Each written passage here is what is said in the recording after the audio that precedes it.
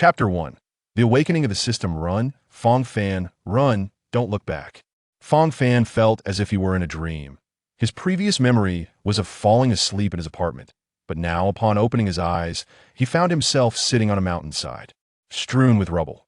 Before him was a man who looked weathered yet still young, clinging to the leg of a soldier clad in armor, whose head resembled ice crystals. The man was shouting at Fang Fan to run. Although Fang Fan felt he was in a dream, the burning pain throughout his body told him otherwise. The instinct to survive drove him to scramble to his feet and run away from the soldier. As he ran, Fang Fan observed his surroundings and noticed that following the mountain path ahead led to what seemed to be a town in the distance. While he was uncertain about the current situation, he believed that the town would be safer than the desolate wilderness he was in. Thus, he gritted his teeth and endured the pain, continuing to run along the mountain path. Gradually sorting through his thoughts, Fang Fan found himself thinking about the headless soldier in armor. Damn it, that thing can't be the harbinger of eternal winter, right? Fang Fan lamented.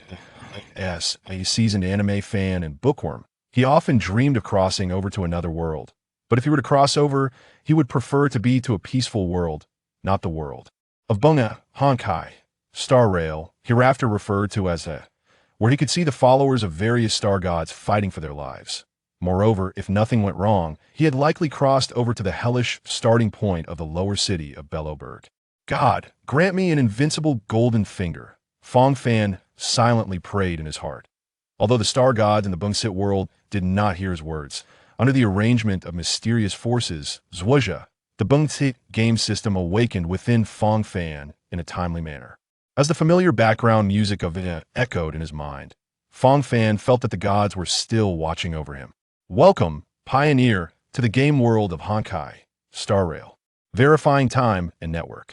Network connection failed. Gregorian calendar verification failed.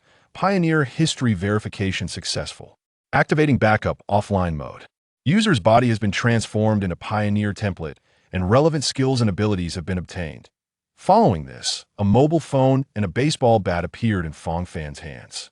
However, Fang Fan had no time to check what functions the phone had, as he turned to see the harbinger of eternal winter had killed the middle-aged man who was blocking him and was now chasing after him. The harbinger of eternal winter was much faster than Fang Fan, and in no time, the distance between them had shrunk significantly. Fang Fan knew that merely running away would be futile. He had to turn back and fight. Seeing Fang Fan stop, the ice crystal head of the harbinger revealed no expression. It raised the axe high, and then the blade sliced through the air with a cold light, heavily striking down towards Fang Fan.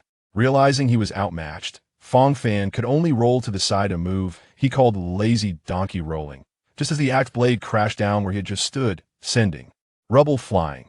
Seizing the opportunity, Fang Fan swung the baseball bat at the harbinger's lower body. As he struck, the skill indicator for the Pioneer's rest in peace home run appeared in his mind, and the angle of the bat unconsciously adjusted for optimal power, striking the harbinger's calf. Though Fang Fan's full force hit landed heavily on the harbinger's leg, to his despair, the harbinger merely staggered slightly before raising the axe again to sweep towards Fang Fan. Due to having just swung the bat, Fang Fan had not yet stood up when he saw the axe coming. He had no choice but to raise the bat in front of him in hopes of blocking the attack. The axe came down with a fierce wind, striking Fang Fan heavily. Despite using all his strength to block with the bat, a boy who had just obtained the Pioneer template could hardly stand against a world-shattering creation. He felt a massive force hit his arm, and then his body was sent flying uncontrollably, crashing hard in the mountainside.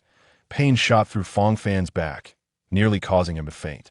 He struggled to stand but found his body unresponsive, leaning weakly against a mountain wall. At that moment, two value bars appeared in Fang Fan's mind, a health bar and an energy bar. After that heavy blow, his health had dropped to nearly half. Now at 97,163, the harbinger of eternal winter coldly approached, the blade of the axe glinting ominously as it was raised again, ready to strike down. Just then, sparks flew from the harbinger's armor, followed by distant gunfire, but the harbinger ignored the attackers and continued to bring the axe down towards Fang Fan. Seeing a glimmer of hope for survival, Fang Fan felt a surge of strength return to his arms, in that life-and-death moment. He raised the baseball bat high, trying to block the harbinger's axe. However, despite his best efforts, The power of the giant axe was beyond what he imagined, and as soon as the blade met the bat, Fang Fan felt a tremendous impact. His arm nearly shattered, and he spat out a mist of blood. The bat flew from his grip, crashing against the mountainside with a dull thud. However, because of Fang Fan's block, the axe's trajectory slightly deviated, embedding itself into the rock above Fang Fan's left shoulder. The axe struck the mountain as if cutting through tofu, leaving a crack of several centimeters before finally stopping, resulting in a deep wound on Fang Fan's shoulder that exposed bone. His health plummeted to 8 out of 163, barely hanging on to life. Quick, say the people first. Richard, you and Henry take the injured and retreat. The rest of you block the enemy's attacks with me. Upon hearing this voice, Fang Fan realized that the Earth Fire Organization had arrived, and he might be saved. Finally, with his remaining consciousness, Fang Fan saw a group of militia-style individuals blocking the Harbinger's attacks while dragging him away from the battlefield. That moment, the tension in Fang Fan's heart finally eased. As soon as it relaxed, everything went dark before he fell unconscious. Chapter 2. The first 10 consecutive draws. Hello, I'm Natasha, a doctor in the lower district of Belloberg. What seems to be the problem? Come, sit down, let me take a look. Just waking from his unconsciousness, Fang Fan heard the familiar and gentle voice of the older sister, believing that the life and death crisis he had just experienced was merely a dream. However, when he tried to turn to grab his phone, the excruciating pain that shot through his body immediately brought him back to reality, and he couldn't help but let out a groan. Hearing Fang Fan's groan, Natasha quickly finished preparing medication for the patient she had just seen and walked over to Fang Fan's side, gently asking, "Xiao Fan, how are you feeling?" At that moment, Fang Fan had no time to respond to Natasha's concern. He felt countless fragments of memories surging in his mind, all belonging to the original owner of this body. As the fragments multiplied, he experienced a splitting headache and couldn't help but clutch his head, wailing on a hospital bed. Seeing this, Natasha thought Fang Fan was grieving the memory of his father sacrificing himself to save him, and she opened her arms to embrace him gently, comforting him. "Xiao Fan, why don't you stay with your sister from now on? You need to recover and rest well when it's time to rest." Then, without further comforting Fang Fan, she hurried off to tend to other injured people caused by the previous rift and related geothermal matters. A few minutes later, Fang Fan felt the fragments of the original owner's memories stop appearing. After carefully sorting through these memory fragments, he understood the situation of the original owner of this body.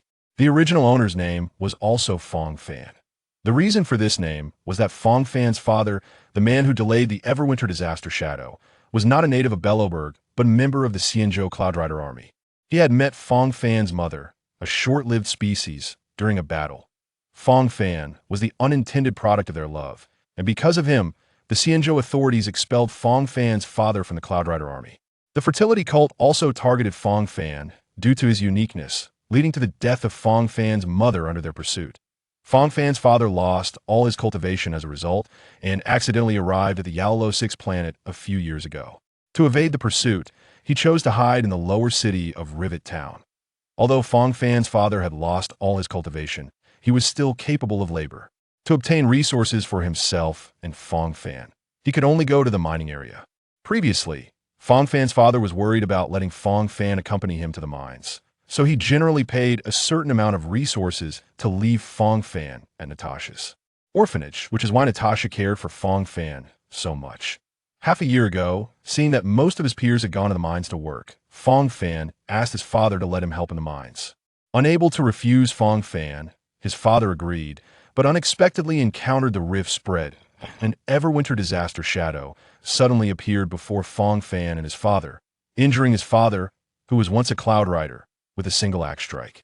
To give Fang Fan a chance to escape, his father desperately stalled the Everwinter disaster shadow, urging Fang Fan to flee. After sorting through these memories, Fang Fan picked up the phone that had appeared after the iron collapse system bound to him, which was placed by the bedside. Upon opening the phone, he found that its interface and functions were the same as the one in the game.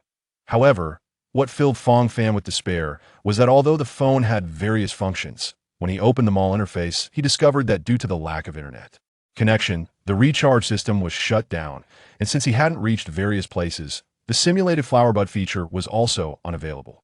Calculating all this, Fang Fan realized that the only way to earn 10-star crystals was through the daily training section in the Interstellar Peace Guide by logging in daily. To grow stronger, Fang Fan needed to find a way to leave Yalalo 6 and embark on interstellar travel. However, after calculating, Fang Fan concluded that the organizations capable of interstellar travel in the universe meant that his most likely way to leave Bellowberg was to wait for several years until the Star Rail train arrived in Bellowberg, allowing him to travel with it, or to find an opportunity to become an employee of the company. At this moment, the pain throughout his body reminded Fang Fan that these matters needed to be remembered for the long term. The most important thing now was to recover his health.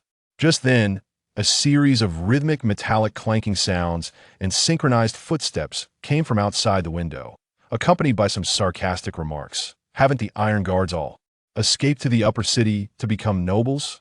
Why are they still here in the lower city? Enduring the pain, Fang Fan walked to the window and saw Natasha communicating with a soldier in full armor downstairs. If Fang Fan was not mistaken, that should be a super young version of Japard. After exchanging pleasantries, a beautiful little girl walked out of the orphanage. Seeing so many people outside, she timidly nestled beside Natasha. Natasha bent down and said something to the little girl, gently ruffling her hair before handing her over to Japard. Fang Fan looked at the little girl and knew she must be Bronya. Facing the situation where the little girl was taken away by Japard, Fang Fan could only lament in his heart. Why didn't I travel back a few months earlier? Then Fang Fan embarked on the arduous journey back to his sickbed to recuperate. 6 months later, Fang Fan had raised the level of the Pioneer character to level 20 through the experience books obtained from signing in. However, the advancement materials could only be obtained from the Antimatter Legion at the Black Tower space station. Otherwise, he could only convert them through the Universal Synthesizer.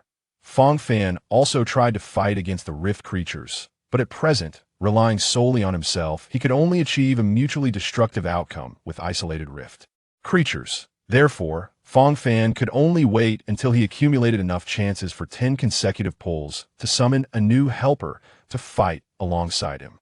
Finally gathering enough for 10 consecutive pulls, Fang Fan hid in a corner of the newly opened mining area. After careful consideration, he decided to use the first 10 pulls on the novice card pool. After all, although he found it hard to resist the allure of Yan Mei and Kafka, the highest probability of getting gold was still in the novice card pool. And there was also Bronya.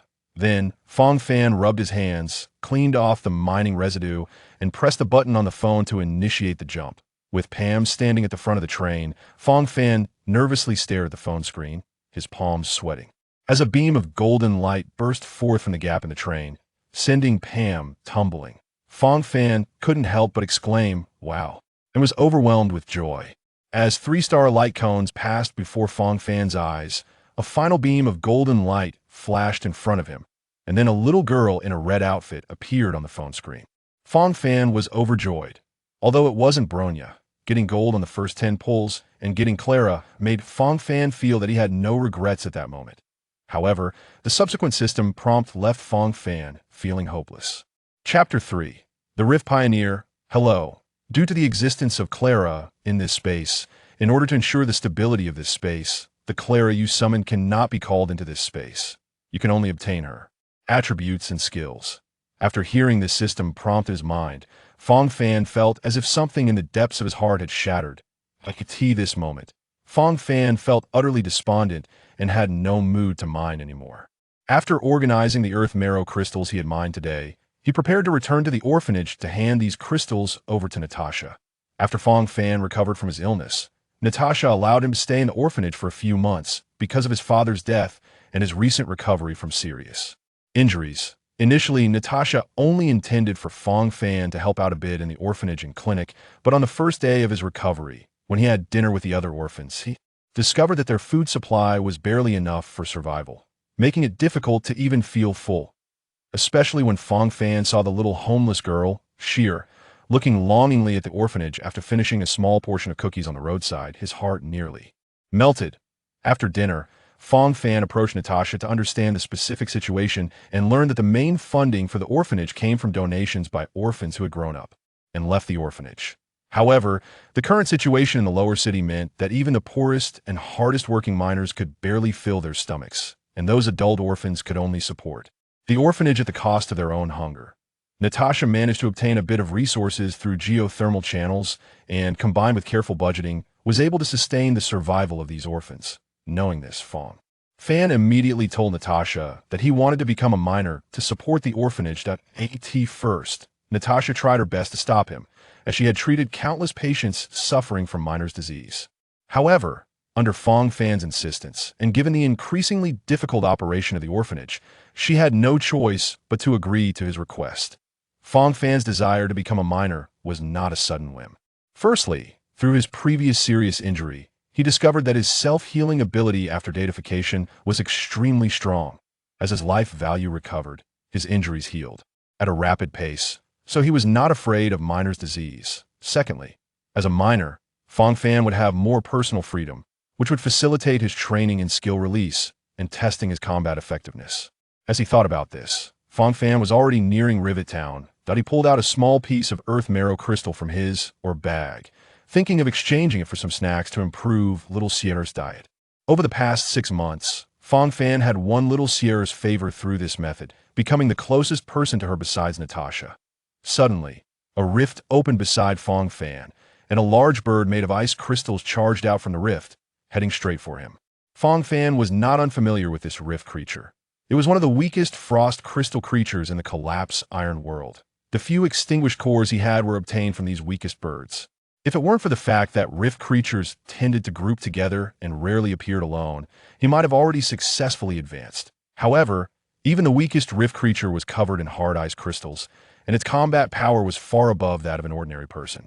Fang Fan nimbly turned to dodge the frost crystal creature's attack, while using a baseball bat to trigger the goodbye hit skill, striking hard at the creature's side. This hit caused the frost crystal creature to lose its balance and fall to the ground. Seizing the opportunity, Fang Fan rushed forward, raised the baseball bat, and activated the skill again with all his strength, smashing it down onto the creature's head. The frost crystal creature struggled to get up, but it was too late. The bat struck its head heavily, causing it to shatter into fragments and disappear into the ground. Seeing that he had dealt with the frost crystal creature much more easily this time, especially the smoothness of the counterattack after dodging its attack, Fang Fan remembered that after he drew Clara in the card draw, although he couldn't materialize her in this space, he had inherited her attributes and skills. The counterattack just now should have been Clara's talent, but the inability to summon the shadow of the Great Swearo was likely a limitation of this world. After dealing with this rift creature, Fang Fan found no loot in the collapse iron world, only a notification on his phone indicating that he had obtained 2 extinguished cores. Moreover, Fang Fan couldn't help but complain that the materials obtained through the system could not be materialized in the collapse iron world, so he had no way to convert these materials into money and could only quietly accumulate them for future advancement. Fang Fan was just thinking of squatting down next to this rift to see if he could farm a few more frost crystal creatures, as this would provide the materials he needed for his first advancement. But then Fang Fan suddenly recalled that the abandonment of Rivet Town in the game's backstory was due to the invasion of rifts. He could no longer afford to wait there, and hurriedly placed the bag of earth marrow crystals he was carrying in a more concealed spot before running toward Rivet Town. When Fang Fan reached the gate of Rivet Town, he saw many familiar faces from the town, carrying luggage and running out. One uncle, seeing Fang Fan wanting to enter Rivet Town, immediately grabbed his sleeve and said, "Xiao Fan, don't go back to the town. Come with me to Rock Town. The town is full of rifts now. If you go in, it's a matter of life and death." "Uncle Ivan, thank you for your kindness, but the people from the orphanage haven't had time to evacuate, right? I need to help them get out," Fang Fan said. He knew that the orphanage, being at the highest point in Rivet Town, wouldn't have time to evacuate due to the sudden appearance of the rifts. For the sake of big sister Natasha and little Sierra, Fang Fan was determined to brave any danger. Seeing Fang Fan had made up his mind, Uncle Ivan, who was holding on to Fang Fan's sleeve, couldn't say anything more. After all, he had also come out of the orphanage, so he could only tell Fang Fan to take care and then head towards Rocktown. Fang Fan continued on his way to the orphanage. Although the crowd was panicking, the ground fire maintained order, preventing any incidents like stampedes. Fang Fan was worried about any accidents happening at the orphanage. Although in the storyline Natasha and Sierra survived, he still feared that his actions as a butterfly might lead to unforeseen consequences. When he reached a less crowded section of the road, Fang Fan started to run. On his way to the orphanage, he saw Natasha running out with several young orphans. Fang Fan breathed a sigh of relief. Noticing that a few members of the ground fire were there to protect them, he chatted briefly with Natasha and confirmed that Sierra was still in Rivet town. He then told Natasha to take the orphans and leave first while he searched for Sierra. Just as Fang Fan was worried about where to find little Sierra, he suddenly remembered the treasure spot where little Sierra had taken him to hide her food. He hurriedly ran toward that location. When Fang Fan arrived, he saw a frost crystal creature pouncing down towards little Sierra.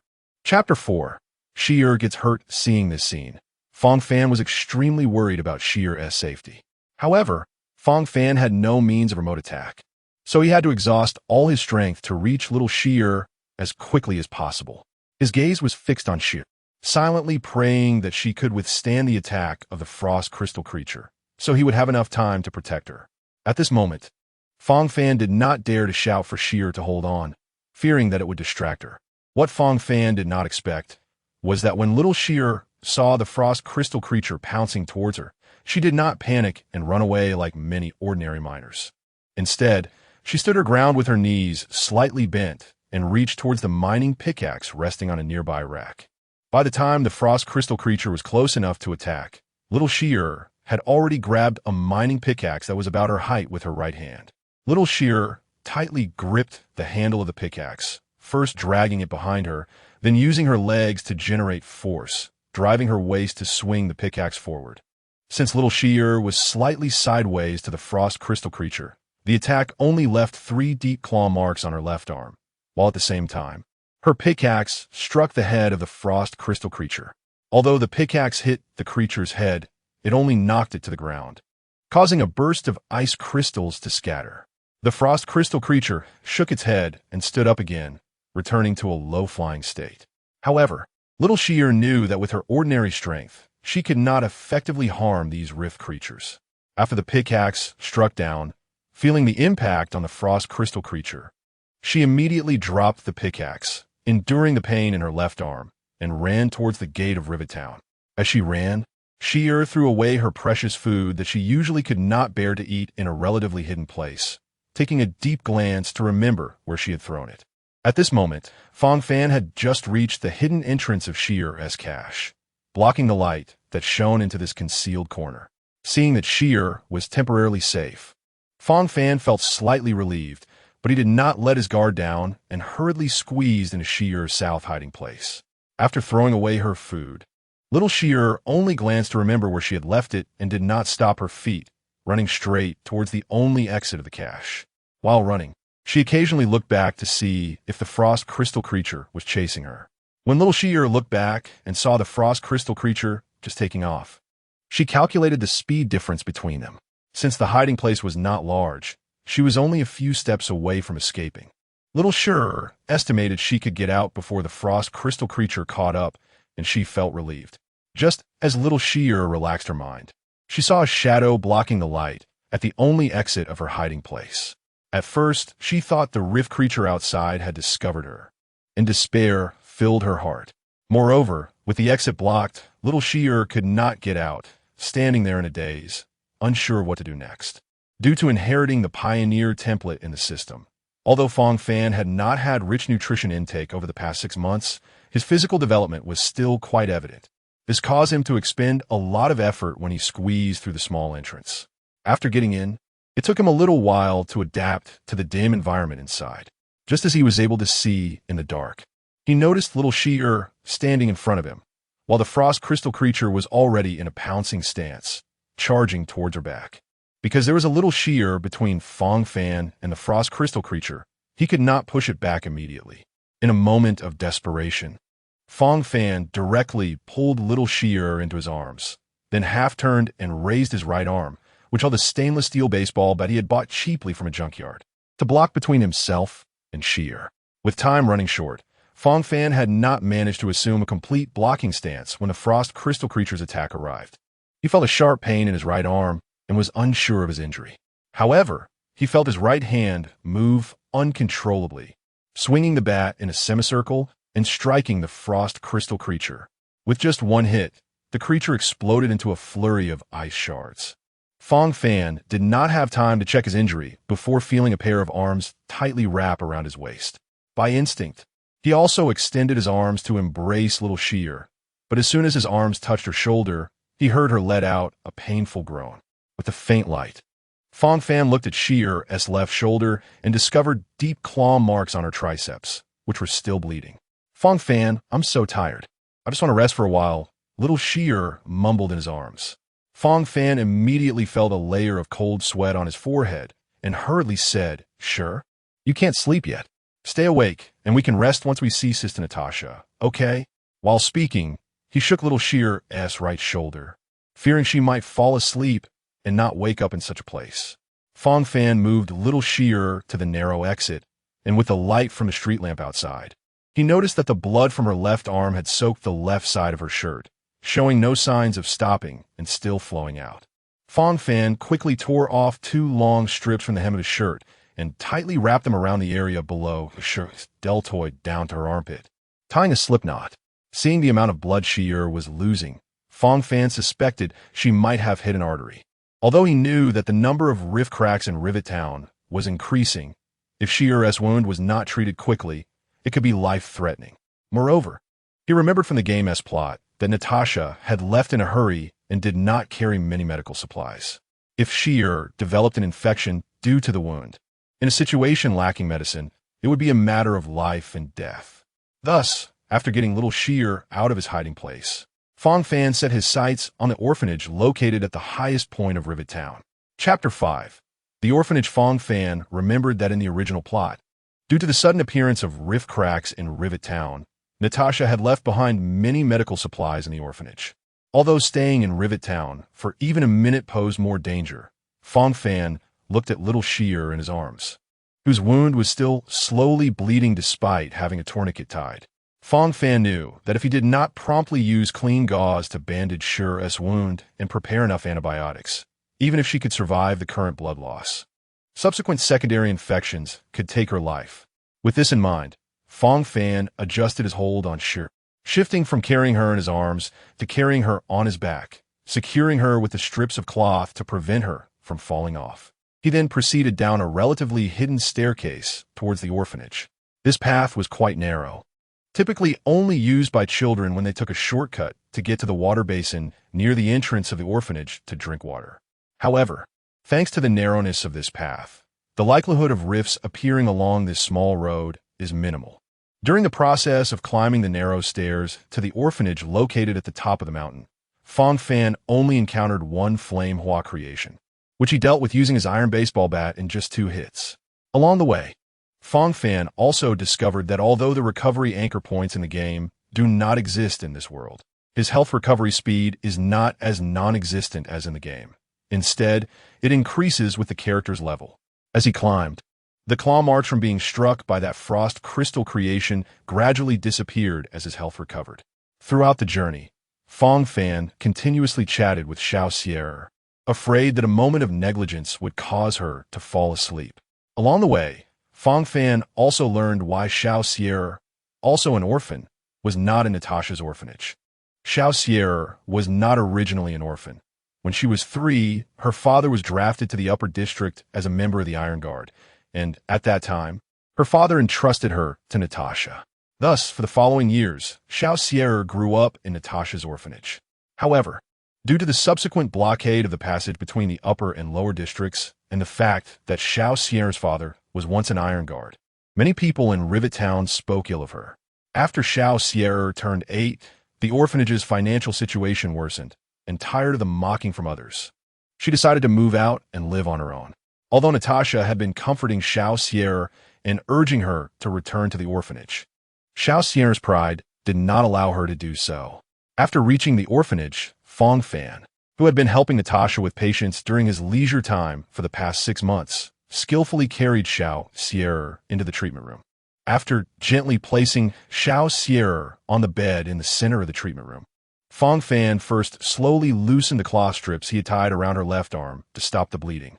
As soon as he untied those 2 strips, the bleeding, which had been mostly controlled, began to increase again. Fang Fan skillfully took out cotton swabs, bandages, alcohol, iodine, and other wound cleaning supplies from the cabinet. First, he used saline to clean the dried blood around Xiao Xian's left arm wound. As he cleaned, the white skin of her left arm was revealed, contrasting sharply with the dirty skin of her right arm. Once the blood around the wound was cleaned, Fang Fan carefully dipped a cotton swab in alcohol and gently applied it to the edges of Xiao Xian's wound. With a cry of pain from Xiao Xian, Fang Fan threw the alcohol-soaked cotton swab into the trash can, then carefully applied iodine to the wound using multiple cotton swabs. In fact, with iodine available, Fang Fan could have disinfected without using alcohol, but fearing that Xiao Xian might fall asleep, he used a bit of alcohol on her wound to keep her awake. After all, it was for Xiao Xian's good, and he didn't know what medicine to use for disinfection anyway. While applying iodine to Xiao Xian's wound, Fang Fan comforted himself, worried that Xiao Xian would hold it against him later. Soon, he had disinfected Xiao Xian's wound, although she cried out in pain a few times during the process. Xiao Xian understood the urgency of the situation and remained still, enduring the pain to let Fang Fan disinfect her wound. After completing the disinfection, Fang Fan sprinkled some medicinal powder developed by Natasha on a pre-folded gauze pad and pressed it against Xiao Xian's wound. Then used a bandage to wrap the gauze around her arm snugly, but not too tight. Fang Fan then rummaged through Natasha's cabinet for some antibiotics and fever-reducing medicine, packing them along with the iodine and gauze into a small bundle. Seeing that there was still some space in the bundle, he added some medicines that Natasha might urgently need, then picked up the bundle, ready to carry Xiao Xian and leave Rivet Town. Xiao Xian, knowing that Fang Fan had carried her over, felt a bit shy as she saw him come to carry her again, and hurriedly got off the bed, intending to prove that she could walk. However, due to her long-term malnutrition and just having lost a lot of blood, as soon as Xiao Xian's feet touched the ground, she nearly fell to the ground, if not for her right hand gripping the bed for support. She was still too weak to stand without holding onto the bed with her right hand. Seeing Xiao Xian's weak appearance, Fang Fan suddenly remembered that Natasha should have a few bottles of glucose reserves. After rummaging through the cabinets, he found the precious glucose that Natasha had been keeping. As soon as he handed it to Xiao Xian, she eagerly started drinking. Fang Fan saw her like this and tried hard to suppress his laughter, then squatted down in front of her, turning his back. Although he tried his best to hold back a laugh, Xiao Xian still noticed. Seeing Fang Fan squat down with his back to her, Xiao Xian knew what he meant and angrily kicked Fang Fan's butt lightly, then gently climbed on his back, wrapping her arms around his neck. After completing these actions, Xiao Xian's face turned as red as a ripe shrimp. Then she felt a cloth bundle being stuffed into her hands, and she realized that her legs were being lifted by Fang Fan. After Fang Fan picked up Xiao Xian, he knew he had already wasted too much time and hurriedly ran toward the entrance of Rivet Town. As Fang Fan ran, the town's location at the foot of the mountain meant that the main roads were all stairs. As he ran, Xiao Xian felt herself bouncing on Fang Fan's back. To avoid falling off, she tightened her grip around his neck. Xiao Xian silently felt Fang Fan's broad back as she recalled how her father used to carry her like this when she was little. If it weren't for Fang Fan's incessant chatter bothering her, it might have been quite comfortable to take a nap on his back. As Xiao Xian lay on Fang Fan's back, lost in thought, Chapter 6. Evacuating Rivet Town. As Fang Fan ran toward the outside of Rivet Town, he noticed that the number of rifts in Rivet Town was increasing over time. However, it seemed that there was a limit to the density of rift creations produced by these rifts affected by the Star Core. Fang Fan observed that as the number of rift creations within a certain area increased, the number of creations generated from the rifts gradually decreased. Carrying Xiao Xian, Fang Fan made his way through the narrow paths and hidden trails toward the main gate of Rivet Town. Along the way, if he encountered frost crystal or flame hua creations, Fang Fan didn't mind obtaining some resources needed for leveling up from them. The reason Fang Fan hadn't leveled up before was that although the universal synthesizer in the system could convert materials for leveling up, he had only one character at that time, which prevented the creation of the flower bud, Rivet Town, from succeeding each time. After just obtaining Clara, he encountered this rift invasion, leaving him with no chance to test whether he could clear it with Clara in the system's flower bud. Fang Fan carried Xiao Xian while dodging left and right, but he faced difficulties in the central square of Rivet Town. Since Rivet Town was built against the mountain, it was filled with stairs. During construction, Belaberg had opened up a small square at the mid-slope of the town to serve as a station for the construction team.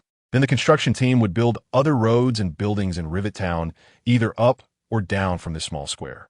This also resulted in all the roads leading out of the town inevitably passing through this central square.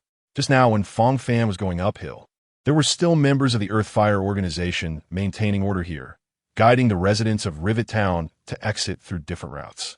However, as the number of Rift creatures increased, the Earthfire members could only retreat from Rivet Town when faced with the encirclement of the Rift creatures in the central square.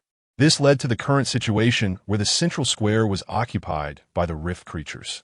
Fang Fan looked at the many Rift creatures roaming in the central square and thought that if this were a game, the hatred lines above these Rift creatures would probably connect into a web.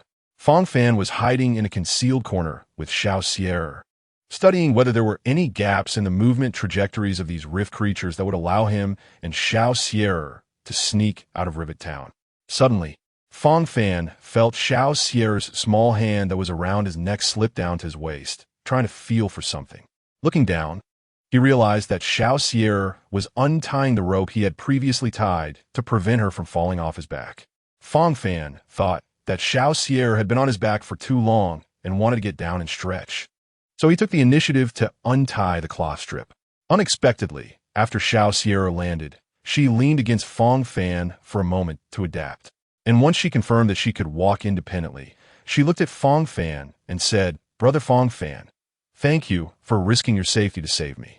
Upon hearing Xiao Sierra's tone, Fang Fan knew she had come up with an inappropriate idea again, and before he could interrupt, Xiao Sierra continued, "There are too many Rift creatures in the central square, and after looking around, it seems there isn't a safe path to sneak past them without alerting them." At this point, Xiao Sierra took a deep breath, gazed firmly at Fang Fan, and said, "I have an idea. I'll charge towards the center of the square to attract the surrounding Rift creatures to gather towards the middle. Then you can sneak past from the side." After hearing Xiao Sierra's idea, Fang Fan thought it was exactly what he had guessed. He suppressed the urge to spank Xiao Sierra to make her remember this lesson, and instead rubbed her hair vigorously, saying to her, "Xiao Sierra, your brother Fang Fan has never abandoned his companions to run away, and he never will." Fang Fan then turned around, squatting down in front of Xiao Sierra with his back to her. Xiao Sierra, who had just been immersed in Fang Fan's warm palm and words, saw Fang Fan's broad back again. This time, she didn't blush and naturally wrapped her arms around Fang Fan's neck, then lay back on him. Fang Fan did not rush to get up. He picked up the cloth strip he had just untied from his waist and tightly bound Xiao Sierra's wrists, which were around his neck, to prevent her from jumping off on her own to help attract the Rift creature's attention. Then, to prevent the baseball bat from slipping from his hand during the upcoming battle, he used another cloth strip to tie the baseball bat to his right hand. After completing these preparations, Fang Fan gently crouched and peeked out from the concealed recess, then slowly moved sideways, moving to an area where the Rift creatures were sparser. Fang Fan saw the nearest downward path was just 100 meters ahead. Normally, Fang Fan could reach that intersection in less than 20 seconds. But now he could only take advantage of the gap when the Rift creatures left the edge, crouching low and slowly moving forward. After covering about a third of the distance, Fang Fan suddenly felt as if he was being watched. He turned to look in the direction of the feeling and met the gaze of a Rift creature resembling a soldier clad in fiery red armor. Of course, whether this Rift creature, named Flame Devouring Shadow, had eyes is a topic for later discussion. At this moment, Fang Fan knew he had been discovered, and his plan to sneak across the central square was, as expected, thwarted, with a shriek that Fang Fan could never imitate. The Flame-Devouring Shadow alerted all the surrounding Rift creatures, who turned their heads toward Fang Fan's direction. Without any hesitation, the moment Fang Fan saw the Flame-Devouring Shadow discover him, he stood up and ran toward the target intersection. As expected, Xiao Sierra on his back was struggling to break free from the cloth strip binding her wrists. Fang Fan didn't have time to care about what Xiao Sierra was doing. He just shouted, "Don't make trouble." Then he supported Xiao Sierra with his left hand to prevent her from falling and swung the baseball bat in his right hand at a frost crystal creature that was lunging at him. The frost crystal creature, unable to complete its attack, was sent flying like a baseball hit by a home run. With Fang Fan's low shout, Xiao instinctively obeyed his command and stopped struggling. However, she didn't want to do nothing, while ensuring she didn't interfere with Fang Fan. She turned her head to keep an eye out for any attacks coming from behind. Chapter 7. Hardships when Fang Fan was discovered by the Rift creatures. He and Xiao were actually less than 80 meters away from the nearest downward path. However, these 80 meters became the most challenging distance Fang Fan had encountered so far. The moment Fang Fan realized he had been spotted by the flame-devouring shadow, he quickly swung his bat to knock away the nearby ice bird, and then dashed forward at full speed while the other Rift creatures had not yet surrounded him. But after running about 40 meters halfway through, Fang Fan entered the most difficult phase. His path was blocked by another flame-devouring shadow, and the surrounding Rift creatures began to close in. Fang Fan first checked his health and his mind, and found that due to the bonuses from the Pioneer and Clara character attributes, even though both characters were only level 20, he already had over 600 health, and other attributes doubled compared to his previous self. Fang Fan was worried that he might not be able to guard against attacks from behind and hurt Xiao, who was still on his back. Additionally, he was at the edge of the central square, where one side was built over an abyss. Therefore, Fang Fan turned his body, positioning his back and Xiao toward the edge of the square. To Fang Fan's surprise, Xiao turned out to have acrophobia. Upon seeing the cliff beneath her feet, she let out a piercing scream that echoed in Fang Fan's ears. Fortunately, Fang Fan had tied the baseball bat to his hand with a cloth strip. Otherwise, her scream might have caused him to drop the bat. Due to her fear, Fang Fan didn't have to worry about Xiao secretly untying the knot and jumping down. At this moment, she tightly clung to Fang Fan's neck with both hands and locked her legs around his waist, afraid of falling. Meanwhile, Fang Fan was blocking the downward strike from the flame-devouring shadow in front of him. He then skillfully swung the bat in a flourish, slamming it directly onto the helmet of the flame-devouring shadow, creating a shower of sparks. As Fang Fan's left hand was free thanks to Xiao's tight grip, he used it to block an attack from a flame blossom creature on his left side, and then with his right hand, he smashed the flame blossom creature into pieces, resulting in a rain of sparks. Seizing the opportunity created by the flame-devouring shadow being pushed back by his bat, Fang Fan hurriedly moved forward 3 to 5 steps. At this moment, Fang Fan faced the flame-devouring shadow head-on. It's not that Fang Fan doesn't want to move forward, but after taking a few steps, several frost crystal creatures appeared on his right side. Although with Fang Fan's current strength, he could defeat a frost crystal creature with a single blow, he still felt a headache when he saw several of them piled up ahead. Fang Fan ignored the few firebirds for now, in such a narrow space. They could only attack him one by one. Then, Fang Fan noticed the fire disaster shadow in front of him raising its axe blade to strike at him. As the axe blade came down, Fang Fan used a baseball bat to hit the side of the axe blade. The fire disaster shadow didn't expect Fang Fan to respond this way. Its simple-mindedness meant it used all its strength in each attack. As Fang Fan struck the side of the axe blade, the fire disaster shadow lost control and ended up striking the stone floor between itself and Fang Fan. Fang Fan felt several pieces of flying debris hit his face, but he couldn't afford to be distracted at that moment and quickly swung again to knock off the fire disaster shadow's helmet. The flames that had been protected by the helmet suddenly flared up fiercely after Fang Fan knocked it off. However, after a few seconds of intense burning, the flames within the fire disaster shadow began to dissipate, and the flames inside the armor gradually diminished. Once they reduced to a certain extent, the entire armor seemed to lose half of its support and scattered onto the ground. Just as Fang Fan was about to counterattack the fire disaster shadow, the fire creatures on his right side also launched a sneak attack, diving towards him. After knocking off the fire disaster shadow's helmet, Fang Fan sensed the attack from the right side. He turned to block with his right shoulder, but suddenly remembered that he was carrying little Sierra on his back. So he had to shift his position and take the hit with his right chest. The attack from the fire creature left 3 shallow claw marks on Fang Fan's body. But triggering Clara's passive ability allowed Fang Fan to counterattack and turn that firebird into a burst of sparks. After defeating the fire disaster shadow, Fang Fan had a free hand and knocked the remaining fire creatures that were blocking his path into sparks one by one. After dispersing these firebirds, Fang Fan felt a sense of clarity in front of him and quickly ran towards the exit with quick steps. Fang Fan was quite lucky when he was first discovered. Most of the rift creatures were gathered in the center of the square. After being triggered, they came from the side, leading to only a few rift creatures remaining at the exit, which are the same ones Fang Fan had just dispersed. After reaching the previously seen exit with a downward path, Fang Fan felt relieved, even though there was still a large number of pursuers behind him. He looked back to see if there were any enemies that could attack him while running down the path. Meanwhile, little Sierra, who had distanced herself from the high ground, returned to her normal state. They split their tasks, with one watching Fang Fan's left side and the other watching his right. Thanks to their cooperation, they dodged several attacks from the ice firebirds. Subsequently, those rift creatures noticed that Fang Fan was getting further away, and once they exceeded a critical distance, they slowly stopped and began patrolling aimlessly in place. Fang Fan felt the pressure of attacks around him significantly decrease. After casually knocking down a frost crystal creature blocking his path, he finally felt clear around him and managed to escape from combat. Little Sierra, who was clinging to Fang Fan's back, finally sighed in relief. However, seeing Fang Fan covered in blood and wounds, her eyes turned red with worry as she leaned forward to look at Fang Fan's face, fearing he might faint from his injuries.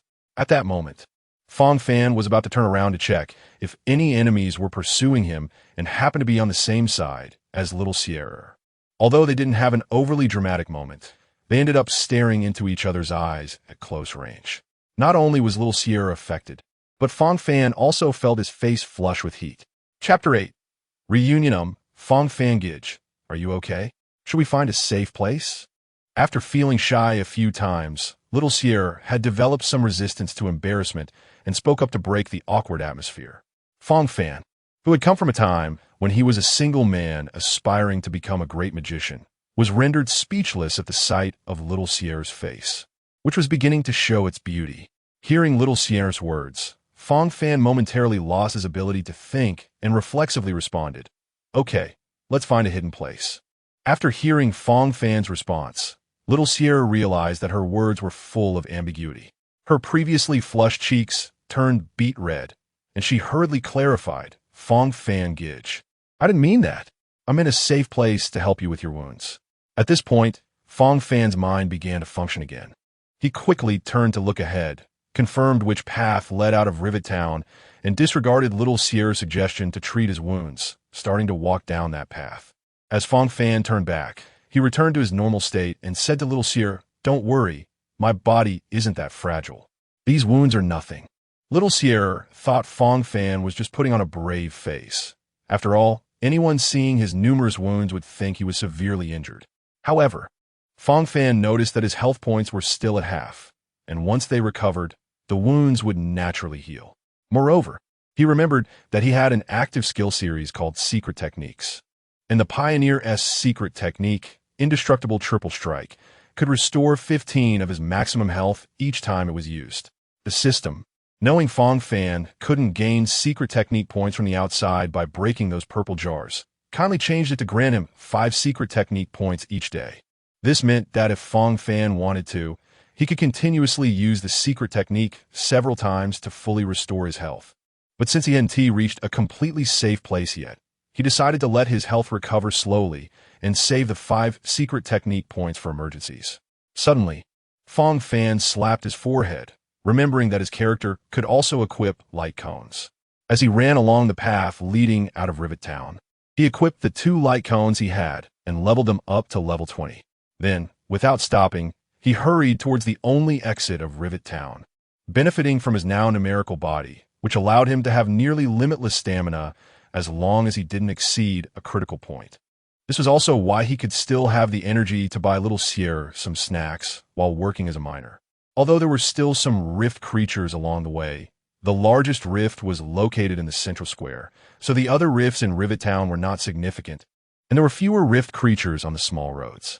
Plus, now that Fang Fan had equipped 2 new light cones, his health had surpassed 1,000, and through testing, he confirmed that he could not only defeat the Fire Disaster Shadow with a full-strength attack, but could also withstand the attacks of frost crystal creatures with just a few shallow claw marks on his chest.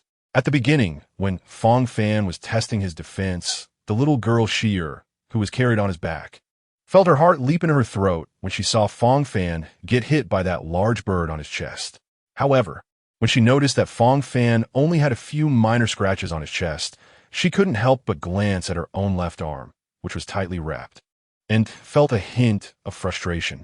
Just a few minutes later, Fang Fan ran out of Nail Town with Shi'er, and then he began searching for the markers left by Natasha or the Earth-Fire organization on the giant stones or rock walls outside Nail Town.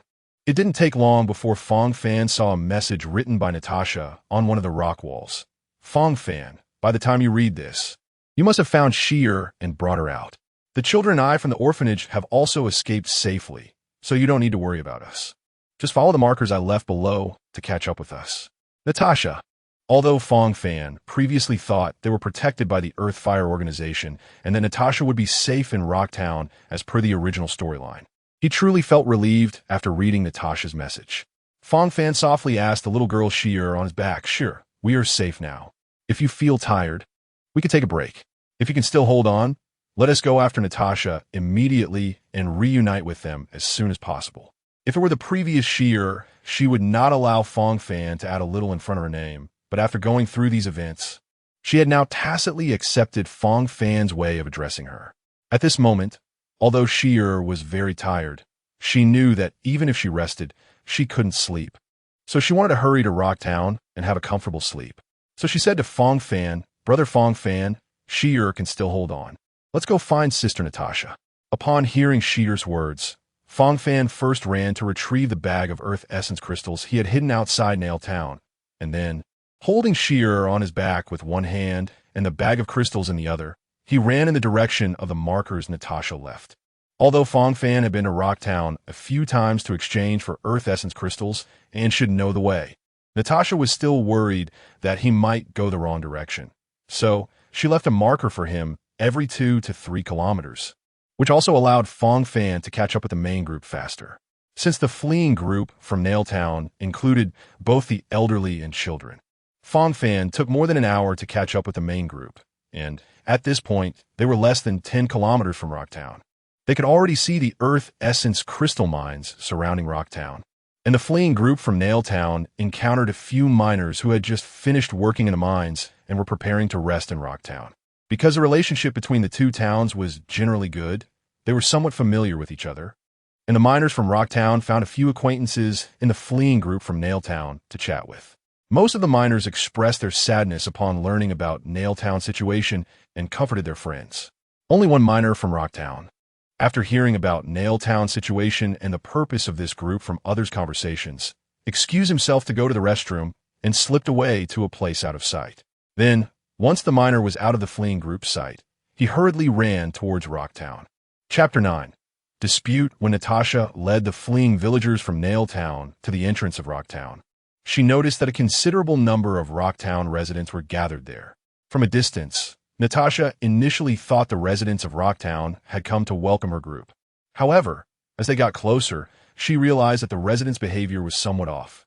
Natasha then saw clearly that, although the residents gathered at the entrance of Rocktown were not carrying weapons, each of them was holding tools like pickaxes, and their gazes towards the Nail Town refugees were filled with vigilance and hostility. As the Nail Town refugee group approached the Rocktown residents, an older man stepped out from their ranks. Although he was considered old relative to the average age in the lower district, he appeared to be around 50 years old, which was relatively long-lived in the lower district. This man walked out of the group and approached Natasha, who was at the front of the Nail Town group, and said to her, "Natasha, do you have the final say for the Nail Town group?" Although this was said with a serious expression, his tone was filled with mockery. Natasha felt a surge of anger upon seeing this man, as she needed to obtain medical supplies through the core in Rocktown. And this man would always withhold a small portion of the medicine, claiming it was a trading tax for using the core. Natasha maintained her composure and replied, "Old Harn, I do not have the authority to speak or make decisions on behalf of the other residents of Nail Town. Do you think you have the power to decide the fate of Rocktown?"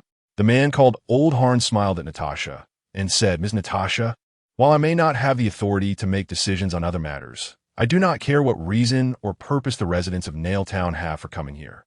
I have been elected by the people of Rocktown to say one thing. We do not welcome the residents of Nailtown into our town for refuge. As soon as Old Harn finished speaking, the Nailtown refugees behind Natasha erupted in outrage, with several impulsive young men already raising their pickaxes and stepping forward. The Rocktown residents, seeing the Nailtown people brandishing their pickaxes, were also unwilling to back down, stepping forward with their makeshift weapons. As the distance between the two groups closed, the tension in the air began to thicken. Natasha, seeing the situation escalating towards a potential conflict, quickly stepped past the young men in front of her and said, "Put down your tools and step back. We are here to find a place to stay, not to fight." While speaking, she also sent a glance towards Oleg, the nominal leader of Earthfire. Upon receiving Natasha's signal, Oleg quickly instructed several members of Earthfire to take the pickaxes from the young men to prevent any further aggressive actions. Old Harn sighed inwardly when he saw that his plan to incite the Nailtown refugees' emotions had failed. Natasha also knew that if both sides were willing to sit down and talk, there would still be a chance for the Nailtown refugees to find shelter in Rocktown. However, if they let their emotions lead them to violence, regardless of the outcome of the fight, they would forever be at the top of Rocktown's list of unwelcome individuals.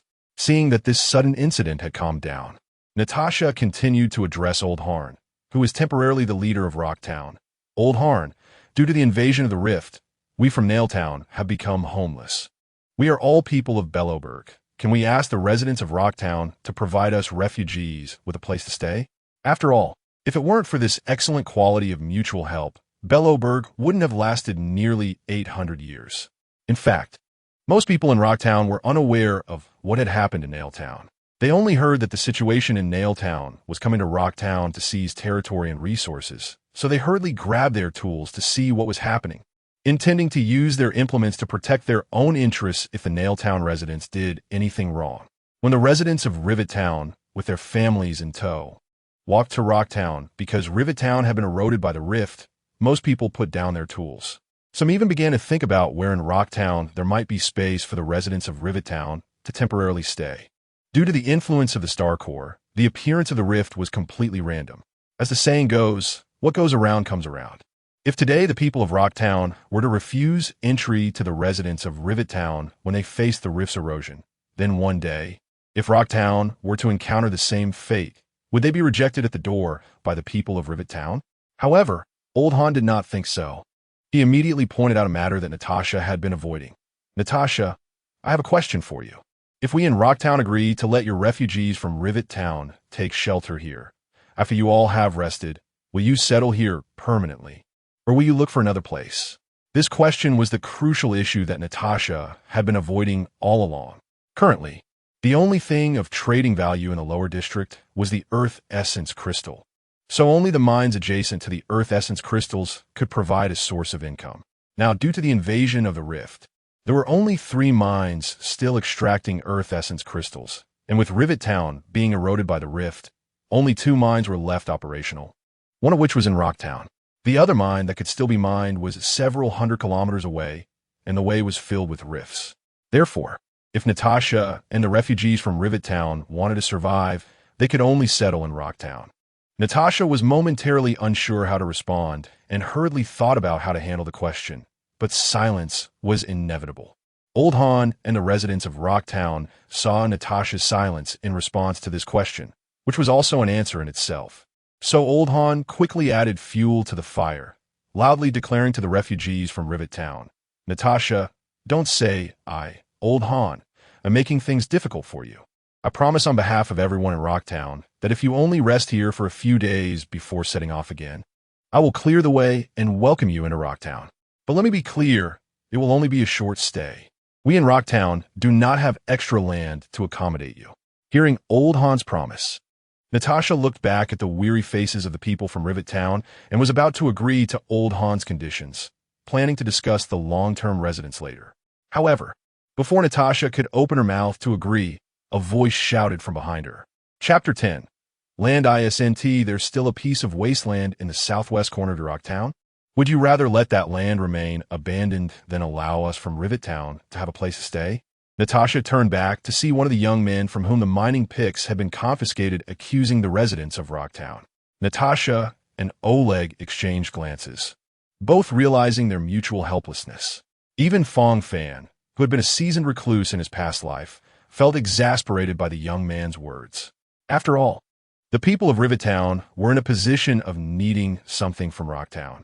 At this moment, not only should they not be defiant, but they also shouldn't say things that would exacerbate tensions. The residents of Rocktown, who had just calmed down, became displeased upon hearing this. Even if that piece of land remained unused, they wouldn't allow the people from Rivet Town to stay. Go back where you came from. Rocktown does not welcome you from Rivet Town. If you want that wasteland, then have the money to buy it. Are you just going to stretch out your hands and ask for it? Amidst the noisy voices, Fang Fan suddenly heard the last words and felt he had a way to break the deadlock. He quickly stepped out from behind Natasha and asked loudly, "Who said we from Rivet Town can't afford that land? We just want to know if you dare to sell it to us." Fang Fan wasn't as low in emotional intelligence as he seemed right now. He was just acting out of necessity. After all, the situation was no longer developing positively, and he could only try to stir the pot and see if he could take advantage of the chaos. Old Han also picked up on Fang Fan's true intentions and was about to deny it when he heard the crowd behind him starting to shout, "Why not sell it? Afraid that you poor folks can't afford the price we want?" Old Han suddenly felt his head spinning, and the words he wanted to deny caught in his throat. Seeing this situation, Old Han had no choice but to say to Natasha, "Natasha, you can see the current situation. Things have developed to this point. It's no longer something I can decide. I need to gather everyone's opinions." If possible, Natasha wanted to mock Old Han a few times. But given the current situation, it was not wise to create too many enemies, so she restrained herself and nodded. After saying this, Old Han didn't wait for Natasha's response and hurried back to the residents of Rocktown to start calming everyone down. Stop, stop, stop. Calm down a bit. Don't you realize you've fallen into that kid's trap? What was originally just a matter of letting them stay for a couple of days has turned into us selling them land. As soon as Old Han got into the crowd, he quickly shouted. It was that Old Han didn't want to calmly reason with them. But in the current environment, he could only shout to ensure that others could hear his voice. However, the residents of Rocktown were already fired up. After hearing Old Han's accusation, even though reason told them he was right, they couldn't help but retort. "Old Han, what good is your solution? You said it was just letting them stay for a few days, but what if they refuse to leave?" And then they added, "Old Han, while we agreed to let you negotiate, it didn't mean you could make decisions for us. Besides, we've never seen you so proactive before. Are you interested in that, Natasha, trying to have an old cow eat tender grass?" After that person spoke, laughter erupted around them. Although Old Han hadn't done many good deeds in the past, this time he was genuinely thinking about the interests of the current residents of Rocktown. After all, the entire stock and extraction difficulty of the Earth Essence crystal mine were evident. If the residents of Rivet Town also settled in Rocktown, it would actually lower the average extraction amount for each miner, leading to a situation where everyone would suffer.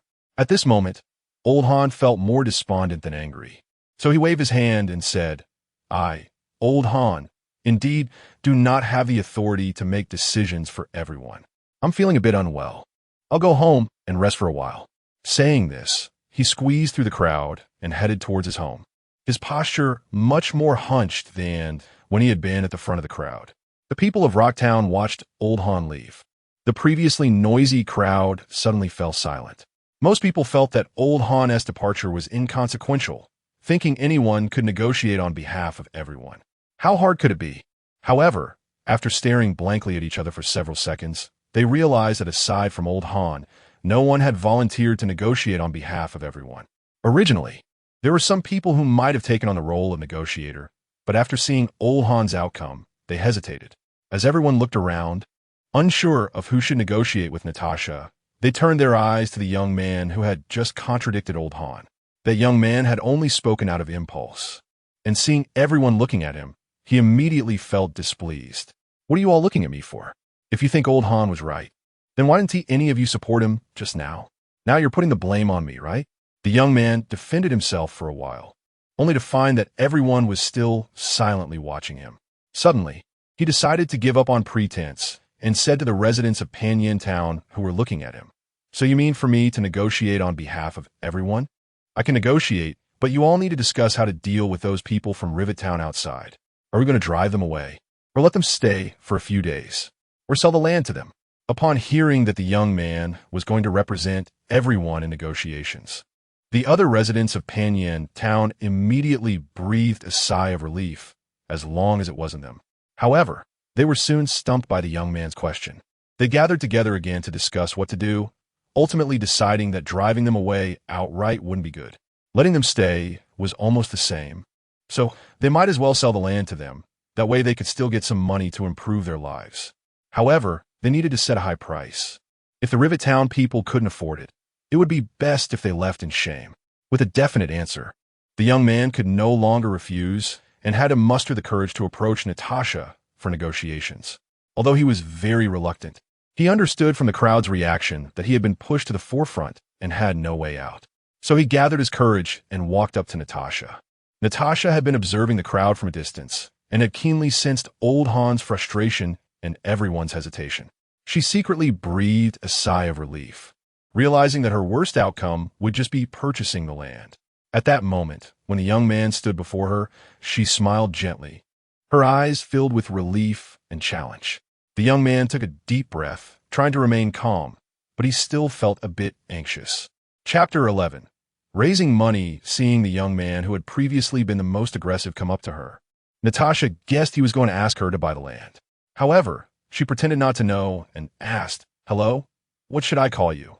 As her discussion reached a conclusion, when the young man stepped out of the crowd, he thought it would just be a negotiation, nothing major. But now, standing in front of Natasha, feeling countless eyes on him both in front and behind, his legs began to tremble involuntarily. "Hello, Miss Natasha. My name is, Charles. We have reached a conclusion, and I was chosen to negotiate with your town." Charles was also a man of the moment. Although his legs were still shaking, after stuttering a couple of times, he gradually relaxed and was at least able to speak in complete sentences. Charles continued, "We have decided that your side wants the piece of wasteland in the southwest corner of Panyin Town, and according to our discussion, we plan to sell it to you for 4,000 Winter City shields." As soon as Charles finished speaking, the residents of Rivet Town immediately protested upon hearing the price. "This price is too high. Are you trying to extort us? We need a place to stay, not to be blackmailed. Do you Panyin Town people think we're easy targets?" The residents of Rivet Town expressed their dissatisfaction while glancing at Fang Fan, as he had played a part in pushing the plan to sell the land. Some residents of Rivet Town even thought, if it weren't for Fang Fan suggesting the land purchase, they might have already moved in for free. Fang Fan felt the gazes directed at him. He didn't need to turn around to know why they were looking at him, and he could also understand Charles's thinking. However, at this moment in the lower city, a miner could only exchange the ore crystals they mined in a week for 1 Winter City shield. So this price was indeed too high. But Fang Fan had anticipated this situation. Ignoring the looks directed at him, he walked up to Natasha. Natasha noticed some residents of Rivet Town looking at Fang Fan, and when he approached her, she cast a worried glance his way, afraid he wouldn't be able to handle the pressure of their blame. Fang Fan saw the concern in Natasha's eyes, smiled slightly to indicate he wasn't affected by their gazes, and then said to Natasha, "Sister Natasha, could you lend me 1 Winter City shield?" Although Fang Fan usually earned a lot, apart from buying snacks for Xiao Shi'er, he had given all his money to Natasha to help maintain the orphanage. Natasha was troubled about the 4,000 Winter City shields, contemplating whether to go borrow some from her adoptive parents in the upper city. She was surprised to hear Fang Fan's request, although she didn't know what he was planning. Based on the trust built over the past 6 months, Natasha handed him 1 Winter City shield. After receiving the shield from Natasha, Fang Fan saw the puzzled look in her eyes and returned a reassuring smile. He then walked directly to the residents of Panyin Town and called out, "Which of you is Mr. Scott, the owner of the Panyin Town Fighting Club? Fang Fan has something to discuss." At that moment, Scott, who was in the crowd, heard Fang Fan calling him, but ignored him. After all, he was there to scout for good fighters, and he never engaged in unprofitable ventures like this. Seeing that no one responded, Fang Fan thought carefully about what he had just said and realized where the problem lay. He called out again, "Which of you is Mr. Scott, the owner of the Panyan Town Fighting Club? I have something related to making money I want to discuss with you." Upon hearing that Fang Fan was looking for him regarding something to do with money, Scott's eyes lit up. Without caring whether Fang Fan was trying to deceive him, he hurriedly pushed through the crowd to stand in front of Fang Fan. Scott looked up at Fang Fan, who was much taller than him, feeling a bit regretful. If Fang Fan could be a bit stronger, he would have been a great fighter for him to profit from. Scott then asked Fang Fan, "You call me out to talk about making money, so hurry up and tell me what it is." Fang Fan raised the Winter City shield Natasha had just given him and said to Scott, "Mr. Scott, I heard that betting at your boxing gym can double the amount wagered if you win." After hearing Fang Fan's words, Scott realized what he was getting at and replied, "Kid, I'm not trying to discourage you, but even if you win every match, there isn't 4,000 Winter City shields in my small prize pool for you to win." Before Scott could finish, Fang Fan interrupted him, "Mr. Scott, some things are just formalities. Here's the deal. I calculated that if I win 12 consecutive matches, I can gather 4,000 Winter City shields. I know this might not pique the interest of the big shot behind you, but how about this? Not only do I need to win 12 matches, but I will also choose my opponents through a roulette, and I will fight 12 matches in a row without breaks. So, please check with your boss to see if we can add 4,000 Winter City shields to the prize pool." After hearing Fang Fan's proposal, Scott's eyes widened, looking at Fang Fan as if he were crazy.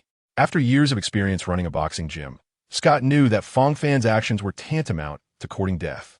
However, for the first time, alongside his desire for profit, Scott felt a sense of admiration. He told Fang Fan to wait a moment and quickly ran back to the gym to communicate with his boss using the dedicated phone. Fang Fan's speculation was accurate. After all, in the original game, in the lower city, where everyone struggled to make ends meet, it was quite remarkable that high rewards could attract fighters to compete, especially with the sponsorship of robot warriors from Suero. It was hard not to wonder if there was indeed a big shot from the upper city behind it, akin to the Grand Roman Colosseum. Not long after, Scott ran back in front of Fang Fan, and before catching his breath, he said to Fang Fan, "Okay." Then Scott pulled Fang Fan towards the fighting club located at the northwest corner of Iron Rock Town.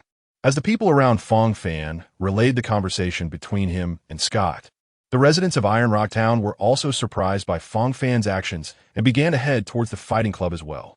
In the crowd, little Sierra saw Fang Fan following the townspeople into Iron Rock Town, so she approached Natasha and asked, "Sister Natasha, why did Brother Fang Fan follow those people?" After waiting for a while without hearing Natasha's response, little Sierra thought her voice was too soft for Natasha to hear.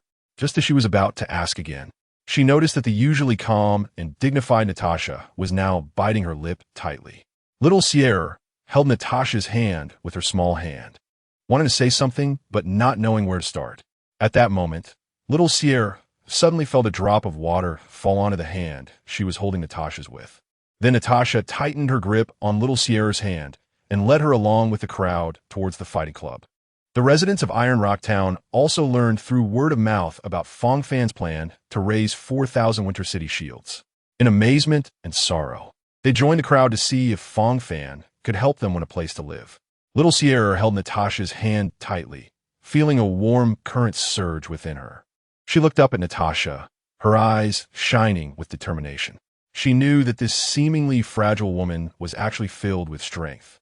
The crowd surged forward as they moved with the flow. Little Sierra saw the faces of the people around her, all filled with anticipation and worry. They were all residents of Iron Rock Town, and they all knew about Fang Fan's challenge. They were all hoping he could win a place for them to survive. Little Sierra understood that this challenge was not just about Fang Fan, but about the fate of the entire town. She silently prayed, hoping Fang Fan could succeed and that their lives could change because of it. Chapter 12. The arena competition begins when Fang Fan followed Scott to the entrance of the fighting club. He saw several robots outside on the street building a new octagonal cage.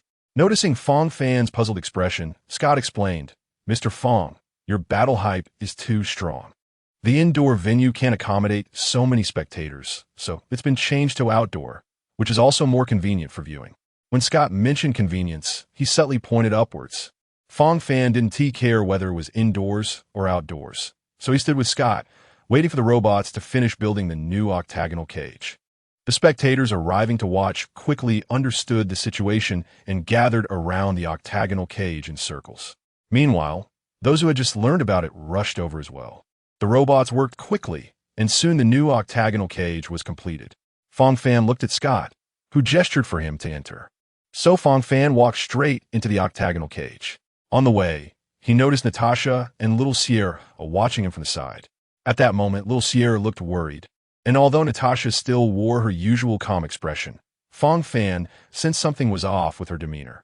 However, since he had already entered the octagonal cage, he didn't pursue it any further, as Scott amplified his voice through the microphone to signal the start. The slot machine hanging at the entrance of the fighting club began to spin. When it stopped, it was time to determine which enemy Fang Fan would face in this battle. As the slot machine gradually came to a halt, it displayed Flame Creature 1. Subsequently, the staff of the fighting club dragged out a cage covered with a black cloth and brought it into the octagonal cage where Fang Fan was. After unveiling the black cloth, a flame creature was revealed inside. Then Scott began to announce the rules through the microphone. Fang Fan must start each challenge by actively opening the cage containing the enemy. To consider this challenge successful, he must clearly defeat the enemy. Between challenges, there can be no more than 5 minutes of rest, and if he exceeds 5 minutes without starting the next challenge, it will be regarded as a failure. After nodding to indicate he understood the rules, Fang Fan approached the flame creature locked in the cage. He examined the structure of the lock on the cage and found it designed to be very simple for challengers to open. Then, Fang Fan used his baseball bat to lift the lock on the cage door. As the lock was lifted, the internal spring mechanism activated automatically, pushing the cage door open.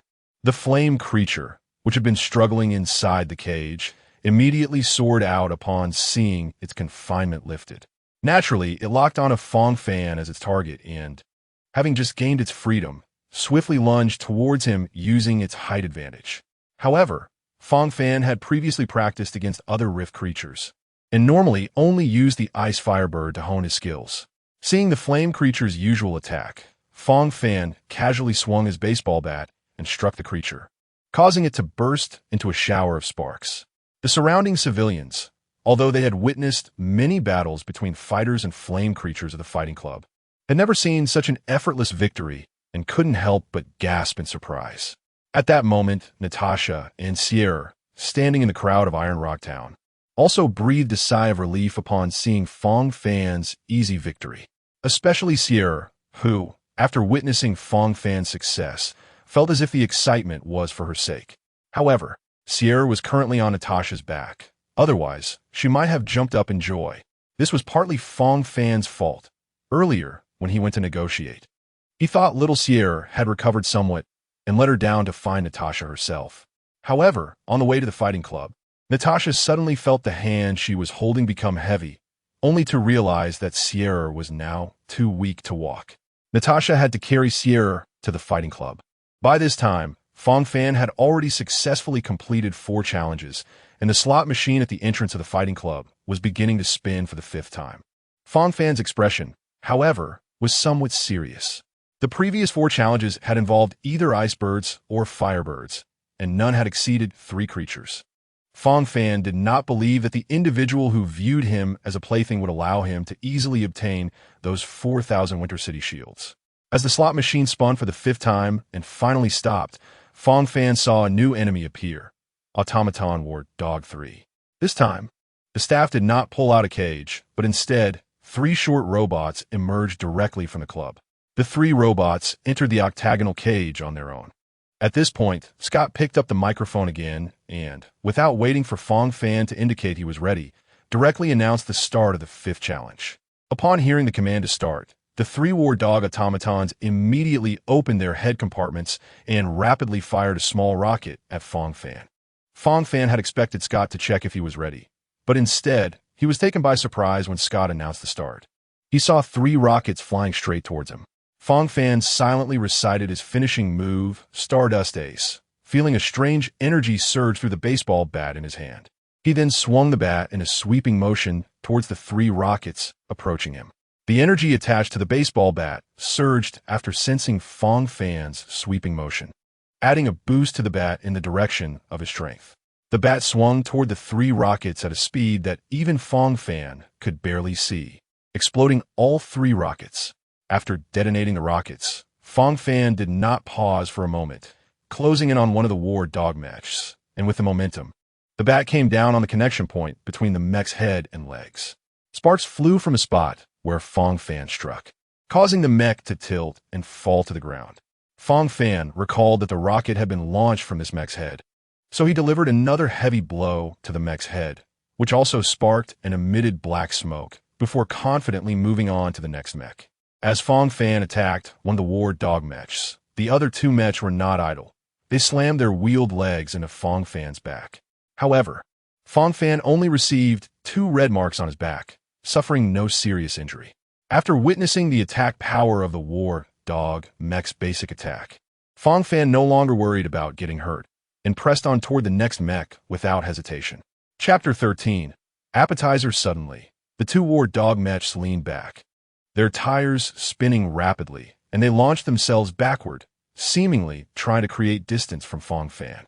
Before Fang Fan could adjust his direction to pursue, the war dog mechs opened the hatches on their heads again, firing 2 micro-rockets at him. Although Fang Fan reacted in time, he was charging toward one of the war dog mechs, forcing him to slightly turn and take one of the rockets head-on, while the rocket fired by the further mech was directly smashed by Fang Fan's bat mid-air. Sierra, watching from beneath the octagonal cage, covered her mouth in tension as she saw Fang Fan hit by a rocket. In her mind, Fang Fan was already heavily injured from their escape from Rivet Town, and now he was fighting in the arena. It wasn't until she saw Fang Fan endure a rocket hit and still managed to blow up another rocket that her anxious heart finally settled. After taking that rocket hit, one of the war dog mechs was now within arm's reach of Fang Fan. He swiftly twisted his body and swung the bat at the mech in front of him. The mech only had time to emit a synthetic electronic scream before Fang Fan's bat struck, sending sparks flying. Fang Fan then picked up the bat and approached the last remaining warship mech. At this point, the final war dog mech had readied itself, closing its head hatch and positioning its limbs as if preparing to charge. Upon seeing Fang Fan approach, the last war dog mech emitted a roaring synthetic sound and charged at him. However, the mech failed to notice that the distance between itself and Fang Fan had shrunk to mere inches under the streamlined bat. By the time the mech realized this, it was already too late, as it stood right in front of Fang Fan.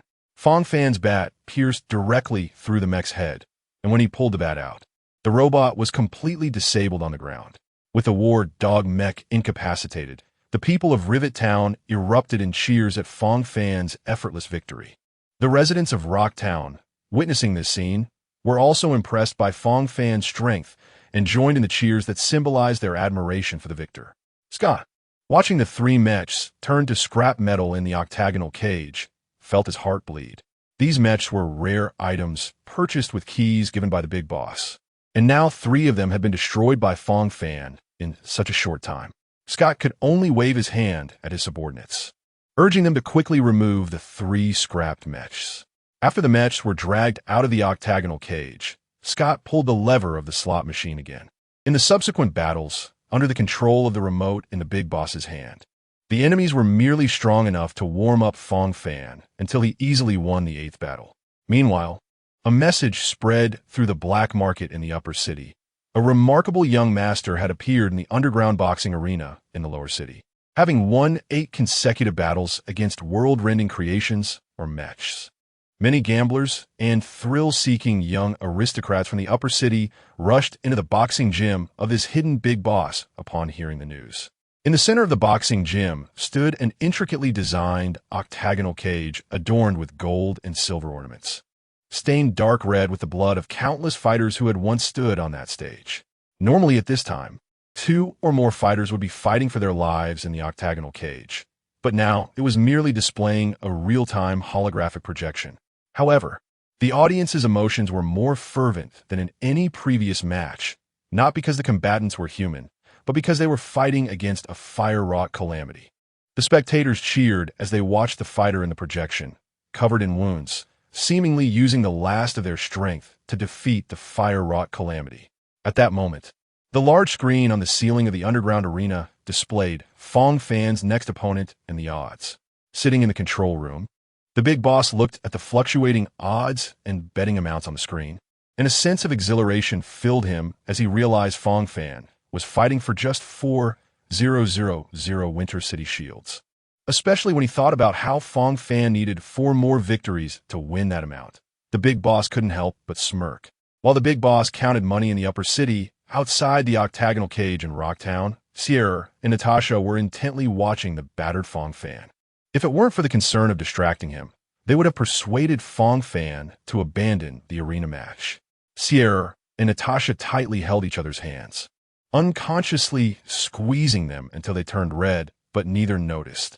At that moment, Fang Fan struggled to defeat the fire-wrought calamity, pretending to be extremely fatigued as he sat at the edge of the octagonal cage. Seeing this, Natasha quickly walked over to Fang Fan with Sierra. At this close distance, little Sierra couldn't help but shed tears upon seeing Fang Fan's numerous wounds, while Natasha opened her mouth, wanting to persuade Fang Fan to give up this challenge. Natasha gently rested her hand on Fang Fan's shoulder through the mesh of the octagonal cage and said softly, "Xiao Fan, you can't continue. You've been seriously injured and need a rest." Then Natasha bit her lip, seemingly making a decision, and continued, "Xiao Fan, give up. You've done enough for everyone, and no one will blame you. As for everyone's accommodation, I'll find another way." Fang Fan looked up at Natasha and little Sierra, revealing a slight smile.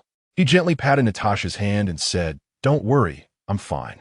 In fact, when Fang Fan encountered the Frost Crystal creation in the 6th match, he confirmed his suspicions. He knew that Scott's big boss saw him merely as a gimmick.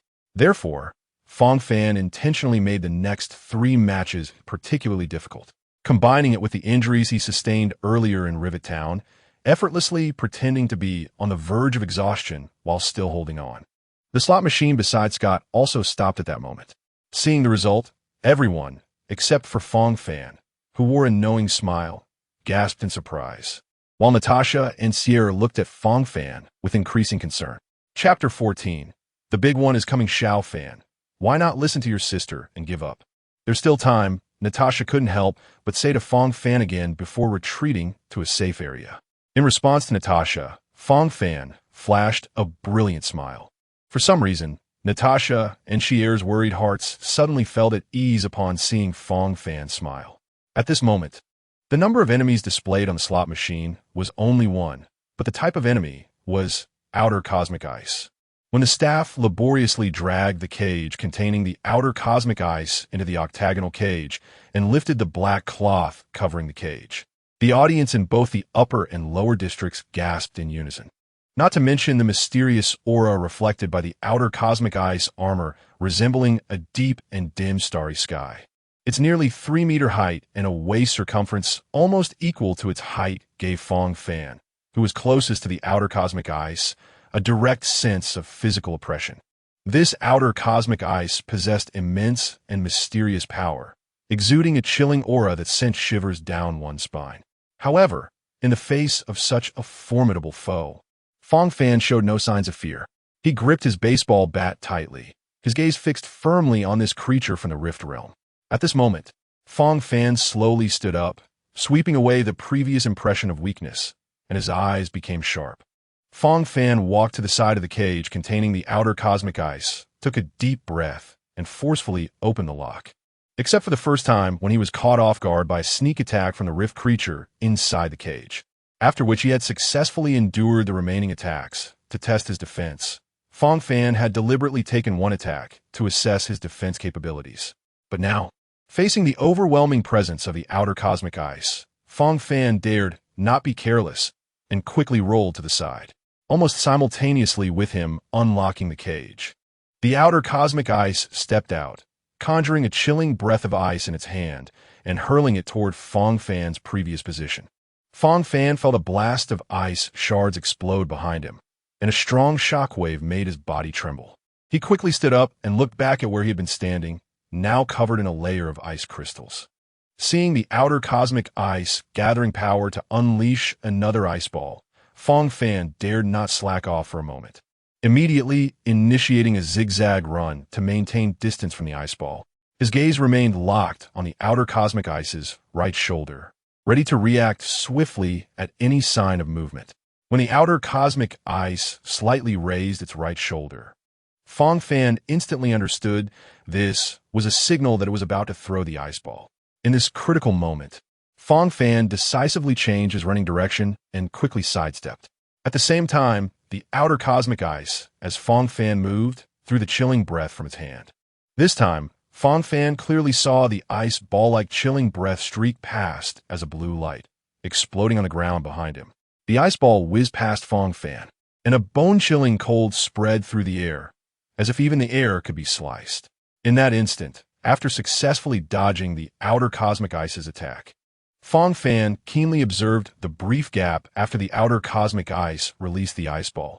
This was his chance to counterattack. Thus, Fang Fan decisively changed his direction and charged straight at the massive enemy. As he approached the outer cosmic ice, Fang Fan swung the baseball bat without hesitation, striking fiercely at the outer cosmic ice's outer armor. The sound of metal clashing pierced the air, yet the outer cosmic ice's armor only showed a few fine cracks. In response to Fang Fan's sudden attack, the outer cosmic ice did not gather energy for another attack. It quickly raised its hand and slammed its massive fist down where Fang Fan stood, still shocked by the hardness of the outer cosmic ice's armor. Fang Fan sensed a threat from above. He looked up to see a colossal fist descending towards him with incredible speed and force. In that moment, Fang Fan realized it was too late to evade. He could only raise his baseball bat with both hands to take the hit from the outer cosmic ice. A tremendous force surged through the bat into his arms, nearly overwhelming Fang Fan. A wave of excruciating pain hit him, and he couldn't help but spit out a mouthful of blood, his body swaying as he nearly fell to the ground. After barely stabilizing himself, Fang Fan quickly retreated to maintain a safe distance from the outer cosmic ice. While observing the opponent's next move, he worked to regulate his breathing and recover as quickly as possible. His health points had dropped by over 300 after that blow, leaving Fang Fan feeling fortunate. Thanks to his earlier decision to equip the light cone, otherwise, with his original character attributes, he might not have survived, or, at the very least, he would have suffered severe injuries. Scott, the big boss behind the scenes, stood up in shock after seeing Fang Fan take a heavy hit. To him, a confident Fang Fan capable of participating in 12 consecutive arena matches should have at least passed the first of his last 4 challenges. He never expected Fang Fan to nearly be knocked out by a single punch from the outer cosmic ice. Meanwhile, Natasha, standing in the observation area, was ready to rush to the octagonal cage to check on Fang Fan's injuries when Oleg timely held her back. Seeing that Fang Fan had regained some fighting strength after a brief recovery, everyone breathed a sigh of relief. During Fang Fan's recovery time, another chilling breath from the outer cosmic ice had already been gathered and was thrown at Fang Fan. Fang Fan had long been prepared. With another sidestep, he easily dodged this ice ball. He would not let himself be hit for free. After recovering, he continued to approach the outer cosmic ice with a zigzag run. Through several skirmishes, he gradually grasped the rhythm of the outer cosmic ice's chilling breath release, becoming bolder and more decisive, making dodging moves only moments before the outer cosmic ice threw its chilling breath. The outer cosmic ice, seeing its attacks consistently avoided by Fang Fan, let out a silent roar of anger. However, Fang Fan did not give the outer cosmic ice time to roar. As he approached again, he struck the same spot on the outer cosmic ice's armor with his baseball bat. The outer cosmic ice attempted to use the same move against Fang Fan. But having learned from experience, Fang Fan, the moment his bat hit the outer cosmic ice's armor, looked up at the outer cosmic ice's fist and, seeing it about to come down, swiftly circled behind the outer cosmic ice. The outer cosmic ice's fist smashed into the ground, causing a tremor, giving Fang Fan the opportunity to return to his previous position and strike the same armored area once more. With this blow, the cracks in the armor grew larger, and the outer cosmic ice realized that its 3 moves were ineffective against Fang Fan. Chapter 15. Outer cosmic ice. Fang Fan decided to employ the same strategy, repeatedly striking the same area of the outer cosmic ice's armor in an attempt to defeat it. After multiple heavy hits, the cracks in the armor gradually expanded. However, just as Fang Fan was about to continue his strategy, the outer cosmic ice suddenly began to gather energy, opening a slight rift in the air. Soon, a blue ice-colored four-pointed star appeared in the rift. Upon seeing the star, Fang Fan immediately realized that the situation was dire. He quickly swung his baseball bat, striking that nearly shattered armor crack again. Although the crack looked precarious, it had yet to completely shatter. After summoning the star, the outer cosmic ice immediately absorbed it into its body. As the outer cosmic ice did so, Fang Fan felt the temperature around him plummet. And then two massive ice wings made of energy materialized behind the outer cosmic ice. Seeing that the outer cosmic ice had formed the ice wings, Fang Fan hurriedly retreated to the edge of the octagonal cage, disregarding the precarious crack. The ice wings behind the outer universe ice did not exist for long. As the outer universe ice raised its right hand high, the energy within the ice wings and the body of the outer universe ice surged towards its right hand, condensing into a massive, rugged blue energy ball in the palm. Seeing this, Fang Fan hurriedly turned his back, crouched down with his hands over his head, tried to minimize the surface area facing the outer universe ice. As the outer universe ice triggered the energy within the energy ball, it exploded, sending spiky icy rain shooting out in all directions. At this moment, Fang Fan could only be said to be neglecting his rear. But this was the best response strategy he could think of, accompanied by the needle-like pain on his back and buttocks. Fang Fan kept a close watch on his health value in the system, always ready to use his healing skill. However, since the damage from the icy rain was not high, Fang Fan was left with around 500 health points, meaning that the outer universe ice's attack, the eternal winter rain, was less damaging than the previous punch it delivered to him.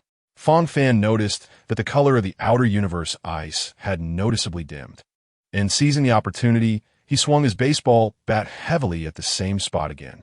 It was unclear whether it was Fang Fan's persistence or the outer universe ice being in a weakened state, but after this hit, a huge gap opened up in the armor of the outer universe ice. Seeing this, Fang Fan quickly followed up with another strike, and, as he swung again, large cracks appeared all over the armor of the outer universe ice. Before Fang Fan could bring the bat down again, the armor of the outer universe ice suddenly exploded, and the energy body within it dissipated into the air along with the shattered exterior.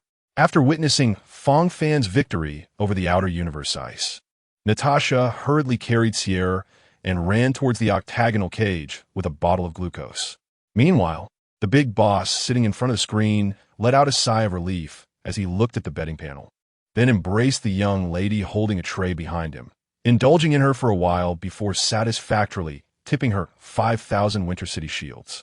At this moment, Fang Fan, who was still fighting for 4,000 Winter City shields, was watching the slot machine operated by the big boss as it continued to spin, eager to find out who his next opponent would be. Seeing Natasha reach the edge of the octagonal cage, Fang Fan quickly walked towards her while rubbing his backside. Natasha sighed in relief upon seeing that Fang Fan could still move normally. She reached through the mesh of the octagonal cage to offer him the bottle of glucose. Fang Fan looked at the glucose in Natasha's hand and gently shook his head to indicate he didn't need it.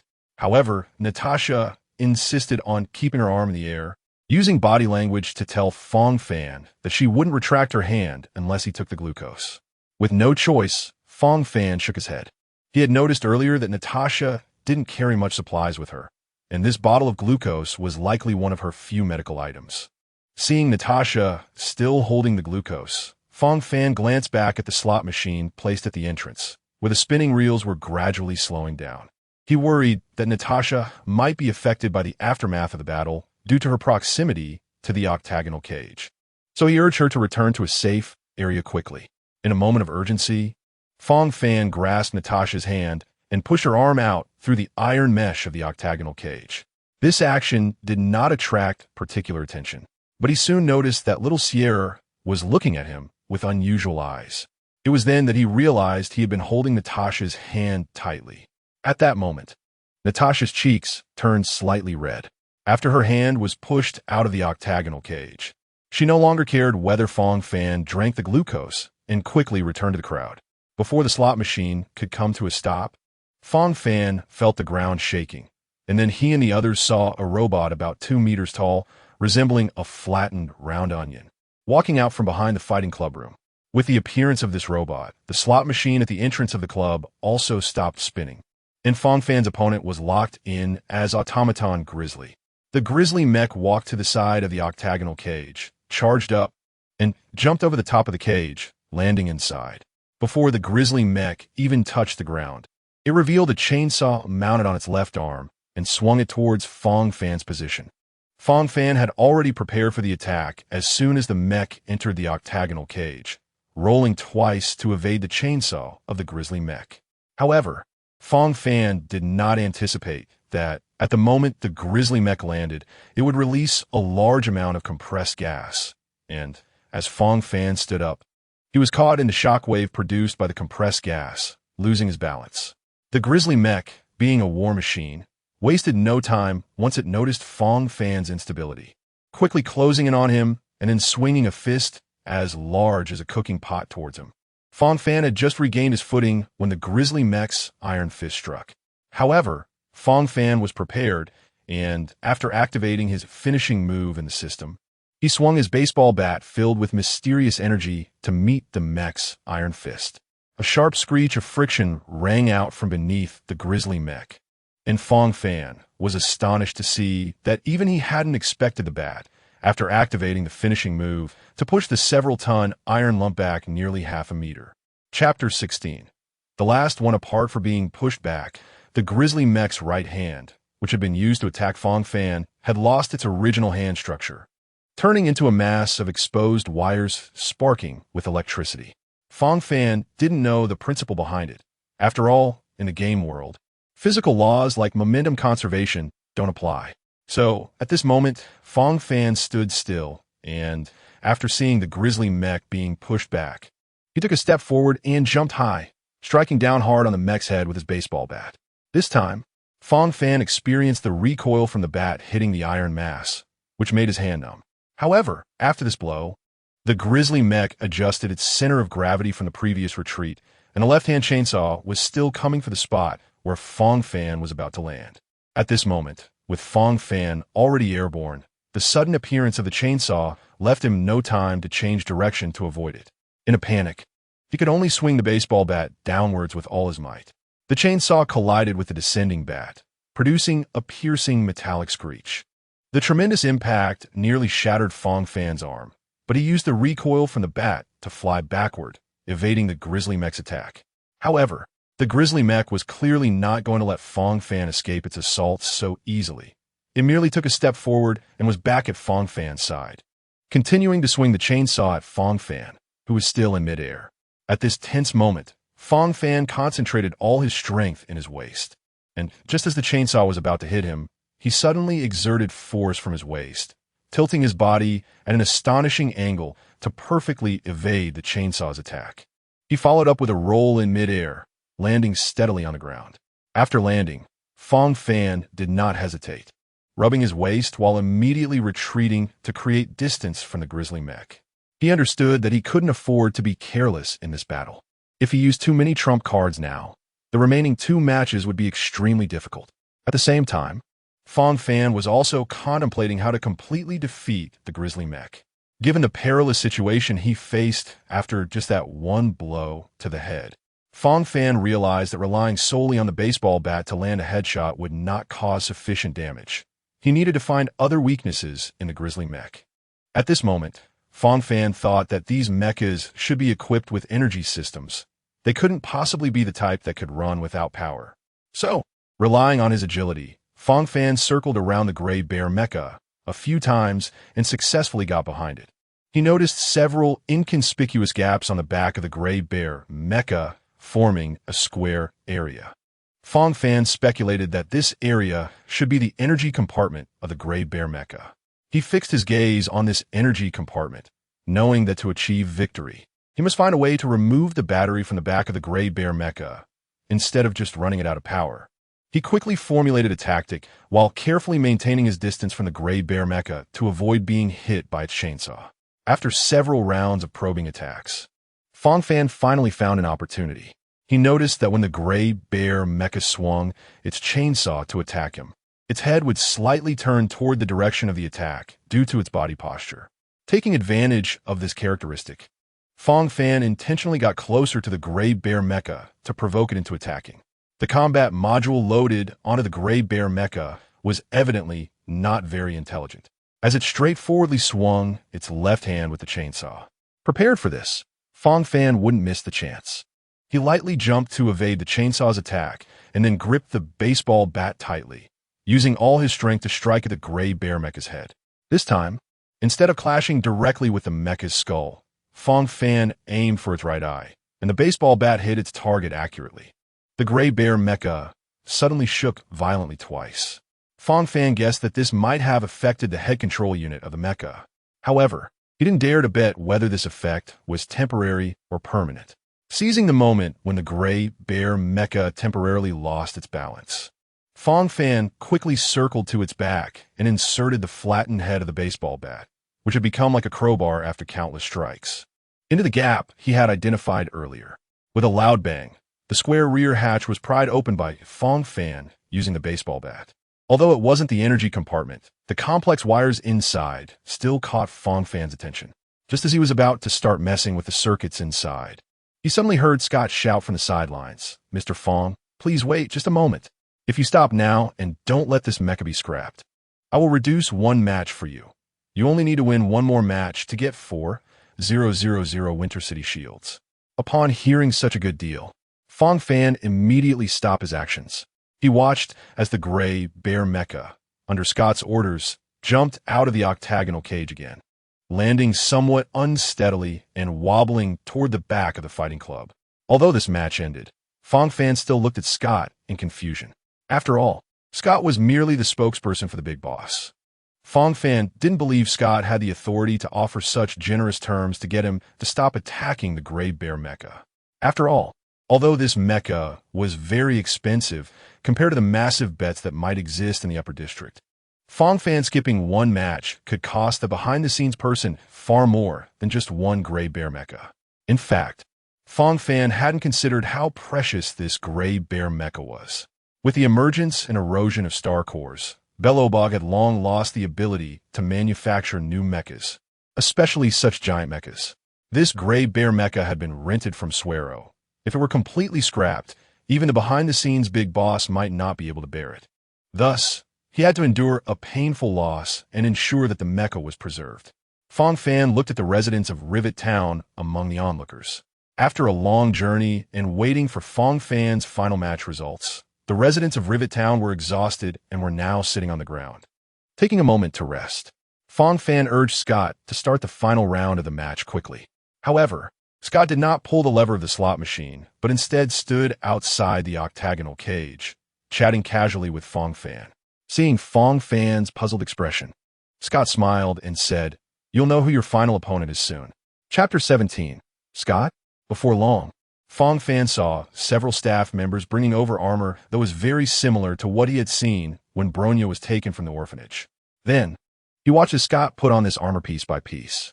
After Scott was fully equipped, he carefully stroked the shield and spear placed beside him, as if greeting an old friend he hadn't seen in years. Amid the astonished gazes of the crowd, Scott, fully armed with a spear and shield, calmly walked into the octagonal cage. He stood opposite Fang Fan, not rushing to attack, but performing a solemn Iron Guard salute. "Captain of the 53rd Squad of Silver-Maned Iron Guards, Officer Scott, challenges you, Fang Fan." His voice was not like the usual scheming merchant. It was deep and powerful, filled with the unique authority of soldier. Despite feeling some surprise, Fang Fan quickly responded with a salute and then swiftly launched an attack. Scott clearly had the same intention, almost simultaneously thrusting his spear toward Fang Fan. Although Fang Fan initiated his attack slightly faster than Scott, a longer reach meant Scott's spear was already aimed at Fang Fan's throat before he could get close. Fang Fan had to retreat half a step to dodge the thrust. In subsequent attacks, Fang Fan tried probing several times, but without exception, he was pushed back by Scott's spear before he could enter an attacking range. Seeing that he couldn't break through Scott's spear with just his agility, Fang Fan decided to move around Scott while looking for an opportunity. However, Scott's practical experience was 100 times richer than Fang Fan's, as he continuously adjusted his position, keeping the distance such that Fang Fan was always one step away from being able to attack. This distance made Fang Fan feel extremely uncomfortable. So he desperately recalled the single knife against spear video tutorials he had seen in his previous life. Combining various videos, Fang Fan summarized a set of steps for single knife against spear that should suit him. He carefully rehearsed the steps in his mind a few times to ensure he could handle unexpected situations before advancing toward Scott. As Fang Fan approached, Scott immediately discerned Fang Fan's intentions and continued his usual strategy, thrusting directly at Fang Fan's throat. Having already rehearsed this scene in his mind, Fang Fan saw the spear coming toward him, ducked down, and then gripped the baseball bat tightly, swinging it from below toward the spear's tip. With a clang, a sound of metal clashing echoed where the bat and spear met, and then Fang Fan forcefully raised the spear. The expected scene of the spear's tip being lifted into the air to expose a flaw in Scott did not occur. Instead, after being lifted, Scott used the upward momentum to create several beautiful spear flowers. Although these flowers were stunning, they concealed deadly intent, as each spear flower aimed at Fang Fan's vital points. Fang Fan did not expect Scott to respond in such a manner, so he had to use the baseball bat to protect his throat and heart, along with several other vital points. Although Fang Fan protected his critical areas, other parts of his body were exposed to Scott's sight, and his left shoulder was pierced by Scott, leaving a wound deep enough to see bone. Fang Fan watched as his health dropped by another 200 points. Although he had automatically recovered some during the previous rest, he was now left with around 500 health points. Fang Fan first used his secret skills twice in succession to restore over 300 health points to avoid being instantly killed by Scott's next lethal strike. Afterwards, Fang Fan began adopting a hit-and-run strategy, no longer recklessly approaching Scott, but instead moving agilely around him, seemingly searching for a flaw. Scott also believed that Fang Fan was looking for an opportunity. As a seasoned veteran, he naturally wouldn't easily expose any flaws to Fang Fan. As time slowly passed, Fang Fan patiently circled around Scott, who, of course, wouldn't lose patience under such a simple strategy, and accompanied Fang Fan in the same slow circle. During this time, Scott deliberately exposed a few flaws to entice Fang Fan to attack, but Fang Fan, upon seeing this, continued to circle around Scott leisurely, without rushing to make a move. After more than 10 minutes, apart from the worried Natasha and Sheer, and the residents of Rivet Town whose fates were determined by Fang Fan, others had even started to yawn. At this moment, Fang Fan, who had been paying close attention to his system, suddenly had a bright idea and charged straight at Scott. Seeing that Fang Fan finally couldn't hold back and launch an attack, Scott naturally focused all his attention on countering this assault. In Scott's eyes, repelling Fang Fan's attack would almost guarantee his victory.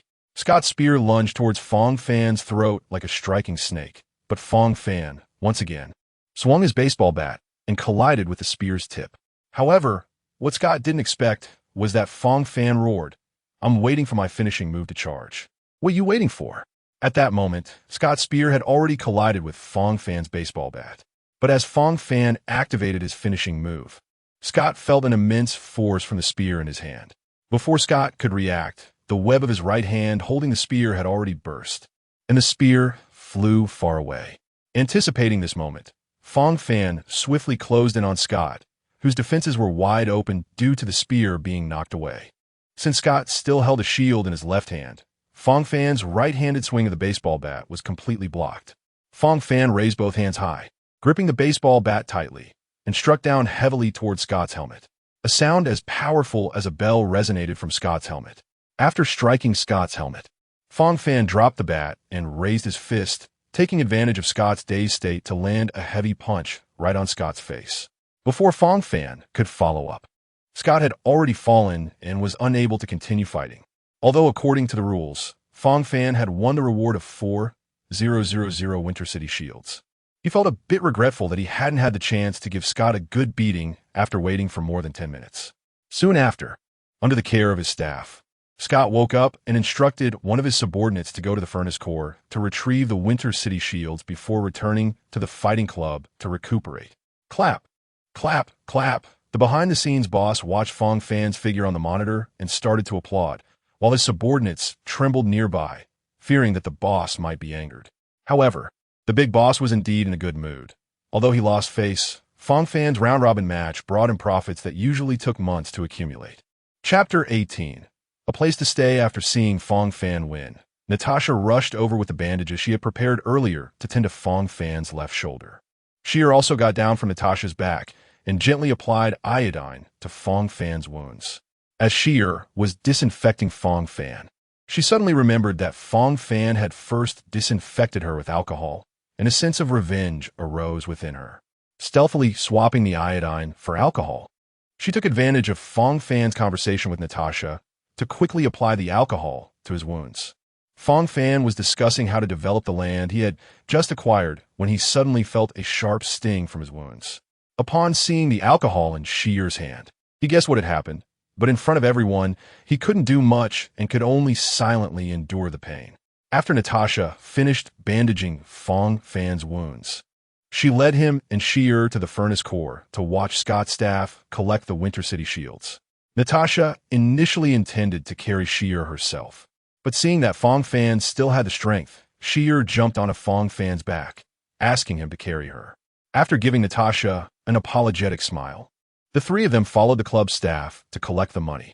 Before long, the three of them returned to the club's entrance with the Winter City shields Fang Fan had won. Natasha took out 96 Winter City shield from the pouch and handed the remaining 4,000 to the residents of Rivet Town, asking now, "Does that piece of land in the southwest corner belong to us?" The residents of Rivet Town, having never seen so much money, eagerly agreed in unison and quickly found a place to start dividing the money. Many residents of Rivet Town displayed envy at the sight of the 4,000 Winter City shields. After packing their belongings, they followed Natasha to the land that now belonged to them. When they arrived at the actual location, Natasha took out the land deed and area diagram that Rivet Town had previously drawn up. Then, Natasha gathered a few respected individuals from Rivet Town to discuss how to fairly divide the land among each family. Since this land was won by Fang Fan through strength, Natasha, as his friend, naturally took the lead in the distribution. The other respected individuals had no objections, and soon the land was divided up by family. After the land distribution was completed, Natasha cleared her throat, and the others, aware that Natasha had more to say, shifted their attention from the finished map to her. Once Natasha saw that everyone was looking at her, she spoke. After Rivet Town was eroded by the rift, it can be said that it has become virtually non-existent. In 100 miles around, and even in the entire underground world, only Rivet Town remains as a place to settle. Natasha paused deliberately, allowing everyone to ponder this. She continued, "Moreover, everyone knows the situation in the lower city. Just surviving has required everyone's 120 effort. So I ask that you inform your friends and family when you return that Rivet Town is now history, and from now on, we are all residents of Rivet Town." After hearing this, some people silently agreed, while others were indifferent, and still a couple of individuals insisted that Rivet Town was still Rivet Town, and Rivet Town was still Rivet Town. This news elicited different reactions among the crowd. Some accepted the fact quietly, some were indifferent, and a couple still clung to their identity as Rivet Town residents. However, regardless of how they thought, the reality could not be changed. Natasha saw the thoughts reflected in everyone's eyes, and, not wanting to say more, decided to first find Fang Fan and the other children from the orphanage. When Natasha found Fang Fan and the other children from the orphanage again, they had already set up 2 tents with Fang Fan's help. Fang Fan had planned well. One tent was reserved for Natasha as a hospital, and the other, with a few curtains hung in the middle, was sufficient for everyone to rest in together at night.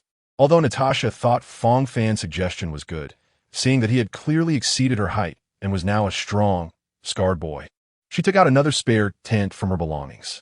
After Fang Fan set it up, Natasha and another little girl rested in the newly taken out small tent, while Fang Fan and the other boys slept in the larger tent at night. Once Fang Fan finished setting up the tent, Natasha invited him to enter the tent designated as the hospital with her. At this moment, Sheer was also a bit curious about what would happen. After resting and eating, Sheer's stamina had recovered somewhat, so she quietly walked to the outside of the tent. Just as she was about to pull back the curtain to see what Fang Fan and Natasha were preparing, she heard Natasha say to Fang Fan inside the tent, "Take off all your clothes." Shear's face instantly turned red, and a feeling she had never experienced before rose in her heart. If she had to describe it, it felt like seeing a piece of junk she had her eyes on being snatched away by someone else. Shear lost her ability to think and, driven by instinct, hurriedly lifted the curtain and rushed in. Shear? At this moment, Fang Fan, who was sitting on the bed shirtless, and Natasha, who was standing beside him, were also surprised to see Shear suddenly barge in. When Shear saw the medicine in Natasha's hand, she realized she had overthought it, and her already red face turned even redder. Natasha, seeing Shear rush in with a flushed face, understood that her earlier comment had been misinterpreted by Shear. However, she also realized that her remark was somewhat inappropriate. But seeing Fang Fan calmly taking off a shirt made Natasha curse herself for overthinking. Fang Fan, upon seeing little Shear rush in with a red face, first thought that her flushed face might be a sign of an infection from her wound, and quickly asked, "Little Shear, do you feel unwell anywhere?" After all, Fang Fan had come from modern society and thought that taking off clothes in front of doctor was a part of treatment and nothing to worry about. When Shear heard Fang Fan's concern for her, her heart warmed, and she shook her head to indicate she was fine. Then Shear thought of an excuse and said, "Brother Fang Fan, I heard that Sister Natasha was going to treat your wound, so I came to see if there's anything I can help with." Chapter 19. Upper District. Although Fang Fan didn't know where Shear had heard this from, he didn't suspect anything and smiled, saying, "Little Shear, I've already told your sister Natasha that my self-healing ability is strong, and I don't need any bandaging or medication. I'll be fine in a couple of days, so there's no need to waste these precious medical supplies on me." As soon as Fang Fan finished speaking, Natasha applied an alcohol-soaked cotton swab to Fang Fan's latest wound. Although Fang Fan's self-healing ability was indeed strong, it wouldn't heal a wound with exposed flesh in just an hour. After Natasha applied the alcohol, he cried out in pain. However, as Natasha disinfected Fang Fan's wound, she gradually showed a look of surprise. Because Fang Fan's wounds were indeed, as he said, some of the more superficial wounds had already formed a thin scab, and gently wiping away the scab revealed healed, pink skin underneath. Even the larger wounds had mostly scabbed over, with only a few fresh ones remaining from the latest battles. Natasha didn't want to waste her precious alcohol on Fang Fan's wounds anymore, so after disinfecting the few wounds with the remaining alcohol on the swab, she signaled to Fang Fan that he could leave. Initially, Fang Fan thought Natasha was signaling him to disinfect the wounds on his legs after finishing the upper body, so he began to unbuckle his belt and pull down his pants. However, before he could pull them down much, he saw Natasha, who was turned to the side organizing the medicines, and realized that she was signaling that she had finished. He hurriedly pulled his pants back up. Fang Fan thought to himself that it was good Natasha hadn't noticed his actions. Otherwise, he would have been embarrassed. However, when he turned his head, he saw little Shear covering her eyes with her hands. Fang Fan couldn't help but complain that while it was fine for her to cover her eyes, why leave such a big gap between her fingers? At this point, Natasha had finished reorganizing the medicines and turned to ask Fang Fan and Shear, "Little Fan, little Shear, do you have anything else? If not, let's go eat." Just as little Shear was about to say something, Fang Fan covered her mouth and picked her up, telling Natasha that there was nothing else, and he carried little Shear out of the tent. Fang Fan was also afraid that little Shear would say something inappropriate, whether it was about the awkward moment earlier or the medicines he had secretly prepared for her. Fang Fan didn't plan to let Natasha know about those medicines until little Shear's wounds had healed, because he knew that if someone was seriously ill, Natasha would not hesitate to use them on others. In that case, if little Shear later showed symptoms like fever due to a wound infection, there might be no medicine available. Although Fang Fan occasionally had a bit of selfless kindness, he felt that in such a situation, he shouldn't be too saintly. He was satisfied just to protect the people close to him. As Fang Fan carried little Shear out of the tent, a group of children from the orphanage was waiting at the tent entrance for Natasha to serve food. Upon seeing Fang Fan carrying Shear, they immediately started teasing and laughing, making Shear's already flushed face turn even redder. Fang Fan didn't mind and continued carrying little Shear toward the market in Panyan Town. since Xi'er had already left the orphanage. Even though Fang Fan had provided 20 of the orphanage's funding in the past 6 months, he still respected Natasha's rule of not bringing outsiders to eat at the orphanage. So Fang Fan decided to exchange the essence crystals he had mined earlier for a Winter City shield before taking Xi'er to the market. Holding the Winter City shield and some change in his hand, Fang Fan couldn't help but reminisce about the heavy feeling of the 4,000 Winter City shields he had just had. After that, he took Xi'er to the market in Panyan Town. Since he had often come to Panyan Town before to sell essence crystals for a bit more money, he was quite familiar with the area. Fang Fan first found a small stall that both he and Xi'er liked, ordered a few casual dishes, and spent all the change. Before the food was served, little Xi'er was already feeling distressed about how quickly the change was spent, especially since it was enough for her usual expenses for 10 days. However, when 2 full plates of meat were served, Xi'er forgot about the money and, though she was eager, let Fang Fan start eating first. But upon learning that Fang Fan had mainly ordered for her, Xi'er didn't hold back and quickly finished both plates of meat along with the rice that was served later. Fang Fan only casually tasted a couple of bites and found that the food wasn't as good as the meals back on Earth. However, Fang Fan's main purpose for coming to the market wasn't to eat. Aside from supplementing little Xi'er's nutrition, it was mainly to find someone in the market. After tasting the food, Fang Fan stopped eating, settled the bill with the vendor, and sat beside Xi'er, watching her eat while scanning the crowd passing by. Suddenly, Fang Fan spotted a striking deep blue figure in the crowd and immediately stood up to chase after it. After a while, Fang Fan pulled Sang Bo into a small alley. The moment Sang Bo was grabbed by Fang Fan, he recognized him right away. Although it would have been easy for Sang Bo to break free, he was curious about why Fang Fan was looking for him. So he followed Fang Fan into the alley. Once they were in a secluded spot, Fang Fan let go of Sang Bo. After being released, Sang Bo straightened his collar and casually said, "Fang Fan, my friend, what brings you here?" Fang Fan didn't beat around the bush and directly said, "Sang Bo, I want to go to the wasteland in the upper district with you." Upon hearing Fang Fan's words, although Sang Bo maintained a cheerful demeanor, he began to wonder how Fang Fan knew that he often went to the upper district. After thinking it over, it can only be attributed to the fact that Fang Fan's father, who has the original body, discovered him a few times when he went to the wasteland outside the upper city. Sang Bo maintained a calm demeanor, continuing to smile as he asked, "Fang Fan, what are you going to the wasteland for?" Fang Fan had already thought of a reason in advance. He couldn't just say he was going to activate the simulated flower bud. Sang Bo nodded and said to Fang Fan, "Wait for me here tomorrow morning at 10. Then Sang Bo quickly left.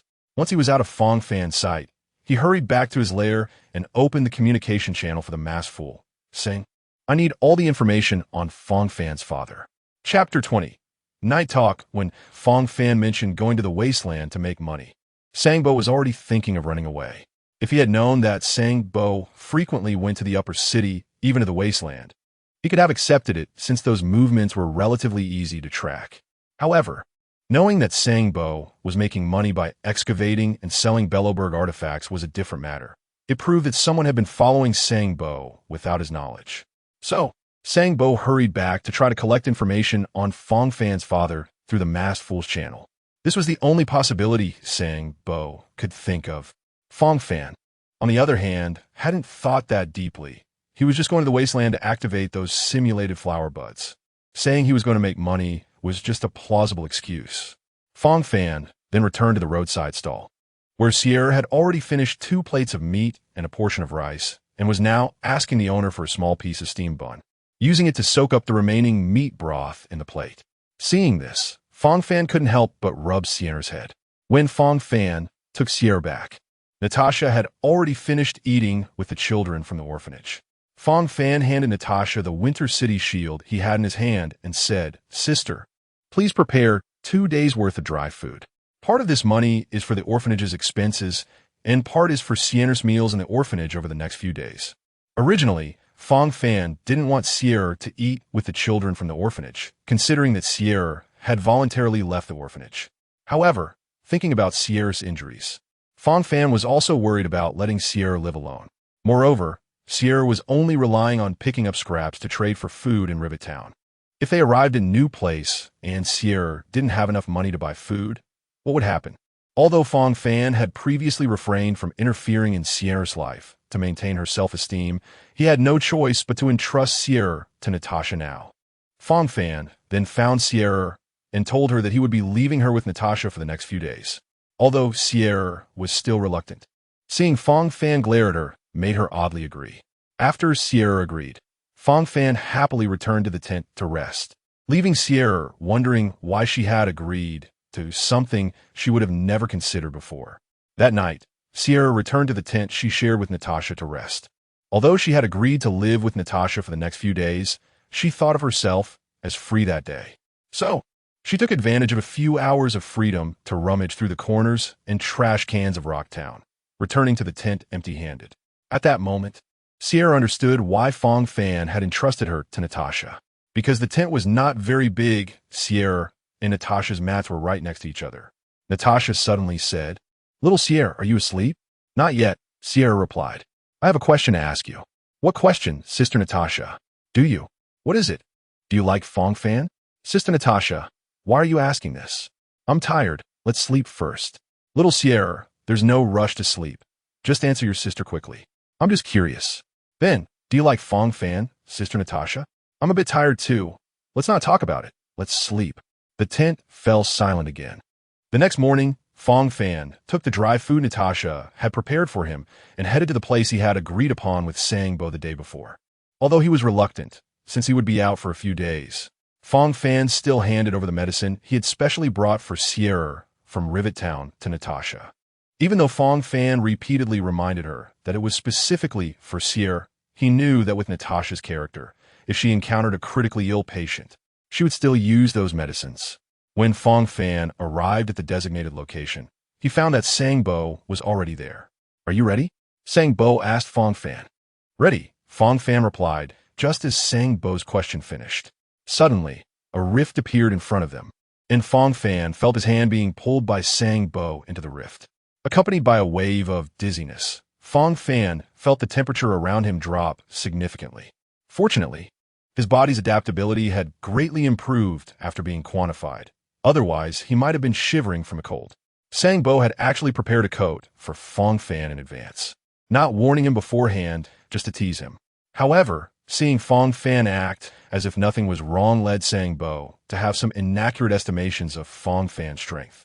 Before long, Fang Fan recovered from the dizziness of crossing the rift, at which point the system also prompted him that he had unlocked a simulated flower bud. Seeing that Fang Fan had regained his composure, Sangbo signaled for him to follow and began to move forward. At this time, the rifts in the outskirts of the wasteland were still relatively sparse. Although rift creatures roamed the wasteland, their overall density was not too high, and as long as one was cautious, it was still possible to avoid these rift creatures. Moreover, compared to yesterday, Fang Fan felt more confident. After all, he had successfully cleared the only simulated flower bud he had previously unlocked with 2 characters in the system the night before. Although what he obtained was not the broken blade used for the destruction fate, Fang Fan endured the painful 2-to-1 exchange ratio and successfully leveled up Clara. However, after the level up, the experience book he had was only enough for Clara to reach level 30-something. Therefore, Fang Fan's motivation and confidence for going to the wasteland had increased significantly. Fang Fan saw Sangbo take out a piece of paper with some crooked lines drawn on it. He couldn't help but lean in to take a look, but the paper only had some curved lines and nothing else. Fang Fan stared at it for a while, unable to figure out what those lines meant. Sangbo, seeing Fang Fan staring at the paper, smiled and then put it away. Although the paper was put away, Fang Fan's mind kept racing, trying to figure out what the lines on it meant. If those lines represented terrain, he hadn't seen any continuous terrain that matched those shapes around. If it was a route map, Fang Fan was also quite sure that the current route they were taking differed from some parts of the lines on the map. Seeing Fang Fan's expression, Sangbo knew what he was thinking and spoke up. "If there are things you don't understand, you can ask me." Chapter 21. The Wasteland. After hearing Sangbo's words, Fang Fan asked, "Mr. Sangbo, what do the lines on the map you took out earlier mean?" "No comment," Sangbo replied with a mischievous smile. Fang Fan was left speechless by Sangbo's antics. suddenly realizing why he had treated a masked fool as a normal person. However, Sangbo is quite reliable when it comes to work. After more than 2 hours of hiking, Sangbo stopped in a snowy area. Along the way, Fang Fan saw many rift creatures around, but Sangbo was always able to find some gaps to navigate through the waves of rift creatures. Except for one place where they really couldn't avoid, they didn't disturb the rift creatures at other times under Sangbo's guidance. Sangbo took out 2 shovels from his backpack, threw one to Fang Fan, and instructed him to start digging down. When Fang Fan made his first shovel stroke, he felt something was off. At first, there was no resistance as he inserted the shovel into the snow, but after going a little deeper, it felt like he had hit a metal plate. Fang Fan initially thought he didn't have enough strength, so he pulled the shovel back and thrust it down with force, but the recoil made his hand numb. He gently shook the shovel and found that only the front part had gone in. Then, when Fang Fan stepped on the shovel with his foot, it only went a little bit more. At this point, even Fang Fan realized something was wrong.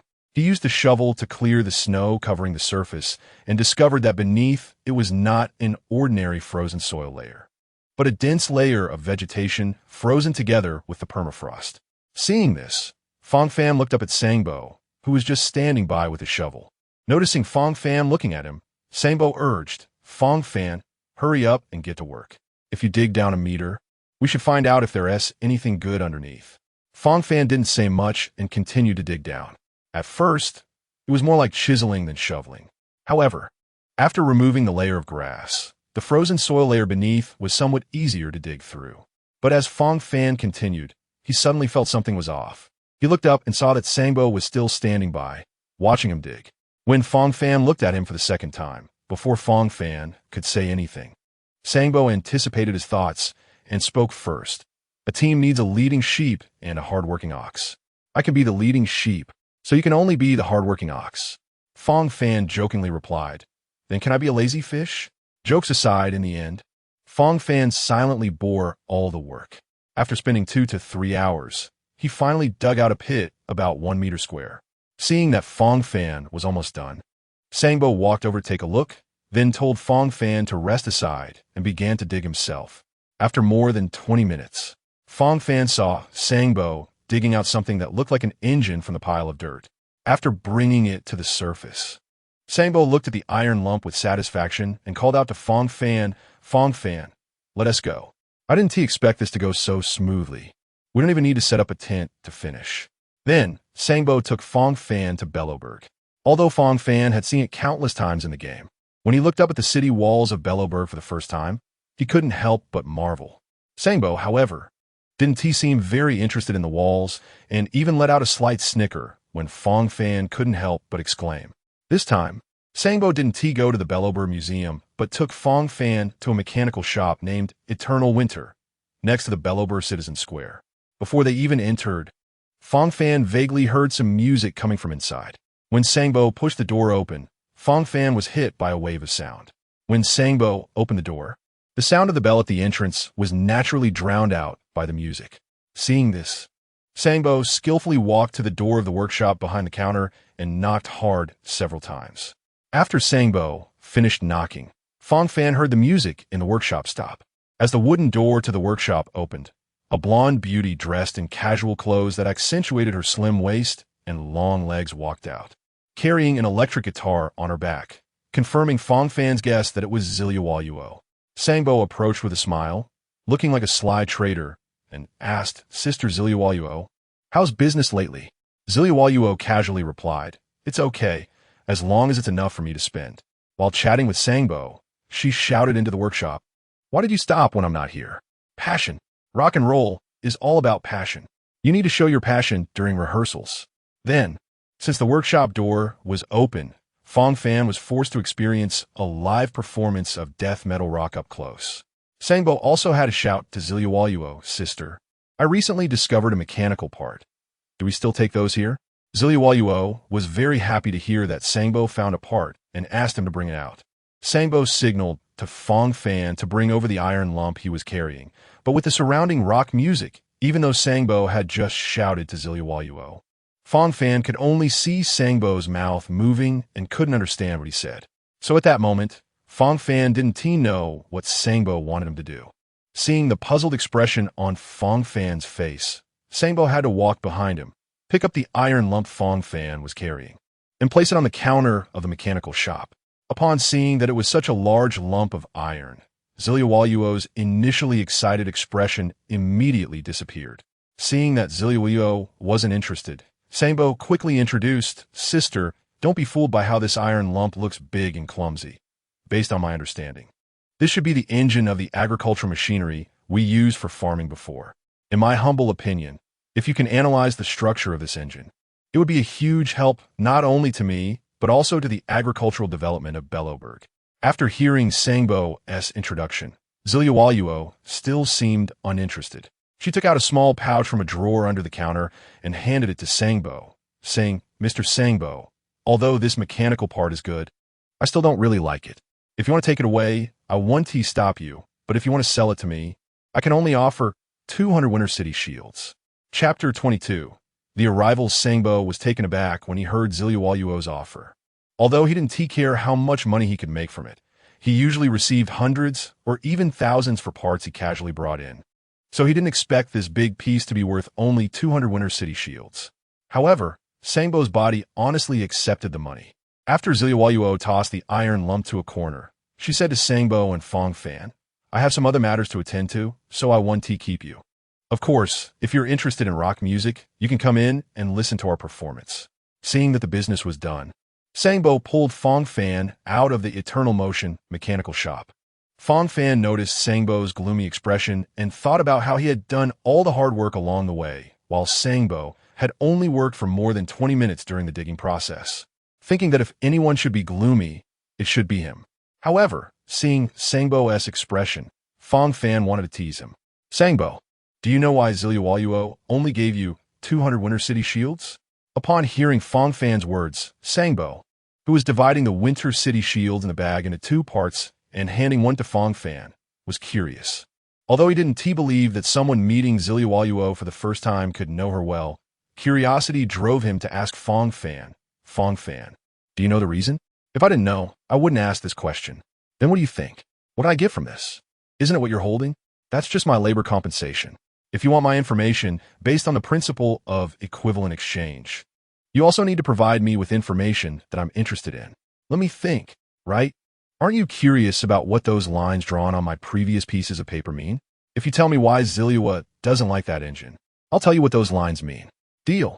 Fang Fan originally intended to make things difficult for Sangbo as revenge for treating him as a laborer. But once he achieved his goal, he stopped making things difficult for Sangbo and told him that Ziliua only engaged with this mechanical house as a form of entertainment and life experience, and she wouldn't be interested in these traditional mechanical components. So Fang Fan, what do you mean? Isn't it obvious? Look at how much he likes rock music. You can find some ancient instruments or their components later. Just think about whether there were any of those things when they sold at a high price before. Sangbo thought about the previous transactions and realized there were indeed similar instrument components, nodding involuntarily. Fang Fan quickly pressed on. "I told you.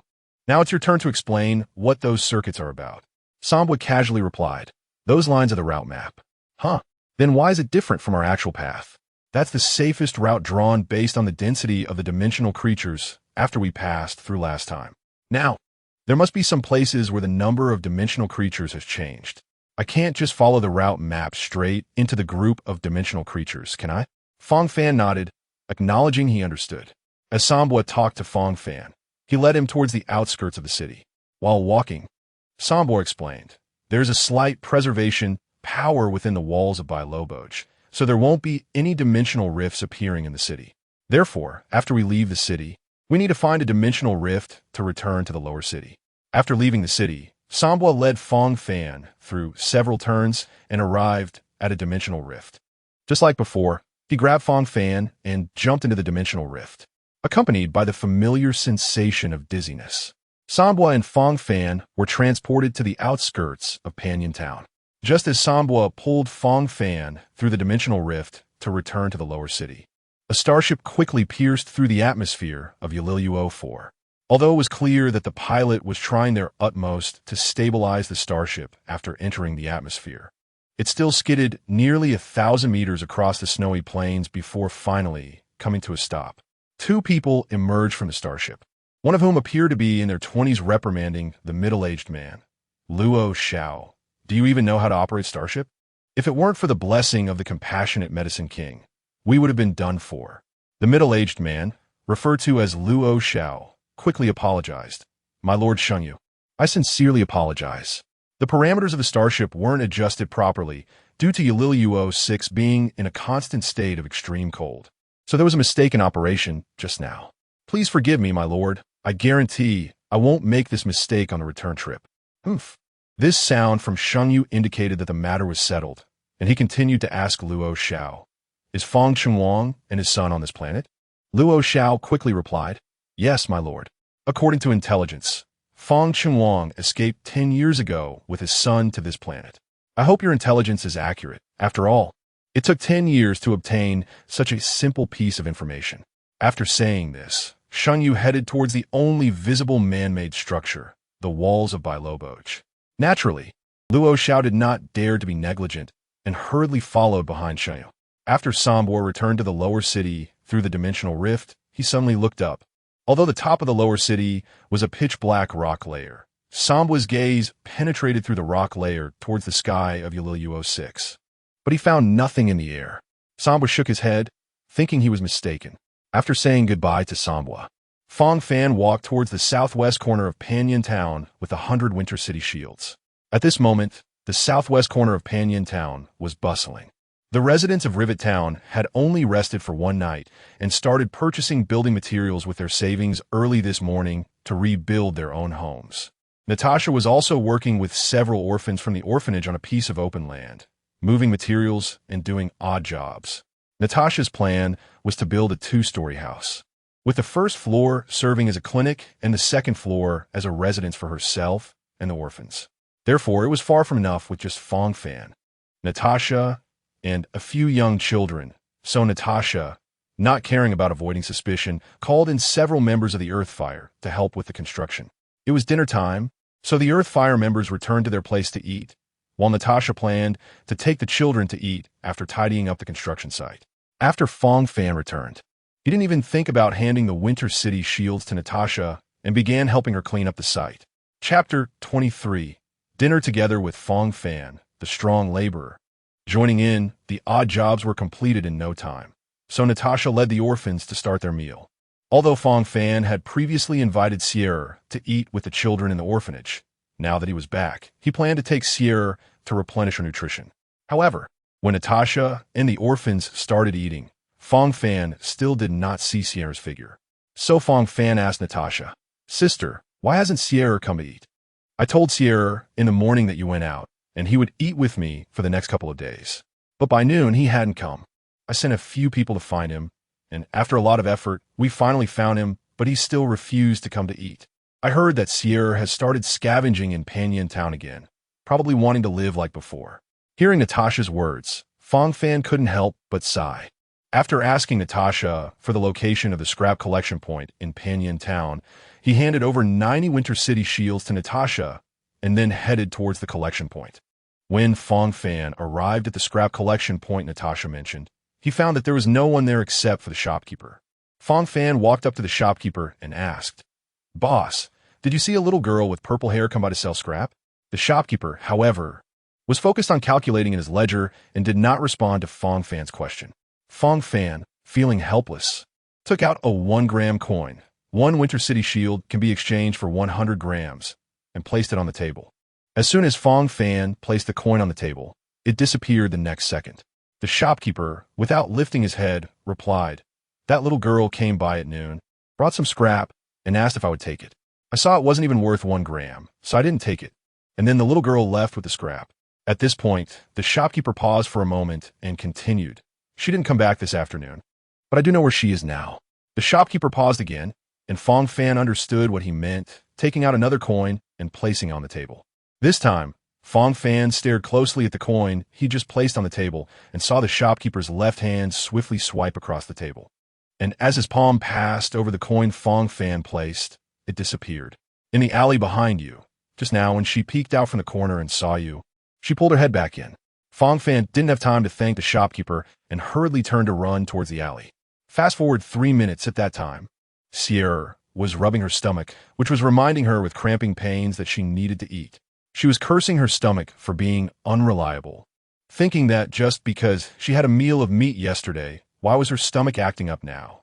How could she endure 3 days without food when she was sick before? However, thinking of the meat she had yesterday, Sierra couldn't help but lick her lips, reminiscing about the delicious taste. Then Sierra looked at the rags she was carrying, hoping to exchange them for some money to buy coarse black bread or cornmeal buns. Although they were hard to swallow, it would make the night less difficult. Although Sierra knew she could go to Sister Natasha's place to eat with her former companions from the orphanage, she still had her own principles. Once the children in the orphanage turned 8, in order to reduce the burden on the orphanage, they had to go out and fend for themselves. This was an unspoken rule passed down among the orphans. Previously, the girls from the orphanage would go to wealthy families to work as maids to make a living, but with the divide between the upper and lower towns, by the time Sierra turned 8, there were no longer any wealthy people in the lower town. However, Sierra insisted on leaving the orphanage the day after her 8th birthday, collecting scrap to sell for barely enough food to survive. But today, having just arrived in Panyan Town, she wasn't sure where to find more scrap, so her efficiency was greatly reduced. As Sierra thought about these things, she walked towards the recycling station with the rags in hand. When she turned the corner to reach the recycling station, she suddenly heard a familiar voice. Sierra cautiously peeked around the corner and saw Fang Fan standing at the entrance of the recycling station. Upon seeing Fang Fan, Sierra quickly withdrew her head, knowing without a doubt that Fang Fan had come to find her. She didn't want to be a burden to him and hurriedly ran towards the other end of the alley. However, Sierra's speed was no match for Fang Fan's. Before she could get far, Fang Fan grabbed one of her hands. Feeling the familiar touch of his palm, Sierra immediately stopped. Fang Fan took the pile of scraps from Sierra's hand and firmly held her hand, leading her back to the entrance of the recycling station. Fang Fan stood in front of the recycling station owner again, who was still busy counting money and didn't look up at him. After Fang Fan placed the scraps at the entrance, the recycling station owner finally stopped writing, turned to look at the small pile of scraps, and then continued to lower his head to count. Before Fang Fan could say anything, he suddenly saw 2 1-gram coins appear on the table in front of him. Looking at the 2 coins, Fang Fan couldn't help but ask the shopkeeper, "Are these the same 2 from earlier?" Then he heard the shopkeeper say, "If you're satisfied with the price, please throw the scraps into the pile inside. If you're not satisfied, please take the scraps back." Now that Fang Fan had confidence in his abilities, he no longer cared about that little bit of money. After stuffing the 2 coins into Sierra's hand, he threw the scraps into the pile inside. Then Fang Fan took Sierra back to the market in Panyan Town. Fang Fan found a small restaurant with a few scattered customers and sat down, picking up the menu to order meals for both himself and Sierra. Due to the harsh conditions in the lower town, although this restaurant only had a few customers, it was already the most crowded small shop. When the food was served, Sierra's eyes widened in surprise. Yesterday, the 2 bowls of meat were already a feast she could only see during the new year at the orphanage. But now the shopkeeper brought out 6 dishes, both meat and vegetables, along with white bread, rice, and other staple foods. Seeing Sierra in a daze at the sight of the food, Fang Fan understood. After all, during the new year at the orphanage, they only made 2 small bowls of meat to place on the table, and one person would eat 2 pieces just to satisfy their cravings before it was gone. However, Fang Fan, who had crossed over from modern society, didn't mind and picked up a bowl of rice to start eating. Once Sierra saw Fang Fan start, she snapped back to reality. Although she wanted to say something to him, her protesting stomach made her decide to eat first. After both Fang Fan and Sierra were full, Sierra's big eyes stared at Fang Fan.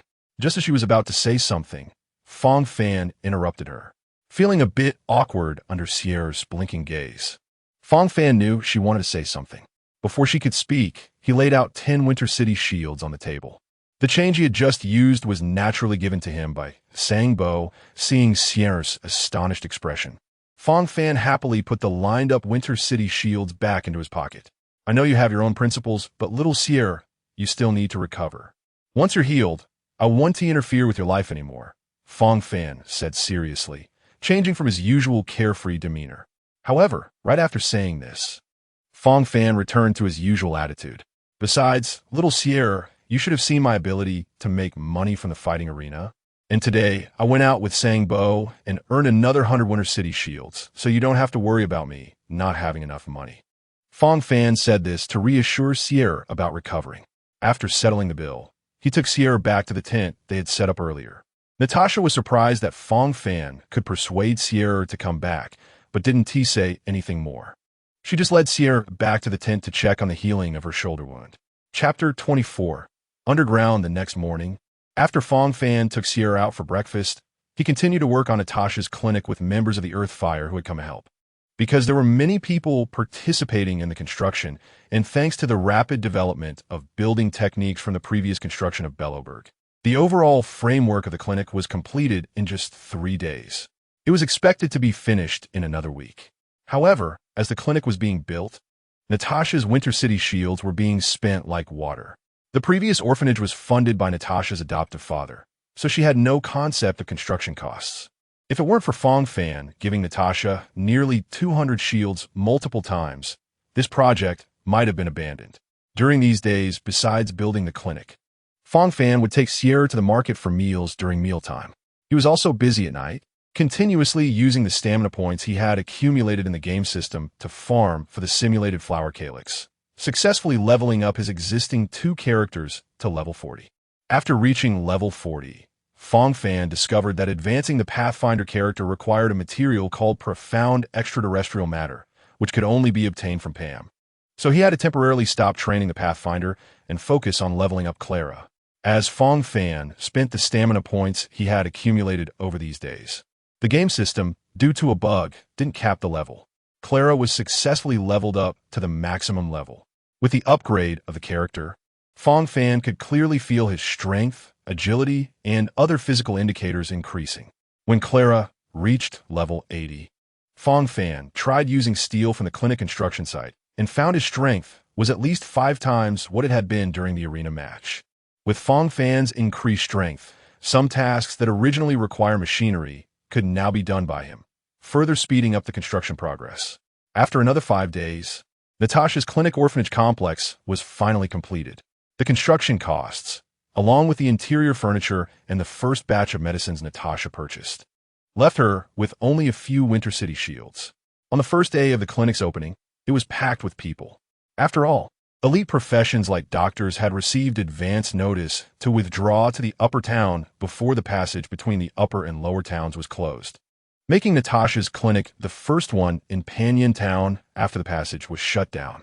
The opening of Natasha's clinic has significantly reduced the hostility of many residents of Panyan Town towards the residents of Rivet Town. No one would refuse to have an extra doctor in their town. However, by the afternoon of the opening day, the number of patients visiting the clinic dwindled to just a few.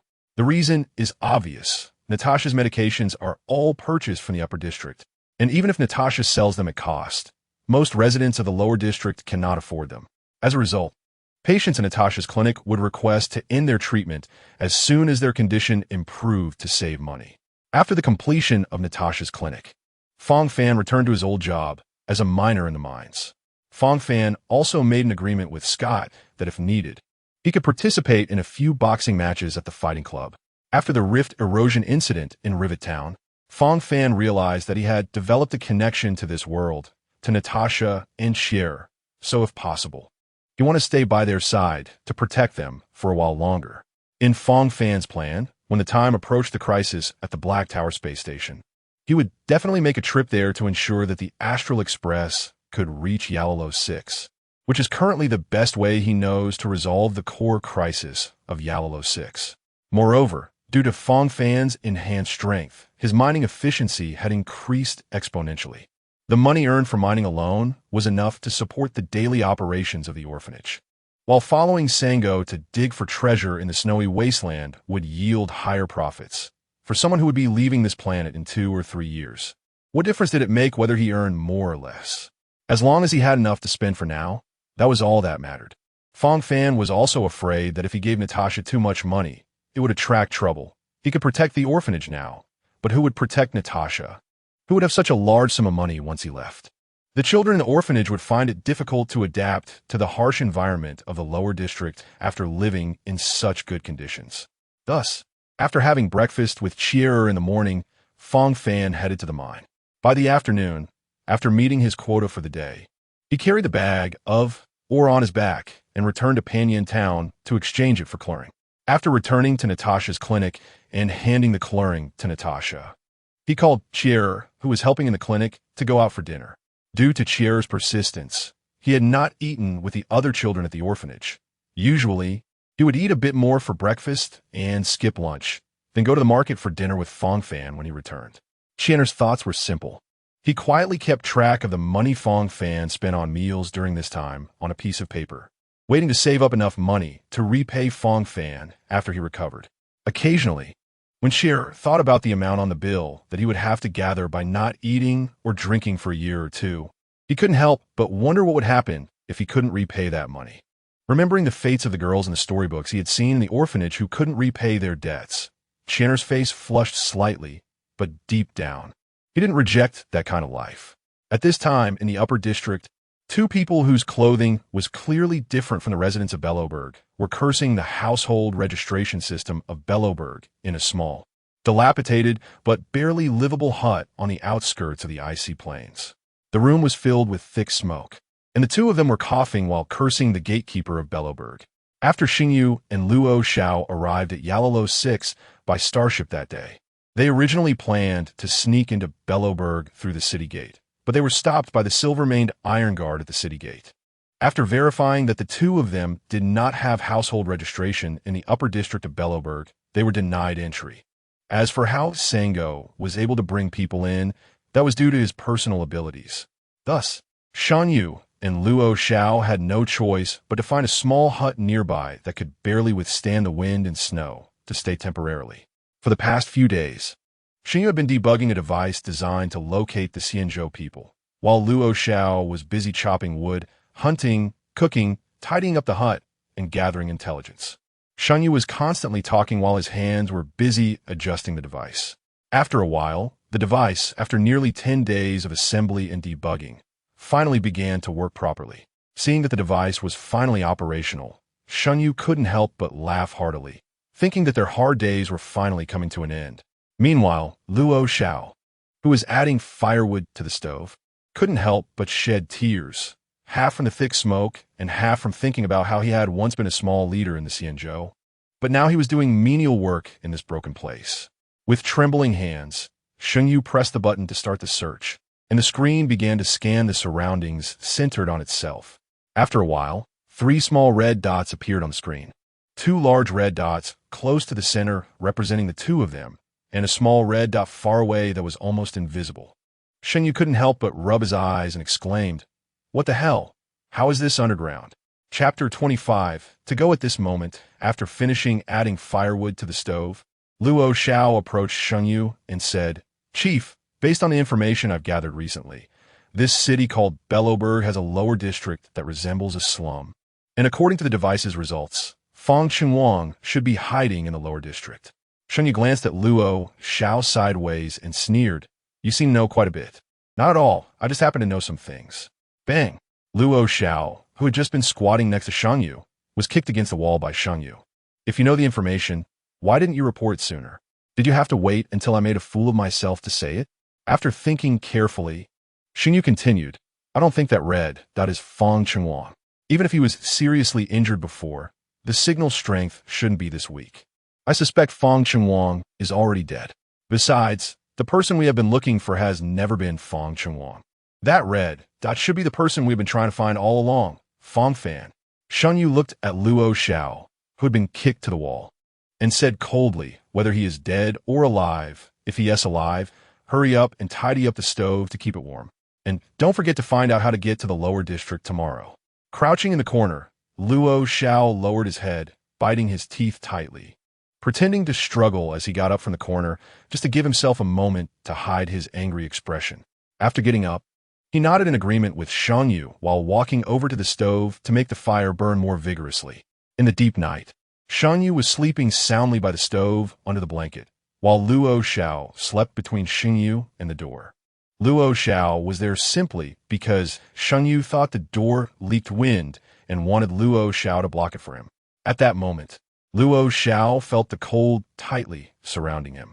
No matter how tightly he wrapped his clothes, the cold would still seep in through the gaps.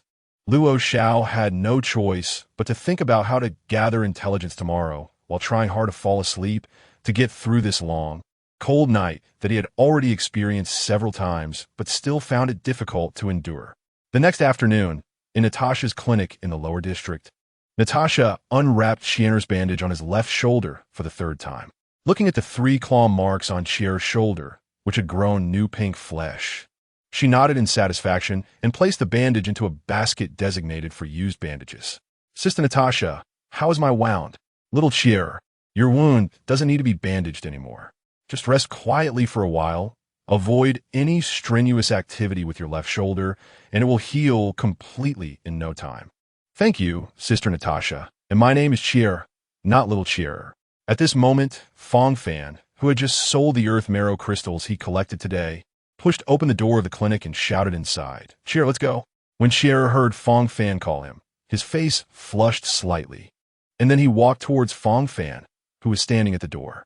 Natasha watched as Shire walked towards Fang Fan, once again recalling their conversation in the tent on the first night in Panyan Town, and couldn't help but shake her head. After Shire came out of the clinic, Fang Fan instinctively took her hand and headed towards the market. At first, it was because there were many people at the market, and Fang Fan was afraid of getting separated from Shire, so he held her hand. Later, he unconsciously got used to holding her hand whenever they went out. As they walked along the road, Fang Fan noticed that Shire seemed a bit different from before. Upon closer inspection, he realized that the bandage on her shoulder had been removed. Fang Fan stopped by the roadside and turned Shire to face him. Shire was bewildered by Fang Fan's sudden action, but when she came to her senses, she saw Fang Fan staring intently at her, and his face was moving closer to hers. Instinctively, Shire closed her eyes, and after a while, when she didn't feel anything, she couldn't help but open her eyes, only to find Fang Fan fixated on her left shoulder. Realizing she had misunderstood Fang Fan's intentions, Shire's face turned red, but fortunately, Fang Fan was still focused on her shoulder and didn't notice her blush. Little Shire, was the bandage on your shoulder removed today? Fang Fan asked. It was just taken off before you came back, Brother Fang Fan. Sister Natasha said it can heal for a while longer, Shire replied. Fang Fan carefully examined the healing condition of the claw wound on Shire's shoulder and nodded, saying, It looks pretty good. You shouldn't have any scars, otherwise, it will be hard to find a husband in the future. What if I do have a scar? Would you mind, Brother Fang Fan? Mind what? Why would friends care about scars? Shire mustered her courage and said, What I mean is, if I have a scar, would you marry me? Ha, but that means you won't have a scar, right? I'm already hungry. Let's hurry and get something to eat. Fang Fan, unsure of how to respond, instinctively changed the subject and stood up to walk forward, not realizing that he had habitually taken Shire's hand again. Shire regretted asking that question, but still hoped for a positive response from Fang Fan. Hearing Fang Fan awkwardly change the subject, Shire felt a wave of disappointment. But suddenly feeling her hand being held by Fang Fan again, she smiled sweetly and followed behind him. Fang Fan didn't expect that his habitual action would lead to such a misunderstanding for Shire. After they finished eating, Fang Fan and Shire walked hand in hand, shoulder to shoulder, back to the clinic. When they reached a less crowded section of the road, Fang Fan suddenly felt Shire's small hand squeeze as tightly. Fang Fan looked down at Shire, who was also mentally prepared and wanted to say something to him. However, Shire didn't expect that when she looked up, she would meet Fang Fan's gaze. Under their mutual gaze, Fang Fan didn't think of anything else and just quietly looked at Shire. Just as Shire had prepared herself to tell Fang Fan that she wanted to learn martial arts from him, she was caught off guard when she looked up and found Fang Fan staring at her. The words that had been on her lips suddenly became difficult to say. Shire suddenly thought of Fang Fan's earlier hesitant demeanor and glanced at her nearly healed wound. Still, she gathered her courage and said to Fang Fan, Brother Fang Fan, I want to learn martial arts from you. What? Shire's words left Fang Fan momentarily speechless.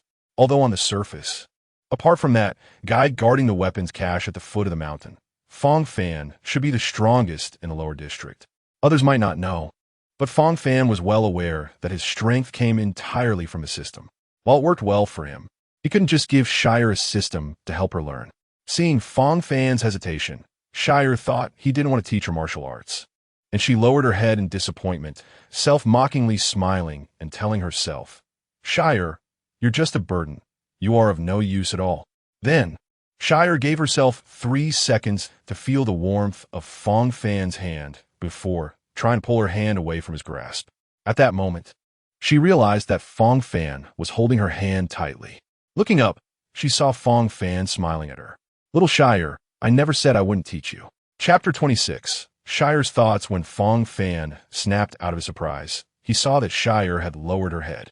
Fang Fan's emotional intelligence wasn't particularly high, but Shire was only 13 or 14, and her feelings were clearly written on her face and in her actions. When Fang Fan saw Shire looking down, he realized something was wrong and quickly tightened his grip on her hand. At that moment, Shire, feeling confused, didn't notice.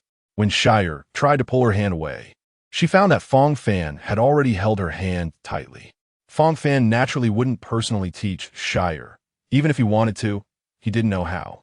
So now, he was just buying time, but he did think of a more suitable candidate. Oleg, the leader of the Fire of Earth. Especially when Fang Fan recalled the plot in detail, there weren't many people in the lower district who could teach Shire martial arts, and Oleg was the most likely one. Successfully calming Shire down, Fang Fan continued to hold her hand as they returned to Natasha's clinic. As soon as they arrived, Fang Fan quickly pulled Natasha to a quiet corner. Natasha was organizing the medicines and was taken aback when Fang Fan suddenly pulled her aside. Fang Fan, seeing Natasha's puzzled expression, was afraid Shire would find out, so he didn't explain much and got straight to the point. "Can you let Oleg teach Shire martial arts?" Natasha's pupils subtly constricted, but she remained calm and replied, "I only know Oleg. We're not that familiar. If Shire wants to learn martial arts, why don't you teach her? I think Oleg can't beat you." Fang Fan had anticipated Natasha's response and didn't want to beat around the bush, directly exposing her disguise. "My dear sister Natasha. Should I call you Dr. Natasha, or the behind-the-scenes leader of the Fire of Earth, Ms. Natasha?" As soon as Fang Fan finished speaking, he felt a fragrant, soft hand cover his mouth. Fang Fan saw that the previously calm Natasha now looked like a little girl who had made a mistake. Glancing around to see if anyone had noticed them, when she saw that there was no one else around, Natasha breathed a sigh of relief and released her hand from Fang Fan's mouth. Looking at Fang Fan's somewhat mischievous smile, Natasha, a bit flustered yet playful, asked, "Little Fan, where did you find out this secret?" Fang Fan thought to himself, "If I hadn't known the plot beforehand, how could I know you were the true leader of the Fire of Earth?" However, knowing the outcome and deducing the process had been exhausting for Fang Fan.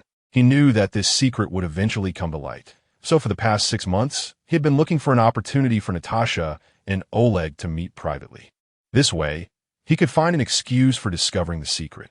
However, during the 6 months in Rivet Town, Fang Fan hadn't found a single opportunity.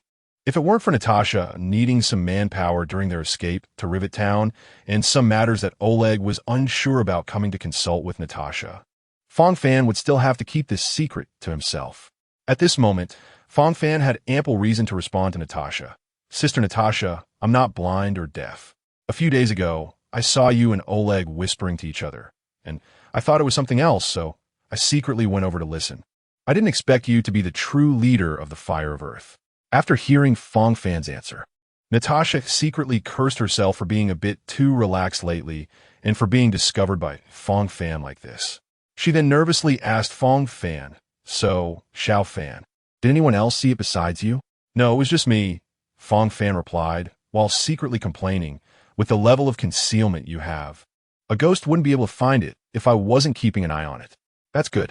Xiao Fan, you haven't mentioned it to anyone else, have you?" "No. I'm very tight-lipped." Phew. After hearing Fang Fan's response, Natasha finally relaxed her tense heart. However, after relaxing, Natasha suddenly remembered what Fang Fan had just said. Although Fang Fan was now a few centimeters taller than Natasha, she still firmly twisted his ear, saying, "Xiao Fan, could you explain again what you meant by that thing you mentioned earlier?" "Ouch, Sister Natasha, it hurts. I was wrong, please stop." Although Natasha's grip was just a tickle for Fang Fan's current defensive strength, he pretended to be in great pain to give Natasha an out. After hearing Fang Fan admit his mistake, Natasha released his ear and lectured him. Xiao Fan, you should learn less of those random things in the future. You're still young. Some things you shouldn't know so early. Fang Fan nodded repeatedly on the surface, but thought to himself that before his transmigration, aside from lacking practical experience, he actually had a wealth of theoretical knowledge, which he had learned without a teacher. At that moment, Fang Fan appropriately brought up, Sister Natasha, what about Xiao Sierra? Natasha sighed helplessly.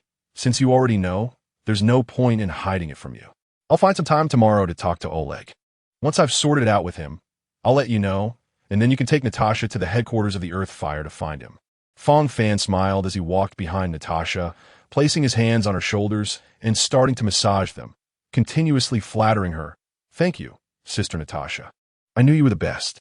Previously, when they were in Rivet Town, Fang Fan often massaged Natasha's shoulders. But after that night chatting with Sierra, Natasha was alarmed to find that her impression of Fang Fan was gradually changing.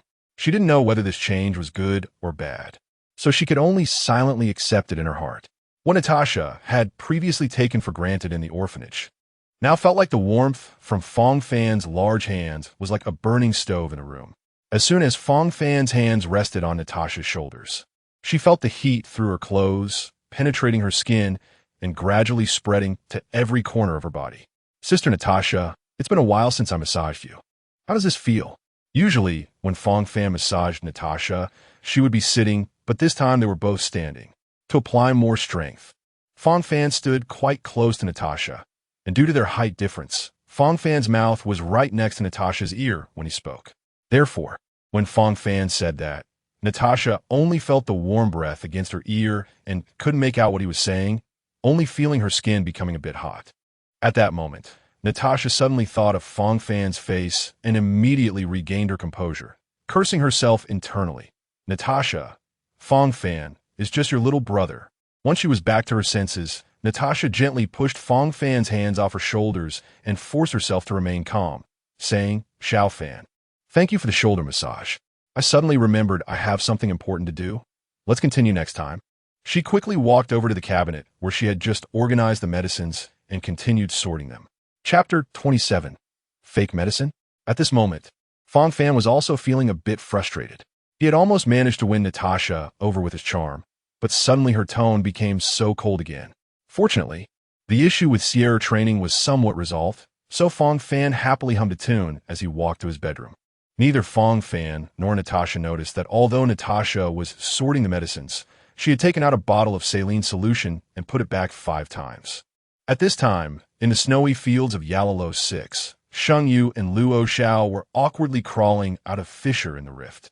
As soon as they emerged, Shengyu immediately gave Luo Xiao a big shove. Where did you get this terrible information? Is it reliable? If you can do it, do it. If you can't. Shengyu realized halfway through that they were in Yalalo 6 and not on the Xianzhou, and since he couldn't pilot that starship himself, he had to swallow the last word back down. He was afraid that if he pressured Luo Xiao too much, he might just take off in the starship, leaving him in the lurch. At this moment, Luo Xiao was still in a state of being scolded by Shengyu and was reflecting on whether he had overlooked any details that caused them not to teleport to the lower area through the rift. Meanwhile, he kept apologizing to Shengyu. I'm really sorry, Sheng Tu.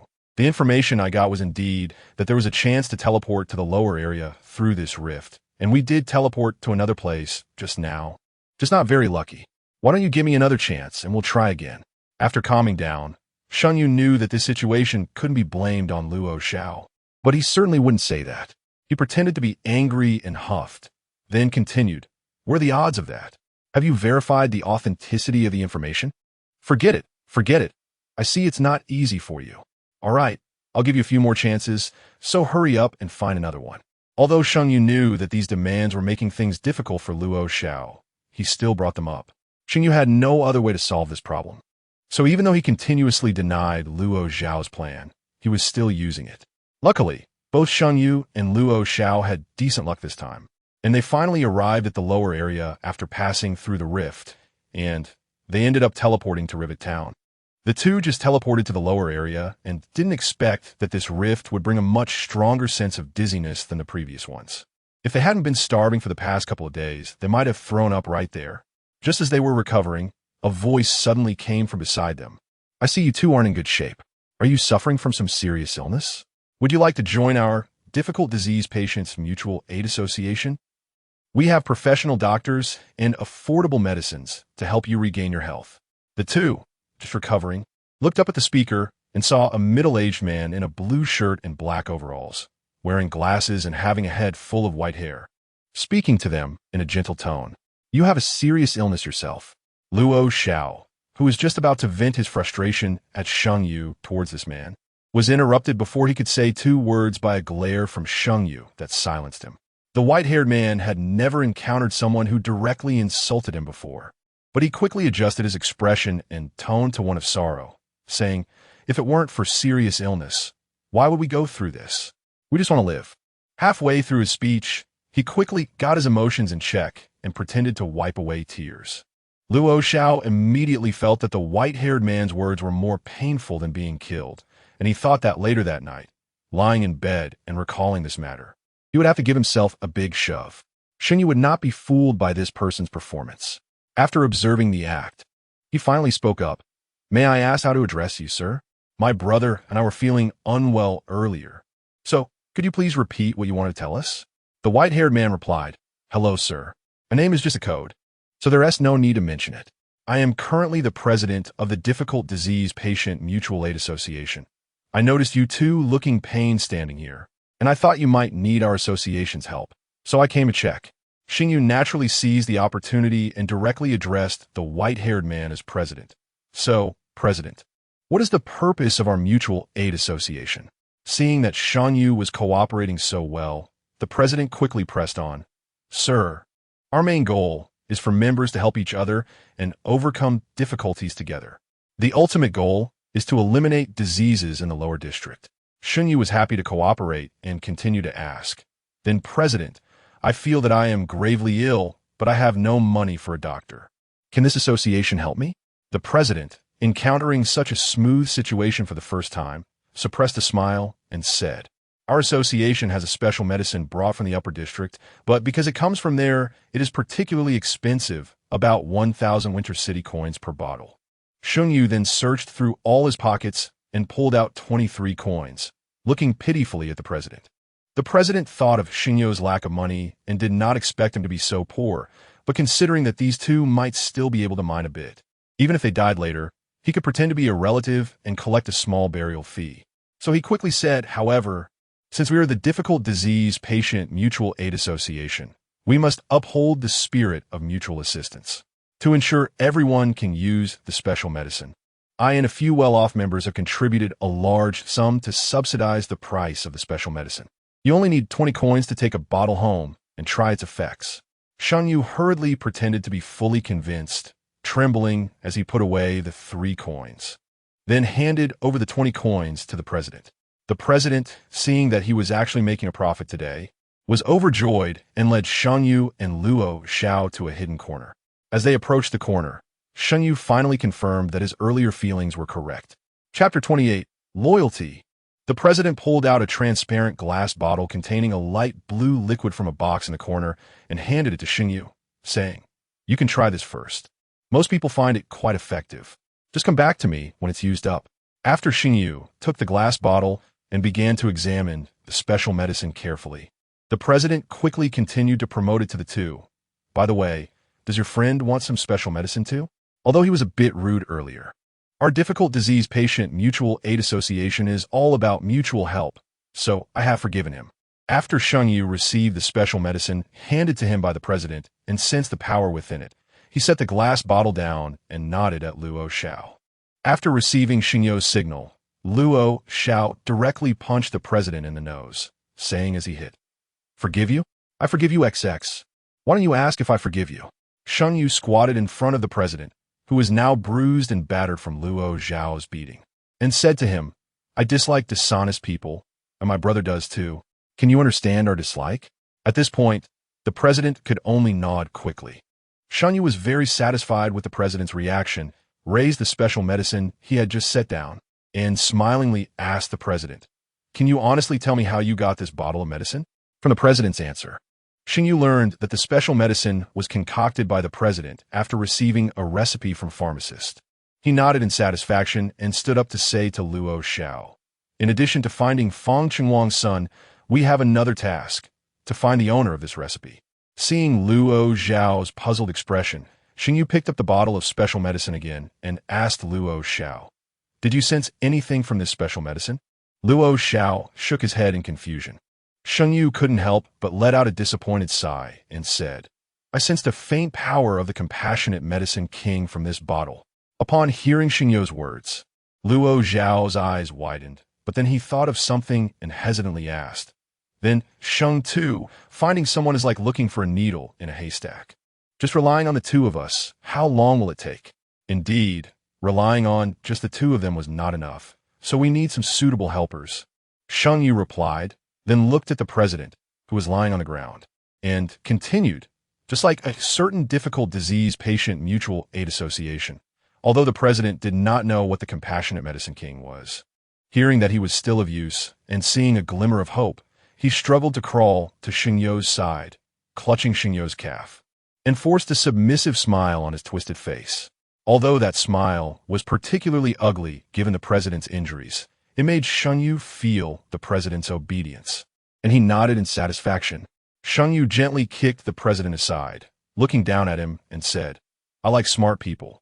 Your performance just now was very smart. I hope you continue to be smart." At the moment he was kicked away by Xingyu, the president felt his heart sink, fearing that he would lose his life in the next moment. Hearing Xingyu's words to him, the president knew his life was spared and hurriedly turned over to kneel on the ground, lowering his head and saying, "I will strive to become a smart person in the mouths of great people. Long live the compassionate medicine king." Xingyu looked at the president kneeling at his feet with disdain in his eyes. Although he wanted an obedient president, he still admired those with backbone. Xingyu casually said to the president, "You don't have to call me sir anymore. Just call me Sheng Supervisor or Sheng Tu. Also, you don't need to shout long live the compassionate medicine king. The compassionate medicine king is immortal, and the lifespans of his envoys are more than 1,000 years. If you perform well, I can request a blessing from the compassionate medicine king for you. I want to promise too much, but living another 500 years is not out of the question. By the way, what is your name?" Hearing Xingyu's question, the president, still kneeling on the ground, suddenly had a bit of hope for longevity. Although he didn't believe in the compassionate medicine king's blessings, judging by their attire, it was highly likely they came from another planet, and perhaps the aliens had already solved the problem of longevity with medicine. The president hurriedly replied, "In response to Sheng's supervisor, my name is Sang Sitian." After hearing Sang Sitian's answer, Xingyu continued, "Sang Sitian, right? Then lead us to your headquarters." Sang Sitian dared to get up from the ground, leading Xingyu and Luo Xiao towards his association's headquarters. All the way, Sang Sitian maintained a bent posture while leading. Though his back ached, he did not dare to straighten up. Upon reaching the entrance of the difficult disease patient mutual aid association, although it was called a headquarters, it was actually a naturally formed spacious cave with two association staff members standing guard at the entrance with long spears. The two staff members, upon seeing Sang Sitian, who was bruised and battered, returning to the headquarters with two unfamiliar faces, immediately thought that Sang Sitian had been kidnapped by these two. They quickly tightened their grips on their spears and aimed them at Xingyu, who was following behind Sang Sitian. At this moment, Sang Sitian, who was walking at the front, seemed to be stunned, standing still and not moving. Sunstern had not expected that the two association members he casually picked to be gatekeepers would possess such courage. He was astonished by their performance, but in the blink of an eye, he reacted, although he still pretended to be overly surprised, standing still to let his two subordinates test the strength of those two. Xingyu saw the two guards at the entrance charging at him with their spears. Having once been a member of the Cloud Cavalry, Xingyu shook his head at their extremely unstandard postures. Then, he looked at Sunstern's frozen back with a half-smile in his eyes, knowing that Sunstern was not genuinely stunned. However, Xingyu also had plans to establish his authority and waved his hand behind him, signaling Luo Xiao not to intervene. Taking advantage of the moment when the two guards were out of sync in speed, he stepped forward and firmly grabbed the tip of one guard's spear. With a loud shout, he lifted the guard high into the air. The guard positioned further back, seeing this scene, hesitated for a moment before throwing his spear to the ground and turning to run away. Sheng Yu would not let him escape in his attempt to establish authority. After throwing the guard he held aloft aside, he moved swiftly, appearing in front of the fleeing guard in no time, and kicked him, sending him flying. Afterwards, Sheng Yu picked up the guard he had kicked down by the collar and lightly tossed him next to the other guard. At this moment, the two guards, who were huddled together, exchanged glances, realizing that Sheng Yu's strength was far beyond what they could reach. They also understood that if Sheng Yu wanted to kill them, it would have been a trivial matter just now. As long as they did not provoke Sheng Yu, their lives would certainly be safe. So they abandoned the thought of escape and obediently lay on the ground, waiting to see how Sheng Yu would deal with them. Sheng Yu walked up to Sunstern, observing his slightly trembling body and astonished expression, and couldn't help but sigh that this person was indeed a natural-born liar, capable of acting so convincingly. In fact, when Sunstern initially had his back to Sheng Yu, his performance could score an 80, but on closer inspection, traces of his act could still be seen. However, when Sunstern saw through the mirror by the door how easily Sheng Yu dealt with the two guards, fearing he would end up like a chicken revering a monkey, his emotions naturally betrayed him, and Sheng Yu definitely could not see through the flaw. Sheng Yu had indeed contemplated this before, but thinking that only Sunstern might have information about the apothecary and the formula, he did not go for the kill. Instead, he casually yanked Sunstern by the collar and threw him next to the two guards. Sunstern, not daring to get up, could only lie on the ground and plead for himself. Manager Sheng, just now I. Sunstern had just begun to speak when he was interrupted by Sheng Yu. You don't need to explain. I know what you're thinking. I'm in a hurry today and don't want to waste words with you. But you must understand that doing something wrong comes with punishment. As Sheng Yu spoke, he walked over to Sunstern and stepped on his left hand. Without exerting any force, Sunstern's left hand was flattened by half, and when Sheng Yu lifted his foot, all the bones in Sunstern's left hand had shattered, leaving it useless. When Sunstern first heard Sheng Yu say that doing something wrong would lead to punishment, he couldn't help but breathe a sigh of relief, thinking at least he wouldn't die. However, the next moment, he felt excruciating pain in his left hand, followed by waves of pain crashing over him like giant waves in a storm, one wave after another, each stronger than the last. Sunstern did not dare to scream, biting down on his right arm tightly, fearing that he would let out even a hint of sound. Sheng Yu, seeing that Sunstern did not make sound, nodded in satisfaction and said to him, "You can avoid the death penalty, but you cannot escape the living punishment. Since you're not dead, hurry up and get up to lead the way. If you do well for me in the future, a bottle of the medicine blessed by the God of mercy will restore your left hand to its original state. Your two subordinates, although lacking in strength, are commendable in loyalty, so you need to cultivate them well." Sunstern hurriedly nodded in agreement, although a hint of anger rose in his heart. Looking at the blood mark he had bitten on his right arm, he quickly endured the pain to stand up, not daring to stand straight, and bent down to lead the way for Sheng Yu and Luo Xiao. Sunstern led the two into the Association's headquarters. Although it was called a headquarters, it was merely a cave with a table and some simple office supplies in the outermost room. Further inside was a massive iron door, without Sheng Yu needing to indicate. Sunstern had already jogged over to open the iron door. He then stood at the door, letting Sheng Yu and Luo Xiao enter first. Luo Xiao stepped inside without hesitation, and upon seeing this, Sheng Yu furrowed his brow, but said nothing. Sheng Yu turned to Sunstern, who was still standing by the door, and said, "You go in first." Sunstern was taken aback by Sheng Yu's words, but obediently walked into the iron door. After seeing that both Sunstern and Luo Xiao were safe inside, Sheng Yu finally felt at ease and entered. Luo Xiao was still unaware that he had been treated as a guinea pig by Sheng Yu. When the two guards from earlier entered the room, they widened their eyes and then glared at Sunstern with anger. In this room, one half contained some simple chemical equipment and various bottles and jars, while the other half was neatly stacked with dozens of cardboard boxes, which held the special medicine sold by the Mutual Aid Association for difficult and severe patients. Before this, Sunstern had used hunger marketing strategies to maintain drug prices and ensure long-term benefits. The two guards had been tempted to stand guard with the condition of getting priority to purchase the special medicines.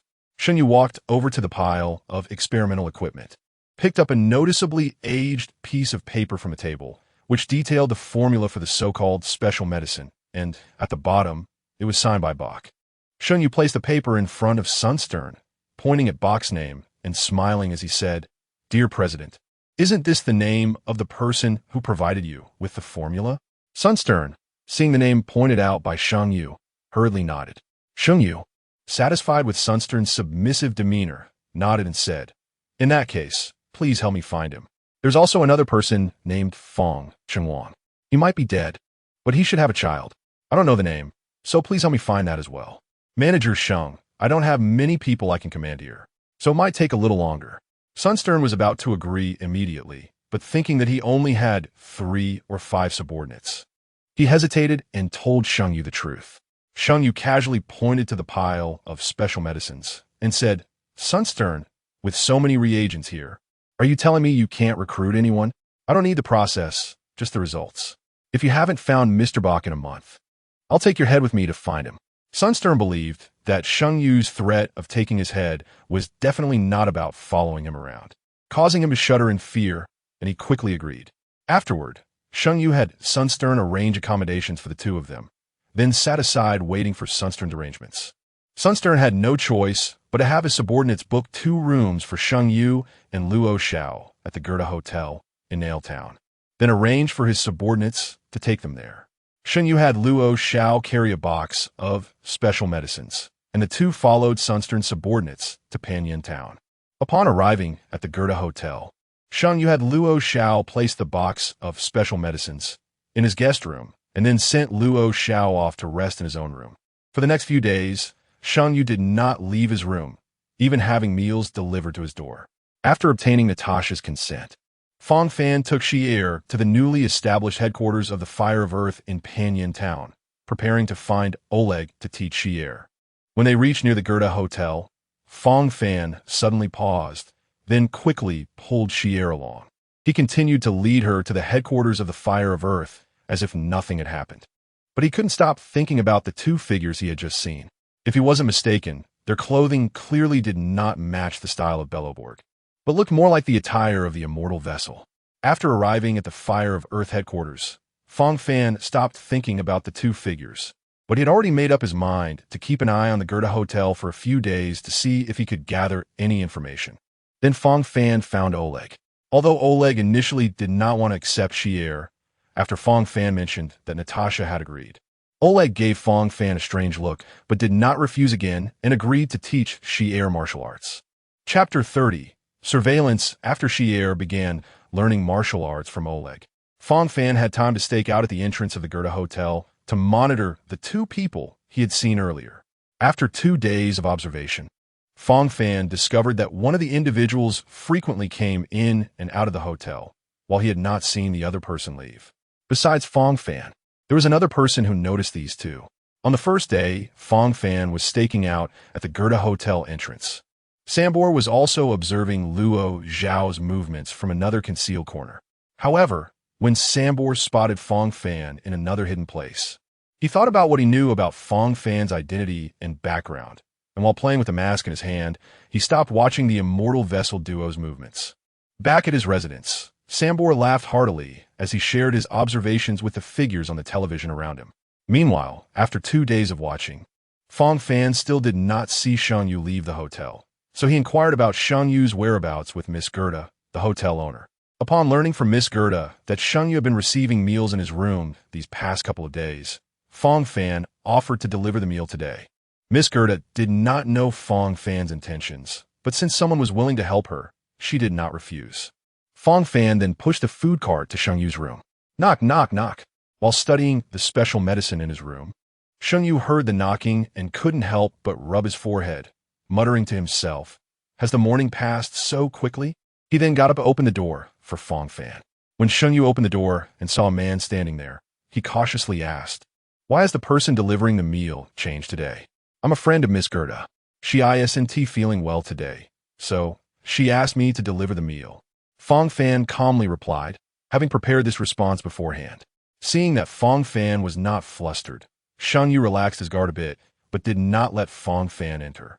He simply took the meal from the cart into the room and closed the door. Although Fang Fan could not enter the room, he managed to catch a glimpse of the room's contents when Yu opened and closed the door. The other items were standard hotel furnishings, but the jars and bottles on the table caught Fang Fan's attention. However, he still could not figure out what those jars and bottles were for. So he planned to continue watching the Goethe Hotel to see who Yu and Luo Xiao would interact with next. From this probing, along with his previous observations of Luo Xiao, Fang Fan was certain that the two were likely visitors from the immortal vessel. After Yu took the meal into the room, he suddenly recalled Fang Fan, who had just delivered the meal, and after thinking carefully, he felt something was off, but he couldn't pinpoint what it was. After pondering for a while, Yu still couldn't figure out what was wrong with Fang Fan. So he set that thought aside and redirected his focus to the special medicine he had obtained from Sanstan. Seeing that it was almost time, Fang Fan stopped staking out and headed to the Fire of Earth headquarters to pick up Xier. When Fang Fan arrived, there was still some time left before the training ended, so he walked in. Since that day, Fang Fan mentioned Natasha. Oleg had instructed the members of the Fire of Earth that unless it was an important matter, Fang Fan could come and go freely. Therefore, Fang Fan was not stopped when he entered the headquarters. When Fang Fan reached the training ground, he noticed that Xier had finished training for the day and was lying on a mat nearby, while a female member of the Fire of Earth was giving her a massage to help relieve her muscle soreness. Fang Fan did not go inside, as Xier was enduring the pain of the massage and did not notice Fang Fan's arrival. When the female member finished the massage for Xier, Fang Fan walked into the training grounds lounge and lifted the now limp Xier onto his shoulder. After expressing his gratitude to Oleg and the member, he carried Xier out. Xier shyly covered her face with her hands, feeling embarrassed to be carried out by Fang Fan. In the previous days, Fang Fan had also carried Xier out like this, and in response to her protests, he would simply reply, "When will you be able to walk out of the training ground normally? Then you won't have to be so embarrassed." In fact, Fang Fan didn't want to carry her like this either, but he had tried carrying Xier on his back before, and after leaving the training ground, she was in a state of complete exhaustion. As soon as he lifted her, she felt like a pile of mud slipping off his back. So Fang Fan could only choose to carry her on his shoulder instead of in a princess carry. When Fang Fan carried Xier to the market, she had regained some strength, and after they finished dinner, they walked back to Natasha's clinic together. However, when Fang Fan returned to Natasha's clinic, he noticed something was off today. Although he felt something was wrong, he couldn't tell what it was. As he approached Natasha, who was sitting by her desk in a daze, he finally realized what was wrong. In the past, since Fang Fan was no longer helping in the clinic, Natasha would typically be busy attending to patients at this time. But today, she was just sitting idly in her chair. Fang Fan looked around and saw that there was only one patient lying on a bed, while the other beds were empty. If it were just that there were fewer patients today, Fang Fan could understand. But he remembered that several patients on those beds still needed a few more days of treatment before they could be discharged, yet now the beds were empty. Fang Fan sat down next to Natasha and quietly asked, "Sister Natasha, what happened today?" Hearing Fang Fan's voice, Natasha came back to her senses and pointed to a glass bottle on the desk. Following Natasha's gesture, Fang Fan saw the glass bottle. After seeing it and recalling the empty beds in the clinic, he immediately understood what had happened. The difficult and severe illness patient mutual aid association? Fang Fan asked softly. Natasha looked at Fang Fan in surprise, then weakly nodded her head. Xier, watching the conversation between Natasha and Fang Fan, was completely confused and didn't understand what they were talking about. Chapter 31, Fake Medicine. When Fang Fan saw Xier's puzzled expression, he shared some information he had learned in the game. Sir, this difficult disease patient mutual aid society is an organization that has a so-called special medicine. Although it's not cheap, it's much cheaper than normal treatments. Isn't that great? Sister Natasha can have it easier, Xier replied, still somewhat confused. Fang Fan continued, however, this special medicine does not have any healing effects. It merely stimulates the body's potential, providing temporary relief from pain. But after the effects wear off, the patient's condition will not only fail to improve, but may actually worsen. Natasha looked up in surprise at Fang Fan, not expecting him to know so much about the special medicine. After hesitating, she didn't let Fang Fan continue. Fang Fan also chose not to elaborate, as he couldn't judge whether Bach's actions were right or wrong. The atmosphere became awkwardly tense. Suddenly, Sierra stood up and walked outside, breaking the awkwardness. Fang Fan looked at Sierra and grabbed her hand, asking what she intended to do. "I want to kill those who sell fake medicine," Sierra replied, trying to shake off Fang Fan's grip, but found him holding her hand tightly. Fang Fan sighed, pulled Sierra back to his side, and pressed her back into her seat. "What reason do you have to kill them?" Fang Fan asked, staring into Sierra's eyes after she was seated. "They sell fake medicine. Why can't I kill them?" Sierra replied, still puffed up like a puffer fish. "What evidence do you have?" Fang Fan pressed. "I just know they sell fake medicine." Sierra was left speechless when Fang Fan asked for evidence, and after throwing out a harsh remark, she quietly sat in her seat. Once Fang Fan felt that Sierra had stopped struggling, he released her hand. "Xiao Fan, you know about this special medicine. Do you also know about Bach?" Natasha asked Fang Fan after successfully calming Sierra down. Fang Fan didn't expect Natasha to ask so directly, so he simply answered, "Yes, I know most of the situation, and I also know he is currently in the desolate outskirts of Belloberg." "Ah," Natasha exclaimed in surprise, standing up. "Did you see him when you went to the upper city with Sango last time?" Fang Fan was at a loss for how to explain his knowledge of Bach, but Natasha helped him out, so he took the opportunity to say yes, his research on snowstorm immunity has become much milder, and the effects are better than before. After hearing Fang Fan's words, Natasha sat down thoughtfully, staring blankly.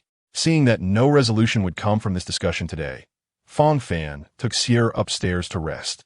Of course, to avoid misunderstandings, Fang Fan and Sierra each had their own rooms. The next morning, after Fang Fan sent Sierra to the headquarters of the Earth Fire, he didn't wait at the Goethe Hotel, but instead began wandering aimlessly in the town of Panyan. After wandering for over half an hour, he finally spotted the person he was looking for. He saw someone in a concealed corner, slyly handing a glass bottle to another person. The glass bottle exchange between the two was identical to the one he had seen on Natasha's table the previous night. After watching the exchange, Fang Fan followed one of them to see where he would go. The small soldier, for convenience, let's call him that, sold the last bottle of medicine in his hand and walked out of Panyan Town, heading to a secret warehouse set up in Rivet Town to get another batch of special medicine for sale in Panyan Town. The small soldier hummed a happy tune along the way, counting the money he had earned over the past few days, which would have taken him a year of hard work in the mines to make. And he couldn't help but feel overjoyed. Fang Fan continued to follow the small soldier, who had been wandering in Panyan Town for over an hour.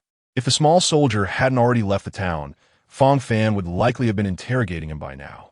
When Fang Fan arrived at the outskirts of Rivet Town, he looked at the frail person ahead and then at the rift creatures wandering in Rivet Town, and he couldn't figure out how this person would enter Rivet Town.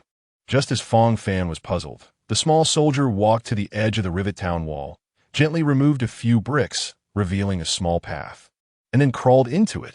He even remembered to cover the entrance with bricks again. If one didn't look closely, it would be hard to notice the path. Seeing the person he was following enter the small path, Fang Fan was afraid of being discovered if he followed too closely. So he waited for 6 or 7 minutes before carefully crawling into the small path himself. Fang Fan took a little over a minute to come out from the other side of the small path. Due to Rivet Town being previously occupied by rift creatures, there was no concealment at the exit, and a hole over a person and a half high was glaringly visible outside. Just as Fang Fan stepped out of the hole, he heard a loud shout nearby. "Who are you? What are you doing here?" Turning around, he saw the small soldier he had been following along with 2 other people counting the special medicine and Winter City shields. Fang Fan didn't waste time talking. He pulled out the baseball bat he had been carrying and knocked each of them out with one swing. The baseball bat had become unusable after the wheel battle, so to carry on the legacy of the pioneers, Fang Fan found a blacksmith to forge him a solid baseball bat. After Fang Fan knocked down the 3, they didn't put on a show of defiance. Whenever Fang Fan asked a question, they answered honestly. With the cooperation of these 3, Fang Fan quickly learned about the general situation of the difficult disease patient Mutual Aid Society. The Mutual Aid Society was established by Sandstan to sell the special medicine. To earn more money, Sandstan strictly limited the sales quantity of the special medicine. At that time, there was only one sales point for the special medicine, and Sandstan personally oversaw it every day. The daily sales volume was also limited. After the Rift invasion in Rivet Town, the original residents either followed Natasha to Panyan Town or died in the invasion, turning Rivet Town into a ghost town. Seeing this, Sandstan moved the sales point to Rivet Town and opened up the small path for easier access for people in medicine. A few days ago, for reasons unknown, Sandstan not only lowered the price of the special medicine to half of the original, but also removed the purchase limit and encouraged members of the Mutual Aid Society to resell the medicine. To make it easier for everyone to buy medicine, Sandstan also set up 2 sales points in the wasteland. But most old members still preferred to come to the sales point in Rivet Town to buy. Therefore, the stock of medicine here was the largest. Fang Fan looked at the dozen boxes of special medicine behind the 3 men. With their desperate gazes, he smashed the boxes with his baseball bat, reducing the special medicine to pieces, and collected the several Winter City shields on the table. He told the 3, "Follow me," and then crawled into the small path. Seeing Fang Fan's determination and the destruction of the dozen boxes of special medicine, the 3 men realized that staying here would only lead to death. So they followed Fang Fan into the small path. The 3 of them obediently followed Fang Fan back to Panyan Town. Fang Fan took them to the headquarters of the Earth Fire, informed the guard at the entrance of the situation, and had the 3 of them detained before heading to the training ground to find Oleg. Chapter 32. Reappearance. Fang Fan got so busy that he missed the usual time to pick up Sierra, who had already finished her training for over half an hour. When Fang Fan was 3 to 5 minutes late, Sierra was just angry that he hadn't come to pick her up on time. However, when he was more than 10 minutes late, Sierra began to worry and fear that something unfortunate had happened to Fang Fan. This anxiety grew heavier as time passed.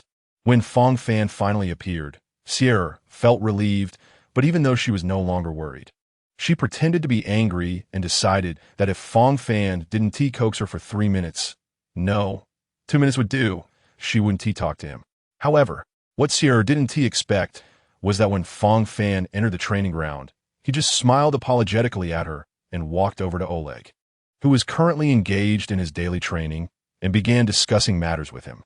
Although Sierra couldn't hear exactly what they were talking about, she caught the words special effects medicine.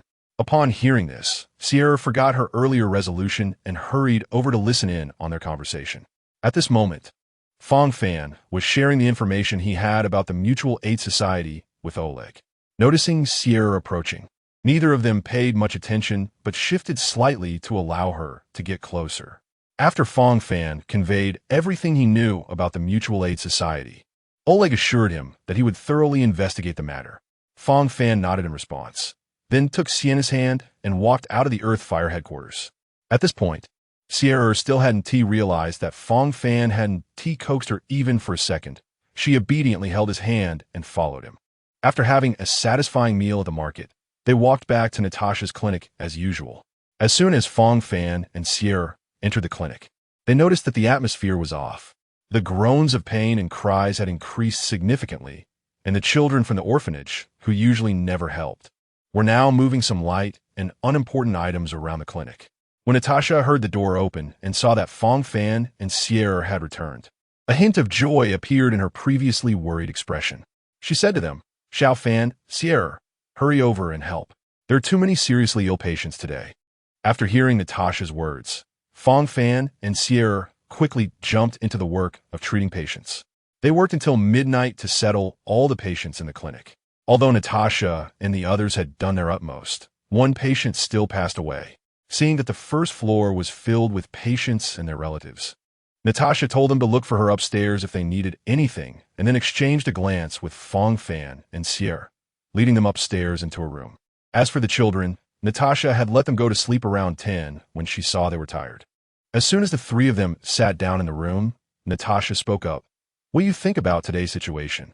Although Natasha was asking for their opinions, her gaze was fixed on Fang Fan. Fang Fan understood that Natasha wanted his answer to see if her speculation was correct. So he didn't conceal anything and directly said, "You want to ask me if today's situation was caused by the special effects medicine, right?" Natasha nodded upon hearing Fang Fan's response and said, "It seems my guess was correct." She then asked Fang Fan, "I want to meet that person again." That person was naturally Bach. Fang Fan also wanted to meet this extraordinary individual whom he hadn't seen in his previous life.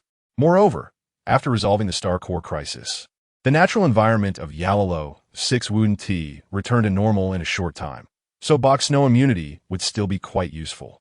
Fang Fan nodded. Sister Natasha, even though we met by chance, we should be able to find him if we look carefully in a while. However, the most important thing right now is still the Mutual Aid Society. Once this matter is settled, I will accompany you to the wasteland. After speaking, Fang Fan looked at Natasha, only to find that she had fallen asleep on the table from exhaustion. Just as he stood up to help Natasha to her room, he noticed Sierra had already stepped in front of him, supporting Natasha on her shoulder. Big pervert. I can take Natasha back to her room to prevent you from taking advantage of her. Sierra stuck out her tongue at Fang Fan and carried Natasha back to her room. Fortunately, Sierra had been practicing martial arts during this time. Otherwise, she might not have been able to carry Natasha back. However, because Sierra was a bit petite, as she carried Natasha back, the swaying of Natasha's curves brushed against Sierra's face. Sierra looked at Natasha with envy and jealousy, thinking to herself that she would have that too when she grew up. After much effort, Sierra finally got Natasha back to her room. After laying Natasha flat on the bed and covering her with a blanket, she muttered, Sister Natasha, I'm sorry, but Brother Fang Fan is mine. Then she left Natasha's room and returned to her own to rest. Once Sierra walked out of the room, Natasha, who had already fallen asleep, let out a sigh. Although Natasha had indeed fallen asleep with her head on the table, she naturally woke up when Sierra carried her back in such an uncomfortable position. Natasha opened her eyes and looked at the dark ceiling, a hint of confusion crossing her gaze. Those involved are often confused while the observers are clear. Natasha had always known that Sierra liked Fang Fan. However, whether Natasha liked Fang Fan was something she had been hesitating about in her heart. When Sierra asked that question in the tent that night, Natasha had been questioning herself ever since, but had never arrived at a conclusive answer. However, tonight's conversation made Natasha feel that the answer in her heart was something she had always been afraid to admit, especially since 6 months ago. She had still viewed Fang Fan as a younger brother. In the following days, the greatest selling point of the special effects medicine was destroyed by Fang Fan, and the medicine disappeared from Panyan Town. Fang Fan continued to accompany Sierra in training as usual and spent his time watching for any movements from the 2 celestial guests at the God Hotel. The 3 members of the Mutual Aid Society detained at the Earthfire headquarters had indeed known too little, so after several days of interrogation, they hadn't provided much useful information. The only piece of useful information was that the president of the Mutual Aid Society would visit various sales points every week to deliver medicine and collect the sales revenue. Chapter 33. Improved formula. After learning this news, Fang Fan and Oleg calculated the date and went to Rivet Town again on the expected day. The two stood on a high slope outside Rivet Town, looking at the once bustling town that was now lifeless, sighing. Fang Fan looked at the land beneath his feet and couldn't help but reminisce, as this was the first scene he saw when he crossed over. They didn't stay there long, directly following the small path opened by the Mutual Aid Society into Rivet Town. Fang Fan noticed more signs of rummaging outside the sales point of the Mutual Aid Society and realized he had arrived too late.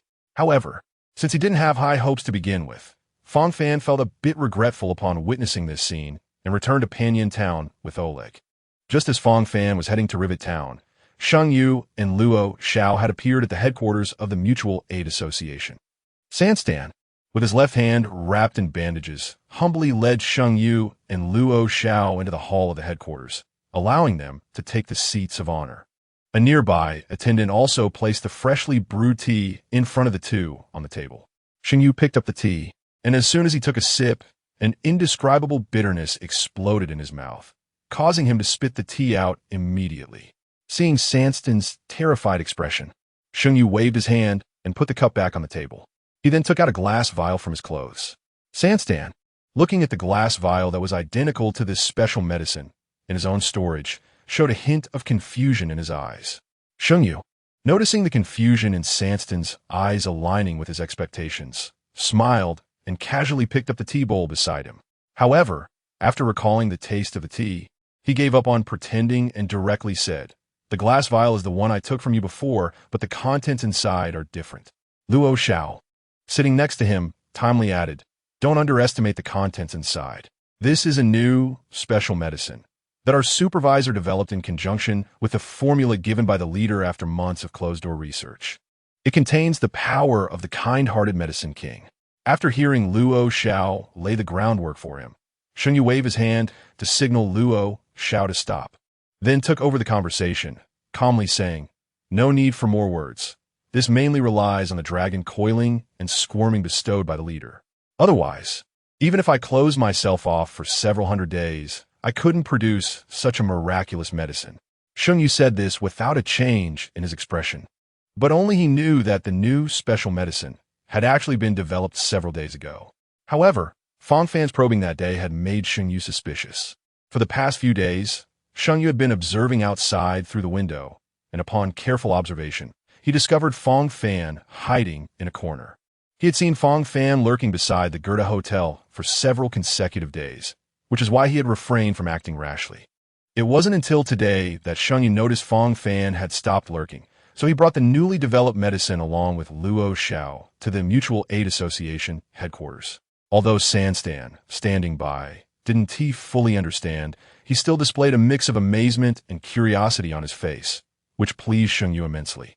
Shengyu first handed the vial of medicine to Sanstan, saying, "I know you can't fully appreciate the power of the kind-hearted medicine king just by my words. Take this vial of medicine, and you will understand the greatness of the kind-hearted medicine king." Sanstan, seeing Shengyu hand in the medicine, wanted to pass it to his subordinate to try first but dared not. He could only brace himself and drink the medicine in one go. As the medicine went down, Sanstan felt a line of fire ignite in his chest. Soon, the pain in his already disabled left hand surged, gradually spreading throughout his body. Sanstan rolled on the ground in agony, and those around him felt a cold sweat break out at the sound of his screams. However, it wasn't long before Sanstan's cries ceased. He unwrapped the bandages from his left hand and moved it a few times, revealing a look of surprise. He suddenly knelt down before Shengyu, thanking him for the grace of rebirth. Although this hand had been crippled by Shengyu, Sanstan understood that only by performing like this could he most satisfy Shengyu. However, in his heart, he had already noted down all the debts one by one. Shengyu, seeing Sanstan's performance hit the right spot, couldn't help but laugh heartily. "Don't worry, besides regrowing severed limbs, it can also grant immortality. You wouldn't believe it. I'm already over 400 years old." The others around, upon seeing Sanstan healed, believed Shengyu's subsequent words without doubt. And after hearing Shengyu say he was over 400 years old, they all kneeled before Shengyu, begging him for medicine. Seeing this situation, Shengyu was even more pleased. Back on the celestial boat, he was merely his supervisor, needing to guard against the pursuit of the Cloud Cavalry and the Earth Balance Division. But now, on this desolate planet, he could potentially become a local emperor. Shengyu then took out a prescription and handed it to Sanstan, who was closest to him. Sanstan, still kneeling before Shengyu, noticed Shengyu making a move and looked up to see him handing something over. He quickly raised both hands to receive it. After Sanstan took the prescription, Shengyu addressed the crowd kneeling before him. "The prescription I give to Chairman Sanstan is the new generation formula I developed by combining the special medicine and the secret recipe coiling dragon and squirming, which is a blessing from the kind-hearted medicine king. While we still cannot bring the dead back to life, you have already seen the effect on flesh and bones. It can also prolong life. Let's call it eternal spring and autumn." Sanstan, being the longtime chairman, quickly shouted after Shengyu finished, "Thank you, kind-hearted medicine king, for the medicine." Hearing Sanstan shout, the others quickly echoed, "Thank you, kind-hearted medicine king, for the medicine." After achieving his purpose for coming, Sanstan stood up and walked over to Shengyu, crouching down to pat Sanstan on the shoulder. Sanstan, feeling Shengyu's individual pat on the shoulder, felt a wave of relief, quickly flattered. "Supervisor Sheng, what orders do you have?" "Just command me," Shengyu said. "Don't forget the person I asked you to find. Also, one more thing is not exactly a command. Just to let you know, eternal spring and autumn is a blessing from the kind-hearted medicine king.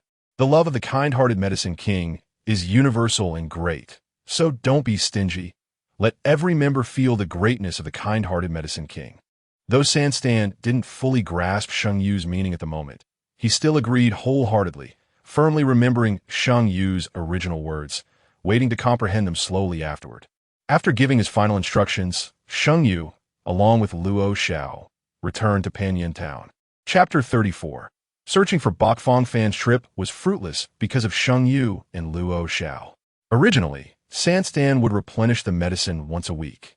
But due to Shang Yu's previous request, Sanstan had gone to replenish it just 2 or 3 days later, fearing a shortage. Because of this reason, Sanstan discovered early on that there was an incident at the sales point in Rivet Town and did not come here again. After Fang Fan and Oleg returned to Panyin Town, Fang Fan led Sierra back to Natasha's clinic to continue helping Natasha, while Oleg increased the patrols of the Earth Fire in Panyin Town, strictly preventing the infiltration of Mutual Aid Association members. These past few days, due to the previous special medicine, Natasha's clinic was packed every day, and because the special medicine could stimulate human potential, many people arrived at the clinic already exhausted, and it wouldn't be long before they bid farewell to the world. Fang Fan had also been unable to spare the time to monitor Shang Yu and Luo Xiao. But after completing the preparation of the medicine, Shang Yu had not gone out again, instead focusing on adjusting the device he brought to track Fang Fan. However, what Shang Yu didn't know was that Luo Xiao also had a hint of greed for eternal spring and autumn, but since Shang Yu had been in the room, Luo Xiao hadn't found an opportunity to steal it. These few days passed in this strange calm. After these few days, the flow of people in Natasha's clinic returned to normal. Fang Fan was also able to find time to monitor Shang Yu and Luo Xiao, who were still staying at the Goethe Hotel. Fang Fan seized this opportunity to head to the ice and snow wilderness to search for Bach. Fang Fan still went to report to Sambwa first. However, this time Sambwa, for some reason, did not go to the upper district with Fang Fan, but took him to a crack in a rift, telling him to just go in directly. Fang Fan looked at Sang Bo's lazy appearance and asked speechlessly, "What should I do when I come back?" "Try a few more times, you will succeed eventually." Fang Fan realized that Sang Bo would not accompany him into the rift, so he had to go in by himself. After arriving at the other side of the rift, Fang Fan paused for a minute to catch his breath before looking around. Just as he raised his head, he saw a very familiar house. It was then that Fang Fan understood why Sang Bo was too lazy to come over, whether it was a coincidence or intentional. The exit of this rift happened to be right across from Bach's temporary residence. Fang Fan walked up and knocked on the door. A man's voice responded from inside, and after a moment of footsteps, the door was opened. "Hello, who are you? Are you Mr. Bach?" "Yes, what is it?" "I am a child from the orphanage in Rivet Town." "Ah, how? What is Natasha doing?" "Sister Natasha is doing well now, but I am here for another reason." Fang Fan took out a bottle of special medicine.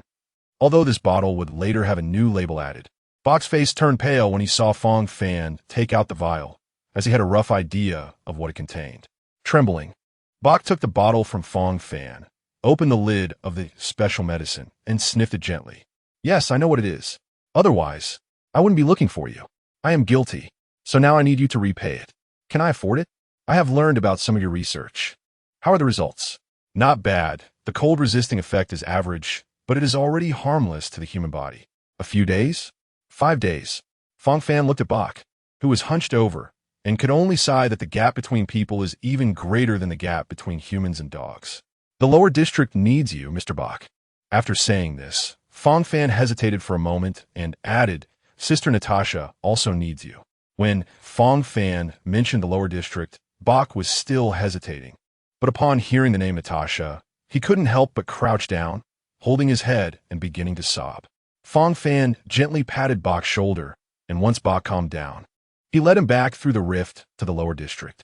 When Fang Fan returned to the lower district with a pale-faced Bach, Bach could no longer hold back and vomited for about 5 or 6 minutes before recovering. "Mr. Fang, do you usually travel back and forth like this?" "You're the third one." After passing through the rift 6 times, Fang Fan finally brought Bach back to the lower district, which was also the reason for Bach's severe vomiting. Fang Fan looked around the environment and found that it was not far from Panrock Town, so he took Bach back there.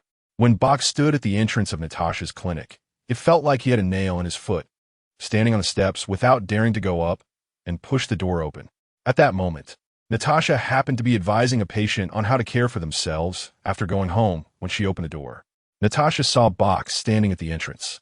Fang Fan knew he was no longer needed, so he went to the Gerda Hotel to monitor Sheng Yu and another person. However, since he hadn't team monitored them for the past few days, Fang Fan was unsure of what they had been doing. Meanwhile, the new medicine distributed by the Mutual Aid Society had spread throughout the lower district, aside from the members of the Earth Fire patrolling Panrock Town. Not much of the medicine had flowed in, while the wanderers in the wilderness each had a bottle. Natasha also noticed that the normal flow of people had not been maintained for a day or two, leaving the clinic empty. That evening, Natasha hurriedly called Fang Fan and Oleg to the second floor, temporarily using the cafeteria as a meeting room to inform them of the current situation at the clinic. Oleg frowned, pondering for a long time before placing a glass bottle on the table. Fang Fan looked at the glass bottle, which was identical to the one used for the previous special medicine, but he did not rush to speak, as Oleg must have something else to say about it. Oleg did not keep them in suspense. This is a special medicine that we captured from a person during our Earthfire patrol. According to his confession, this medicine is completely different from the previous special medicine, with better efficacy and no side effects after stopping the medication. Oleg paused before continuing. Moreover, according to that person's statement, this medicine has the effect of prolonging life. Prolonging life? Fang Fan and Natasha naturally did not believe such words. But Fang Fan suddenly thought of a terrifying possibility. Did the person you captured mention the Medicine King of Compassion? Fang Fan quickly asked. Medicine King of Compassion? Oleg pondered for a moment after hearing Fang Fan's question and replied, it seems they did mention that name. Chapter 35. Discovered. Fang Fan immediately stood up and said, let's go. Take me to where that person is being held. I need to ask him a few questions. Seeing Fang Fan's serious demeanor, Oleg hurriedly led Fang Fan and Natasha to the Earthfire headquarters. In the interrogation room, Fang Fan saw the association member captured by Earthfire and asked several questions, learning that the Mutual Aid Society had been looking for him all along. After questioning, Fang Fan sat in the interrogation room, worried. Natasha had never seen Fang Fan show such an expression before and quickly asked, Xiao Fan, is this situation serious? Fang Fan rubbed his temples and replied, very serious. If not handled properly, the entire Bellowberg could be directly destroyed. Natasha was shocked by how serious the matter was and asked, Xiao Fan, do you have a solution? This time I might be powerless, but there is someone who might have a way. Fang Fan, who had been filled with a sense of helplessness, suddenly remembered something halfway through speaking and ran towards the market without caring about Oleg and Natasha. Sangbo was chatting with others in his house when he suddenly heard a banging on the door, accompanied by Fang Fan's voice. Sangbo, it's Fang Fan. I have something incredibly important to tell you. Sangbo slowly closed the various screens on the wall and walked to the door to open it for Fang Fan. As he opened the door, he said, Mr. Fang Fan, I hope what you are about to say is worth the importance you claim, or you might lose the friendship of a purple-haired handsome guy. Fang Fan, now finally catching his breath, quietly told Sangbo, abundant believer. Upon hearing the words, abundant believer, Sangbo quickly pulled Fang Fan into his house. After closing the door, Sangbo asked seriously, Fang Fan, are you sure? Fang Fan handed the bottle of Spring and Autumn Eternal Splendor that Oleg had confiscated to Sangbo. The moment Sangbo opened the bottle, he felt the abundant power within it. Fang Fan wasted no time and got straight to the point, saying, I think you're the only one in Bellowberg capable of solving this problem. Sangbo's usually relaxed gaze sharpened instantly, but he also knew there was no time to ask Fang Fan what he knew. So he told Fang Fan, I will contact the celestial ship. Fang Fan nodded and left Sangbo's room. Fang Fan was naturally curious about how Sangbo would make contact, but he also knew Sangbo would not let him peek into those secrets unless he were a faceless fool. After Fang Fan left, Sangbo reopened the wall of screens and recounted what had just happened. The faceless fools on the various celestial ships did not feel that this was a very serious matter, as countless planets had been destroyed during the Hunt and the Abundant War. However, under Sangbo's strong request, they still anonymously reported this information to the celestial ship officials through their channels. After General Jingyuan of the Luofu immortal ship learned of this matter, he did not take it too seriously. After archiving the intelligence, he began to handle other daily affairs. At that moment, a small figure appeared at the entrance of the general's residence. The small figure quickly walked into the general's residence, approached Jing Yuan's desk, and slammed a piece of intelligence onto the table. Jing Yuan, who was busy dealing with the routine affairs of the immortal ship, glanced at the visitor and quickly sat up straight with a smile. Fu Xian, what brings you here? Fu Xian knocked on the intelligence on the desk and asked, where did this intelligence come from? Jing Yuan took a closer look and said, oh, this is intelligence sent by a masked fool hidden on our immortal ship. What do you think about this intelligence? Fu Xian replied, I think there are too many such incidents. There's no need to make a big fuss over a few prosperous believers. Do you know what my deduction results are? Upon hearing Fu Xian mention the deduction, Jing Yuan quickly stood up and asked what result.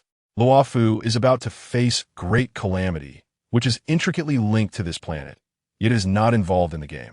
Jing Yuan did not expect to hear this answer and could not help but fall into deep thought. After a while, he asked Fu Xian, is it a blessing or a curse? Blessings and curses are interconnected. Blessings outweigh curses. Jing Yuan could not help but pinch the bridge of his nose and decided to send a small contingent of Cloud Riders to Yalalo 6 to handle this matter.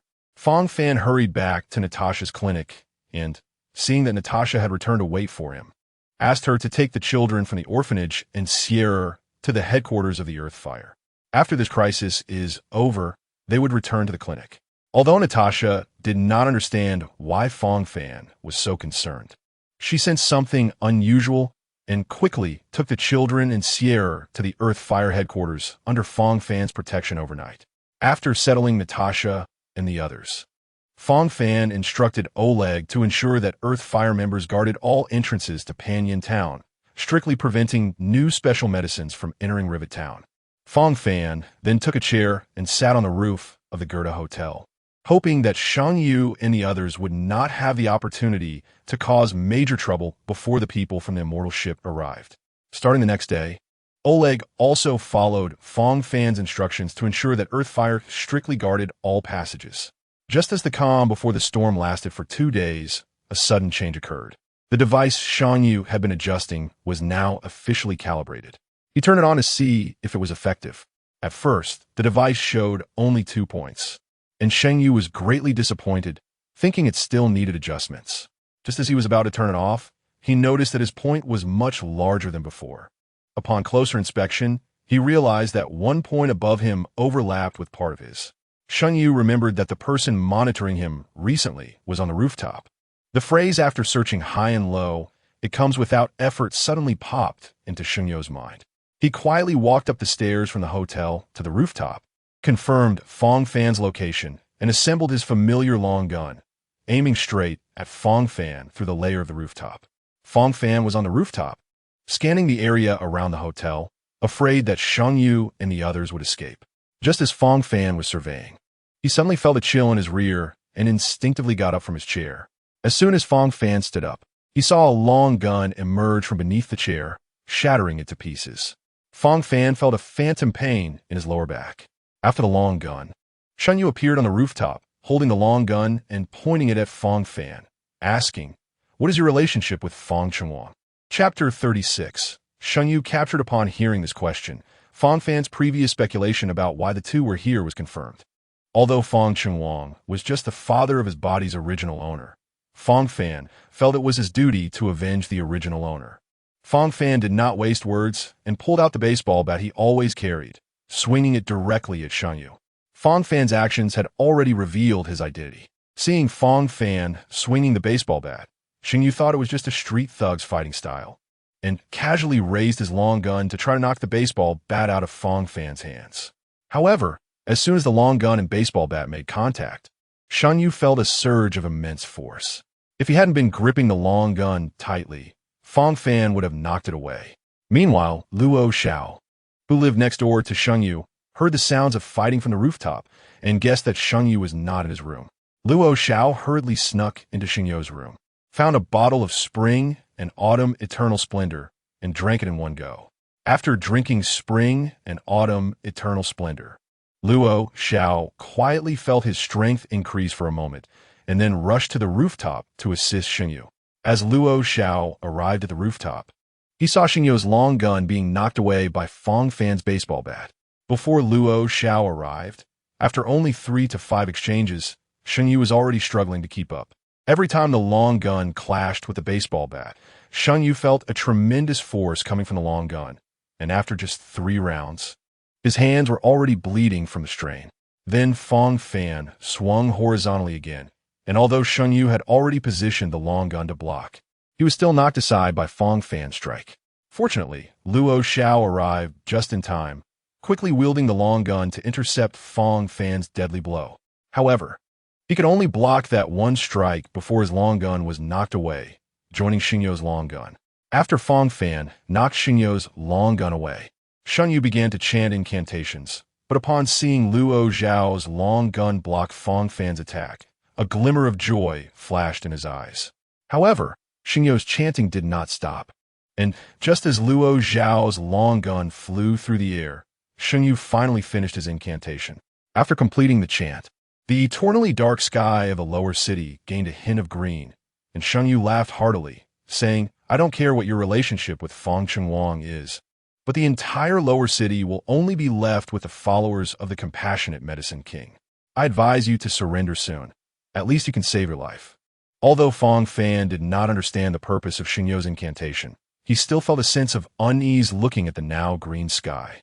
Just as Fang Fan was puzzled about the effects of this incantation, he suddenly heard Luo Xiao, who was standing next to Xingyu, let out a wail, gradually transforming into a strange life form resembling a demonic shadow. At the same time, all the people in the lower city who had consumed spring and autumn eternal splendor also turned into these strange demonic beings. However, these strange beings remained still, showing no signs of movement.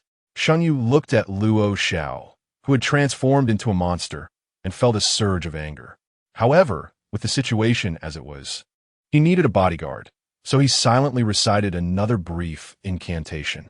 After finishing his incantation, Luo Xiao, who had been quietly standing still, suddenly sprang into action, charging toward Fang Fan. Fang Fan instinctively swung the bat down at Luo Xiao. However, Luo Xiao raised his hands to block Fang Fan's blow. After Fang Fan's bat was blocked by Luo Xiao, he felt that their strengths were not far apart. And remembering that Luo Xiao had initially been unable to block even a single strike from him, Fang Fan was also shocked.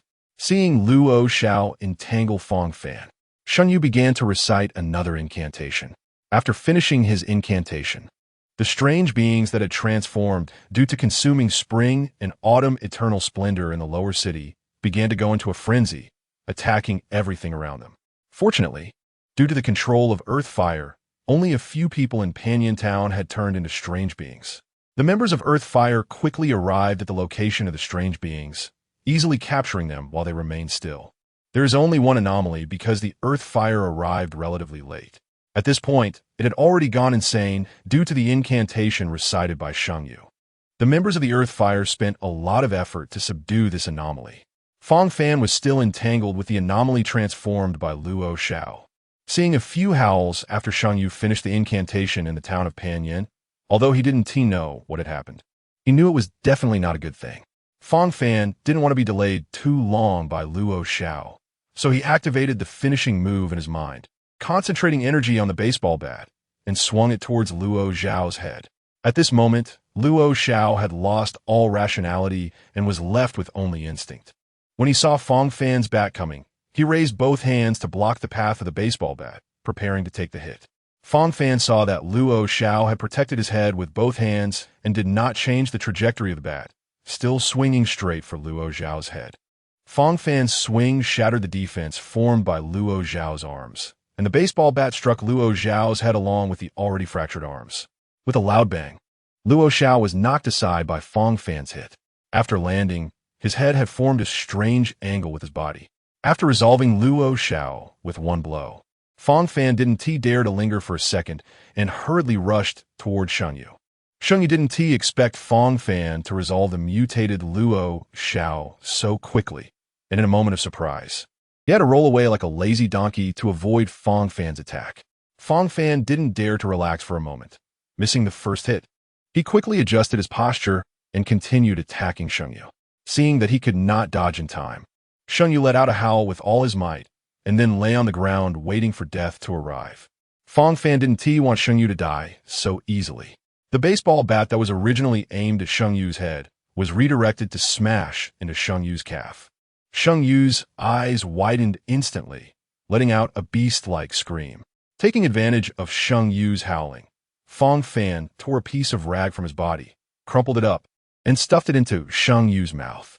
To prevent Sheng Yu from spitting it out, Fang Fan wrapped the cloth around the outside a few times and tied a knot at the back of Sheng Yu's head.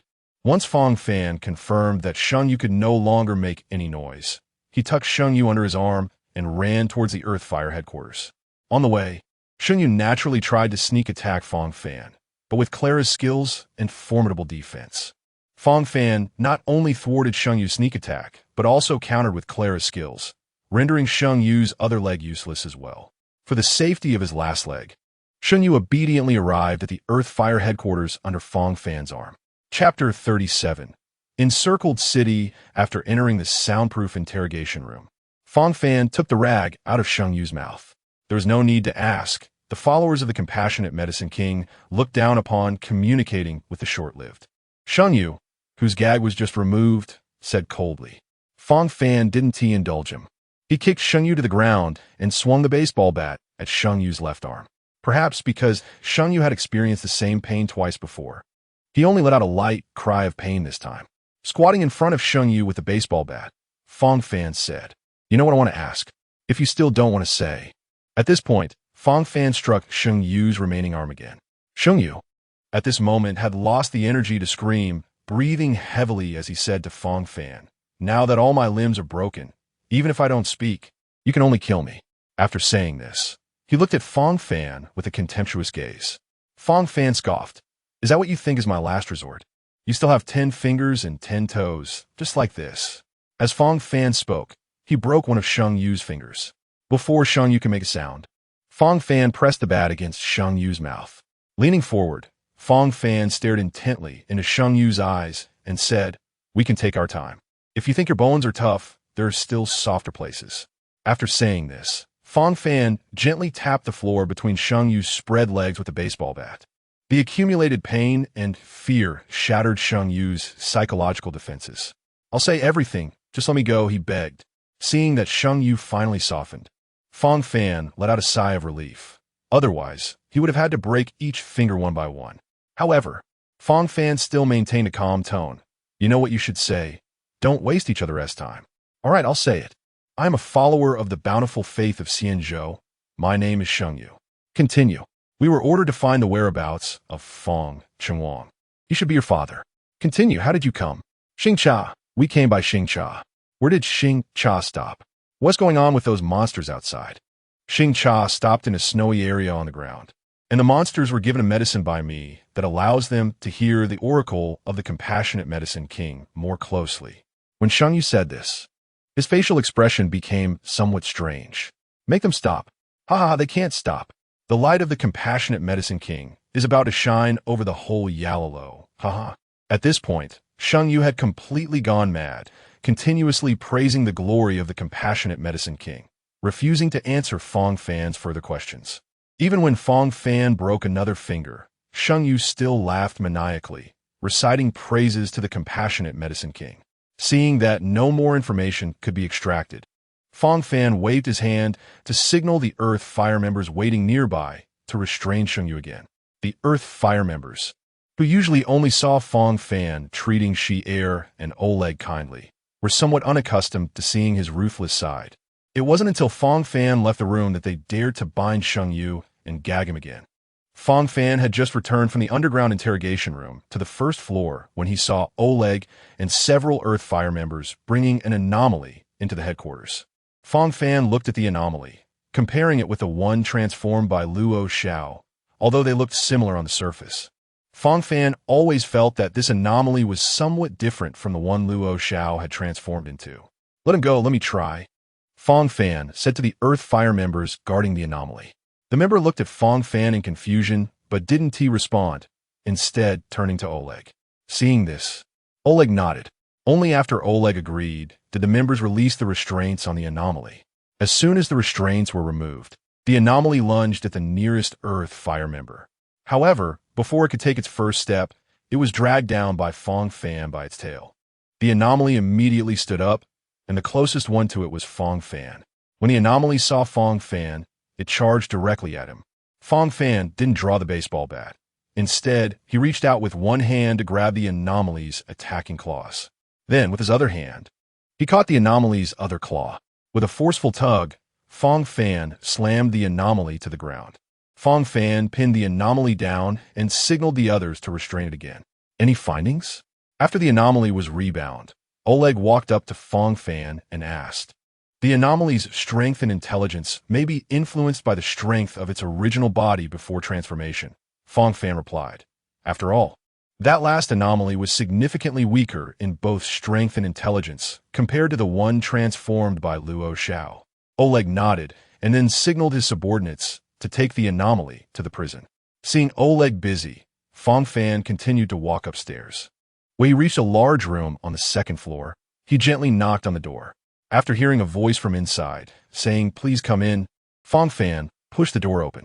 Upon entering, Fang Fan saw Shi Er leading the children in exercises, while Natasha was sitting on the other side knitting clothes.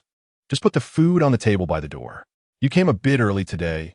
Please come a little later next time," Natasha said without raising her head, thinking it was a member of the Fire of the Earth delivering food. However, while Natasha didn't look up, Shire did. When she saw Fang Fan walk in, she called out Brother Fang Fan and ran to him, jumping into his arms. Fang Fan, seeing Shire leap towards him, felt too embarrassed to dodge and could only catch her steadily as she landed in his embrace. But his gaze was directed at Natasha's position. It was only when Natasha heard Shire call Fang Fan that she realized he had returned. As soon as Natasha raised her head, she saw Shire in Fang Fan's arms. Just as she wanted to look away, she made eye contact with Fang Fan, and they both exchanged an awkward smile before averting their gazes. At that moment, Shire, who was nestled in Fang Fan's arms, realized she was actually in his embrace. She had instinctively run towards Fang Fan after not seeing him for several days. And by the time she came to her senses, she was already in his arms. Now all Shire could do was lower her head. Her flushed face pressed against Fang Fan's chest, feeling both shy and the rhythm of his heartbeat. Just then, Oleg hurriedly pushed the door open. As soon as he entered, he shouted at Fang Fan, "Come with me. The abnormalities have surrounded Panyin Town." Chapter 38.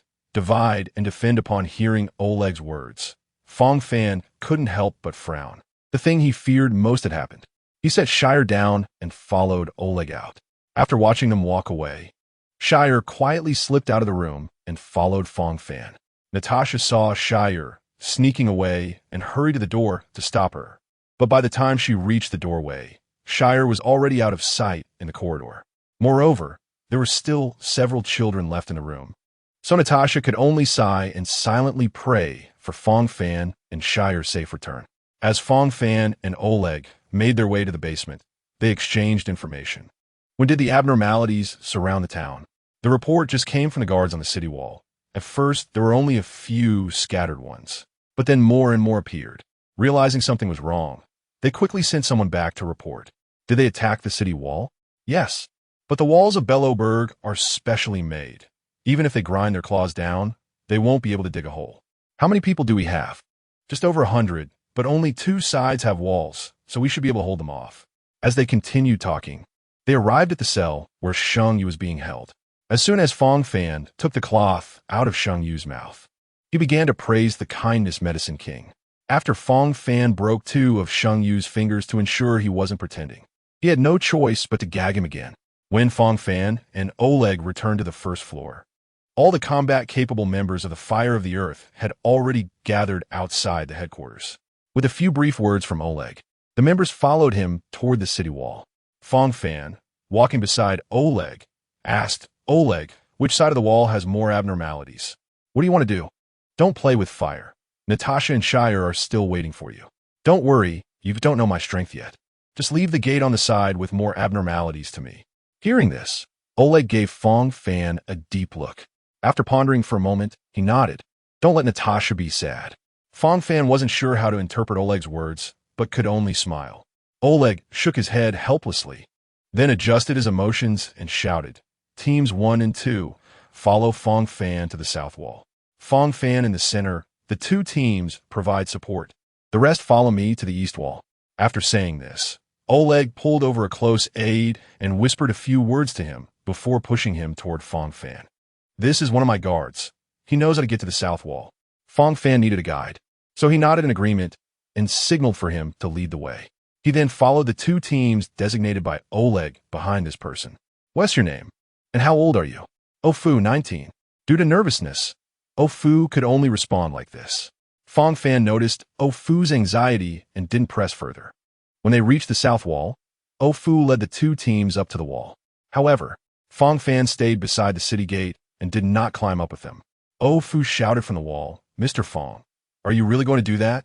Fang Fan looked up and nodded heavily at Ofu before stepping into the gate, standing in front of it. Fang Fan took a deep breath, looking at the 5-meter-high, 3-meter-wide city gate to calm his excited heart. Ofu saw Fang Fan indeed walk into the gate, as Oleg had said. So he followed Oleg's instructions and opened the gate using the mechanism. Fang Fan heard the creaking sounds from both sides, and his muscles tensed involuntarily. As the gate slowly opened, a beam of sunlight shone through the gap onto Fang Fan. Following that was an endless, dark shadow, standing in the middle of the gate. Fang Fan looked at the distorted faces of the abnormalities before him and the boundless shadows behind, took a deep breath, and gripped his baseball bat tightly as he swung it forward. The abnormalities hit by Fang Fan's bat fell limp to the ground. But the ones that followed showed no regard for their fallen comrades, rushing towards Fang Fan. Fang Fan then began to target the heads of these abnormalities with his bat. He realized that even those who had fallen to the ground still crawled towards him, their hands gripping the ground. Although Fang Fan had known these abnormalities had lost their sanity and were left with only the most basic desire to attack, witnessing those disabled creatures still crawling towards him made him fully aware of the reality. Fang Fan tested and found that only by destroying the brain structure of the abnormalities, specifically the brainstem, could he sever their vegetative nerve functions and ensure their death. Thus, exploding the heads of the abnormalities became his most effective attack method. Fang Fan even intentionally let a few abnormalities come close, discovering that with his enhanced defense, they could only inflict minimal damage on him. Realizing this, Fang Fan decided not to control the distance between himself and the abnormalities any longer, allowing them to swarm around him. Since the abnormalities' attacks would also trigger Clara's passive ability, Fang Fan's attack efficiency further increased. Opening the city gate was also meant to alleviate the pressure on the members of the Fire of the Earth on the wall. With the gate opened, most of the abnormalities that would have uniformly attacked the wall surged towards Fang Fan, who was guarding the gate. The members on the wall only needed to handle a few abnormalities attempting to climb the wall and provide fire support for Fang Fan. The two teams on the wall saw Fang Fan's performance, where he single-handedly held the line against the tide of abnormalities, boosting their morale as they used their ranged attacks to kill the distant abnormalities. Although it appeared that the abnormalities were endless, in reality, there were only so many stragglers in the lower district. After Fang Fan fought fiercely for over 10 minutes, the members of the Fire of the Earth were pleasantly surprised to find that the abnormalities outside the south wall were now visibly thinning. Seeing this, the members couldn't help but cheer. Fang Fan, guarding the city gate, heard the cheers from the wall. Although in his view, the abnormalities continued to surge towards him like waves, he could still guess the situation, and he waved his baseball bat even more joyfully. Fang Fan, where's Fang Fan? Fang Fan was striking at the strange heads like playing whack-a-mole when he suddenly heard Natasha's voice from the city wall. Without hesitating, Fang Fan shouted up, Sister Natasha, I'm over here by the city gate. Don't worry, it won't take long to resolve the battle. Xiao Fan, the East City Wall is about to collapse. Chapter 39. The abundant mystic dear Fang Fan was startled by the news that the East City Wall could no longer hold. Oleg had taken nearly 100 people away. How could the East City Wall, which faced less pressure, not hold up? At that moment, Fang Fan was mechanically dealing with the strange creatures in front of him. Just as he was about to move and change to a more comfortable position, something tripped him. He didn't expect the originally flat ground to trip him. Looking down, he saw some vines. Fang Fan realized a possibility and hurriedly shouted, Natasha, has a deer appeared in the east? Yes, as soon as that deer appeared, Oleg and the others couldn't hold on. You need to help them quickly. Natasha was thinking about how to express the crisis on Oleg's side when she heard Fang Fan hit the key point and quickly responded. Seeing Natasha confirm his guess, Fang Fan also began to feel anxious. He didn't know how long Oleg and the others could hold out against that deer. However, looking at the strange creatures rushing towards him, he shouted up, "I'm retreating inside the gate. You all try to close the door." After hearing the response from the city wall, Fang Fan quickly stepped back into the inner side of the city gate and shouted to close the door. Upon hearing Fang Fan's call, everyone on the city wall worked together to pull the mechanism controlling the city gate. However, because the strange creatures were still pressing between the two doors, even though Fang Fan was constantly clearing them out, strange creatures kept jumping up, blocking the route to close the door. Xiao Fan, we can't close the door. What should we do? Natasha's voice came from the city wall. Fang Fan sighed lightly, raised his baseball bat, and swung it down at the strange creature directly in front of him. After knocking down the strange creature in front of him, Fang Fan did not distribute his attacks evenly to the creatures on both sides as before. Instead, he stepped forward and occupied the gap that appeared after he knocked down the creature. Then, Fang Fan repeated his previous actions, continuously moving deeper into the crowd of strange creatures. Meanwhile, a small number of strange creatures that rushed into Pinyin Town behind Fang Fan were killed by the ground fire members on the city wall. Before long, Fang Fan found himself in the middle of these strange creatures. His attacks became more powerful and unrestrained, no longer guarding against attacks from all sides. Fang Fan also relied on the attacks from these strange creatures to continuously trigger Clara's talent skill, quickly clearing out the strange creatures around him. At this moment, Fang Fan was closely monitoring his health through the system panel, fearing he would lose health too quickly without noticing. Fortunately, most strange creatures only caused a little damage, and Fang Fan's health was not dropping as fast as he had imagined. The rate at which the strange creatures died, however, was almost doubling. These strange creatures formed a circle around Fang Fan, and this circle, like a grinding wheel, was grinding down the life of the strange creatures. The circle formed by the strange creatures was visibly shrinking, and Fang Fan's clothes had gone from intact to tattered, barely holding a shape. After less than 5 minutes, Fang Fan instinctively swung his baseball bat again, but missed this time, realizing that the strange creatures on the South City wall had been cleared out. Just as Fang Fan let out a sigh of relief, he suddenly heard a deer call from his left side. It was only then that Fang Fan, numb from killing the strange creatures, remembered his purpose for rushing into the swarm of strange creatures. Without bothering to navigate through Pinyin Town, he ran directly towards the direction of the deer call from outside the city. The people on the city wall, having helped Fang Fan clear out the strange creatures on the South City wall, had just cheered a couple of times when they were interrupted by the deer call. They had intended to shout for Fang Fan to go through the wall passage to support the east side. Just as Natasha was about to call Fang Fan, she saw him already running from outside towards the east. The ground fire members on the city wall quickly gathered their gear and followed the wall to support the east side. As soon as Fang Fan arrived at the edge of the battlefield at the east city wall, he saw a dozen flower buds, each over a meter tall, growing nearby. These flower buds would occasionally bloom and then quickly wither, but overall, the growth rate of the buds was faster than their withering rate. Each time a bud bloomed, it would have a special effect, either healing a few strange creatures or unleashing a bolt of lightning or some other form of attack. Ground fire members who were inadvertently hit by these energy beams would basically lose their combat capabilities. Fortunately, the number of strange creatures on the battlefield at the East City Wall was not too many. However, even so, there were only about 60 or 70 ground fire members left capable of fighting. In the center of the battlefield stood a nearly 4-meter-tall, greenish-blue, deer-like creature. At that moment, Oleg was leading a dozen ground fire members to surround this mystic deer, delaying its approach to the city wall. Fang Fan knew the situation was critical and didn't have time to observe the battlefield. After determining his direction, he charged towards the mystic deer. Perhaps due to the mystic deer's command, when Fang Fan slanted into the swarm of strange creatures, he wasn't surrounded as he had been at the South City Wall. Most of the strange creatures still aimed for the city wall's edge and climbed up. and only a small portion of the strange creatures close to Fang Fan would attack him. Fang Fan didn't pay attention to the attacks from the strange creatures around him. He focused on clearing the ones blocking his path. As for the strange creatures attacking him, he relied on Clara's passive counterattack to deal with them.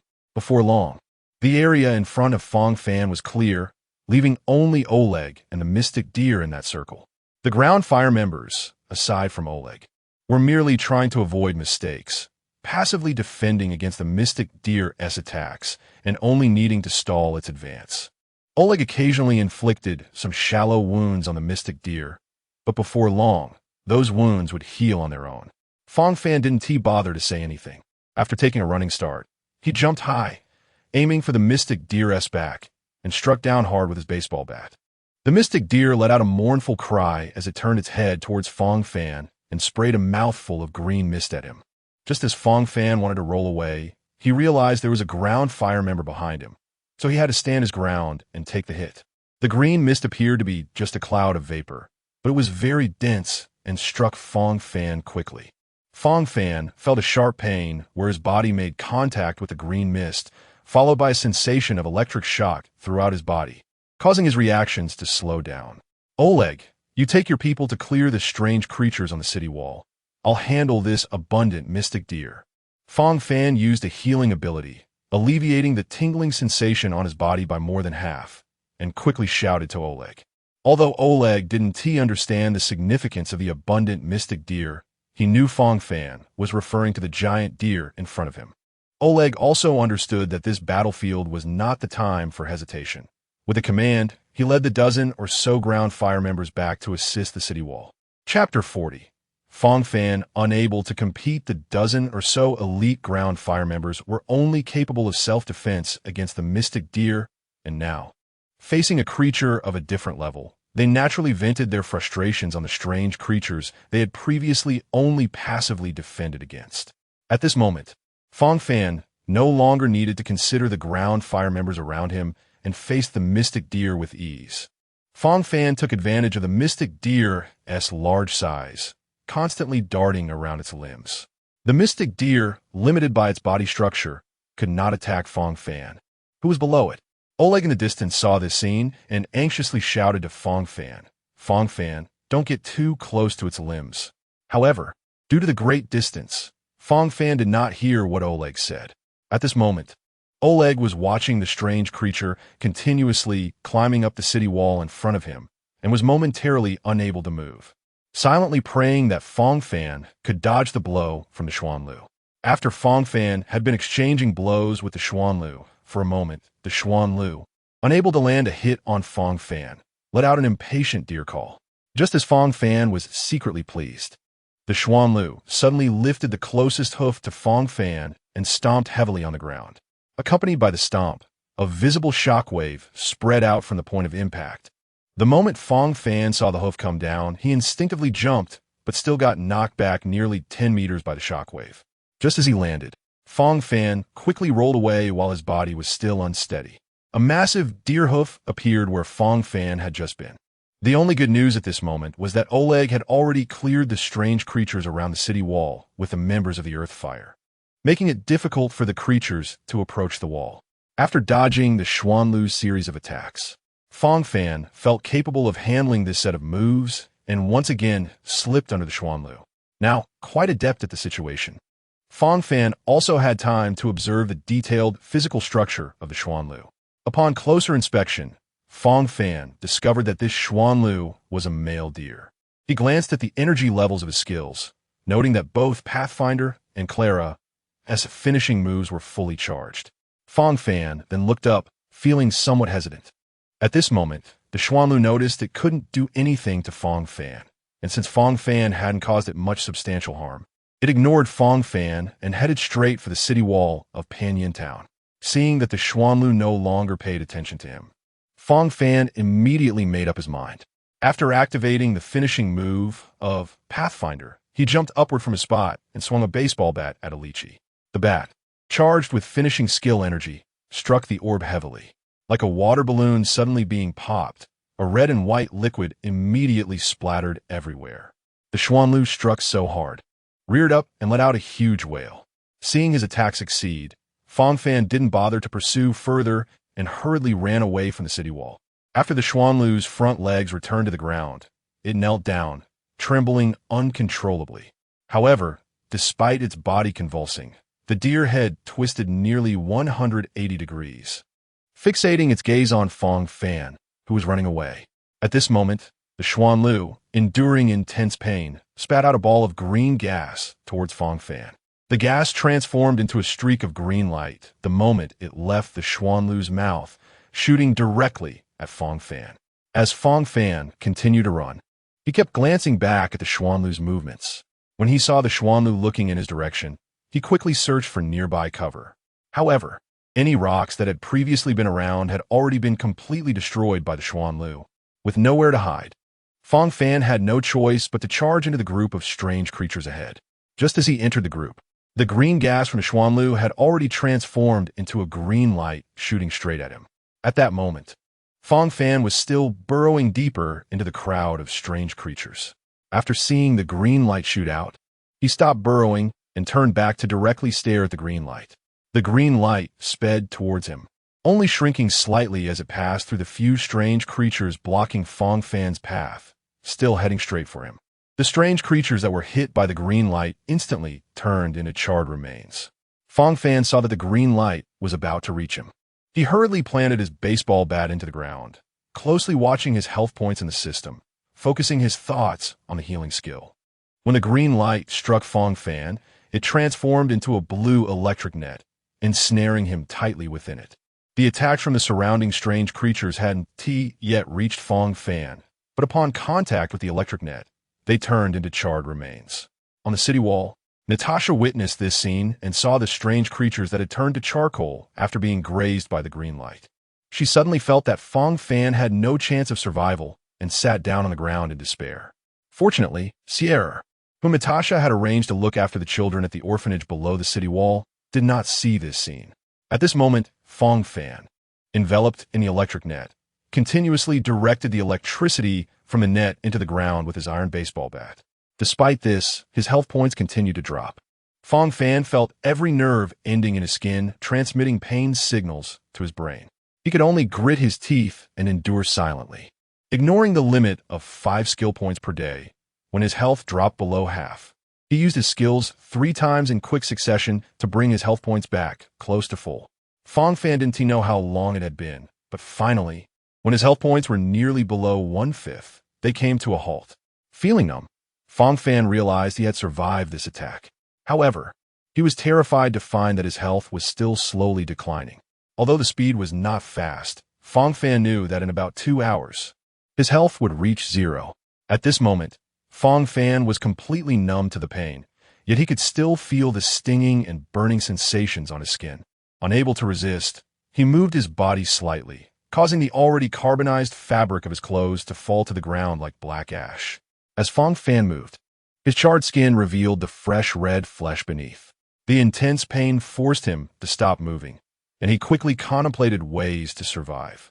The Xuanlu, believing it had finally dealt a fatal blow to Fang Fan, felt its own pain subsiding significantly and staggered to its feet, continuing its advance toward the city wall. Oleg, watching the Xuanlu advance toward the wall, shouted, "Brothers in the top 20 in combat power, come with me to hold off this demon deer." After Oleg shouted this, only half of those who had returned to the wall remained.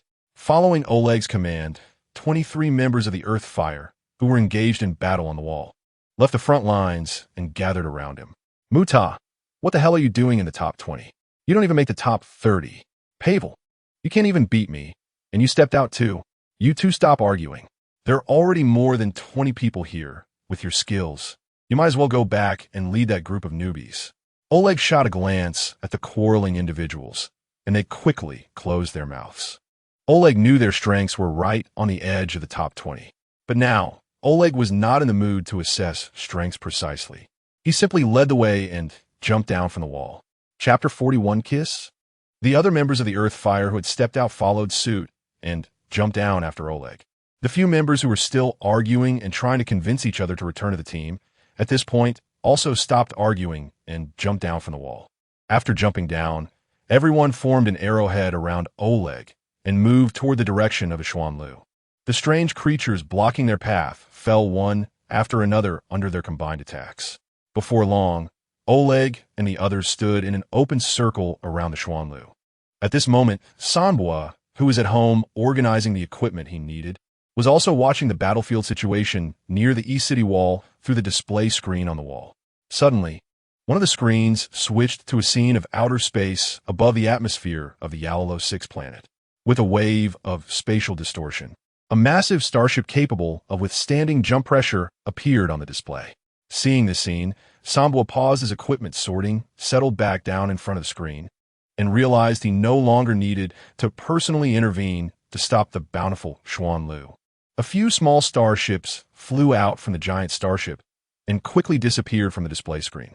At this moment, the cloud cavalry inside the small starships were focused on the radar designed specifically to locate the bountiful enemy, confirming its position.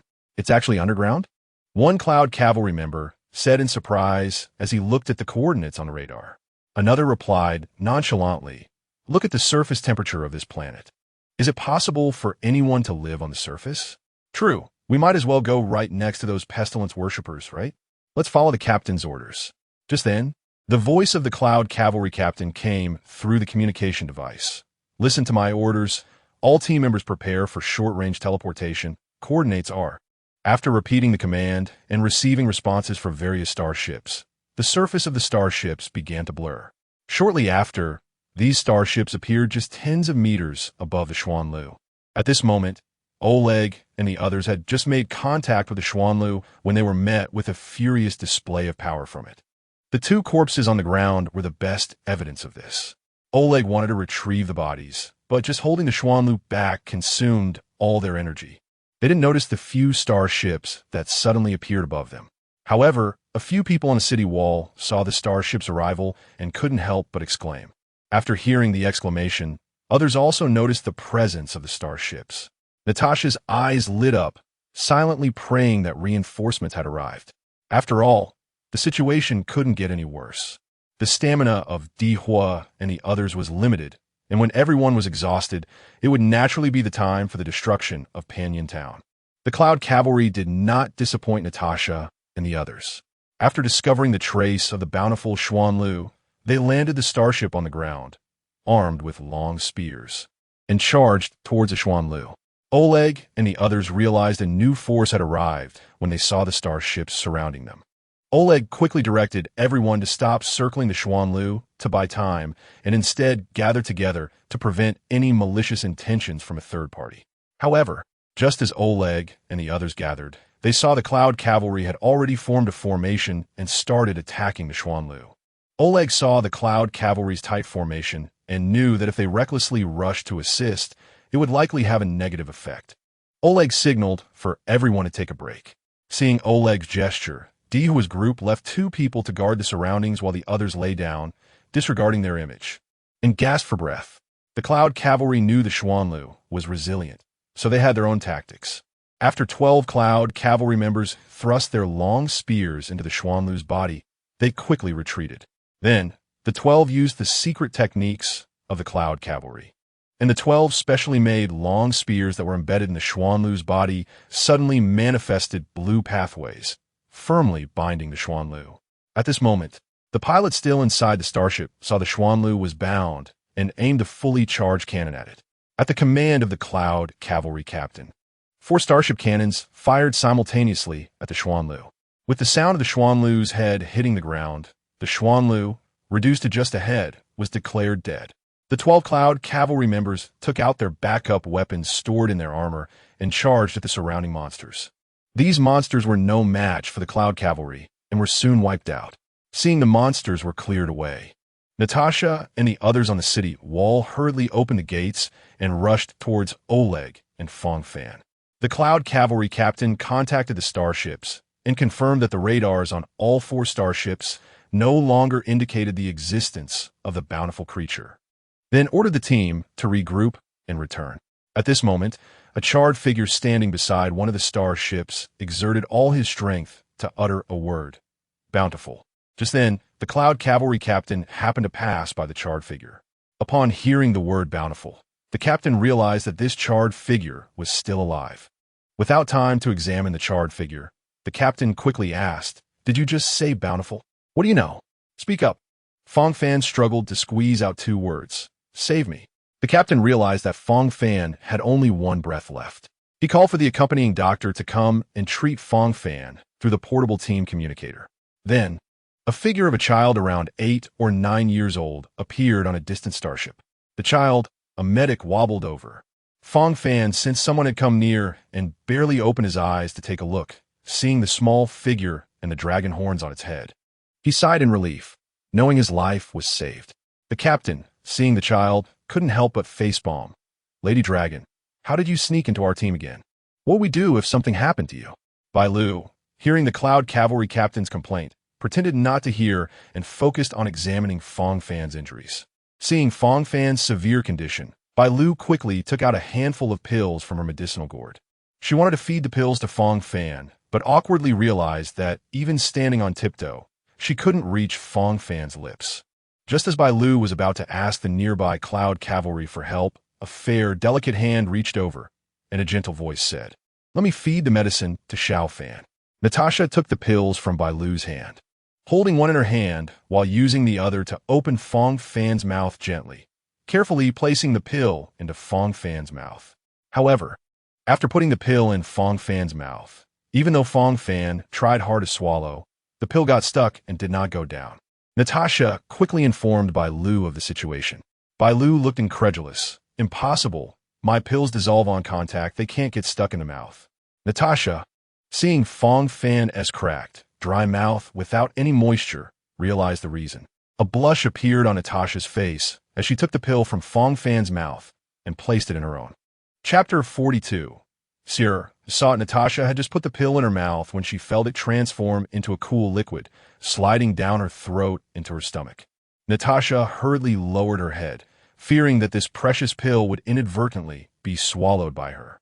As she lowered her head, she happened to see Fang Fan's face. At this moment, Fang Fan was also looking at Natasha, and their eyes met, causing Fang Fan's calm heart to tighten with nervousness. Natasha, too, felt flustered under Fang Fan's gaze, closing her eyes and leaning down towards Fang Fan's parched lips. Fang Fan saw Natasha swallow the pill, and, before he could comprehend what Natasha was doing, they locked eyes, leaving his mind blank. Before he could process it, he felt 2 cool, soft objects on his lips, and a sweet liquid flowed into his mouth. Thirsty, Fang Fan felt the sweet liquid in his mouth and instinctively swallowed. Since the liquid from the pill was not much, after a few swallows, there was no more medicine left in his mouth. The dryness returning to his mouth made Fang Fan uncomfortable, and his tongue instinctively stretched out to seek the source. However, before it could fully extend, he felt the coolness on his lips disappear, and his extended tongue only felt the air. When Natasha's lips touched Fang Fan's, the tension that had been there dissipated, and Natasha only felt the texture of dry tree bark. Natasha hurriedly transferred the liquid medicine into Fang Fan's mouth. Just as Natasha delivered the medicine to Fang Fan, a chorus of gasps erupted around them. Initially, Natasha didn't want to pay attention to these sounds, but she suddenly heard a very familiar voice also exclaiming. Natasha opened her eyes to see the source of the voice, just in time to spot Sierra, who had just arrived at the edge of the crowd. Upon seeing Sierra, Natasha quickly stood up straight. Sierra also didn't expect to arrive just in time to witness such an explosive scene.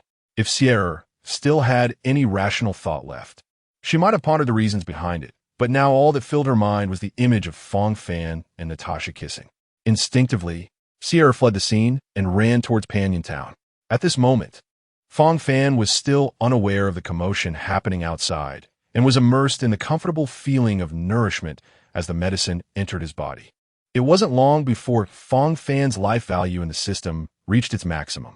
Under the dual effects of full life value and the Bai Lu Dan, the completely carbonized tissues of Fang Fan's dataized body began to regenerate at a speed that even the people of abundance would marvel at. Natasha saw Sierra run back to Panyan Town without looking back and thought of chasing after her to explain, but upon seeing Fang Fan's charred body, she had to suppress her urge to chase after Sierra and stood in place to protect Fang Fan. Before long, Fang Fan felt that he could control his limbs. He tried to move his arms, although it felt very awkward and he could only move within a small range. The ability to move his limbs was a good sign. As Fang Fan moved, some of the carbonized skin began to fall to the ground, revealing his newly regenerated skin. Seeing that Fang Fan, who had previously looked like a piece of charcoal, could now move his body on his own, Natasha felt a surge of joy. Just as Natasha wanted to step forward to help Fang Fan, she saw the captain of the Cloud Cavalry signaling his team to surround Fang Fan.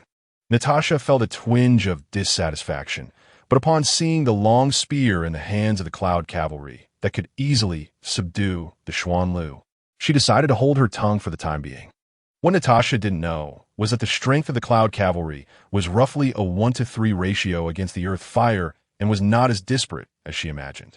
The spear that had previously subdued the Xuanlu was specially made, and each team could only obtain a limited number of these special spears from the military supply department before besieging the creations of abundance. Fang Fan, surrounded by the water, was unaware of his predicament.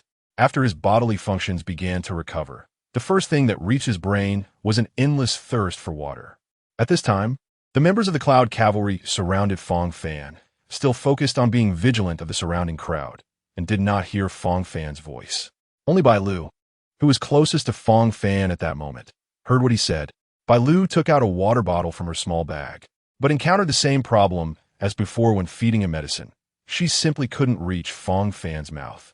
Looking at the circle of Cloud Cavalry surrounding her and the tense atmosphere between the Cloud Cavalry and the outer members of Earth Fire, Bai Lu's hope of finding someone to help her faded.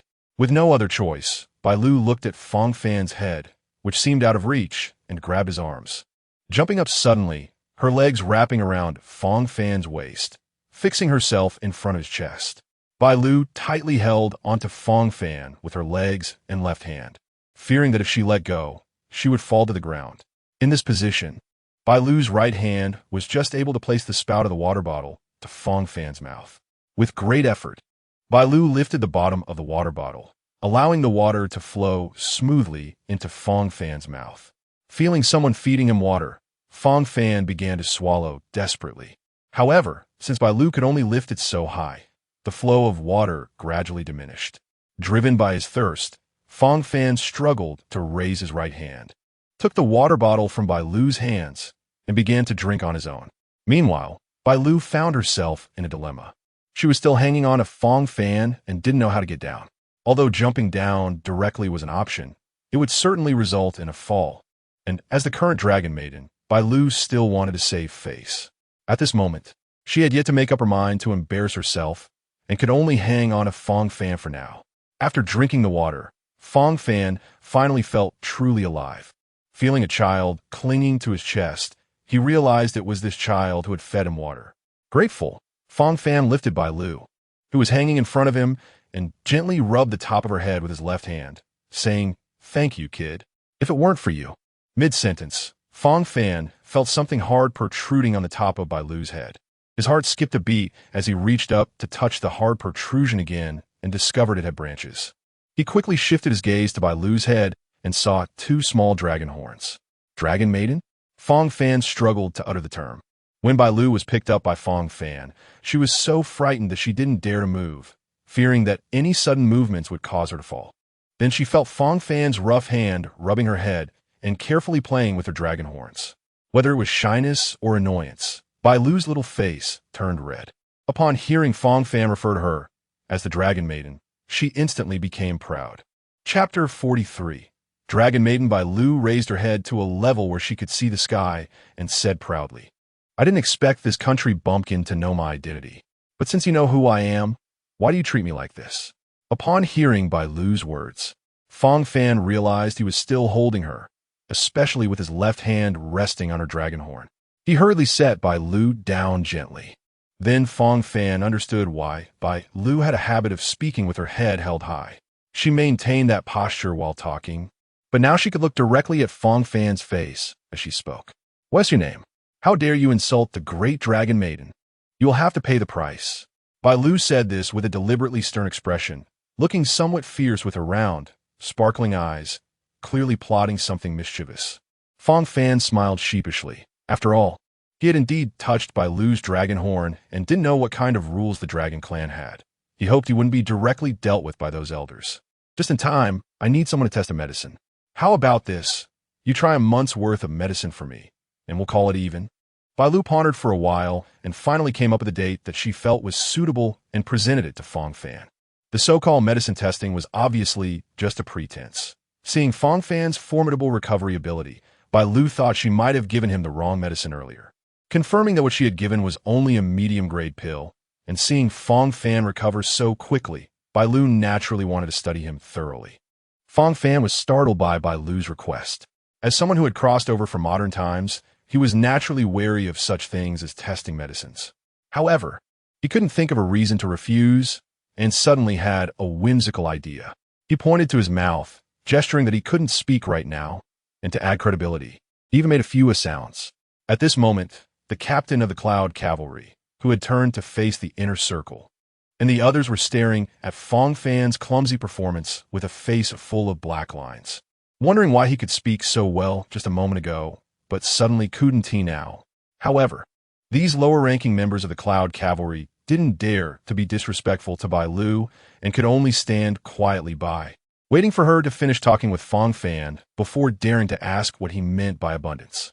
But surprisingly, Bai Lu naively believed Fang Fan's act, shaking her head regretfully and telling him that she would come back to ask him for his opinion tomorrow after he felt better. The captain, seeing Bai Lu finish her conversation with Fang Fan, quickly signaled 2 members of the Cloud Cavalry to escort Bai Lu to the starship. After seeing his 2 subordinates escort Bai Lu towards the starship, the captain stood in front of Fang Fan and said, "Hello. I'm very interested in what you mentioned earlier about abundance." Fang Fan recognized that the captain, clearly the leader of this Cloud Cavalry team, stood before him, and he knew what he wanted to ask. After the captain spoke, it confirmed Fang Fan's suspicion. Fang Fan smiled slightly, but his dark face didn't show much expression. Instead, quite a bit of black ash fell off. "Hello, my name is Fang Fan. May I ask how to address you? I think we could discuss this matter slowly." Upon hearing Fang Fan's name, the captain paused for a moment before responding, "Hello, Mr. Fang. My name is Yan Mei, the captain of this Cloud Cavalry squad. I'm here under General Jing Yuan's orders to handle matters related to the Shoyan disaster. I wonder what you mean by discussing slowly?" Bai Lu, who had walked far away, heard Fang Fan's voice and turned back to see him chatting with Yan Mei. Even Bai Lu, who was usually naive, realized that she had just been played by Fang Fan. Had it not been for the Cloud Cavalry escorting her towards the Xing Cha, she would have bitten Fang Fan. "I want to exchange some things I have for something you possess on your celestial ship." The previous black ash forced Fang Fan to maintain a calm expression, or else more black ash might fall. Before Yan Mei could respond, Fang Fan directly stated the content of the exchange. "I have something that should be a medicine seeker, and I want to exchange it for an opportunity." Hearing the term medicine seeker, Yan Mei did not dare to take it lightly, but also did not want to make a decision on his own. So he temporarily asked Fang Fan what opportunity he wanted to exchange for.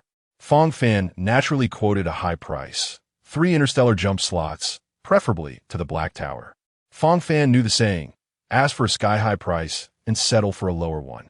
But Yan Mei felt that this was Fang Fan's firm price and stared coldly at him for a moment. Fang Fan did not expect such a significant change in Yan Mei's attitude and secretly wondered if the jump slots were far more precious than he had imagined. "I'll go consult my superiors." Yan Mei turned and headed towards the Xing Cha. If it weren't for this statement, Fang Fan estimated that he would have directly pulled Yan Mei's sleeve to start haggling himself. After a while, Yan Mei emerged from the Xing Cha with a conflicted expression and said to Fang Fan, "If it's an ordinary medicine seeker, we can give you at most 1 jump slot. If there are special circumstances, we will add some rewards." Seeing that the Cloud Cavalry could meet his minimum requirement, Fang Fan nodded and led Yan Mei towards the headquarters of the Earthfire, where Sheng Yu was being held. Yan Mei sighed in relief behind Fang Fan. After reporting to his superiors through the Xing Cha communication system, he was first met with a barrage of scolding, followed by his superior insisting on obtaining the medicine seeker at all costs but at the smallest expense. This demand left Yan Mei looking conflicted when he came out of the Xing Cha.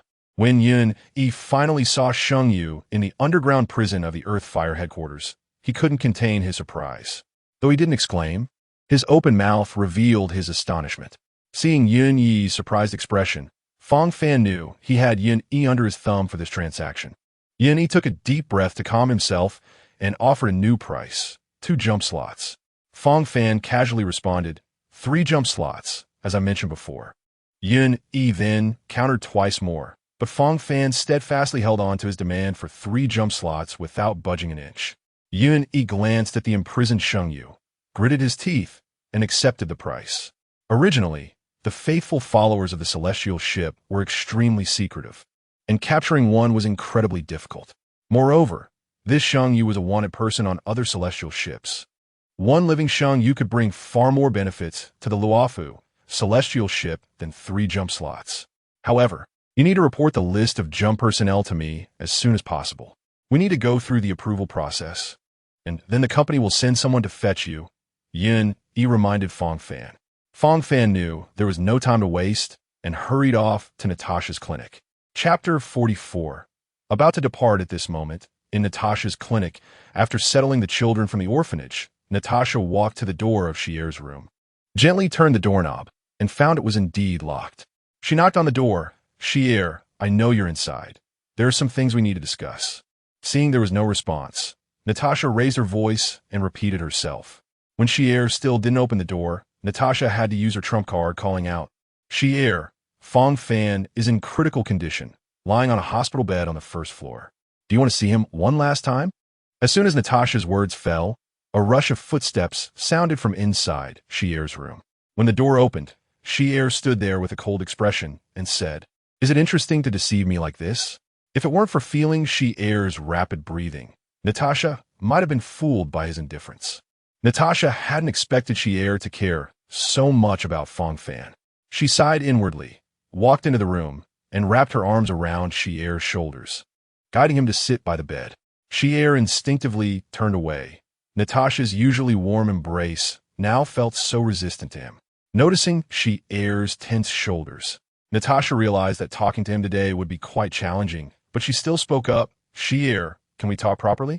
Xier nodded slightly, but muttered, Shouldn't you be having a heart-to-heart with Fang Fan now? Hearing Xier's remark, Natasha felt a bit awkward and pretended not to hear it, explaining the situation at the time. After listening to Natasha's explanation, Xier felt the knot in his heart untie. By the time Natasha was halfway through her explanation, Xier had already nestled into her embrace. Once Natasha finished speaking, Xier couldn't help but ask, Sister Natasha, how is Fang Fan doing now? He's basically recovered, but he still has a layer of charred shell on him. Right now, he's taking those outsiders to the Earth Fire headquarters. Relieved to confirm Fang Fan was safe, Xier let out a sigh. However, thinking about how Fang Fan had dared to risk his life to protect Panyan Town, Xier was filled with anger and secretly decided to make Fang Fan face a few closed doors before forgiving him. Seeing that Xier's misunderstanding was cleared up, Natasha remembered there were still many injured Earth Fire personnel waiting for her treatment downstairs, so she hurriedly went downstairs. At this time, Fang Fan also rushed back to the clinic from the Earth Fire headquarters. Upon entering the clinic, Fang Fan saw Natasha tending to the wounds of the previously injured personnel and didn't want to interrupt her, so he went upstairs to consult Xier first. Fang Fan knocked gently on the door of Xier's room. Inside, Xier had just seen Natasha off and thought she still had something to say, so he went to the door and opened it. Originally smiling, Xier was startled to see a figure resembling a coal ball at the door. Upon closer inspection, he realized it was Fang Fan. The one smiling, Xier's expression turned cold when he saw Fang Fan's dark face. Recalling Fang Fan's life-threatening situation and the scene of him kissing Natasha, he immediately tried to close the door. Seeing Xier's sudden change in expression and his intention to shut the door, Fang Fan, unsure of how he had offended Xier, quickly pushed his way into the room. Fang Fan, covered in charred tissue, felt embarrassed to touch Xier or the bed and chair in Xier's room, so he stood in the center of the room. Xier quietly looked at the very different Fang Fan, and tears flowed down her cheeks unconsciously. But due to the poor lighting in Xier's room, Fang Fan did not notice her tears. Xier, come with me.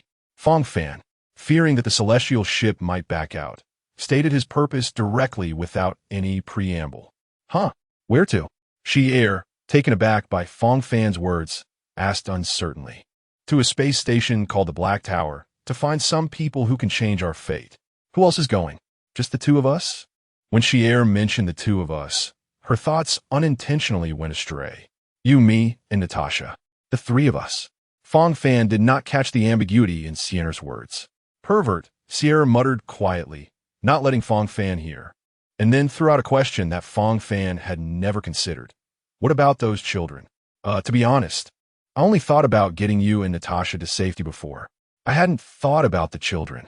It was then that Fang Fan realized he had overlooked the most crucial aspect. So I forget it.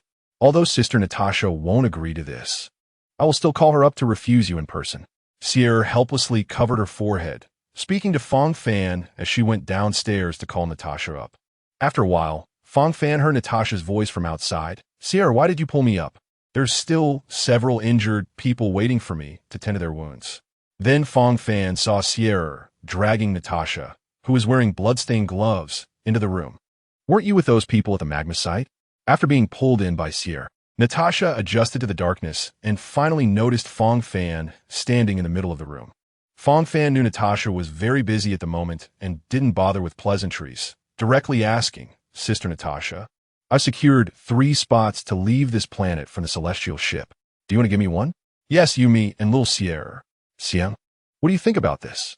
When Natasha heard there were 3 spots, she already knew who Fang Fan would take, and after confirming, she smiled at Xier. Xier stood expressionless beside them. Upon hearing Natasha ask for her opinion, she replied in a calm tone, If you, Sister Natasha, also go with Fang Fan, then I want to have anyone to worry about in Bellowberg. So if I follow, I follow. But Sister Natasha, will you really leave like this? After Xier finished speaking, Natasha took off her gloves, smiled, and rubbed Xier's head, then turned to Fang Fan seriously and said, Little Fan, since you know Bach, you should also know my family background. So do you think I would leave the lower district? It was then that Fang Fan realized that bringing Natasha away from the lower district was just as wishful thinking.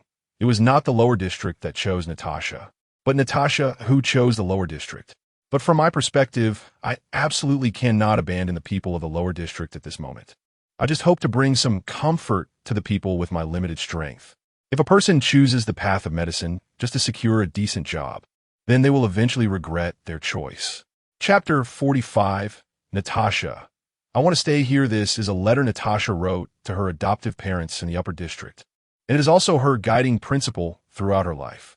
Fang Fan looked at Natasha as if he wanted to imprint every expression of hers in his memory, and he stared at her for 2 to 3 minutes until her face turned completely red. Then Fang Fan turned his head to Xier, staring at her while saying so. You already have an answer in your heart, right? Xier, feeling shy under Fang Fan's gaze, thought about how Fang Fan would soon be leaving, so she restrained her shyness and allowed Fang Fan to take a good look at her. Upon hearing Fang Fan's question, Xier nodded. Sister Natasha is not safe alone in the lower district. I think rather than being a burden by your side, I might as well help Sister Natasha here. After hearing Xier's clear answer, Fang Fan walked out of the room. As soon as Fang Fan left Xier's room, Xier rushed into Natasha's arms, and tears quickly soaked Natasha's shirt. Sister, does that mean Brother Fang Fan doesn't want us anymore? Xier said while crying. Natasha forced a smile, gently stroking Xier's head as she said, Little Xier, if you're afraid that Brother Fang Fan doesn't want you, you still have the chance to go with him. As Natasha spoke, she felt the back of her hand, resting on Xier's head, was cold, so she quickly wiped away the tears on her face discreetly. Although Xier was somewhat tempted by Natasha's suggestion, she still shook her head while leaning against Natasha's chest. After Fang Fan left the room and went downstairs, he was about to head to the magma headquarters, but as soon as he opened the clinic door, he saw Yan-Mei waiting for him outside. Mr. Fang, have you decided on which people to take? I have, but there was an accident. Only I will go to the Black Tower space station. Can I trade those 2 spots for some supplies? Yan-Mei was nearly overjoyed upon hearing that Fang Fan wanted to exchange the 2 jump spots for supplies. Thinking to himself, if you had said earlier that you wanted supplies, I wouldn't have needed to ask for approval. Fearing that Fang Fan might change his mind, Yan Mei hurriedly nodded and said, Mr. Fang, what supplies do you need? If the few starships I have don't have enough, I can go back to the flagship to get more. Fang Fan had already thought about what supplies he needed when he came out of the room and quickly stated, a side-shaped weapon, and the rest should be exchanged for medical supplies. Yan Mei did not expect Fang Fan's request to be so simple and quickly told him that he just needed to wait a while outside Nail Town, then hurried out of Panyin Town to report the situation back to the starship. After reporting, Yan Mei began gathering the medicines stored on the starship. After placing the surplus medications from his squad's 4-star ships on the open ground outside the east gate of Nail Town, a starship arrived according to the coordinates Yan Mei reported. As soon as the starship landed, 6 members of the Cloud Cavalry quickly ran down to report, Captain Yan. Good day. According to the commander's orders, we 6 will be temporarily under your command to escort the wanted criminal, Sheng Yu. Yan Mei returned the greeting, walked up to Fang Fan, and said, Mr. Fang, the supplies are starting to be unloaded, see? Fang Fan naturally understood Yan Mei's meaning and smiled as he led Yan Mei and the others toward the Magma headquarters. When they reached the entrance of the Magma headquarters, the 2 guards saw Fang Fan followed by 6 or 7 people and immediately became alert.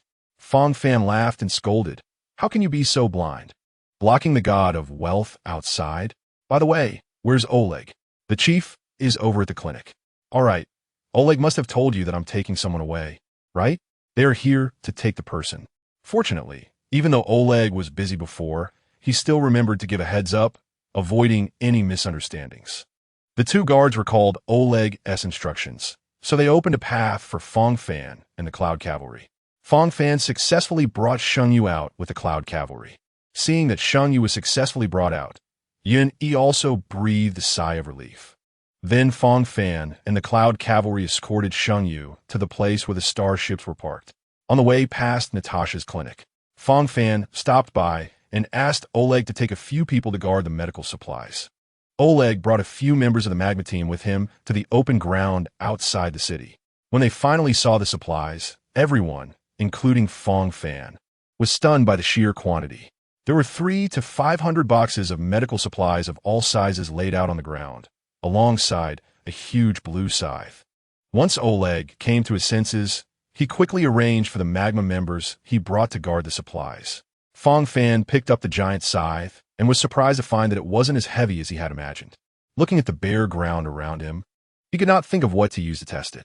Suddenly, Fang Fan remembered his baseball bat, took it out from his belongings, and struck the blade of the scythe.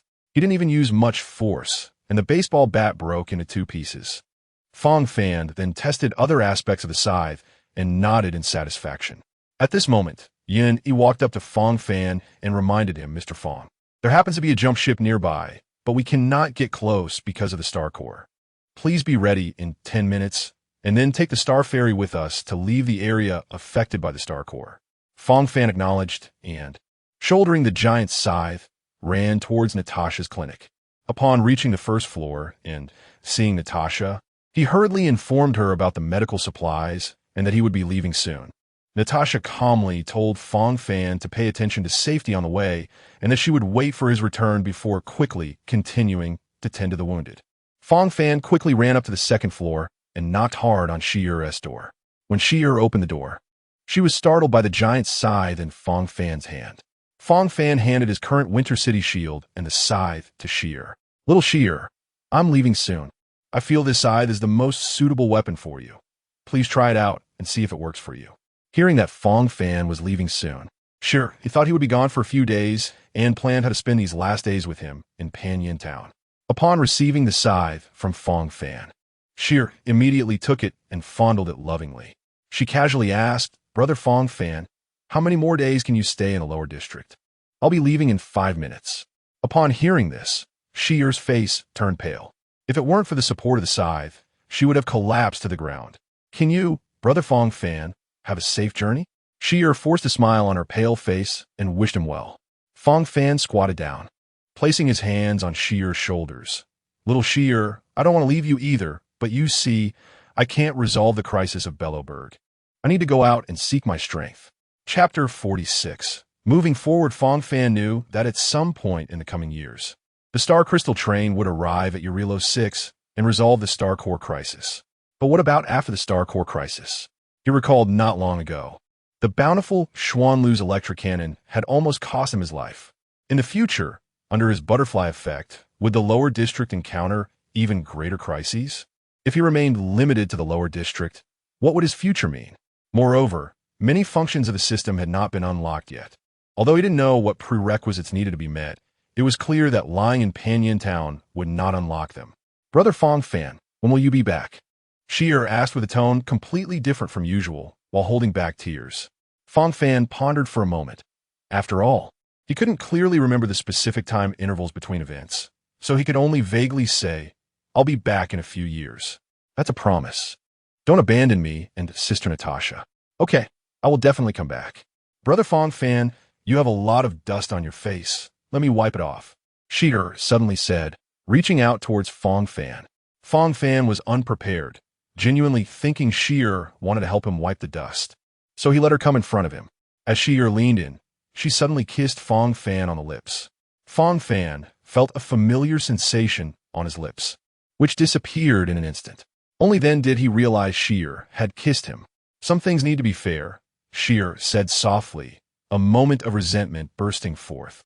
But then she became happy again after remembering she had kissed Fang Fan.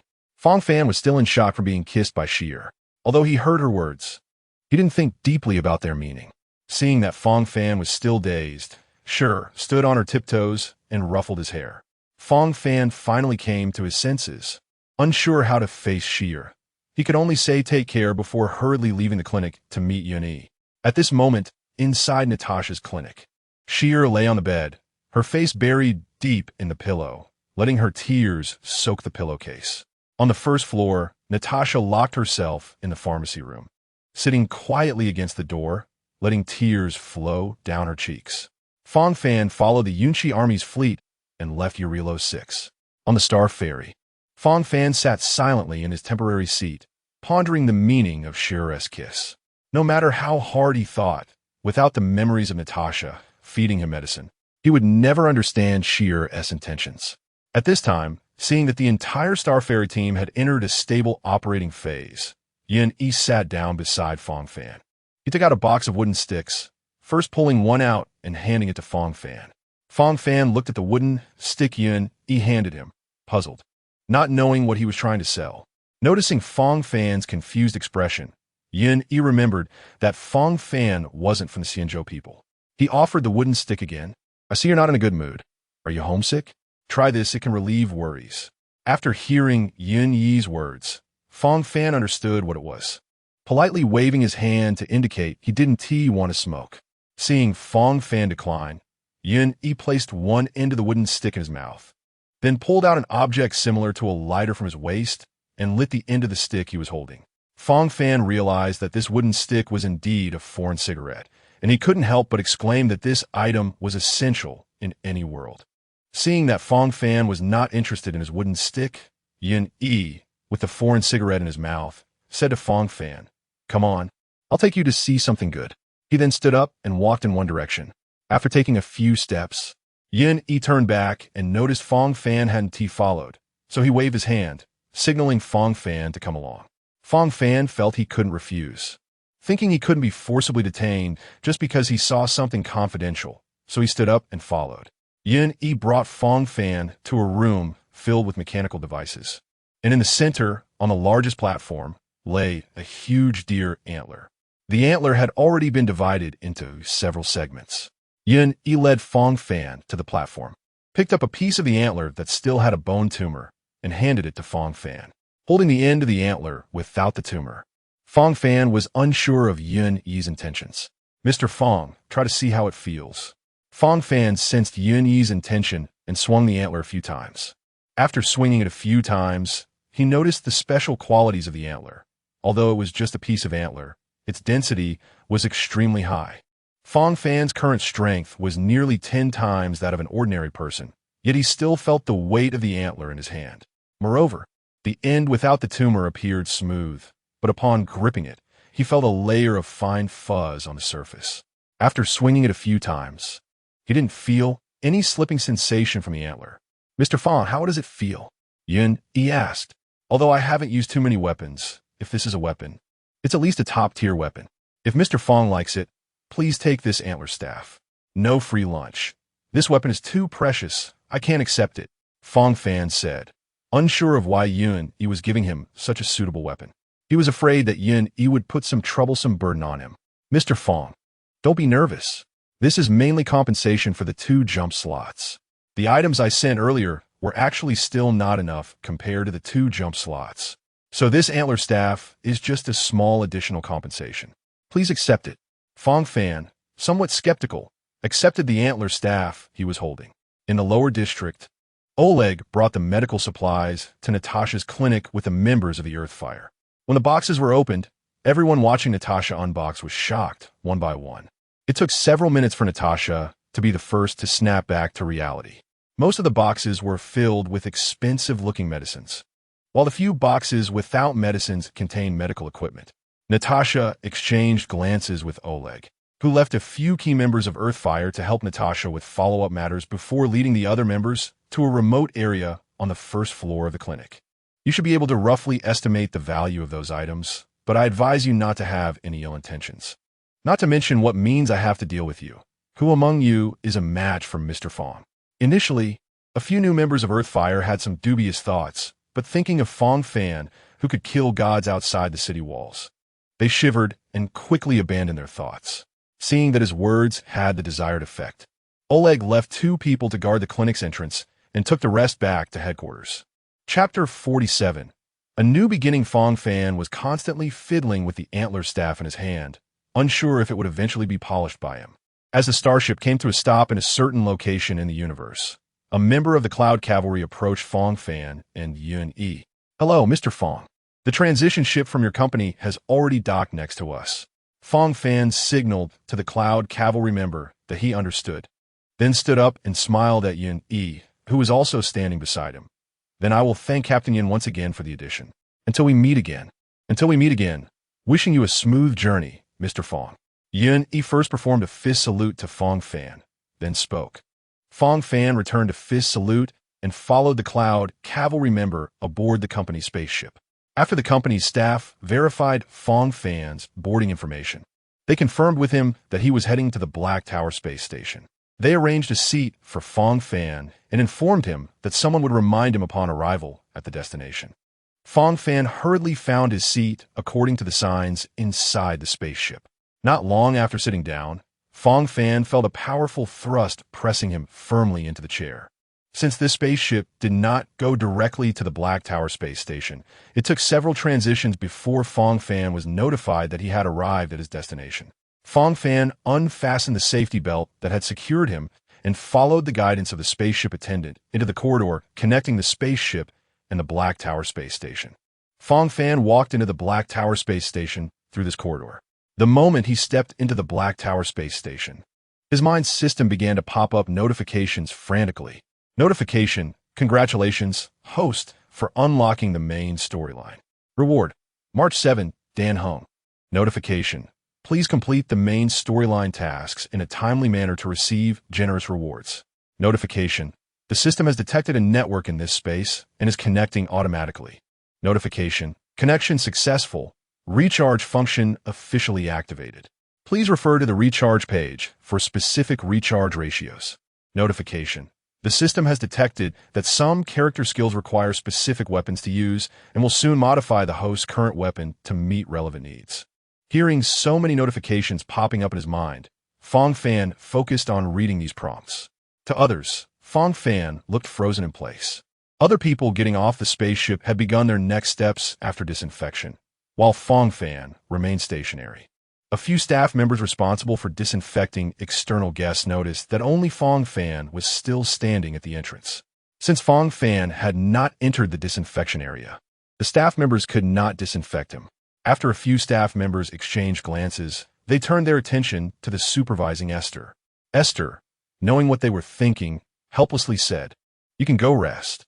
I can keep an eye on him for disinfection." The staff members had been waiting for this sentence and hurriedly slipped away, afraid Esther would change her mind. Esther quietly stood in the disinfection area, observing Fang Fan.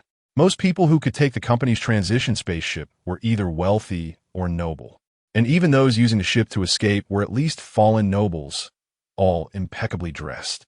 However, Esther looked at Fang Fan, who was entirely in black, with only a few places exposing flesh, and couldn't help but wonder how he managed to make himself look like this.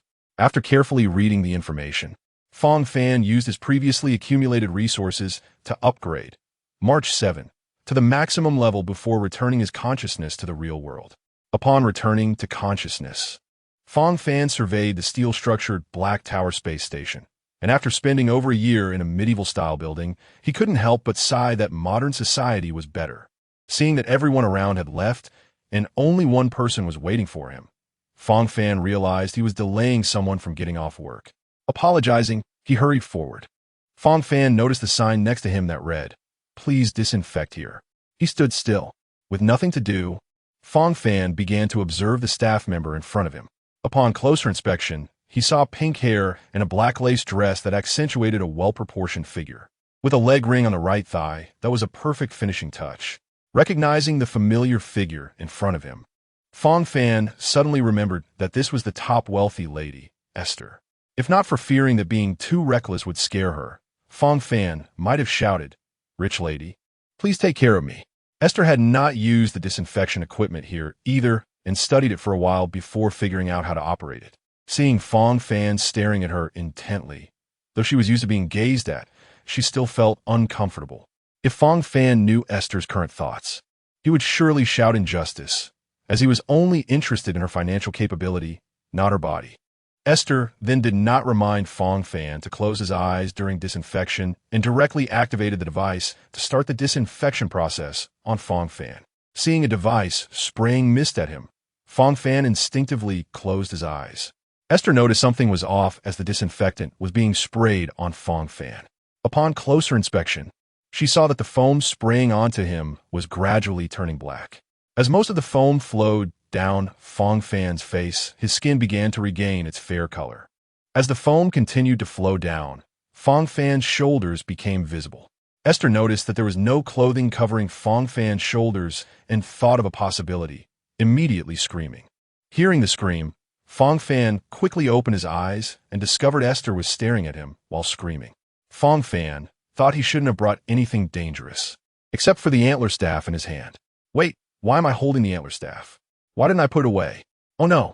As Fang Fan thought about this, he realized the crux of the issue. Looking down at his body, he noticed that the areas where the foam had flowed were now exposed. It suddenly dawned on him that his clothes had been shredded during the battle with the fertile mystic deer. Realizing this, Fang Fan dared not think further and understood why Esther screamed. He hurriedly found a corner, squatted against the wall, and shouted to Esther, "Stop staring and help me find some clothes. Pervert, who wants to look at your skinny body?" Esther, a young lady from a wealthy family, had never experienced such a thing. After spitting out a curse, she hurriedly ran off to ask for help. Chapter 48. Joining the Black Tower after Esther turned a corner and confirmed that no one was around, she began dialing Alan's number. As soon as the call connected, before Alan could say anything, he heard Esther's crying voice. "Alan, hurry to the entrance. There's a naked man here." With Esther's sobbing tone, Alan didn't even bother retrieving the electronic frisbee that Pepe had brought back from afar and hurriedly ran towards the space station entrance.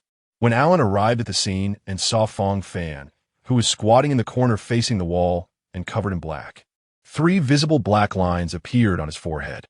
"Miss, is this the naked man you mentioned?" Alan couldn't reconcile Fang Fan with the image of someone who was just flaunting themselves in a big cloak. "Alan, look at the color of his neck," Esther prompted. Only then did Alan realize that the dark color on Fang Fan was not clothing, but a black substance stuck to his skin. Alan used the internal communication channel of the Defense Department to have someone bring a set of clothes. He handed the clothes to Fang Fan and said, "Hello, sir. Please change into these clothes first, as you are quite unpresentable right now." Fang Fan took the clothes, thanked Alan, and then looked at Esther. Seeing Fang Fan looking at her again, Esther stomped her foot in anger, realizing she had no way to deal with Fang Fan at the moment. Alan noticed the change in the expressions of the two and frowned. Fang Fan realized that something was off with their expressions and recalled his own rashness. He quickly explained, "I'm sorry, I can't just put on clothes with this black dust all over me. Could Miss Esta please step aside? Esta, realizing she had misunderstood Fang Fan, hurriedly left the scene. Fang Fan looked at the equipment still hovering in midair and asked Alan, "Hello? Can this device still be used?" Alan nodded and walked over to the control panel.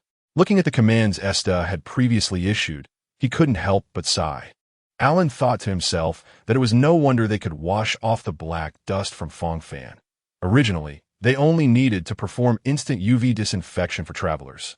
But Esta had chosen to conduct a comprehensive disinfection for waterproof objects. Alan decided to go with the mistake, as it saved him the trouble of finding a shower for Fang Fan, and pressed the button to continue with the current command. Fang Fan used the foam to rub off the black dust all over his body. This foam was also a byproduct developed by the Black Tower, with strong dirt-removing and disinfecting capabilities. As Fang Fan rubbed, about 70% of the black dust flowed onto the ground along with the foam. The remaining 30% was due to the depth of skin damage from the electric current, which hadn't fully healed yet, so it was still stubbornly stuck on like scabs. After rinsing with clean water, hot air helped Fang Fan dry off quickly. In just a few minutes, Fang Fan felt refreshed and hurriedly put on the casual clothes Alan had prepared for him. He walked over to Alan, extended his right hand, and said, "Thank you. My name is Fang Fan." Alan didn't mind Fang Fan's identity and also extended his right hand to shake Fang Fan's. "I'm Alan." However, when Alan took Fang Fan to handle the entry procedures for the space station, a new problem arose. "Captain Alan, there really isn't an option for planet Eurelos 6 in our space station system." Fang Fan hadn't expected that planet Eurelos 6 would be removed so quickly. He thought such basic data could be preserved for thousands of years. Alan didn't know what to do and quickly called Esta through the communicator to handle the matter. When Esta arrived at the entry processing location, she cautiously peeked in to confirm that Fang Fan was dressed before walking in confidently. After listening to the staff describe the problem, Esta was also at a loss. While she was pondering with her hand on her chin, she suddenly noticed a figure standing outside, lost in thought. Esta tapped Alan's shoulder and pointed to the figure outside. Alan understood Esta's intention and carefully brought the figure inside. Esta gently knocked on the top of the figure's head. "Lord Black Tower, can you hear me? It's time to manifest." Then, a glimmer of life appeared in the figure's eyes as it looked at Esta and asked, "Miss Esta, what can I do for you?" Esta repeated Fang Fan's situation to the Black Tower. The Black Tower controlled the figure to stiffly turn its head toward Fang Fan. "Huh. I remember no news from Eurelos 6 for nearly 700 years. What's the situation now?" Fang Fan briefly explained the Star Core invasion and the situation with Belobord. After listening, the Black Tower's figure seemed momentarily lost in thought before returning to normal. "Thank you. Your information is very useful to me. I just went back to my main body to record it." Then the Black Tower continued to ask Fang Fan, "Fang Fan, why have you come to the Black Tower?" Although Fang Fan didn't expect to encounter the Black Tower as soon as he entered the space station, he was prepared with an answer. There are not many capable of containing star cores in the entire universe, and I think the easiest to persuade is Lord Black Tower. The Black Tower's figure nodded expressionlessly, and Fang Fan couldn't deduce the Black Tower's attitude from the figure's expression. After a moment, the Black Tower's figure emitted an electronic synthesized voice. "Fang Fan, I don't know where you learned that I can contain star cores, but I also don't want to lie. I did recently contain a star core, but analyzing the star core occupies more than 90% of my current energy." Fang Fan thought the Black Tower was about to decline, but then the Black Tower took a deep breath. "If I complete the analysis of this star core, or if I encounter a problem that cannot be solved with just one star core, I will prioritize the star core from planet Eurelos 6. Fang Fan quickly pretended to be extremely grateful and thanked the Black Tower, without holding much hope for the Black Tower's promise, as his purpose for coming to the Black Tower space station was still for the Astral Express. The Black Tower turned to Esta and instructed, in Fang Fan's situation, give him an identity for the space station. After Esta indicated that she understood, the Black Tower's figure returned to a dazed state. Esta told Alan that she had other matters to attend to and asked him to take Fang Fan to handle the procedures. Then, Esta hurriedly left, and Alan, having just heard the Black Tower's instructions, took Fang Fan to another work hall to register his identity. After helping Fang Fan register his identity, Alan bid farewell to him. Preparing to return to continue playing Frisbee with Pepe, Fang Fan quickly called out to Alan. Alan, does the Defense Department still need people? Chapter 49. A member of the Defense Department, Alan assessed Fang Fan and thought that since he had just arrived at the space station and was all alone, he might be looking for a job to transition for a while. However, while Alan was usually calm, he was meticulous when it came to work. The Defense Department had always been short-staffed, but whether Fang Fan could join depended on his own abilities. How do you test? Fang Fan asked. Fight me, Alan replied. Where? Anywhere, anytime. Now. Sure. As soon as Alan's words fell, Fang Fan pulled out his antler staff and swung at Alan. Alan had already been on guard when Fang Fan asked if they could fight now, drawing his long knife to strike at the antler staff. With the sound of metal clashing, Alan retreated 5 steps until his back hit the wall before he could stop. Fang Fan took a moment to assess the antler staff that had been modified by the system, adjusting the thickness for a more comfortable grip. However, the other end with the antler cap was different. The originally rounded protruding bone tumor had turned into a sharp cone, and the originally flat surface had become conical. Fang Fan guessed that the pointed cone of the head was made to adapt to Dan Hung, his long spear combat technique. Impressive, Alan marveled inwardly. Congratulations, Fang Fan. You have qualified. As the head of the Defense Department, I welcome you to join us. With that, Alan extended his right hand to Fang Fan. It's an honor. Fang Fan also reached out his right hand to shake Alan's. After that, Alan took Fang Fan to the office of the Defense Department. Due to routine duty and time off, there were only a few female clerical staff working in the office. When the women heard the sound of the door opening, they all looked towards the entrance. Seeing Alan bringing back a stranger, they all asked Alan who it was. Let me introduce everyone. This is Fang Fan, who has just joined our big family of the Defense Department. I hope everyone can help each other at work and unite in daily life. Then Alan pushed Fang Fan in front of him and said, Hey newcomer, please introduce yourself. Hello everyone, I am Fang Fan, and I am very happy to work with you all. Fang Fan said a couple of dry sentences and then stepped back behind Alan. Seeing Fang Fan's personality, Alan did not force him any further. After saying goodbye to everyone in the office, Alan took Fang Fan to handle the onboarding procedures. After Fang Fan received his apartment key, work badge, uniform, and meal card, Alan noticed that it was almost mealtime. So he took Fang Fan to the cafeteria for a meal. The moment Fang Fan put the food in his mouth, tears almost came out. After eating nothing but rough food for more than a year, he finally got to eat something good. Even when he made a small fortune in Panyan Town, he could only eat some long frozen meat at the market, which was nothing compared to the regular cafeteria meals. However, fortunately, before his crossing, Fang Fan was not worried about food and drink, so this meal was not too embarrassing. After finishing the meal, Alan took Fang Fan back to the Defense Department office to help him familiarize himself with the work. Just as Alan was telling Fang Fan about the daily responsibilities of the Defense Department, the office door was pushed open. A few men walked in, chatting and laughing, and Alan introduced to Fang Fan that this batch was here to prepare to take over. Before long, another group came in, which was the staff of the Defense Department who had been on duty outside that day. As soon as they entered, they hung the additional equipment needed for duty in their respective lockers. Seeing that most people had arrived, Alan clapped his hands to signal everyone to be quiet, then introduced Fang Fan again.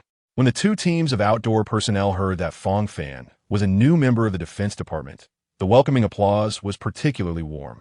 Since the two duty teams were short by one person, Alan placed Fang Fan in the smaller team. Fang Fan did not mind Alan's arrangement. During his years at the Black Tower Space Station, he had just been passing time and developing his character, waiting for the Destruction Lord invasion and the Starcore incident. In the following 2 to 3 years, the Black Tower Space Station gained a so-called freak in the eyes of the public. He neither smoked nor drank, and apart from necessary social occasions, he did not visit entertainment venues. He did not date or spend money, and when not at work, he would stay in the dormitory assigned to him. On the 1167th day, Fang Fan spent at the Black Tower Space Station. After greeting his familiar colleagues in the department, he put away the equipment needed for duty in his locker, walked out of the department, and headed towards his apartment. A colleague who got off work at the same time caught up with Fang Fan from behind and put his arm around Fang Fan's neck. Fang Fan, let's go to the bar for a drink. Thanks, But no, my stomach has been feeling really bad lately. I'll treat you all when I'm better. Come on. You haven't had a drink in half a year, and you still haven't figured out what's wrong at the hospital. If you hadn't actually thrown up a few times, we would have thought you were faking it. Ha ha, Fang Fan, never ruin the fun. Once I get better, I will definitely drink you all under the table. Zhangge, Wangge, you all have fun. I won't spoil the mood. After joking with his colleagues for a while, Fang Fan turned onto another road to head back to the dormitory. Upon arriving at the dormitory, Fang Fan first glanced at the portraits of Natasha and Heel hanging in the room and sighed. This painting was something Fang Fan had drawn during his idle time, due to missing Natasha and Heel too much. At first, Fang Fan just thought about the two of them while casually doodling on paper. But one day, Fang Fan realized that he could barely pass off the drawing of the two, and so he put that painting on the wall of the dormitory. Subsequently, if Fang Fan painted a better picture, he would take down the previous one and replace it with a new one. This had already become the 31st painting. Fang Fan took off his coat, hung it on the coat rack by the door, then threw himself onto the bed, staring blankly at the ceiling. Suddenly remembering that he had a good chat with Natasha and Bach in the past few days, and he didn't know how the siblings were doing now. At this moment, Fang Fan's consciousness had entered the system, and he looked at the array of characters and their levels in the system, which filled him with a sense of satisfaction. At the Black Tower space station, Fang Fan could basically complete his daily tasks to receive full rewards. Moreover, after the recharge system was activated, aside from the necessary living expenses each month, Fang Fan put all his extra money into the system. He had also drawn more than a dozen 4- and 5-star characters. I want to elaborate on this here. And he had several characters from various fates. However, thinking about the 5-star character he had just drawn a couple of days ago, Fang Fan felt quite pleased. Chapter 50. Kafka's Night Raid, looking at Bronya in the character bar of the system in his mind. This was also the first character from the same fate that Fang Fan had drawn. Every time Fang Fan saw Bronya, he felt sad that the system could not materialize the character into reality. If the character could materialize, he would have found a place to build a house by now and live a carefree and happy life, instead of having to deal with the problems of Bellowberg and living a monastic life at this space station. Fang Fan thought with resentment like this. Although Fang Fan could be considered a homebody, in order to unlock dungeons like Mimic Flower, he had explored the Black Tower space station over the past 3 years. He had unlocked all the dungeons he could, and while it wasn't comprehensive, it was enough for character development, especially since all the attributes were added to Fang Fan. He didn't have to grind relics repeatedly for a single attribute like in his previous life. He could just level up a golden relic to the maximum and equip it on any character he wanted. What Fang Fan just said about throwing up whenever he drank was also a pretense. Since Fang Fan didn't know the exact time of the Antimatter Legion's invasion of the Black Tower space station, he had pretended to throw up at the drinking table 6 months ago. This behavior made everyone too afraid to ask Fang Fan to drink even during social gatherings. Fang Fan was able to maintain his sobriety in this way. He didn't want to wake up surrounded by a circle of Antimatter Legion after getting drunk. Tap, tap, tap. The originally quiet dormitory was suddenly filled with the crisp sound of high heels. Hearing the unexpected noise in his room, Fang Fan rolled out of bed, grabbed the antler stick on the nightstand, and did both movements simultaneously, then leaned against the corner of the wall, staring intently at the open bedroom door. As the sound of the high heels drew closer, Fang Fan unconsciously tightened his grip on the antler stick. At that moment, a black high-heeled ankle boot appeared in the doorway. Following that was a pair of slender legs wrapped in purple sheer stockings. After this leg came to a stop, another leg wearing over-the-knee leather boots appeared in the doorway. Fang Fan looked up along the two legs and saw a mature woman dressed in a white shirt and black shorts, draped in a black cloak with a purple spider pattern. "Mom!" Fang Fan couldn't help but shout. Although he couldn't keep his mouth shut, his heart was alarmed at this moment. Fang Fan never expected that Kafka would suddenly appear in the dormitory of such an inconspicuous Defense Department staff member. At this moment, Kafka, standing at the doorway of Fang Fan's bedroom, couldn't help but laugh when she heard Fang Fan call her mom. Fortunately, Kafka still retained some ladylike demeanor and quickly suppressed her laughter, gently knocking on the door panel, her purple eyes fixed on Fang Fan's, exuding a hint of allure as she asked, May I come in? Yes, Fang Fan replied with a stern face, not realizing that his voice had softened.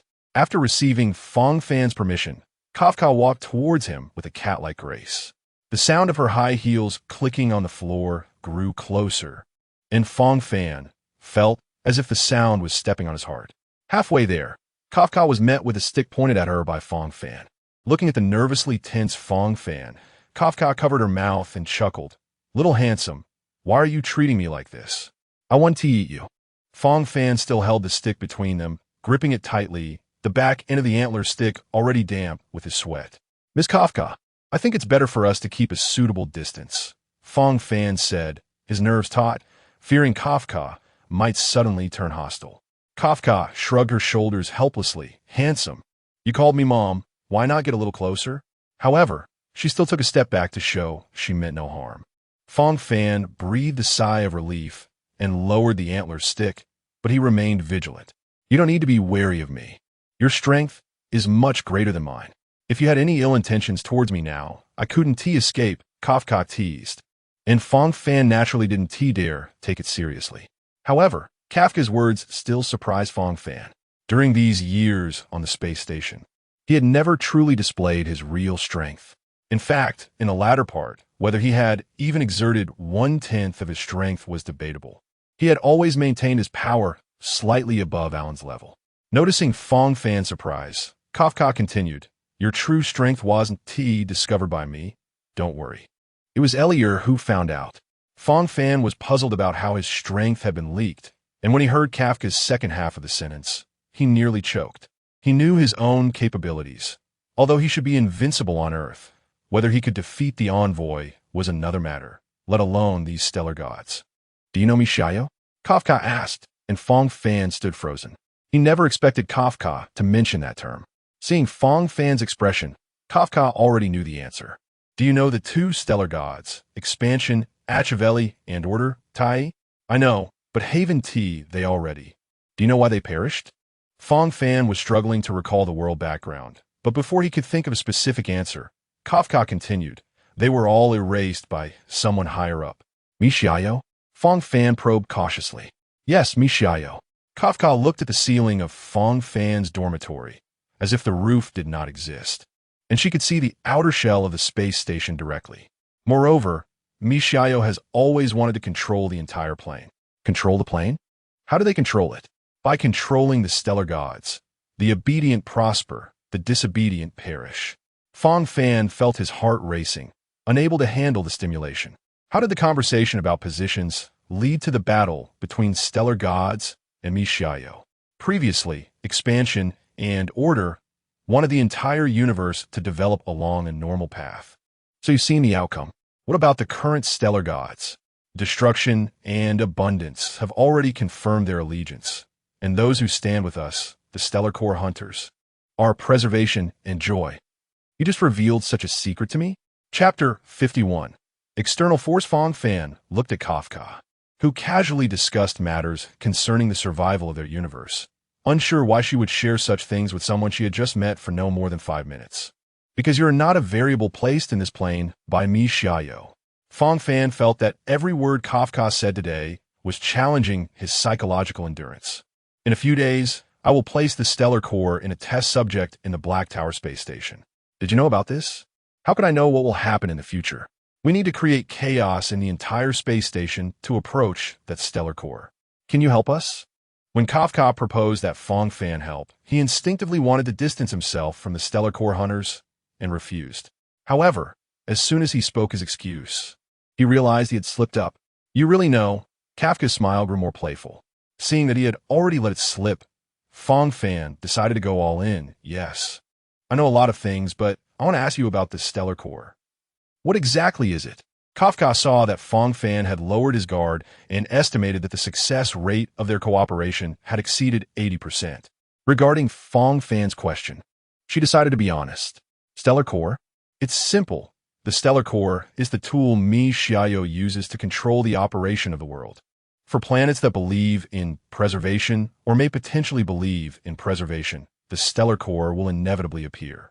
This is a rule we have concluded over the past few decades. Preservation? Why are they so targeted at him? Do you think the ridiculous wall that preservation wants to build is meant to defend against whom? Don't the stellar gods care whether or not there are believers? Moreover, preservation has never responded to believers, and other stellar gods have not responded much either. Something should not be judged by what everyone says, but by what everyone does. Kafka thought for a moment and gave Fang Fan an example. I remember you come from Bellowberg. You should know that the Grand Guardian was almost fooled to the point of limping by the stellar core, right? Yes. Since Kafka had seen through him, Fang Fan no longer pretended to know nothing about the future. Then why doesn't the stellar core directly open a rift into Bellowberg? Fang Fan was at a loss for words. After a moment of contemplation, Fang Fan bowed to Kafka. You are right. Kafka gently lifted Fang Fan's chin, who had bowed his head, bringing her face closer. At this moment, the distance between Fang Fan and Kafka was only about 10 centimeters. The warm breath that Kafka exhaled while speaking brushed against Fang Fan's cheek. I still prefer to hear you call me Mom. After saying this, Kafka quickly returned to her original standing position. Fang Fan, a pure and innocent otaku, was blushing furiously at this unexpected situation. Handsome, do you have any other questions? If not, we might meet again in a few nights, Kafka teased Fang Fan. By the way, there's one more question. How did you find me? When Fang Fan heard Kafka was about to leave, he thought about being targeted by someone close to the stellar gods and feared that other stellar gods might also have their eyes on him. So he hurriedly asked, because you possess the power of all possible destinies. Huh? Fang Fan never expected that to be the answer. Because everyone's destiny leaves traces, even if you have changed it several times before. However, the destiny line can always be observed by Eliur, but a few days ago, a destiny line disappeared. If it weren't for the Stellar Core project, Elio might not have noticed you, a mere Defense Department intern. Can I just die? Even death only snaps the thread of fate. A broken thread still affects other threads of fate. But your thread of fate is different. It has completely vanished. So, according to you, anything I do in the future won't affect others' fates anymore? No, you will still influence, but it won't be in the form of fate threads. It could be a gust of wind or a stream of water. In other words, only Elio will notice me? Yes. Hearing this, Fang Fan breathed a sigh of relief. He certainly didn't want to wake up tomorrow to find a dozen star gods peeking in around his bed. Isn't the Stellar Core project a plan from over there? Why are you cooperating so much? Fang Fan said, pointing to the sky. Because this is the result of us misleading them. They want to control this dimension. And there are two paths. One is to recruit all star gods, and the other is to create a dimension ruler who obeys me Xiaoyu. If it were you, which would you choose?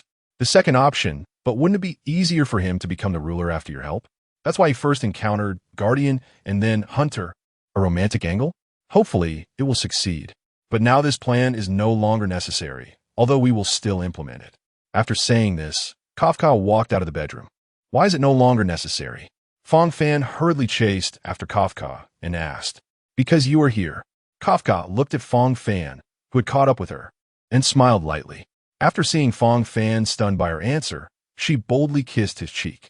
Fang Fan's mind was already in a whirl. He was confused by Kafka's answer and then suddenly attacked. Now he felt completely dazed. When Fang Fan saw Kafka open the door to his dorm and walk out, he finally snapped back to reality from the shock. Don't leave through the door. Wouldn't it be better to leave the same way you came? Before Fang Fan could speak, Kafka had already walked out, waved goodbye to him, and closed the door behind her. Fang Fan could hardly imagine what kind of gossip would circulate tomorrow. Just as night fell and the dormitory was bustling with people, a beautiful woman had just walked out of his room. The only comfort Fang Fan found was that in a couple of days, the Black Tower space station would face a disaster. By then, how many would have the time to spread his gossip? Besides, even if the gossip were still around, he would be gone and it wouldn't affect him. Although Fang Fan's reasoning was quite logical, he forgot that the persistence and transmission speed of gossip cannot be measured by common sense. Fang Fan lay back down on his bed, silently planning his agenda for tomorrow in the Defense Department. Chapter 52. Fang Fan's rumors. The next morning, Fang Fan stepped out of the dormitory, ready to switch shifts with the team that was on duty before. Just a few steps out of the dorm, someone who could only be described as somewhat familiar greeted him. After Fang Fan replied, he saw that person smile ambiguously at him and say, "Lucky you." As Fang Fan made his way to the defense department, anyone he encountered who looked somewhat familiar either smiled meaningfully at him or praised him for his luck.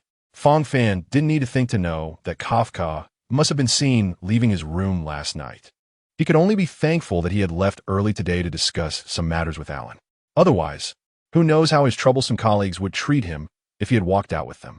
When Fang Fan arrived at the defense department, the few sisters responsible for internal affairs immediately started sizing him up and stifling giggles as soon as he walked in. After laughing for a short while, fearing that they would make Fang Fan anxious, they all stopped. Then a few girls exchanged glances, and one of them succumbed. She walked up to Fang Fan and quietly asked, "Fang Fan, we sisters have a very serious question for you. Please answer truthfully."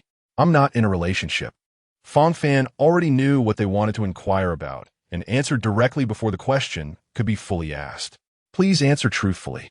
The girls in the department, who usually liked to gossip, naturally didn't believe him when he said he wasn't in a relationship. "I really am not in a relationship," Fang Fan said helplessly.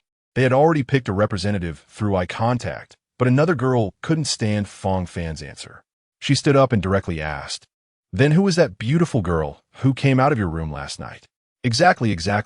Be honest, or we'll be tough on you." "Comrade Fang Fan, please don't treat the Defense Department gossip group as fools."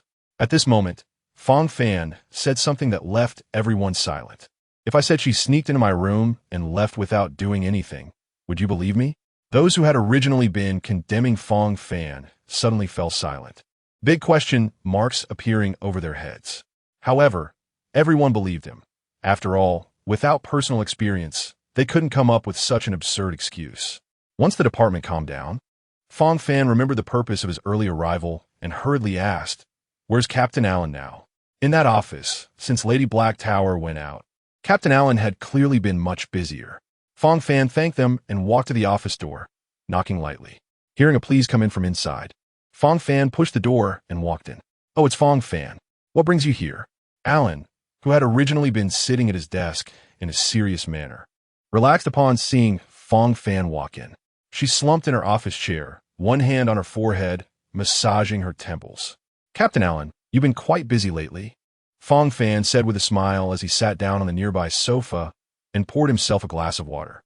"Don't laugh at me. I really want to go on patrol right now. You have no idea how troublesome it is to deal with all these chores in the office all day." Allen couldn't help but complain to Fang Fan. Fang Fan knew that Allen hadn't been happy in this position, but he wasn't here to comfort her. Seeing that it was almost time to switch shifts, he decided not to beat around the bush. "Allen, you've been busy with work lately. You know why, right?" "Ugh, don't even mention it. Ever since Lady Black Tower left, the entire space station feels like it's missing a stabilizing force. I feel the same way, so I think our patrol team should increase the frequency a bit." "Aren't there just 2 patrol teams? How can we increase the frequency?" "But the break room next to our defense department is still empty, right? For the next few days, let those of us on break rest there, and when Black Tower returns, we can give everyone a day off." "You have a point. Let us do it your way." "Okay, thanks." Fang Fan stood up and walked toward the door. When he was halfway there, he heard Allen's teasing voice from behind. "Aren't you afraid your colleagues will beat you up?" Fang Fan stumbled a bit, only thinking about helping his colleagues keep their lives, not realizing how they would thank him now.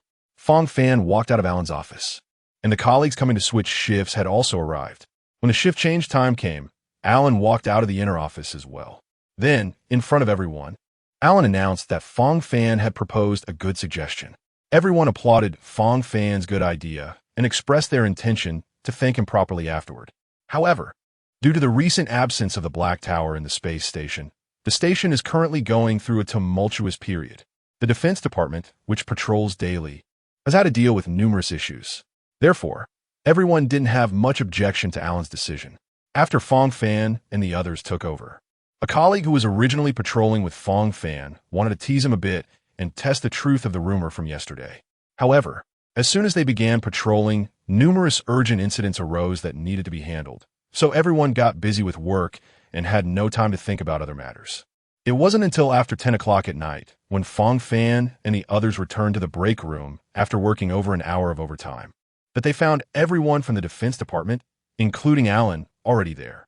As for what to do about the female clerks, if Fang Fan dared to suggest anything, he would definitely be nailed to the pillar of shame for being a rogue, so he could only pray for them.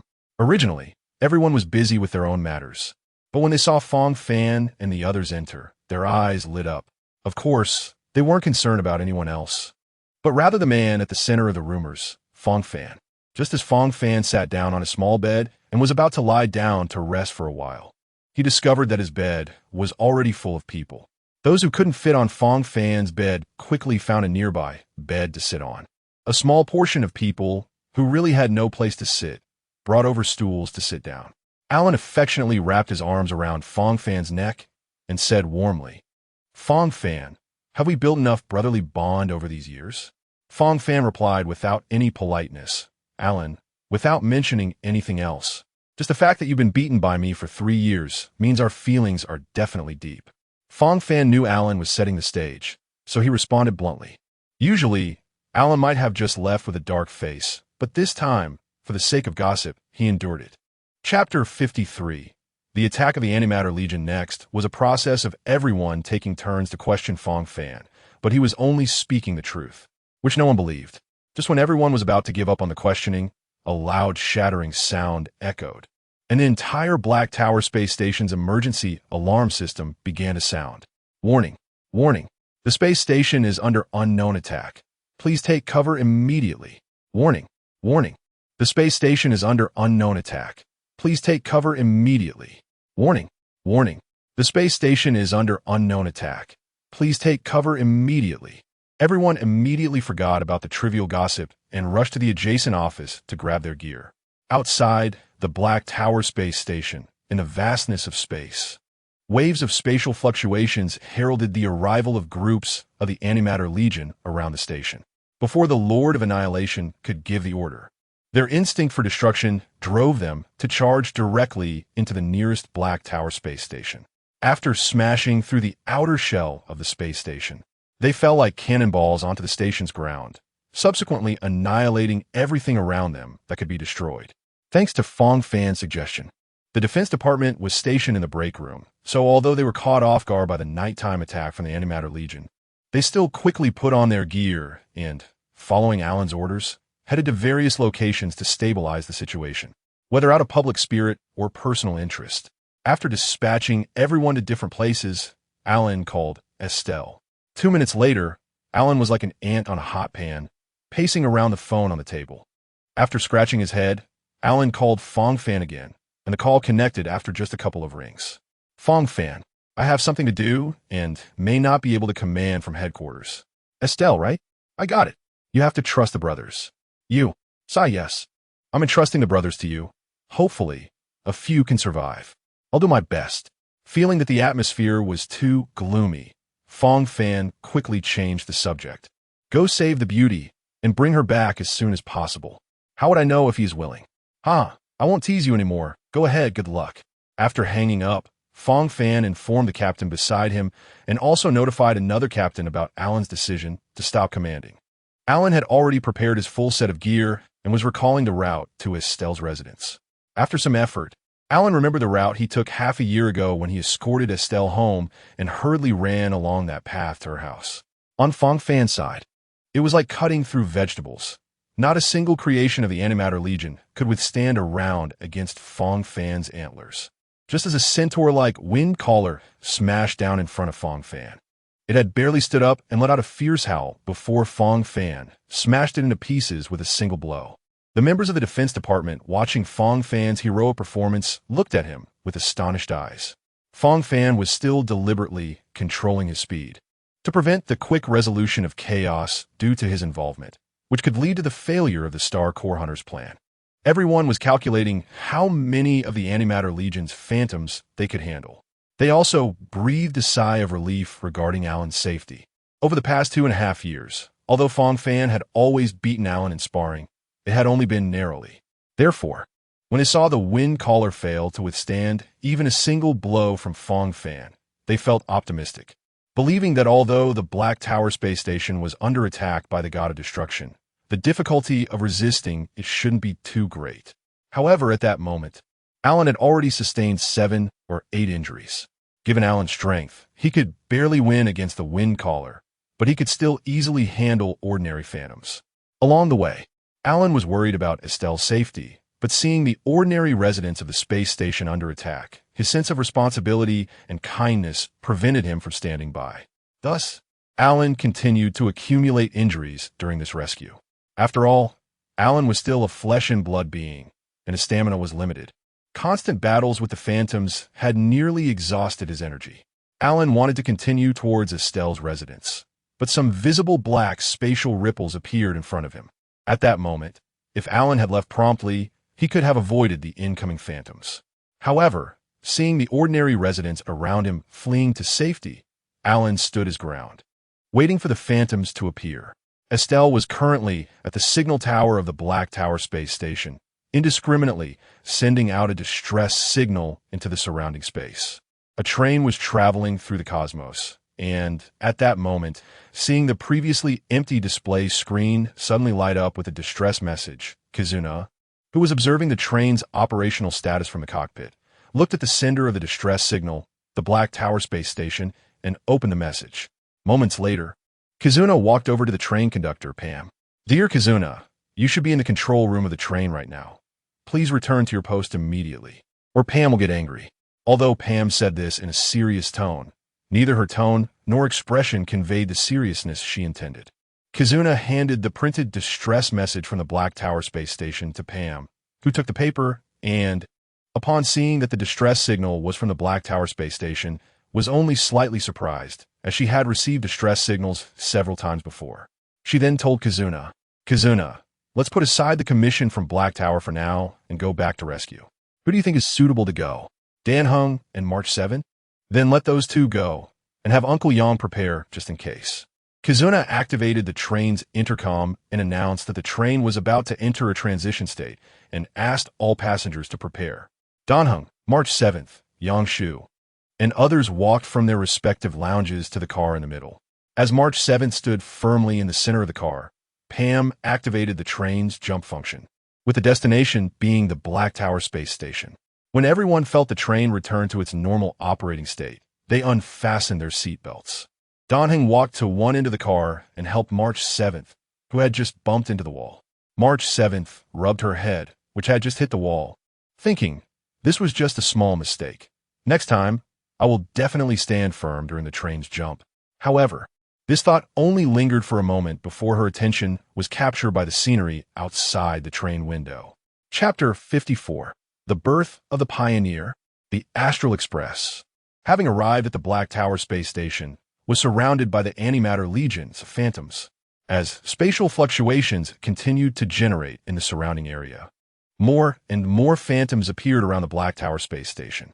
The phantoms that had already appeared around the space station either directly breached the station's outer shell and rushed inside, or gathered together to jointly create a black hole-like spatial rift to teleport into the station. Although March 7th had encountered the Antimatter Legion on planetary surfaces during previous crises, this was her first time witnessing the boundless scene of the Antimatter Legion in outer space. And it was somewhat different from the space stations she usually saw. Dan-Heng, who had previously participated in the star hunting campaign with the star god, Hunting, was not surprised by this situation and pulled March 7th over to Pam's side. "Are you all ready?" "Ready." March 7th answered eagerly. "Ready. Is it just me and March 7th this time?" Dan-Heng nodded. "Walter is always ready to support you. We will closely monitor your situation." After receiving a satisfactory answer, Dan-Heng, with a serious expression, entered the Black Tower space station with March 7th. Besides the Astral Express and the Antimatter Legion, the Star Core Hunter also entered the Black Tower space station as per the original storyline, as a pair of mismatched legs touched down somewhere in the space station. The phantoms searching for life forms were attracted by the sound of high heels on the floor, their gazes converging on Kafka. Upon discovering Kafka, the surrounding phantoms began to gather around her. Kafka did not want to waste too much time on these phantoms, and several light purple threads appeared around her, piercing through the bodies of those phantoms. When the threads passed through the phantoms' bodies, the phantoms felt nothing and continued moving normally. After piercing the phantoms with the threads, Kafka proceeded towards her destination according to Silver Wolf's instructions in her earpiece, ignoring the approaching phantoms behind her, and snapped her fingers casually. After the snap, the threads changed from light purple to dark purple. While the legs of the surrounding phantoms continued moving, their upper bodies were sliced open and fell to the ground. Then their severed bodies disintegrated into fragments in the air. Alan covered his right arm, which had already exposed white bone, staring at the empty floor in front of him. Just moments ago, the last phantom was defeated here by Alan, its body dissipating into purple fragments. Alan looked at his severely injured right arm, wanting to pick up the long knife he had been using as a cane, but as soon as his left hand left the knife, unbearable pain shot through his right arm. Alan knew that, given his current condition, he had lost the ability to fight. So he picked up his weapon with his left hand, looking for a safe place to hide temporarily. Esther observed the pervasive antimatter legion, both inside and outside the space station through the numerous surveillance devices, repeatedly trying to call the Black Tower. The calls that didn't go through made Esther break out in a cold sweat. Looking at the inexplicably disabled space station defense system in front of him, as the temporary station master did not have the key to turn on the defense system. He needed to contact the Black Tower as soon as possible to reactivate the station's security system. Meanwhile, Silver Wolf, chewing gum while manipulating the system, took an interest in the intercepted communications. Esther's inability to contact the Black Tower was naturally due to Silver Wolf's interference. If it weren't for the distress signal being sent across the cosmic-wide area, Silver Wolf wouldn't have been able to intercept it. Seeing that Kafka was about to reach the chamber where the star core was stored, and that Donhung and March 7th were already in position, Silver Wolf casually spat the gum into a nearby trash can and teleported to Kafka's side. Kafka had long gotten used to Silver Wolf suddenly appearing beside her. Subsequently, Kafka and Silver Wolf disabled the traps set by the Black Tower and successfully implanted the star core into the body of the Pioneer. This part is from the game's beginning, so I won't elaborate further. As the Pioneer awakened, Kafka said to the Pioneer, "When you have the opportunity to make a choice, don't let yourself regret it." After saying this, Kafka and Silver Wolf left the chamber where the star core was stored. The guidance of fate led Donhung and March 7th to find the Pioneer. Besides Donhung and March 7th, Fang Fan also arrived at the room where the Pioneer was located almost simultaneously. This was no coincidence. Just moments ago, Fang Fan was clearing the continuously appearing antimatter legion from the space station alongside his colleagues in the Defense Department when a brief buzzing sound came from his earpiece, followed by Silver Wolf's voice. After hearing Silver Wolf's guidance, Fang Fan knew where he was being led. Thinking that the command module had already been cleared by him and the others, and that most of this module was also nearly cleared, with little chance of other Defense Department members encountering danger, Fang Fan secretly left the defense team and made his way over. However, as Fang Fan was about to reach the room where the star core was located, he saw Silver Wolf and Kafka just unlock the last lock of the chamber. To prevent any complications, Fang Fan hurriedly hid aside. After seeing Kafka and Silver Wolf leave, and then Donhung and March 7th enter the room, Fang Fan quickly followed them in. With a weak heartbeat and pulse, March 7th prepared for artificial respiration. I have no experience. Donhung, you do it. When Fang Fan entered and heard this exchange, he recalled that this plot point existed. Hearing footsteps approaching from the doorway, Donhung, who had just been about to lower his head to perform artificial respiration on the female Pioneer, looked towards the entrance. Upon seeing Fang Fan standing at the door, March 7th was startled by Fang Fan's sudden appearance, but Donhung stared intently at Fang Fan, his brow furrowing. Donhung had originally thought that it was strange enough for someone without a space station identification to appear in the Black Tower space station, but upon seeing Fang Fan, he overturned his previous conclusion. Although Fang Fan had the identification beacon of the Black Tower space station, besides this beacon and what was visible to the naked eye, Donhung found that he could not perceive Fang Fan through his senses. In other words, from Donhung's perceptual perspective, the spot where Fang Fan stood was a blank space. Although Donhung had sealed his bloodline, his perceptual ability was still that of the Minglong clan. Since Fang Fan had gathered the ability of the full fate, he could naturally shield others' perceptions, which was why he had remained unnoticed while hiding earlier. Chapter 55, Mission accomplished. Who am I? As the awkward atmosphere lingered among Fang Fan, Dan Heng, and March 7th, a weak question finally broke the silence. Dan Heng looked at the slowly awakening pioneer beside him and felt a sigh of relief. Although he didn't mind performing artificial respiration for medical needs, it was better to avoid doing it if possible. After seeing the pioneer awake, Fang Fan noticed that both Dan Heng and March 7th were focused on the pioneer. It suddenly reminded him of a serious issue, and he quickly asked through the earpiece, "Silver Wolf, I know you can hear me. Did Elio mention how the thoughts of a person with a star core inside them are generated?" Fang Fan waited for more than 10 seconds, but there was no sound coming from the earpiece.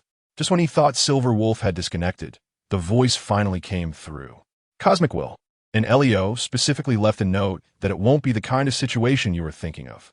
After receiving this answer, Fang Fan felt relieved. Watching as Dan Heng and March 7th helped the pioneer sit up, Fang Fan couldn't help but marvel at the simple and honest nature of the people in the Broken Iron world. They still dared to help others. With a satisfactory answer, Fang Fan quickly approached to get familiar with Dan Heng and March 7th, fearing that if he plotted alone, the Astral Express wouldn't pick him up, which would be quite funny. "Are you all right? Can you hear me clearly? What's your name?" March 7th's deadly trio of questions made Fang Fan's scalp tingle. He thought to himself that even a normal person would hesitate under such questioning, let alone the newly awakened pioneer. Sure enough, after hearing March 7th's questions, the pioneer held his forehead and replied, "I don't know anything." Fang Fan gently walked to the side of the pioneer, holding the other hand that was resting beside him, and patted the pioneer's shoulder lightly. "Don't worry, take your time to think. It's okay if you can't remember things right away after just waking up." The pioneer glanced at Fang Fan gratefully. Seeing that March 7th was about to continue questioning, Fang Fan hurriedly said, "March 7th, let him take his time. Look at his condition. He probably needs to think slowly." After being reminded by Fang Fan, March 7th realized her behavior was unreasonable. With an apologetic smile, she scratched her head and refrained from further questioning. Fang Fan looked around and found a place to sit, helping the pioneer to sit down. After the pioneer rested for a while, Fang Fan and March 7th asked together, "Take your time. What is your name?" The pioneer pondered for a moment and began to say, "My name is." Fang Fan looked at the pioneer in surprise. Although he saw the pioneer's lips moving, he never heard the name being spoken. Observing that Dan Heng and March 7th beside him showed no signs of abnormality, he realized that perhaps only he couldn't hear the pioneer's name. Dan Heng then said, "Hello, I'm Dan Heng, and this lady beside me is March 7th. As for this person," Fang Fan quickly added, "Hello, my name is Fang Fan." Dan Heng glanced at Fang Fan, silently noting the name, and continued, "This space station is called Black Tower Space Station, and it is currently under attack by the Antimatter Legion. We came to provide support after receiving a distress signal from Station Master Asta. Where should we go now?" "The control cabin. According to the latest news we received when we set out, the control cabin no longer has the Antimatter Legion. March 7th will take you there to meet Station Master Asta." Fang Fan nodded in agreement, as the control cabin had also been cleared by 2 defense teams. However, he didn't hear any arrangements regarding Dan Heng himself. Hearing that Asta was currently in the control cabin reminded Fang Fan of his good brother Alan, and he hurriedly asked Dan Heng about Alan's whereabouts. Dan Heng had encountered Alan a few times at Black Tower Space Station. This time, based on the information provided by Asta, Alan had been staying in a certain cabin for a long time without moving. Thus, according to Dan Heng's plan, March 7th and the Pioneer would first return to the control cabin, while Dan Heng would go alone to rescue Alan. Noticing Fang Fan asking about Alan, Dan Heng took another look at Fang Fan. At that moment, Dan Heng realized that Fang Fan was wearing a uniform identical to Alan's. "What is your relationship with Alan?" "I'm also a member of the Defense Department, and Alan is the head of our department." Confirming his guess, Dan Heng nodded, calculating whether it would be more appropriate for Fang Fan, a local, to take March 7th back to the control cabin or for him to go with Dan Heng to rescue Alan. March 7th, seeing that the Pioneer was still dazed, thought that although he had awakened after being injured by the Antimatter Legion, he was still in shock and spoke to comfort him. "Don't worry, the Astral Express is nearby, and Uncle Yang is overseeing things." The space station will definitely get through this crisis. March 7th. Let us hurry up and go. Dan Heng glanced at March 7th, interrupting her words, as it implicitly mocked the defense capability of the Black Tower space station itself. In general, this was not a serious issue, but Fang Fan was also a member of the space station's defense department. March 7th's remarks were somewhat inappropriate in front of Fang Fan. Dan Heng took the lead, while March 7th held the pioneer's hand and followed behind him.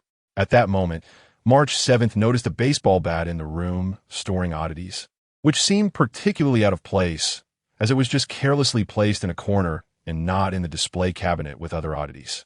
She pointed at the baseball bat and said to the pioneer, "Given how dangerous the space station is right now, while I'm confident I can protect you, how about you check if this weapon is comfortable to use?" Fang Fan looked at the baseball bat and felt powerless to complain, thinking to himself that the cosmic wool was quite something. After all, when he first entered, he had carefully scanned the area and was certain that there hadn't been a baseball bat there. Seeing Dan Heng about to leave the room, Fang Fan hurried to catch up with him. "Where are you going?" "I'm going to rescue Alan." "Take me with you." "Are you sure?" "The space station is very dangerous right now." "Dangerous?" "Since I've achieved my set goal, I'm not afraid of the impact my little butterfly will have." With a casual swing, he smashed a phantom soldier that had just rushed towards him. Chapter 56. The inevitable ambush. Although Dan Heng saw these phantom soldiers as mere fodder, he knew that, with his current strength, he couldn't take them down with one hit. Dan Heng also realized that Fang Fan was proving his strength, so he extended his right hand towards Fang Fan. Seeing Dan Heng reaching out his hand, Fang Fan knew that Dan Heng had acknowledged his strength, so he also reached out his right hand, and the two hands clasped together. Because Dan Heng had already learned Alan's coordinates from Asta. Don't ask me why the coordinates were given to Dan Heng, but not to the Defense Department personnel. That's just how the original work is set up, which I find quite ridiculous. Fang Fan followed Dan Heng as they turned corners and eventually reached the door of a control room. Naturally, they encountered some minions of the Antimatter Legion along the way. However, Dan Heng didn't need to take action. Fang Fan took out the antler baton that had been modified by the system and pointed it at the location of the phantom soldiers. A bolt of lightning struck down, instantly turning the phantom soldiers into fragments that dissipated. Dan Heng arrived at the central control room of a cabin based on the coordinates given by Asta. But at that moment, the door to the control room was already locked. Dan Heng looked at the tightly closed control room door and then turned to Fang Fan, who was following him. Fang Fan noticed Dan Heng looking at him and initially didn't understand the situation. When Dan Heng turned to the side, Fang Fan saw the access control system on the automatic door and understood what Dan Heng meant. Fang Fan took out his access card from his uniform and swiped it against the access control system. Insufficient permissions. Insufficient permissions. As soon as Fang Fan finished swiping his access card, the red light on the access control system at the door started flashing. Looking at the flashing red automatic door, Fang Fan became convinced that Alan was most likely inside the control room. Fang Fan's access card was specifically for the Defense Department, and it had always had high permissions. He had used it to open this control room more than once during his patrols. The only reason for insufficient permissions now could be that someone inside had closed the hatch with higher authority. Fang Fan also didn't know what Alan's condition was. Fang Fan raised his antler stick, about to test the toughness of the tempered glass on these automatic hatches. A faint voice came from the control room. "Who is outside?" "It's me, Fang Fan." After hearing Fang Fan's response, the automatic door to the control room opened. When Dan Heng and Fang Fan entered the control room, they saw Alan sitting weakly on the floor in a corner. Alan's long knife was to his left, and the wound on his right arm was wrapped with his uniform. Although it wasn't very neat, it had at least stopped the bleeding. Seeing Alan like this, Fang Fan hurried over to help him up. "Thank you, Fang Fan and Mr. Dan Heng." "You're welcome, Mr. Allen. What is the situation in the space station now?" Dan Heng's voice always made it difficult to gauge his emotions. "I'm sorry. I've been fighting, so I'm not quite sure about the situation in the space station right now." At this moment, Dan Heng looked at the surveillance footage in the control room and saw March 7 and the Trailblazer just arriving at the elevator. Dan Heng said to Fang Fan and Alan, "You two wait here for a moment. I'll go bring my companions over." Fang Fan didn't respond to Dan Heng, but asked Alan, "How is your stamina recovering?" "Not bad, just a bit weak from blood loss. Then let's go down with Mr. Dan Hung. Your permissions can also activate the elevator. Okay. Fang Fan saw that Alan didn't need his support, so he helped Alan carry his long knife and walked alongside him. The two followed Dan Hung to meet up with March 7, who lacked elevator access. If only teacher Dan Hung were here, he understands a lot of obscure things. Maybe he could fix the elevator. Sorry, I really can't fix this elevator. Dan Hung's calm voice came from behind March 7, startling her. When March 7 turned around, she found that besides Dan Hung and Fang Fan, there was also a silver-haired boy in the group. March 7 looked at Alan's distinctive skin tone and guessed who he was. Hello, you must be the legendary Mr. Allen? Huh, you know me? Yes, hello, I'm March 7. Hello, Miss March 7. Is this person also a passenger of the Astral Express? As the head of the Defense Department, Alan had dealt with the Astral Express numerous times. However, since the main contact was Herta, Alan only knew that there was someone named March 7 on the Astral Express, but didn't he know her appearance. But when Alan saw the brown-haired girl beside March 7, he couldn't help but feel a chill. Previously, only Fang Fan had given him this feeling, and Fang Fan's sense of danger was far less than this person. He is not a passenger of the Astral Express for now. Mr. Allen, haven't you seen him before? March 7 noticed that Alan was also unclear about the Trailblazer's identity and thought she could only seek help from Station Master Astra to find out his identity. Sorry, I haven't seen him. Let's not talk about that for now. Let's head to the control cabin. It's been cleared out and is currently safe. Fang Fan couldn't bear to see everyone reminiscing in a dangerous place and hurriedly interrupted them. Right, but this elevator is out of service. Fang Fan took Alan's access card from him and swiped it against the recognition area on the elevator control panel, and the elevator returned to normal. Fang Fan guessed that Astra must have granted March 7 and Dan Hung temporary access cards with relatively high permissions. But he still opted for convenience and directly unlocked the system with Alan's access card. They took the elevator to the connection point between the containment cabin and the main control cabin. Just as they got off the elevator, they heard a sound of shattering glass from above.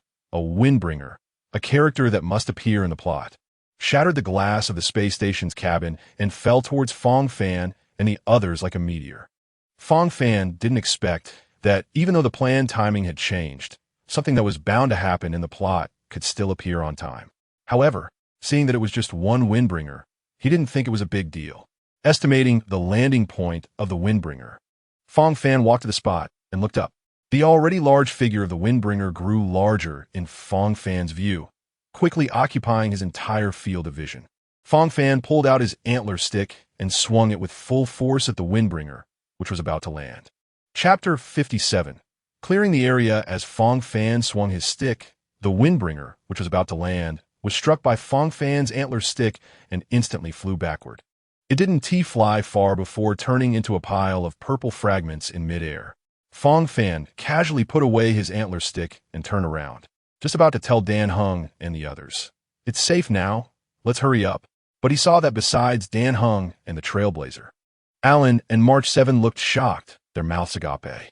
The Trailblazer didn't know the specific strength of the Windbringer, while Dan Hung had seen too much to be surprised. Fang Fan hurriedly said, "It's safe now, let's hurry up and try to get to the control cabin quickly." Just as March 7 was about to nod, she noticed something behind Fang Fan and pointed at him, asking, "Fang Fan, do you really think it's safe?" Fang Fan looked at March 7's strange expression and where she was pointing. Turning around, he saw that with the cracks in space continuously expanding, a swarm of low-level void soldiers appeared behind him. Because the interference from Silver Wolf had been cancelled, Herta, who had discovered March 7 and Dan Hung, surrounded by the Antimatter Legion, through surveillance, hurriedly reopened the connection channel to the Black Tower space station. After reaching the space station through the connection channel, Herta rushed to rescue them based on the coordinates she had just recorded. Fang Fan turned around and saw the dense void soldiers behind him, but he wasn't the least bit flustered, seeing that his finishing move's energy was fully charged. Fang Fan chose to unleash Silva as finishing move. As Fang Fan lightly brushed his fingers over the two steel wires on the antler stick, accompanied by the unpleasant sound of vibrating steel wires, several bolts of thunder shot from in front of Fang Fan towards the void soldiers. These bolts of thunder swept through and cleared all the void soldiers in front of everyone. Fang Fan turned back to look at the increasingly shocked group, twirling the antler stick in his right hand and casually saying, "Let's go. Astra is still waiting for us in the control cabin." Among them, the most shocked was Alan. He never expected that Fang Fan, who had only slightly bested him in their sparring sessions over the past 2.5 years, was hiding so much strength. Herta was still on her way to the coordinates she had recorded when her portable communication device transmitted Astra's voice. "Miss Herta, thank you for the help of the Astral Express. Alan has successfully escaped and has returned to the control cabin." Herta didn't expect the crisis to be resolved so quickly, so she hurriedly turned around and headed to the control cabin. When Herta arrived at the central control cabin, Danheng, March 7th, the Trailblazer, and Fang Fan were in the guest room of Asta's office, drinking coffee. Asta was observing the medical staff treating Alan's wounds. Since Alan's wounds were fresh and had not shown signs of infection, the doctor first soaked the temporary bandage on the wound with saline solution. Once the blood clots that had adhered to the clothing softened, they were gently removed. The doctor then disinfected Alan's wound and the surrounding skin with iodine, cleaning out the clots and foreign objects. After disinfecting, the doctor stitched up Alan's wound, applied a dressing, and wrapped it in gauze. Asta was nervously watching the entire process beside Alan, looking even more anxious than Alan himself. When Herta walked into the guest room, the sound of her high heels striking the floor drew everyone's attention. Asta stood up to welcome Herta, saying, "Miss Herta, thank you for your group's assistance. It solved a significant problem for the space station." Herta replied, "You're too kind. Asta, we only did our part, especially considering the crisis that Danheng and March 7th faced earlier. If it weren't for your help, they would have been in danger." Asta continued, "Miss Herta, you're being humble. Alan and Fang Fan relied on Mr. Danheng and Miss March 7th to return safely." After the few of them returned to the central control cabin, Asta's attention was drawn to Alan's injuries, so she did not ask for the details of the incident. Hearing Asta praise him, Danheng remained calm, while March 7th's face turned bright red. March 7th quickly stood up and recounted the actual situation. After hearing March 7th's account, both Asta and Herta looked at Fang Fan in surprise. Fang Fan hurriedly stood up from his chair, humbly attributing it to luck. Asta and Herta immediately felt their intelligence insulted. Sensing the awkward atmosphere, Asta guided Herta to sit down and brought her a cup of coffee. Herta looked at the coffee in front of her and frowned slightly. She then said to Asta, "Asta, your coffee brewing still needs some improvement. You're welcome to visit the Astral Express sometime. I'll brew you the best coffee in the world." Asta promised to visit when she had the time. However, March 7th seemed to remember something terrifying and involuntarily shivered. Fang Fan also recalled the method of brewing coffee described in the game, secretly deciding never to give Herta a chance to let him taste her coffee. Herta's coffee brewing ratio is 1 cup of coffee with 1 can of coffee powder. The final state can be imagined, but personally, it resembles cement. After Herta sat down, she noticed someone next to her staring blankly at the coffee in front of them. Herta scrutinized the Trailblazer and then seemed to discover something novel, starting to look around. The Trailblazer felt Herta's gaze becoming increasingly aggressive and was about to express her thoughts when the central control interface in Asta's office began to sound alarms, bathing the entire office in red light. Fang Fan and Alan hurriedly rushed to the control panel. Just as Fang Fan was about to click on the specific alarm information when he suddenly said, "It's unnecessary." A massive claw shattered the glass above Asta's office, striking down toward everyone with tremendous force. Seeing the giant claw coming, Herta and the others quickly dodged in all directions to avoid its attack range. In the process of dodging, Herta pulled the Trailblazer along, fearing that the dazed Trailblazer might accidentally perish here. Alan also hurriedly took Asta's hand with his healthy left hand and ran in another direction. At this point, only Fang Fan remained in the attack range of the giant claw. Fang Fan bent his knees slightly and crouched down to gather strength, then suddenly leaped up, gripping the antler stick tightly, and swung it at the giant claw that was already a foot above his head. Chapter 58, The Arrival of the Doomsday Beast. Then, there was no more. As soon as the antler stick made contact with the giant claw of the Doomsday Beast, Fang Fan was thrown back, as if by luck. However, the giant claw of the Doomsday Beast also recoiled, as if it had been pricked by a needle. After Fang Fan hit the ground, He slid a few meters before coming to a stop. Fortunately, the Doomsday Beast's attack was mitigated by Fang Fan's blow, and that claw did not land on the space station. Fang Fan saw that the various departments of the space station, which had just returned to normal operation, were frightened and began to scatter in search of safe places to take shelter. Meanwhile, Herta realized that the Doomsday Beast's attack had exceeded her ability to handle, and she quickly sought support from Walter through the built-in communication program of the Astral Express. Fang Fan knew that fighting the Doomsday Beast here was not wise. Even if they won, the casualties and equipment losses would be astronomical. So, he gently plucked the strings of the antler stick.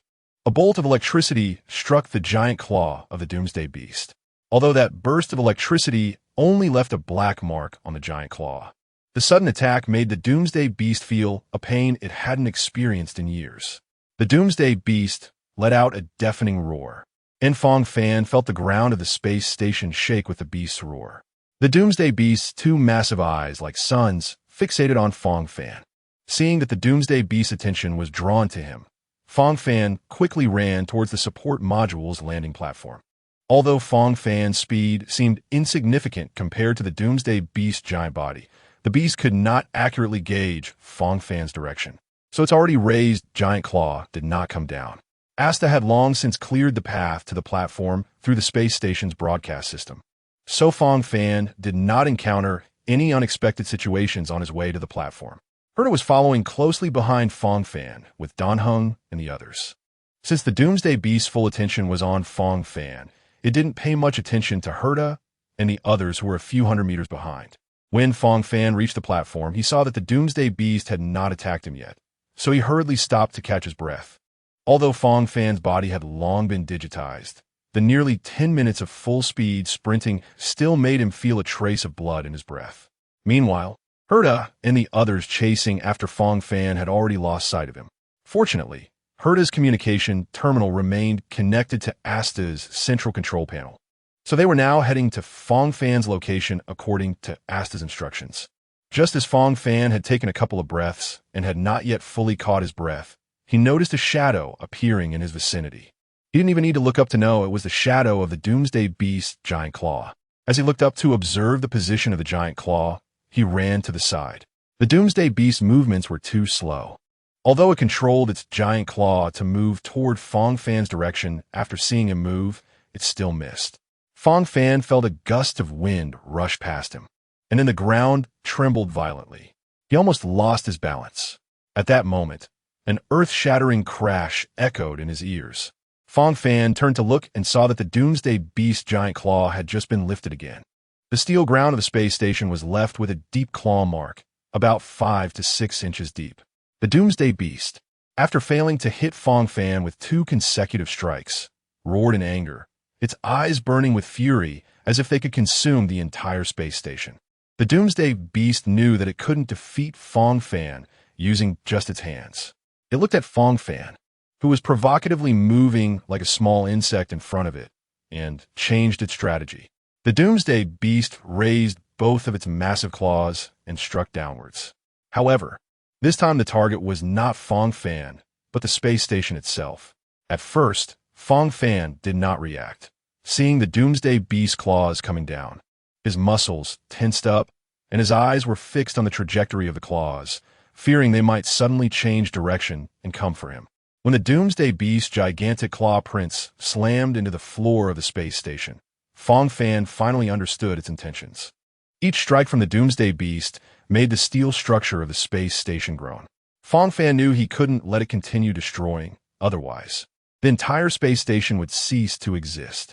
He tightly gripped the antler staff in his hand, knowing he only needed to stall for some time until Uncle Yang arrived. The Doomsday Beast raised its huge claw again, attempting to repeat its previous tactic. Fang Fan naturally couldn't allow the Doomsday Beast to recklessly destroy the space station. As the Doomsday Beast prepared to strike, Fang Fan began to summon lightning to strike the beast's claws. However, the lightning only left insignificant little black spots on the beast's rough skin. The Doomsday Beast ignored Fang Fan's lightning and continued to strike down at the floor of the space station. Seeing the energy-filled ultimate skill gauge, Fang Fan activated the Pioneer ultimate skill again, feeling the familiar energy fill the antler staff in his hand. He stomped one foot on the ground and leaped high, swinging the antler staff towards the Doomsday Beast. Although the Doomsday Beast had been pushed back once by Fang Fan, this time it was prepared and did not care about Fang Fan's counterattack. In its eyes, Fang Fan was merely a stronger ant. However, as the antler staff made contact with the Doomsday Beast's massive claw, the energy within the staff rushed towards the beast through the point of contact, as if it had found an outlet for release. The Doomsday Beast felt as if it were struck head-on by a planet-destroying cannon, its entire body flying back into space. Its right claw, which had made direct contact with the antler staff, shattered, and pale purple energy slowly flowed out into space from the gap. Just as GZ and others, who had hurriedly arrived at the platform, were about to catch their breath, they witnessed Fang Fan sending the entire Doomsday Beast flying back with a single strike, almost choking on their breath and coughing several times to recover. Meanwhile, in the control room, as Esta watched the scene unfold through the surveillance cameras, she told herself to stay calm, aware that there were other space station staff around. But the half-spilled coffee cup in her hand indicated her inner turmoil. Of course, the others around Esta did not notice her unusual behavior. Everyone was captivated by Fang Fan's heroic display, stopping their tasks to focus intently on the monitor. Chapter 59. GZ's Orbital Cannon. However, the Doomsday Beast had faced countless stronger attacks and quickly adjusted its state, flying back in front of Fang Fan. At this point, its mindset had also changed. It no longer viewed Fang Fan and the others as mere playthings, but as real enemies. After GZ and the others arrived on the battlefield, they moved towards Fang Fan's position. Fang Fan didn't waste time with unnecessary words about handling things alone. He stood with the antler staff upright in front of his chest, and a wave of purple energy spread out around him. This was another skill, Chenwan formation, from another character he had drawn, Fu Xian. Originally, this skill was a double-edged sword, benefiting others at his own expense, but Fang Fan had also drawn Natasha earlier. He tested it and found that, with his current attributes, as long as the damage dealt to him by enemies averaged less than 30% of his health per second, he could recover. As for why he hadn't used it when Alan was injured earlier, Fang Fan feared being hunted down by the Xianzhou forces as a bounty for being a well-fed believer. Seeing Fang Fan activate some ability, GZ and Dan Heng didn't delve deeper, as they found the light formation beneficial. The Doomsday Beast noticed that Fang Fan had gained more helpers, and, having already let go of its underestimation, became more cautious. It did not give Fang Fan and the others a chance to set up their formation before attacking. As GZ and Dan Heng reached Fang Fan's side, they saw spots on the beast's wings glowing. Before they could react, the glowing spots on the Doomsday Beast's wings unleashed laser beams towards the three of them. GZ and Dan Heng jumped to the sides to dodge the incoming lasers, while Fang Fan summoned lightning to counter the Doomsday Beast laser. The lasers and lightning clashed violently in the air, bursting forth with blinding light, illuminating the entire space station. After GZ and Dan Heng evaded the laser attack, the laser struck the steel floor of the platform, melting several large holes into it with extreme heat. A moment too late, San Yuqi and the Pioneer halted in their tracks. San Yuqi quickly drew her bow and shot a few arrows from a distance. After dodging the Doomsday Beast's laser, GZ used her momentum to hide behind cover, peeking out to observe the beast's attacks. She quickly activated her drone, controlling it to attack the Doomsday Beast from behind cover. After evading the Doomsday Beast's attack, Dan Heng frowned slightly, glancing at the spear in his hand, and began to circle around the beast without any extra actions. After neutralizing the Doomsday Beast's lasers with lightning, Fang Fan charged at the beast. The Doomsday Beast, seeing that its lasers had no effect, became even more cautious. A floating square energy block emerged from its chest. As the block continued to rotate, an unknown energy surrounded Fang Fan. The now conscious Pioneer, seeing this scene, also dared not rush forward and quietly stayed by San Yuqi's side. At this moment, Fang Fan, having reached the Doomsday Beast side, looked at its massive body and momentarily didn't know where to strike. However, noticing that most of the beast's body was suspended in space, with only its two massive claws within reach, Fang Fan did not hold back and struck the gap he had previously created with the antler staff. The already damaged right claw suffered another blow, losing a piece that vanished before it even hit the ground. Meanwhile, Dan Heng had also arrived at the Doomsday Beast's left side, and with his spear, he struck down hard on the joint of the beast's left claw. Although he was pushed back a step by the recoil, a gap was left on the Doomsday Beast's left claw. GZ's drone, transformed from her suitcase, continuously fired lasers at the beast's head under her control. Although the lasers were a far cry from the ones the Doomsday Beast had fired, they still served to distract it. GZ was also calculating the Doomsday Beast's current coordinates from behind cover. Fang Fan and Dan Heng engaged the Doomsday Beast in a tactical dance. Gradually, the Doomsday Beast's two massive claws were worn down by Fang Fan and Dan Heng. During this time, the Doomsday Beast condensed an identical energy cube beside Fang Fan through the energy cube on its chest.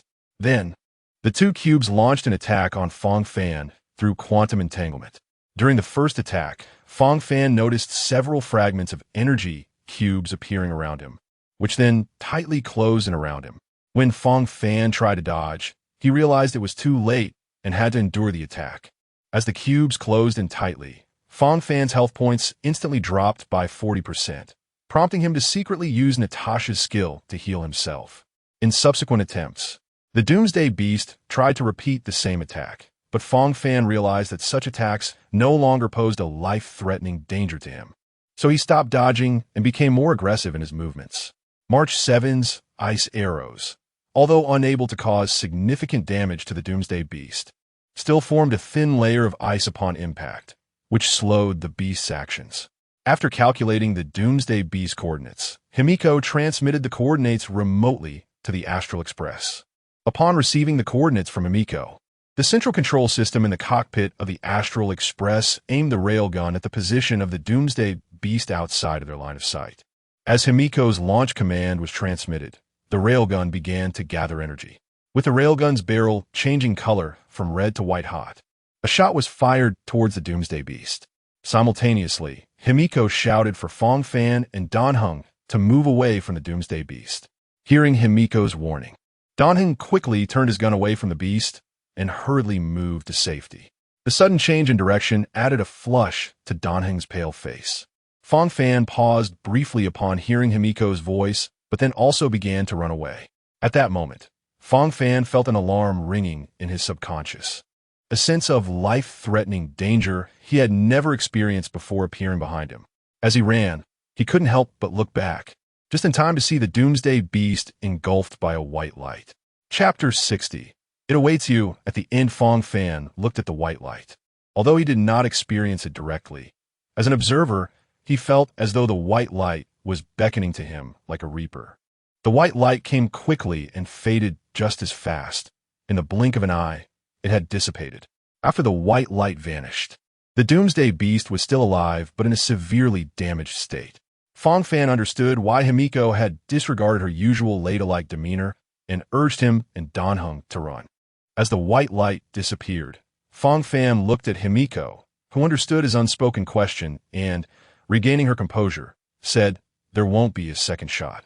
Seeing Dan Heng also turn back, Fang Fan continued to attack the Doomsday Beast. Everyone could see that the Doomsday Beast was now at its last gasp, and it was clear the beast was aware of this as well. Suddenly, the energy cube on the Doomsday Beast's chest emitted a dazzling light.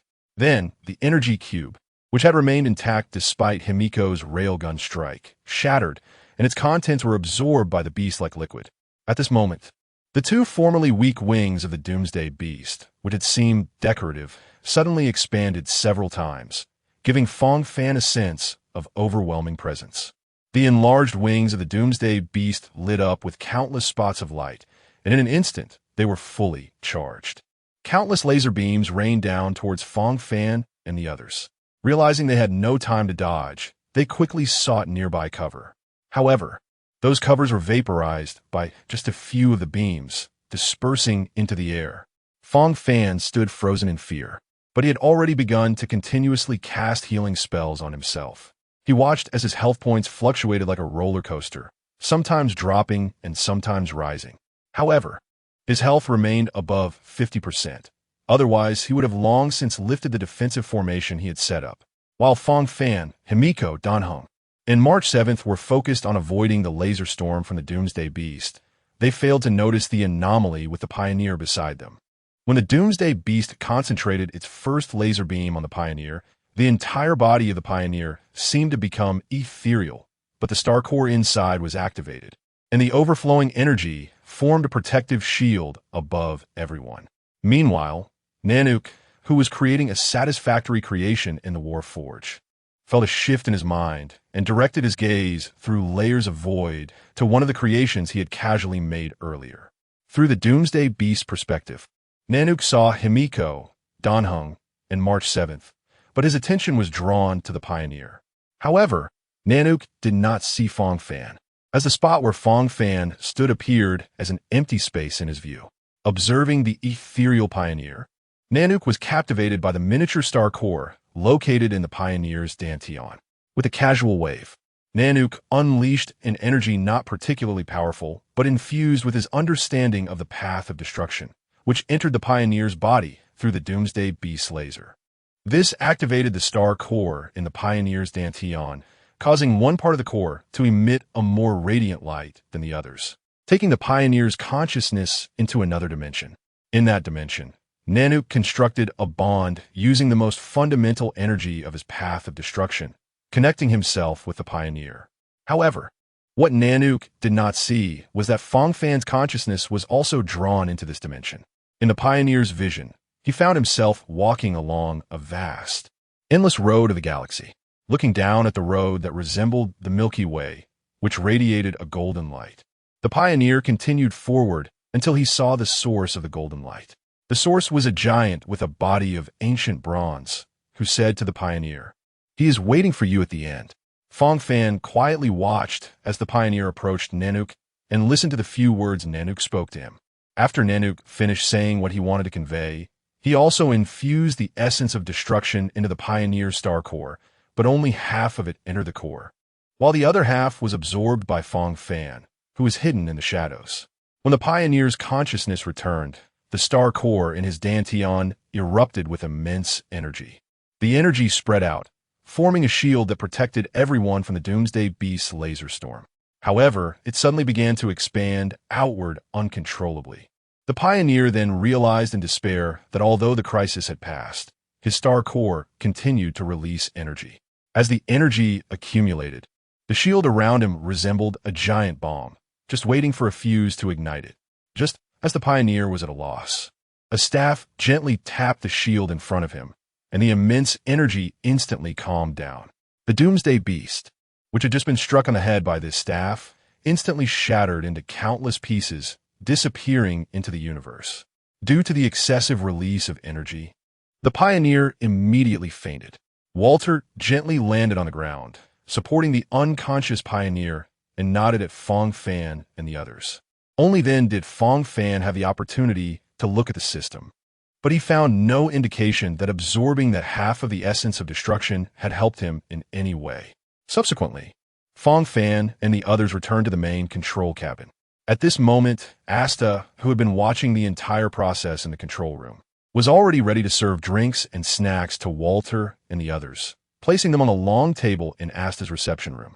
After Fang Fan brought Walter and the others to Asta's reception room, Walter first placed the unconscious Pioneer on a nearby bench. Then, Walter and Kiko sat down on the chairs in the reception room. Asta signaled for the other staff in the reception room to leave, then closed the door and completely locked it with her access card. After completing these steps, Asta walked in front of Walter and the others and bowed deeply. "Thank you all for helping the Black Tower space station through this crisis. I, Asta, on behalf of the space station as the acting station chief, express my gratitude to everyone from the Astral Express." After saying this, Asta specially glanced at Fang Fan and added, "We must also thank Fang Fan for his contributions to the safety of the Black Tower space station."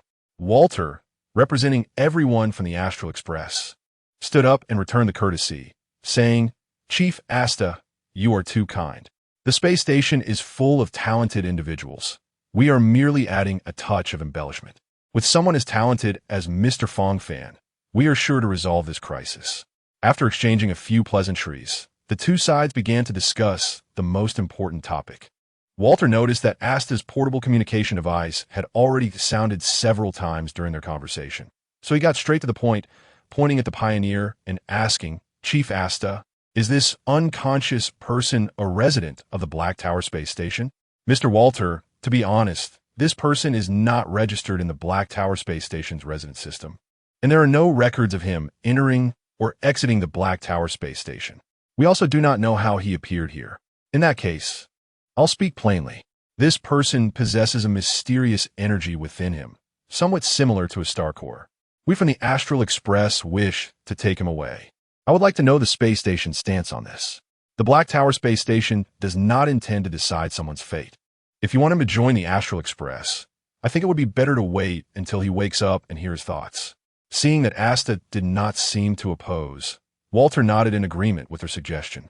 At this point, Walter looked over at Fang Fan, who was originally preparing to proactively express his desire to join the Astral Express, but decided to wait for Walter to speak first since he was looking in his direction. Chapter 61. Astral Express. Joining this young brother has exceptional skills. I wonder which fate his abilities come from. Just my personal musings. I've dabbled a bit in every fate. After Fang Fan said this, the entire conference room fell into an unusual silence. March 7th was about to retort Fang Fan, but after considering the battle earlier, she felt that Fang Fan was not boasting. He indeed displayed abilities from several different fates. The Black Tower space station is full of talents. However, did this young brother grow up on Azure Star? I had not seen him in the space station before. In fact, Fang Fan was a resident of planet Aliro 6 and had only arrived at the Black Tower space station about 3 years ago. Asta felt a bit ashamed hearing Walter praise the space station through Fang Fan, and upon hearing Walter inquire about Fang Fan's background, she quickly explained, "Aliro 6? What a strange name, but it seems to leave a unique impression. Of course, after all, Aliro 6 has a statue of Pam on its surface. However, due to the Star Core crisis, it has been nearly 700 years since it has had contact with the outside world. I was fortunate enough to arrive at the Black Tower space station. Mr. Fang, being able to escape from Aliro 6 indeed shows great fortune. I hope you can enjoy your time at the space station." Although Walter did not comment on the act of fleeing from his home planet, his admiration for Fang Fan's abilities had completely vanished, and his words lacked respect, containing a hint of sarcasm.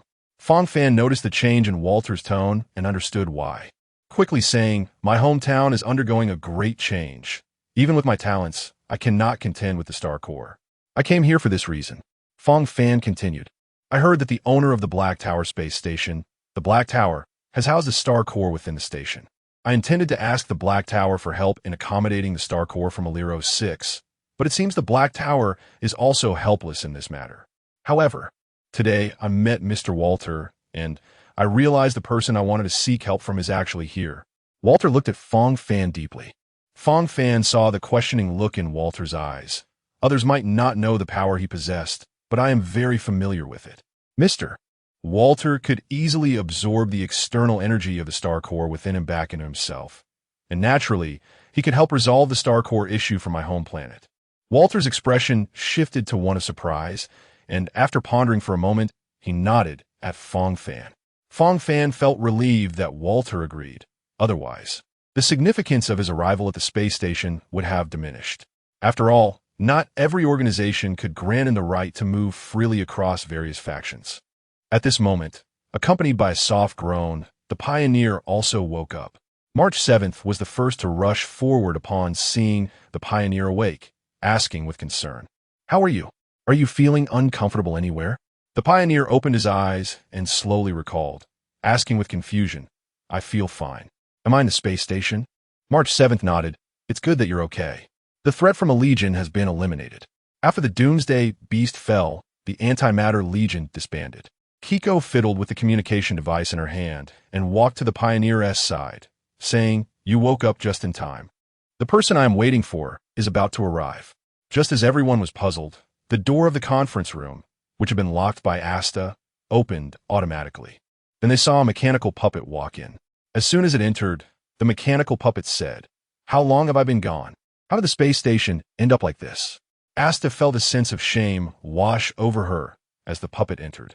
After all, The Black Tower entrusted the management of the space station to her, resulting in such chaos. Kiko ignored the Black Tower's teasing and introduced the Pioneer. This is the Black Tower, the owner of this space station. Black Tower? A mechanical puppet? Hey, kid, I'm not a mechanical puppet. This is just a projection I control with my mind. However, the Black Tower did not dwell on this issue for long. After carefully examining the Pioneer, he asked Kiko, "So now the Star Core belongs to this kid?" Kiko nodded. "Haven't you figured it out yet?" I had already noticed. It's just hard to believe that a problem that has troubled me for years was so easily solved. Then the Black Tower asked Fang Fan, "Kid, aren't you interested in participating in my research on the Star Core?" Research on the Star Core? Isn't that just turning me into your human test subject? As a member of the Genius Club, many people have begged to participate in my experiments, but I never agreed. That's because they don't need to become guinea pigs. The argument between the Black Tower and the Pioneer was already anticipated by Kiko. When the timing was right, Kiko timely entered the conversation. In that case, there is another solution. Let the Pioneer join our Astral Express. If we invite the Pioneer from the beginning, he might not agree, but with the Black Tower's earlier setup, Kiko's invitation becomes very tempting. Kiko continued to stack her chips, and you also saw earlier that Uncle Yang has extensive research on the Star Core. Besides, we have docked at the Black Tower space station several times. If you have any doubts, you can always come to find a Black Tower. The Pioneer looked at Kiko and asked the last question, "Why do you want to invite me?" "I'm just an ordinary person." Himiko smiled and said, "If we judge by the presence of a Star Core in your body, you are indeed an ordinary person. Then none of us can be considered ordinary. Moreover, I see a potential in you, a potential for exploration. Destiny will guide you towards exploration, believe me." The Pioneer lowered his head, quietly contemplating something. Himiko and the Black Tower also did not say much more. They were all quietly waiting for the Pioneer's decision. "I want to join the Astral Express." Compared to the tense Himiko and Black Tower, who breathed a sigh of relief upon hearing the Pioneer's decision, Fang Fan, who already knew the outcome, showed no surprise. Over the following day, Fang Fan bid farewell to Alan and others. That night, Fang Fan sat quietly on the sofa in his apartment's living room, gently stroking the painting of Herta and Natasha that he had just taken off the wall. "I'll be back soon. I miss you all." On one hand, he was filled with nostalgia as he bid farewell to the dormitory he had lived in for a year, and on the other hand, Fang Fan was waiting for someone else's arrival. Chapter 62. Returning to old haunts, a light thud sounded in front of Fang Fan. Coughing. Fang Fan noticed Kafka looking around but failing to see him sitting behind her, so he gently coughed to alert her. "Ah, how'd you get here?" Fang Fan looked at the person in front of him, then at the recently open ventilation duct above, and did not answer the question. Instead, he asked, "How did you get in?" Fang Fan asked in surprise. As soon as Kafka landed, she heard a voice from behind. Not being able to sense Fang Fan's presence startled her. "Well, I came in through this ventilation duct." After hearing Fang Fan's question, Kafka regained her composure. Fang Fan gave Kafka's figure a strange look, then glanced at the narrow duct above and couldn't help but exclaim, "What a lucky fate." Kafka didn't expect Fang Fan to dare to say such a thing in front of her, but she still gently lifted Fang Fan's chin, leaned in, and looked directly into his eyes, saying, "What? Do you want to try the taste of destiny too?" Fang Fan awkwardly chuckled. I think I'll pass." Kafka shot Fang Fan a glance, then returned to an upright position. "Achieved your goal?" "Achieved," he replied. "What about you?" "Achieved." Fang Fan smiled and picked up a glass of wine next to him, handing one to Kafka. "Come, let us toast to our success." Kafka took the glass from Fang Fan, clinked it with his, and drank it in one go. "How did you know I was coming?" Kafka then sat down on the sofa beside Fang Fan, asking him, "I guessed. Little guy, do you still want to decipher this woman's heart?" "I dare not. I can't read your heart." "Dare not. So you do want to?" "I believe nobody doesn't want to." "Haha, little guy, I'm very satisfied tonight. Let us meet again when we have the chance." With that, Kafka continued to walk out of Fang Fan's dormitory. Seeing this, Fang Fan adopted the attitude that having too many lice doesn't itch, and debts don't worry, letting Kafka leave through the front door. The next morning, Fang Fan and the Pioneer arrived at the freshly repaired platform. Under the faint starlight, the Astral Express lay quietly on the tracks like a giant dragon. steam billowing from the top of the locomotive, forming wisps of white smoke in the air that slowly spread towards the sky.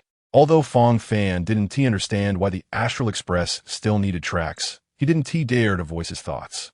At this moment, besides Himiko and March 7th, who had just arrived, there were also Ista and Alan, who had come to see them off. While Himiko and Ista were exchanging pleasantries, Alan, with his right hand bandaged and hanging around his neck, walked up to Fang Fan. He looked at Fang Fan with a strange expression, clearly having many things he wanted to say. However, in the end, he only managed to squeeze out a single sentence. Safe travels. Let us spar when you return. This made Fang Fan feel a bit embarrassed, scratching his head and saying, I'm sorry. There's nothing to be sorry for. I just didn't expect you to be this amazing. Alan was not good with words, and after just a couple of sentences with Fang Fan, he fell into an awkward silence. Fang Fan, let us go. The train is about to depart. Fortunately, March 7's shout broke the awkwardness. Fang Fan and the Pioneer boarded the Astral Express, which was docked at the platform, with their not-so-many belongings. After boarding the train, Fang Fan and the Pioneer, guided by March 7th, chose their personal compartments. Then they walked to the observation car located in the middle of the train. While the train was getting ready to depart, Fang Fan and March 7th took the last moment to bid farewell to Ista and Alan from the windows of the observation car. With the long whistle of the train, the Astral Express slowly started moving, the wheels grinding against the tracks producing a rhythmic clattering sound, as if marking the beat for this farewell. The crowd on the platform gradually receded, turning into tiny dots, eventually disappearing from view. Fang Fan stood by the window, reminiscing about the bits and pieces of his life at the Black Tower space station. Hey, I'm calling you. Fang Fan was pulled back to reality by a shout. He looked in the direction of the voice, but saw no one. Just as he was puzzled, another voice came from in front of him. What are you looking at? Look down. Fang Fan looked down and saw a figure about 6 or 7 decimeters tall standing in front of him. Looking silly, yes, I'm talking about you too. I am the train conductor, Pam. Newcomers, let Pam tell you the rules on the train. Listen well, Pam will only say the important things once. Pam first warned the Pioneer that although his identity was special, everyone on the train had their unique traits. Then she turned her head to Fang Fan. Hey kid, you're Fang Fan, right? Yes, esteemed conductor Pam. Fang Fan's respectful attitude made Pam very pleased. Pam likes those who respect the conductor. I already know your background. If you have any questions on the train, just come find Pam. Okay, thank you, conductor. The subsequent dialogues on the Astral Express are omitted here. Otherwise, it would take 2 or 3 chapters. Fang Fan and the Pioneer were chatting with March 7th when Pam walked over. The train has already left the control range of the space station, and it is expected to start the jump in 10 minutes. Please prepare, sit tight, and hold on. Be careful of the vibrations. Fang Fan and the Pioneer nodded to indicate they understood, while March 7th puffed up like a pufferfish beside them. Pam, you always remind me like this. That's because March 7th always wants to challenge herself and ends up falling. That is called perseverance. Subsequently, Fang Fan sat down next to Himiko. Ever since Himiko learned the destination of the next stop of the Astral Express, she couldn't help but look at Fang Fan with a strange expression. Fang Fan felt quite shy under Himiko's unabashed gaze and could only smile to ease the awkwardness. Our next destination is Eurilo 6. Do you know, Fang Fan? If I say I don't know, would you believe me, Miss Himiko? Fang Fan's retort stunned Himiko for a moment, and Fang Fan continued, Actually, I have some small ulterior motives for joining the Astral Express. Although I know the next stop will be Eurilo 6, I still worry that things might change. Just as Fang Fan finished speaking, Himiko was about to say something when she heard Pam's voice on the train's intercom. Please return to your seats and get ready. The jump is about to begin. Chapter 63. I'm back. Fang Fan saw March 7th standing in the aisle of the carriage. Accompanied by Pam's countdown from 5, 4, 3, 2, 1, the train entered a transition state. By the time Fang Fan regained his senses, the train had already appeared in another universe. Looking through the glass of the observation window at the white planet covered in snow outside, Fang Fan said in his heart, Sierra, Natasha, I'm back. At that moment, Natasha, who was busy treating the wounded in the lower district, seemed to sense something and looked up. Sigh, has it really been thousands of years? And Yaliluo 6 has become like this? Yes, though I don't want to admit it, this snow-covered planet is indeed Yaliluo 6, which is why I wanted the Astral Express to come. Fang Fan responded to Kizuna's words. Spatial readings are abnormal. The stability rate of the star trajectory has dropped to 13%. The docking plan has changed, and the docking time at this station has been changed from the expected 7 days to indefinite. Pam suddenly appeared in the middle of the carriage to announce the latest news, and after finishing, she looked at Fang Fan. Fang Fan, do you know what the reason is? Fang Fan sighed. This is why I sought help from everyone. 700 years ago, a star core appeared on the once prosperous planet Yaliluo 6. Although I did not experience the subsequent events firsthand, according to historical records, Yaliluo 6 instantly turned into a snowfield, and only the believers of preservation, known as the Builders, built Bellowberg to preserve the last ember of humanity on Yaliluo 6. I ask everyone to help Yaliluo 6. After speaking, Fang Fan bowed to everyone on the Astral Express. At this moment, Walter, holding a detection report, also walked out from one of the carriages. According to the test results, the cause of this anomaly is still this star core.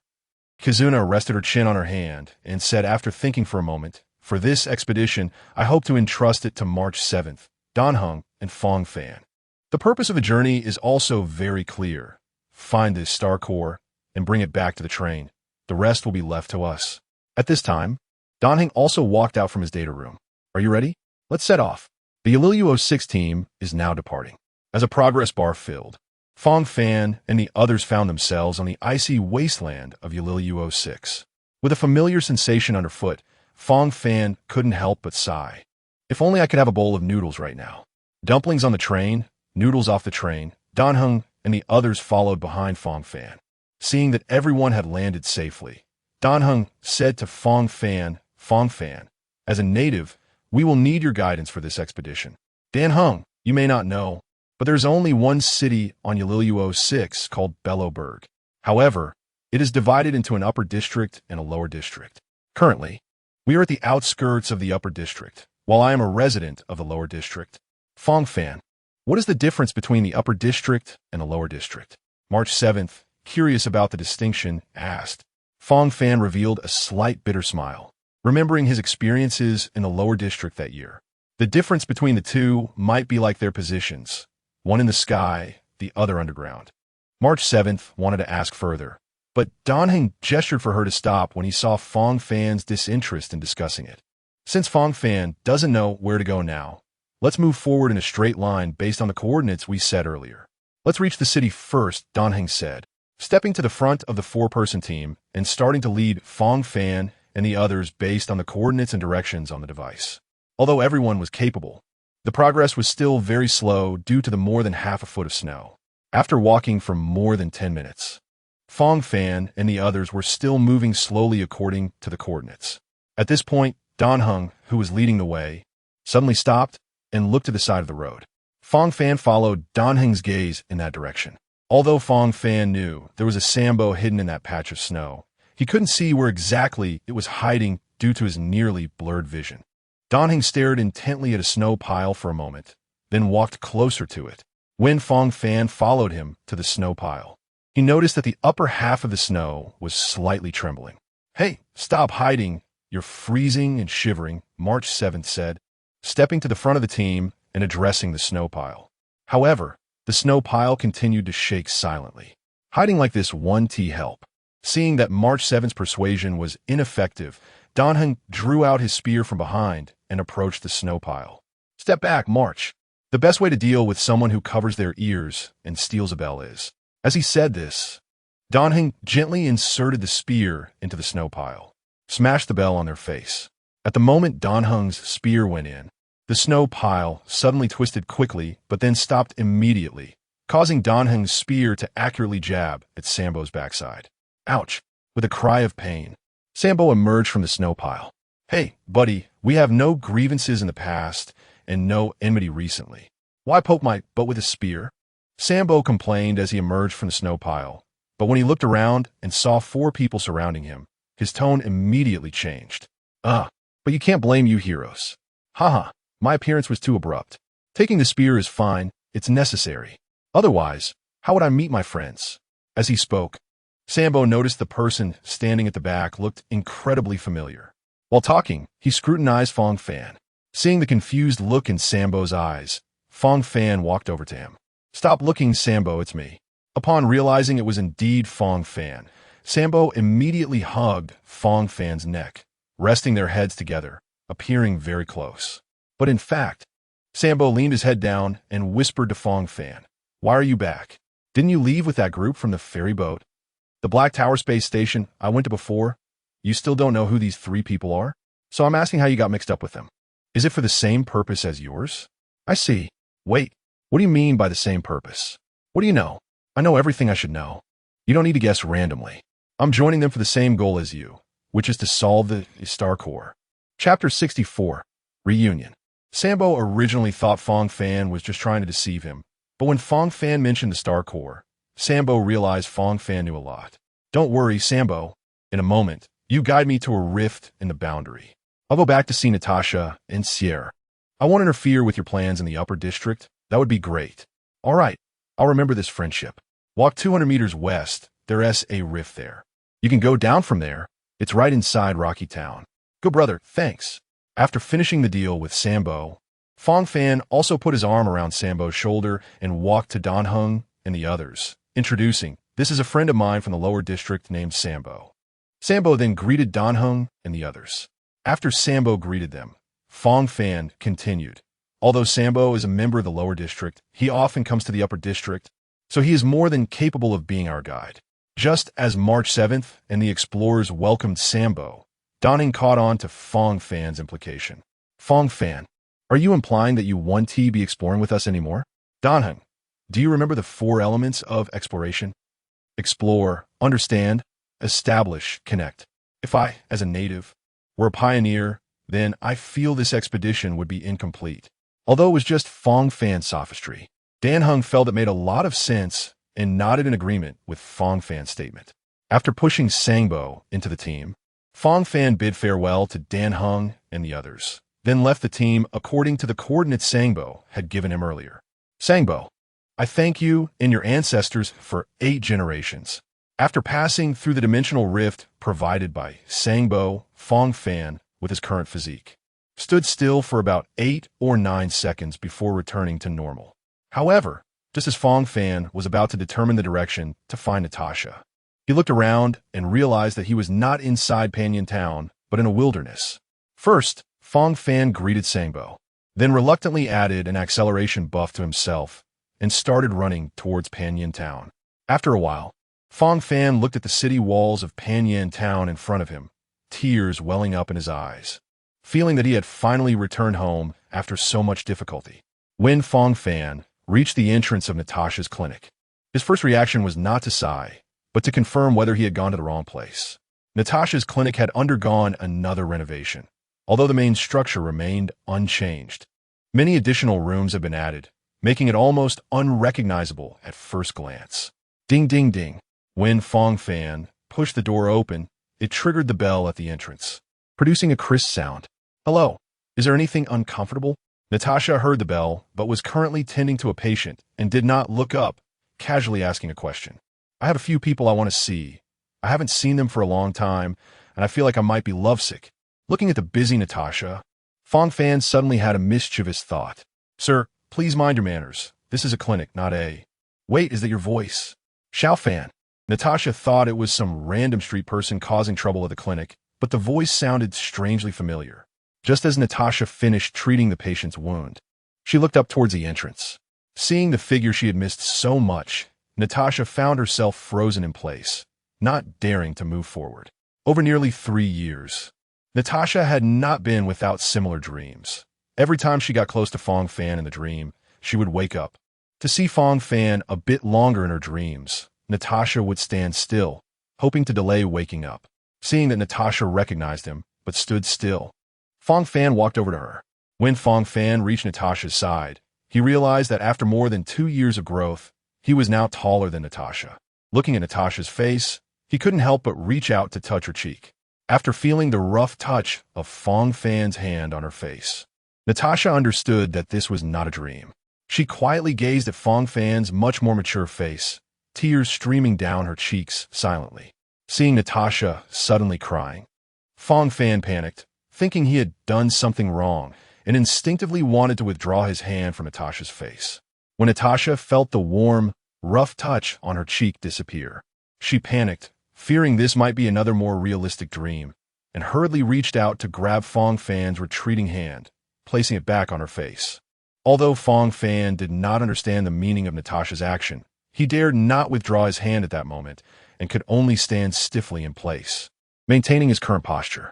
Just as Natasha was quietly enjoying this moment of warmth, "Sister, look, the experimental results of my latest cold resistance potion are out," Bach shouted excitedly as he hurried down the stairs. Since the staircase had a corner, he only turned around after shouting to see the scene below. Well, it seems there might be a bit of an issue with my experimental data. I need to check it again." Bach noticed the awkward atmosphere downstairs and quickly ran back upstairs, realizing what he had just done. When Bach's voice reached downstairs, Natasha was startled awake by it. In a flurry, Natasha took a step back before realizing that she was still holding on to Fang Fan's hand, so she quickly let go. Fang Fan also heard Bach's voice, but did not expect Natasha to first pull him back a step before letting go of his hand. This caused Fang Fan to take half a step forward, and he had no time to retract his right hand. To Bach, who had just turned the corner of the stairs, it looked like a completely different scene. Seeing Bach rush back upstairs, Natasha had no idea what he had seen. Moreover, Natasha now noticed that whenever she saw Fang Fan, her face felt a bit warm. "Bach, did your experimental data come out? I want to see how the potion works." To escape this situation, Natasha pretended to be curious about the experimental results and chased after Bach upstairs. Unbeknownst to her, this action appeared to Fang Fan and the other onlookers like she was fleeing in a panic.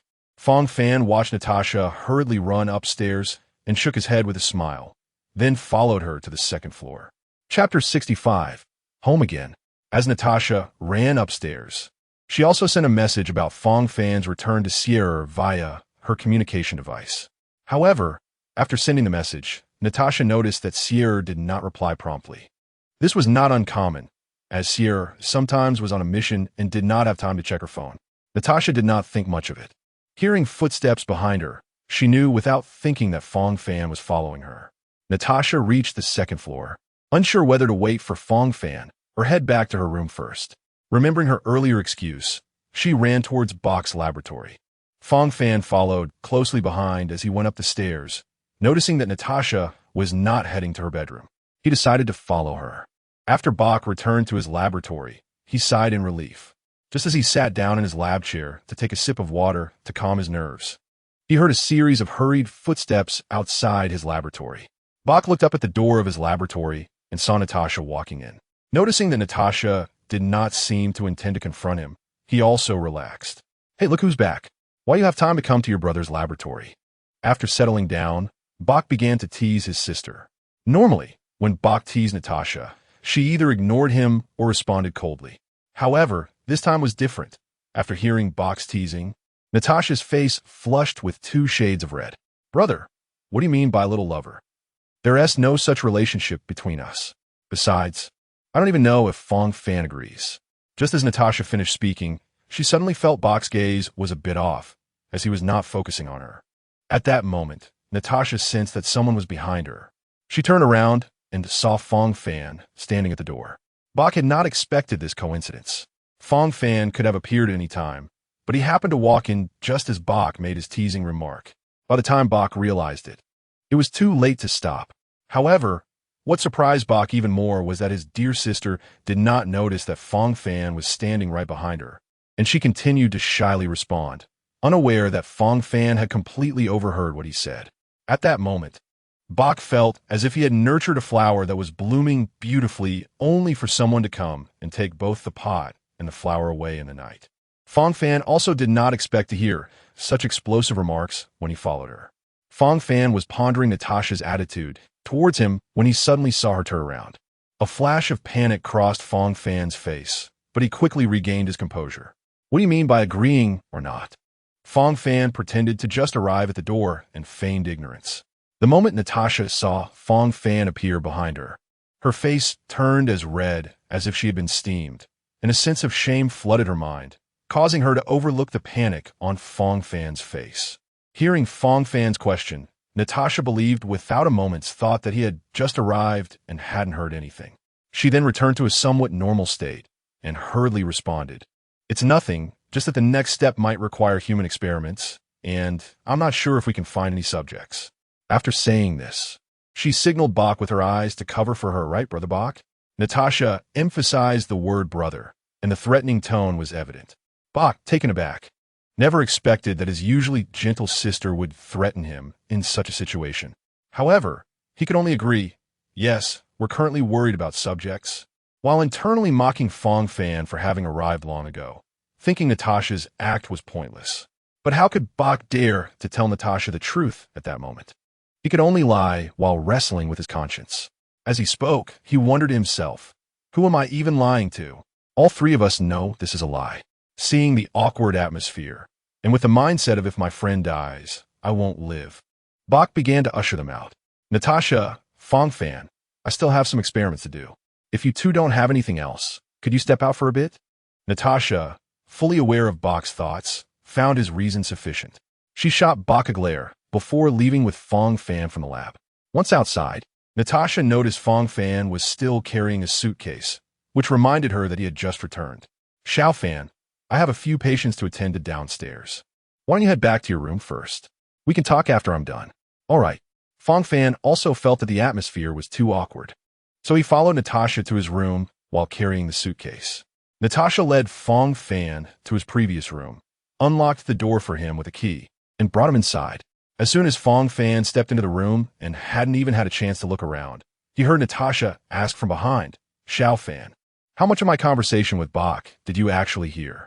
Upon hearing Natasha's question, cold sweat instantly broke out on Fang Fan's forehead, and he stammered, "I heard maybe less than half. I really didn't hear much." After Fang Fan answered, he waited for a while but received no response from Natasha.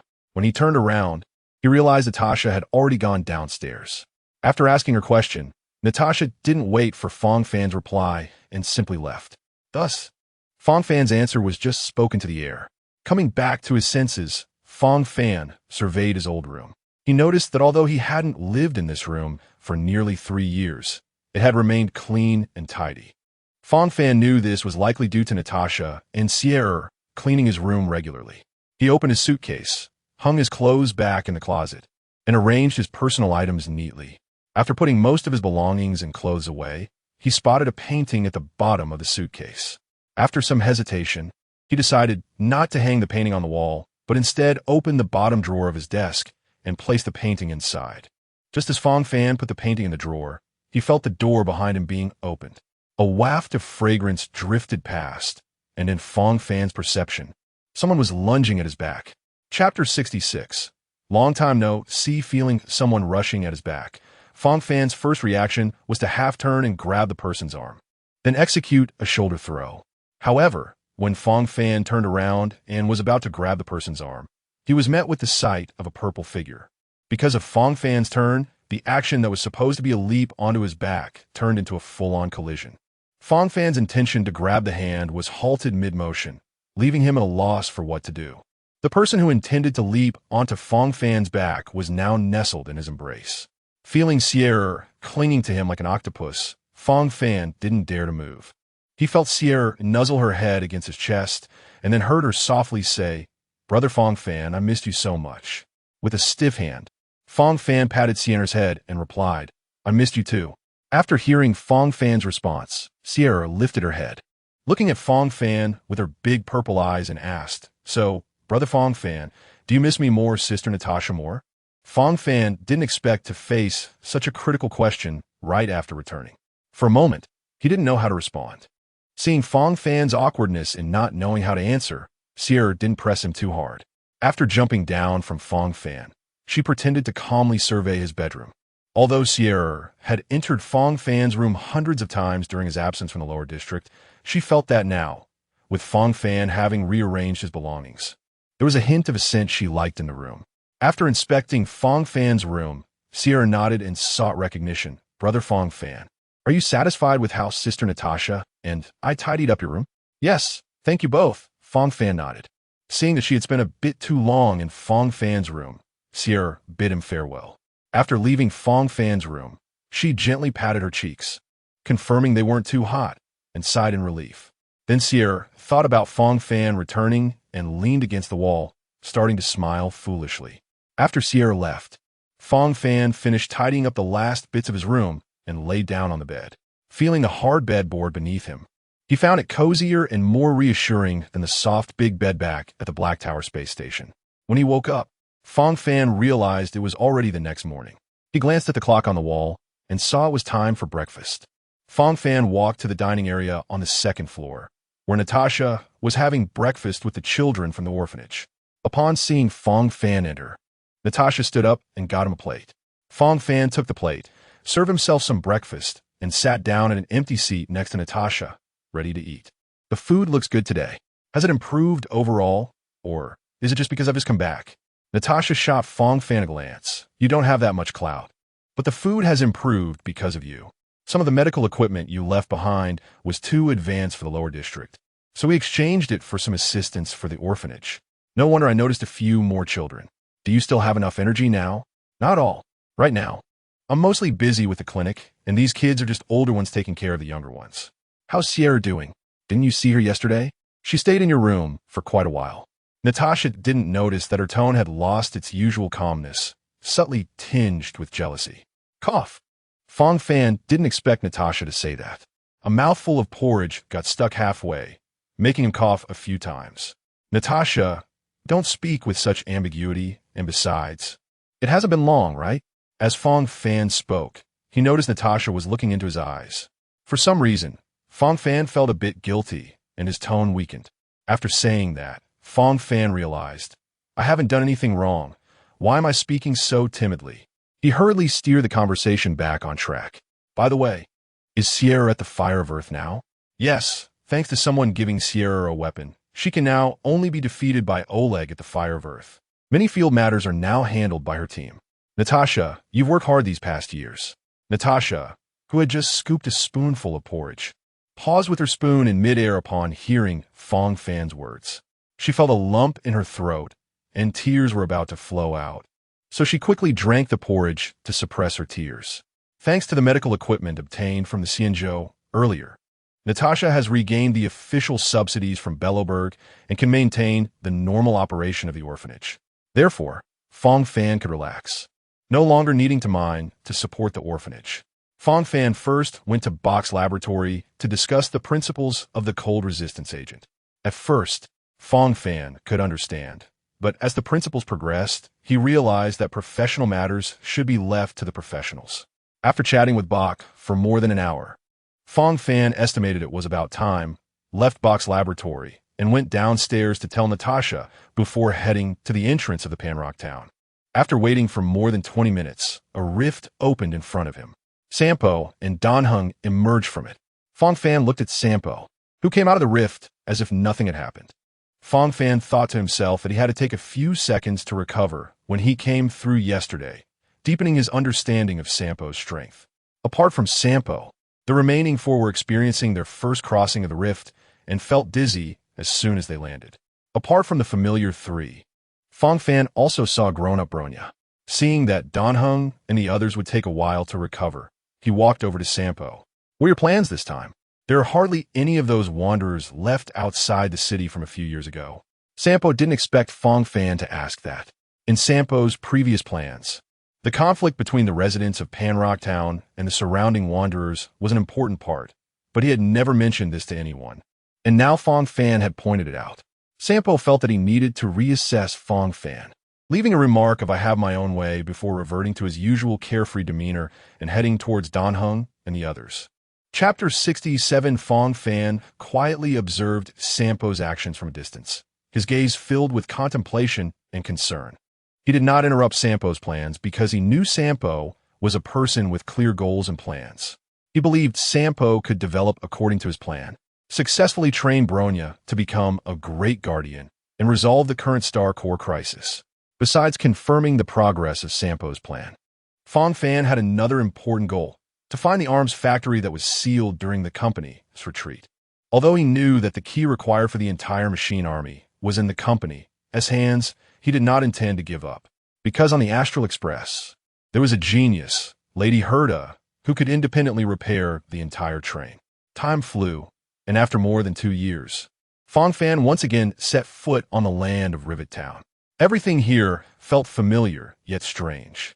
Excluding his previous 2 experiences of sneaking into Rivet Town through holes in the city wall, it had been 3 years since he last came to this place. However, this time he did not choose to barge through the main gate of Rivet Town, causing unnecessary trouble for Sampo. Instead, he opted for a more cautious approach, finding the hole left by the Mutual Aid Society, gently brushing off the dust covering the entrance, and then sneaking inside. When Fang Fan pushed open the dusty door and entered the interior of Rivet Town, he was shocked by the sight before him. The once familiar scene had now become strange and desolate. The tables that originally belonged to the Mutual Aid Society were now covered in thick dust, as if silently telling the ruthless passage of time and the vicissitudes of life. Fang Fan knew he had to act carefully to avoid alarming those rift creatures. He avoided the activity range of the rift creatures, searching for clues to the armory like an explorer in the corners of Rivet Town. He weaved through narrow alleys, sometimes dodging piles of ruins and sometimes circumventing cracks, trying his best to make no noise. However, the search for the armory was not smooth. The information in version 15 did not detail the specific routes to the armory, forcing Fang Fan to rely on his intuition and judgment to explore. He tried one small path after another, but often found himself at dead ends.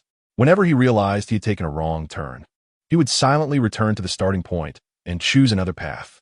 During this process, Fang Fan gradually realized something. Those weapons were guarded by Sverige, and the establishment of Rivet Town was, to some extent, to conceal the existence of that armory. This recognition made him feel somewhat frustrated, because if the armory were so easily found through shortcuts, then in the 700 years of Rivet Town's history, some lucky person would have discovered this place long ago. However, Fang Fan did not give up. He firmly believed he would find the armory and resolve the current Star Core crisis. He retraced his steps and quietly left Rivet Town. When he returned to Panrock Town, he found it was getting late. So, he went back to Natasha's clinic to rest, preparing for the arrival of a new day. However, during dinner time that evening, Fang Fan noticed an unexpected figure, Sierra. He was a bit surprised because Sierra had not previously dined with the orphanage. But today, she appeared at the dinner table, and she brought some food, which was slightly more valuable. As everyone ate together, the children were playing and having fun while eating. Fang Fan sat with Natasha and Sierra, chatting casually. Sierra mentioned that there were a few strange people in Panrock Town today, brought by Sampo. She also said those people had cleared most of the machines controlled by Sverige in the mines. Fang Fan, initially indifferent to Danheng and their movements, became interested upon hearing Sierra's next words. Sierra said those people were nice to get along with and felt comfortable, but one person dressed in upper district clothing made her feel a bit annoyed. Hearing Sierra describe it that way, Fang Fan immediately knew who it was, Bronya. He understood that after Sierra had been taken to the upper district to experience a day of life and witnessed the extravagant and wasteful lifestyle there, thinking about the suffering life in the lower district would naturally lead to negative feelings towards Bronya, who came from the upper district. Moreover, Fang Fan suspected that the Land family or the Star Core had some brainwashing abilities. Otherwise, Bronya wouldn't have forgotten her childhood so thoroughly. However, none of these were issues he needed to consider right now. His current goal was to find the arms factory and resolve the Star Core crisis. While Fang Fan and Sierra chatted and ate, he suddenly saw a sneaky head peeking in at the door of the dining room. Fang Fan took a closer look and realized it was Sampo peeking in at the door. He couldn't help but laugh, thinking how amusing it was that Sampo, an adult, was acting like a child, cautiously testing the waters at the door. He shouted loudly, "Lord Sambo, please come in, don't just linger at the door." His words were filled with teasing and warmth, as if greeting an old friend. Upon hearing Fang Fan's call, Sambo was momentarily taken aback, then revealed an awkward yet helpless smile. He scratched his head, feeling a bit embarrassed as he walked into the dining room. He knew Fang Fan was teasing him, but he wasn't angry. Instead, he found Fang Fan to be a very interesting person. Thus, Fang Fan and Sambo met in the dining room. Their gazes met in the air, as if a tacit understanding existed between them. They both knew each other's goals and plans, and were willing to work towards the same objective. At that moment, their friendship deepened, laying a solid foundation for future cooperation. When Sambo saw that Fang Fan finally noticed him, he stood at the door, tidied his clothes a bit to ensure he looked neat and presentable, before walking into the dining room. He didn't want to leave a sloppy impression on Fang Fan, especially in front of ladies like Natasha and Shire. As soon as Sambo sat down, he eagerly said to Natasha, "Miss Natasha, I might need your help tomorrow." Natasha looked at him with some confusion and asked, "Me? Is there a critically ill patient?" Sambo shook his head and explained, "No, not that. Tomorrow I will bring a few people to the clinic, and I hope you can ask them to go back to Rivet Town's orphanage to fetch some medicine." Natasha frowned and said, "The clinic should have enough medicine by now, and most of the medicine in Rivet Town is probably expired." Sambo looked at Natasha, a glimmer of determination in his eyes, and said, "Miss Natasha, this matter is really very important. It even relates to the future of Bellowburg." Natasha was somewhat puzzled by Sambo's words. She instinctively felt there was a conspiracy, making her even less willing to agree to Sambo's request. She looked at Sambo, waiting for him to provide more explanations. Sambo saw the confusion on Natasha's face and knew that if he didn't reveal the truth, she wouldn't agree to help. However, he also understood that this truth might shock and unsettle Natasha. Just as he was troubled about how to convince her, he noticed Fang Fan watching the commotion nearby. An idea struck Sambo, and he pointed to Fang Fan, saying to Natasha, "Miss Natasha, Fang Fan can prove how important your lie is tomorrow. It might determine the future of Bellowburg." Fang Fan, being called out, helplessly raised his head. He knew Sambo was using him to persuade Natasha, but he also understood the importance of that lie. So, after considering the plot direction, he reluctantly nodded to show his agreement with Sambo's statement. Natasha looked at Fang Fan's nod. Although she still had some distrust toward Sambo, she reluctantly agreed to his request under Fang Fan's endorsement. She hoped Fang Fan could give her a reasonable explanation for why this lie was so important. After Sambo left, Natasha turned to Fang Fan and said seriously, "Xiao Fan, I think I need an explanation. I feel like I'm being kept in the dark. I don't know what you two are planning."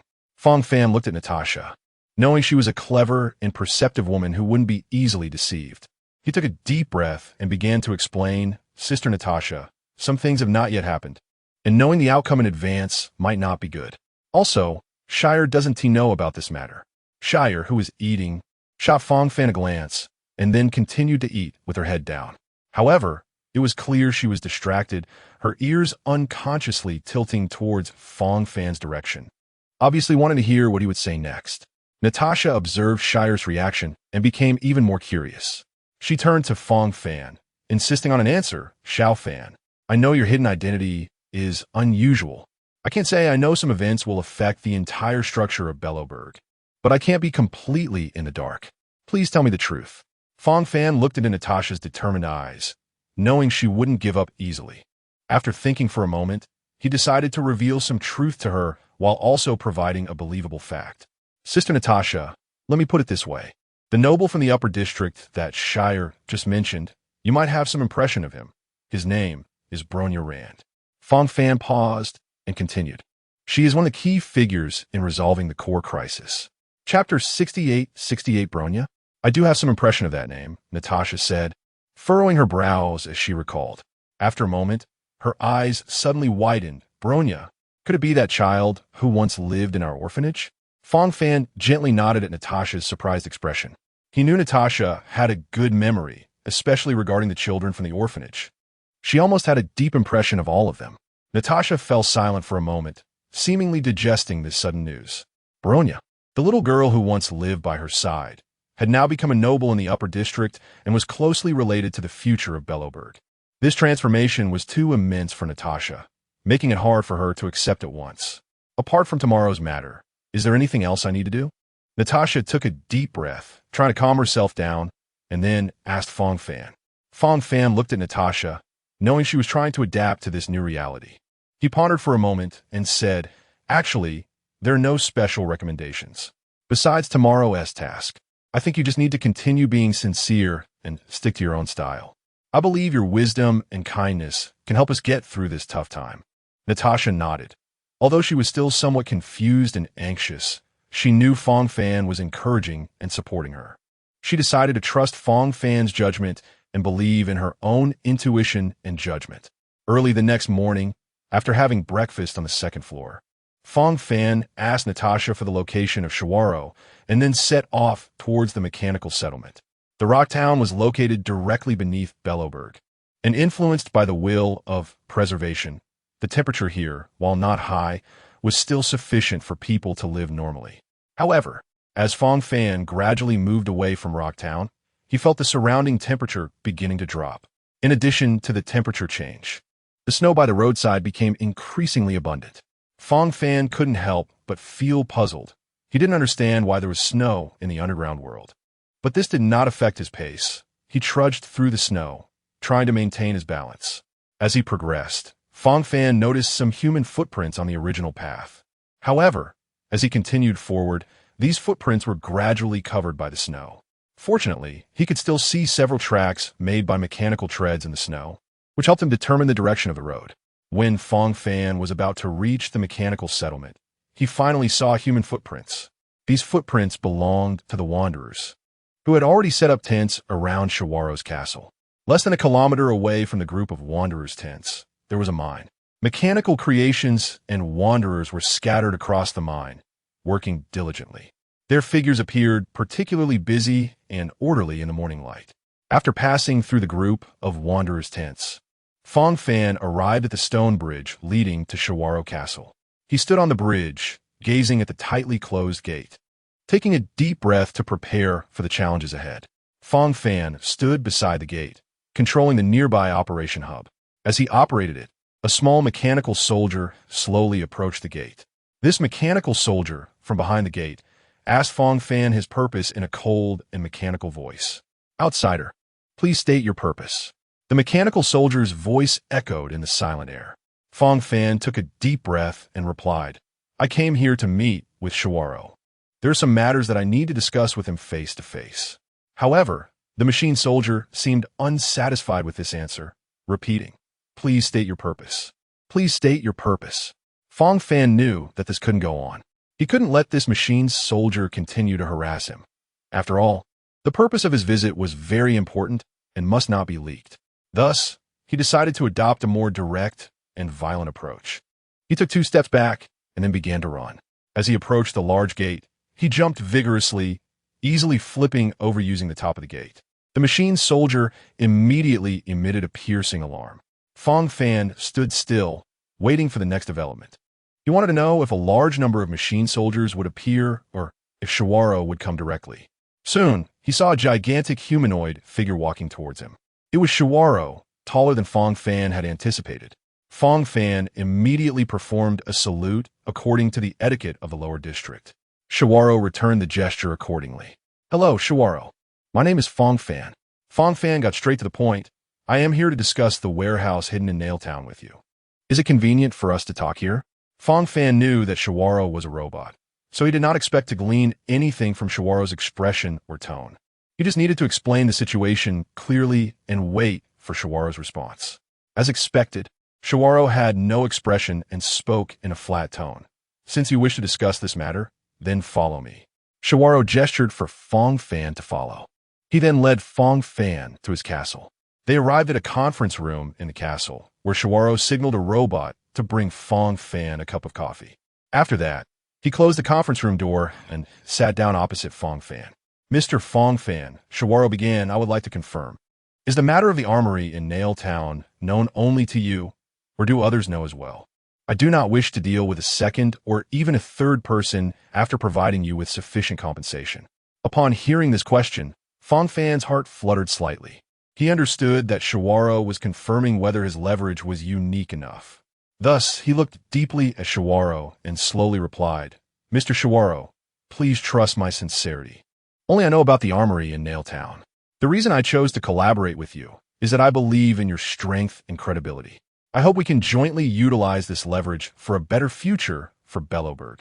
Fang Fan's words were filled with determination and confidence.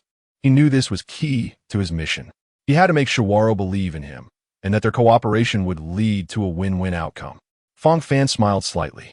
He understood Shiwaro's concerns and apprehensions, so he answered candidly, "Boss Shiwaro, I think we could be straightforward with each other. Currently, on Yalalo 6, only you and I know of the existence of that armory. I do not intend to extort you. What I truly want is the armory itself." Upon hearing Fang Fan's words, Shiwaro's internal chip quickly analyzed Fang Fan's tone. The analysis showed that Fang Fan's credibility was as high as 99.99 when discussing the armory, but it dropped to 0 when he mentioned wanting the armory itself. Nevertheless, Shiwaro decided to trust the first part of Fang Fan's statement because, at present, only the two of them knew the secret of the armory. To keep this secret, Shiwaro decided to take necessary measures. He suddenly delivered a heavy punch straight at Fang Fan. Fang Fan had not expected Shiwaro to suddenly attack during the negotiation and did not react in time. The punch struck hard against Fang Fan's chest, knocking him backward. Fang Fan's body slammed against the wall, but due to his strong defenses, he only felt a slight discomfort in his chest and was not seriously injured. Steadying himself after landing, he looked up at Shiwaro, his eyes flashing with determination. "I apologize, but to keep the secret of the armory, I had to take such measures." Shiwaro's voice was cold and firm. "Relevant personnel need to be silenced." Upon hearing Shiwaro's words, Fang Fan frowned. He knew that negotiating with a robot like Shiwaro, who relied solely on rational logic, was not easy. He had to be cautious to avoid provoking him. At the same time, he did not want to use excessive force against Shiwaro, as he still needed him to fulfill the task of introducing world history to Danheng and the others. Shiwaro did not give Fang Fan any more chances. He launched another fierce attack. This time, Fang Fan was prepared. He quickly enhanced his defenses and strength with several buffs, and then caught Shiwaro's incoming iron fist with one hand. The two forces collided violently at that moment, causing the entire conference room to tremble. Chapter 69. Shiwaro looked at Fang Fan, a glimmer of surprise flashing in his eyes. He had not expected that Fang Fan could easily block his full-force strike, and in such a graceful manner. This made him begin to reassess the credibility of Fang Fan's words. In Shiwaro's understanding, anyone who could so easily take his blow must possess formidable strength. He began to think that perhaps Fang Fan really had the power to contend with him. This thought made Shiwaro feel a hint of unease, as he had always been the most powerful being on Yalalo 6. Seeing that Shiwaro had stopped attacking, Fang Fan knew he had begun to reassess him. Therefore, Fang Fan did not pursue the advantage, but instead stood quietly in place, waiting for Shiwaro's next move. After a brief silence, Shiwaro began to replan his strategy. He understood that keeping the secret of the armory was no longer possible, as Fang Fan already knew the secret. Moreover, he could not defeat Fang Fan, which forced him to reconsider his course of action. Noticing that Shiwaro remained silent for a long time, Fang Fan found a chair to sit down and began to savor the coffee brewed by the robot. Although this coffee might lack soul, to him, it was not much different from the coffee brewed by Natasha, and even better than the coffee he had previously had brewed by Kizuna. While waiting, Fang Fan also thought about how to cooperate with Shiwaro. He knew that Shiwaro was a rational and logically clear robot, so he had to provide a reasonable argument to convince him. Just then, Shiwaro walked over to Fang Fan and extended his right hand. Seeing this, Fang Fan thought Shiwaro was about to attack again and quickly jumped back a step. But when he saw Shiwaro's expression, he realized he was extending a gesture of goodwill. Fang Fan put down the coffee cup in his hand and shook hands with Shiwaro. He understood that this was Shiwaro expressing his goodwill and willingness to cooperate. However, Shiwaro then raised his doubts. "But since you know about the armory housing the machine soldiers, you should also know that the control of those machine soldiers, no? All mechanical units of Belloberg requires the source code from the company to operate." Fang Fan nodded, agreeing with Shiwaro's statement. He explained that is indeed the case. 700 years ago, all machine soldiers manufactured by Belloberg paid the company as a patent fee to use the underlying system left by the company to drive the machine soldiers. Moreover, due to technological limitations, Belloberg did not have the capability to replace the underlying systems in the machine soldiers, which led to the armory being forgotten. After hearing this, Shiwaro furrowed his brow. He understood that if they could not obtain the company's source code, they would be unable to control those machine soldiers. This issue put them in a predicament. However, Fang Fan revealed a confident smile. He said, "Mr. Shvalov, I know the concerns you have right now, but please trust me. I have a way to solve this problem. I want to find that armory to regain control over those war machines." Fang Fan's words surprised Shvalov. He looked at Fang Fan, his eyes filled with confusion and curiosity. He wanted to know what method Fang Fan had to resolve this issue. Fang Fan smiled, not revealing his plan immediately. He knew it wasn't the right time yet. He needed more time to prepare and plan to ensure their actions would succeed. Shvalov listened quietly to Fang Fan's statement, his built-in chip rapidly analyzing and calculating. He assessed Fang Fan's intentions, but the result was a failure. He did not fully understand how Fang Fan intended to regain control over those war machines. In assessing intentions, the result is a failure. "Mr. Fang Fan, please tell me how you plan to regain control over the war machines." Fang Fan took a deep breath and continued, "Mr. Shvalov, I think you are also aware that there is not just Yalalo 6 in the universe. The number of weapons stored in that armory is vast, enough to instill fear in many forces. As the saying goes, a common man is innocent, but possessing riches is a crime. You should understand this principle. I plan to use these weapons to trade with other forces to secure a real chance for survival for Yalalo 6. Fang Fan carefully chose his words, not disclosing any information about GZ and the potential unlocking of the company key. He was uncertain whether the company had left a backdoor in Shvalov's system, so he feared that revealing too much information could lead to unnecessary trouble. "Mr. Shvalov, I need a guide to help me find the location of those weapons," Fang Fan sincerely requested. Shvalov was silent for a moment, then slowly spoke. "Mr. Fang Fan, there are parts of your words that I do not fully understand. However, through my calculations, I believe your actions would be beneficial for the people of Belobirg. The future you speak of may exceed my calculations, but my emotional readings tell me that you are indeed thoughtfully considering how to ensure the continued existence of Yalalo 6 in Belobirg." Shvalov's words made Fang Fan feel a sense of relief. He knew that without Shvalov's help, he might not find that armory before Pato and the others arrived at Yalalo 6. "Moreover, if I refuse to cooperate with you," Shvalov continued, "based on your intelligence and my calculations, if you can mobilize all personnel from the lower district, you will reach your destination in 173 days. And if you can mobilize all the people of Belobirg, you could even arrive in 43 days. Fang Fan admired Shvalov's honesty and calculation abilities. He deeply bowed to Shvalov, expressing his gratitude. "Then, let's wish our plan success, Mr. Shvalov. Please lead the way," Fang Fan said. Shvalov nodded and then turned to leave the conference room. Fang Fan sat in the conference room chair, looking around at the decor. He found the conference room very simple, almost lacking any decoration. A guess arose in Fang Fan's mind as he walked to a wall, trying to hit it with his fist.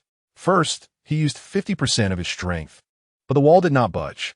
Next, he increased his strength to 70%, but the result was still the same.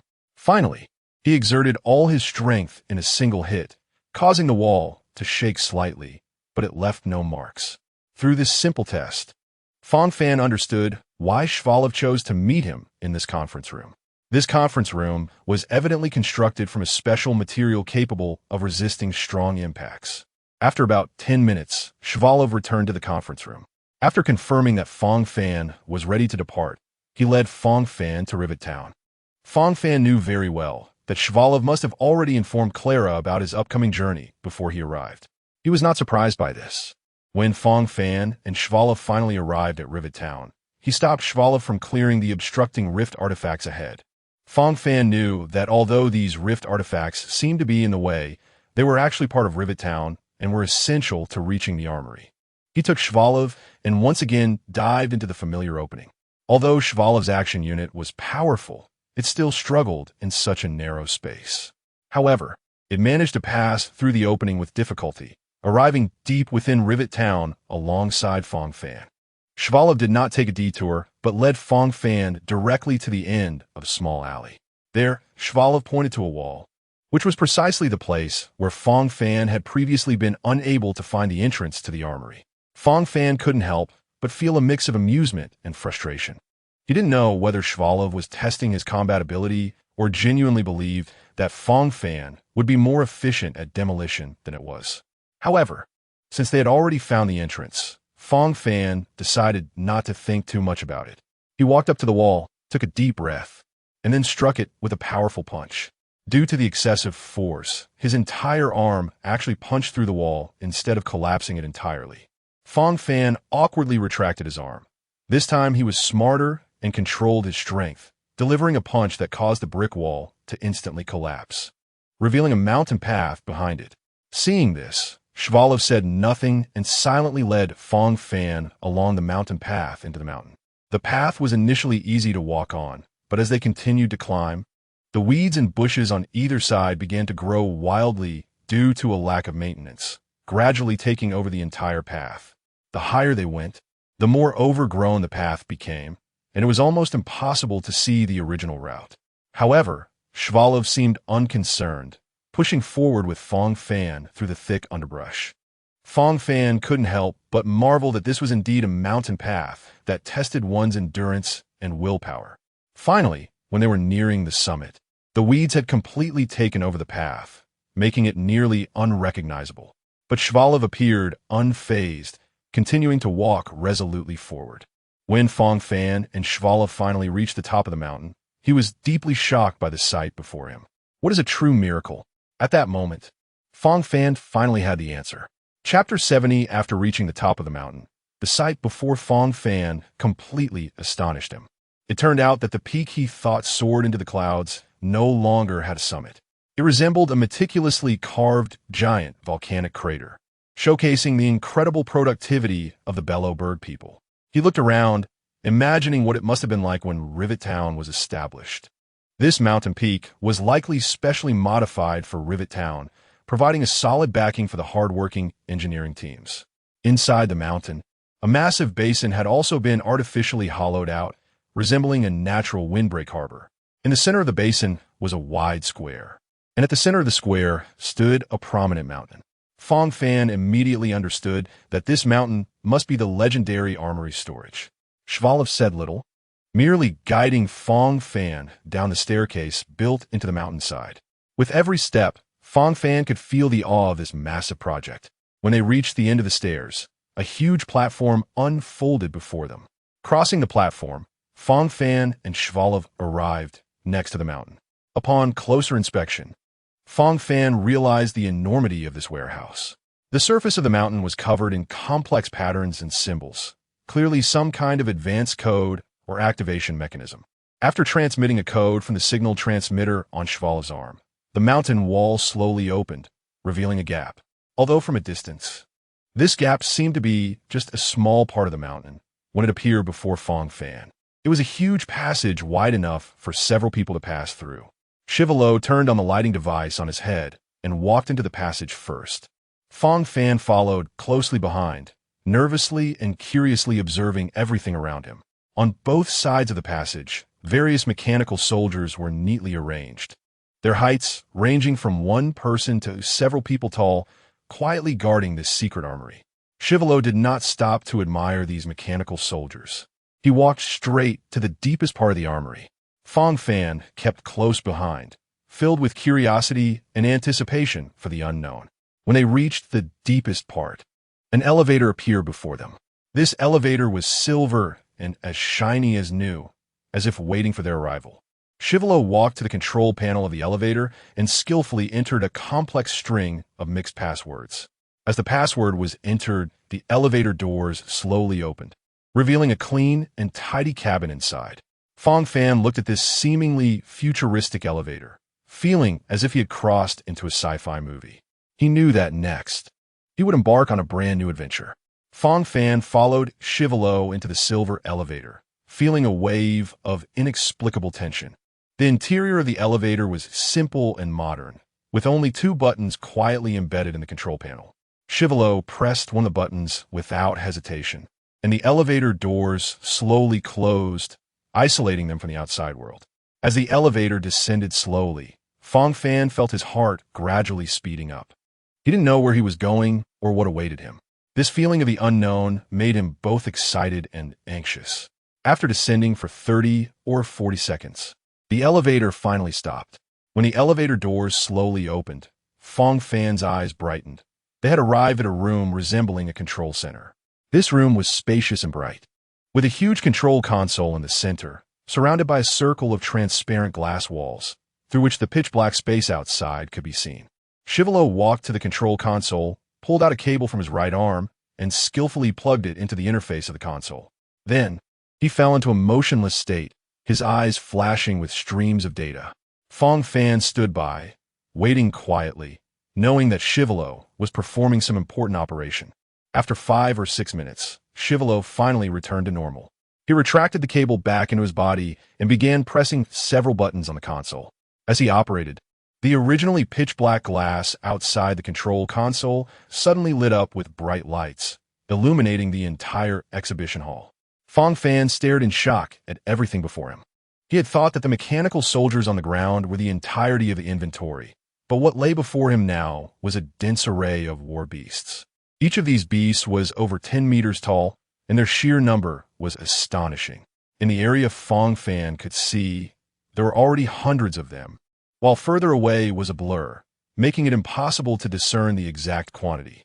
Seeing Fang Fan's shocked expression, Shivalo was not surprised. In his emotional programming, most people would be assessed as shocked in this situation. He silently pulled out a storage medium resembling a USB drive from his body and plugged it into the main control console of the control room. With his operation, the underlying logic code of the mechanical soldier's operating program was copied to the storage medium.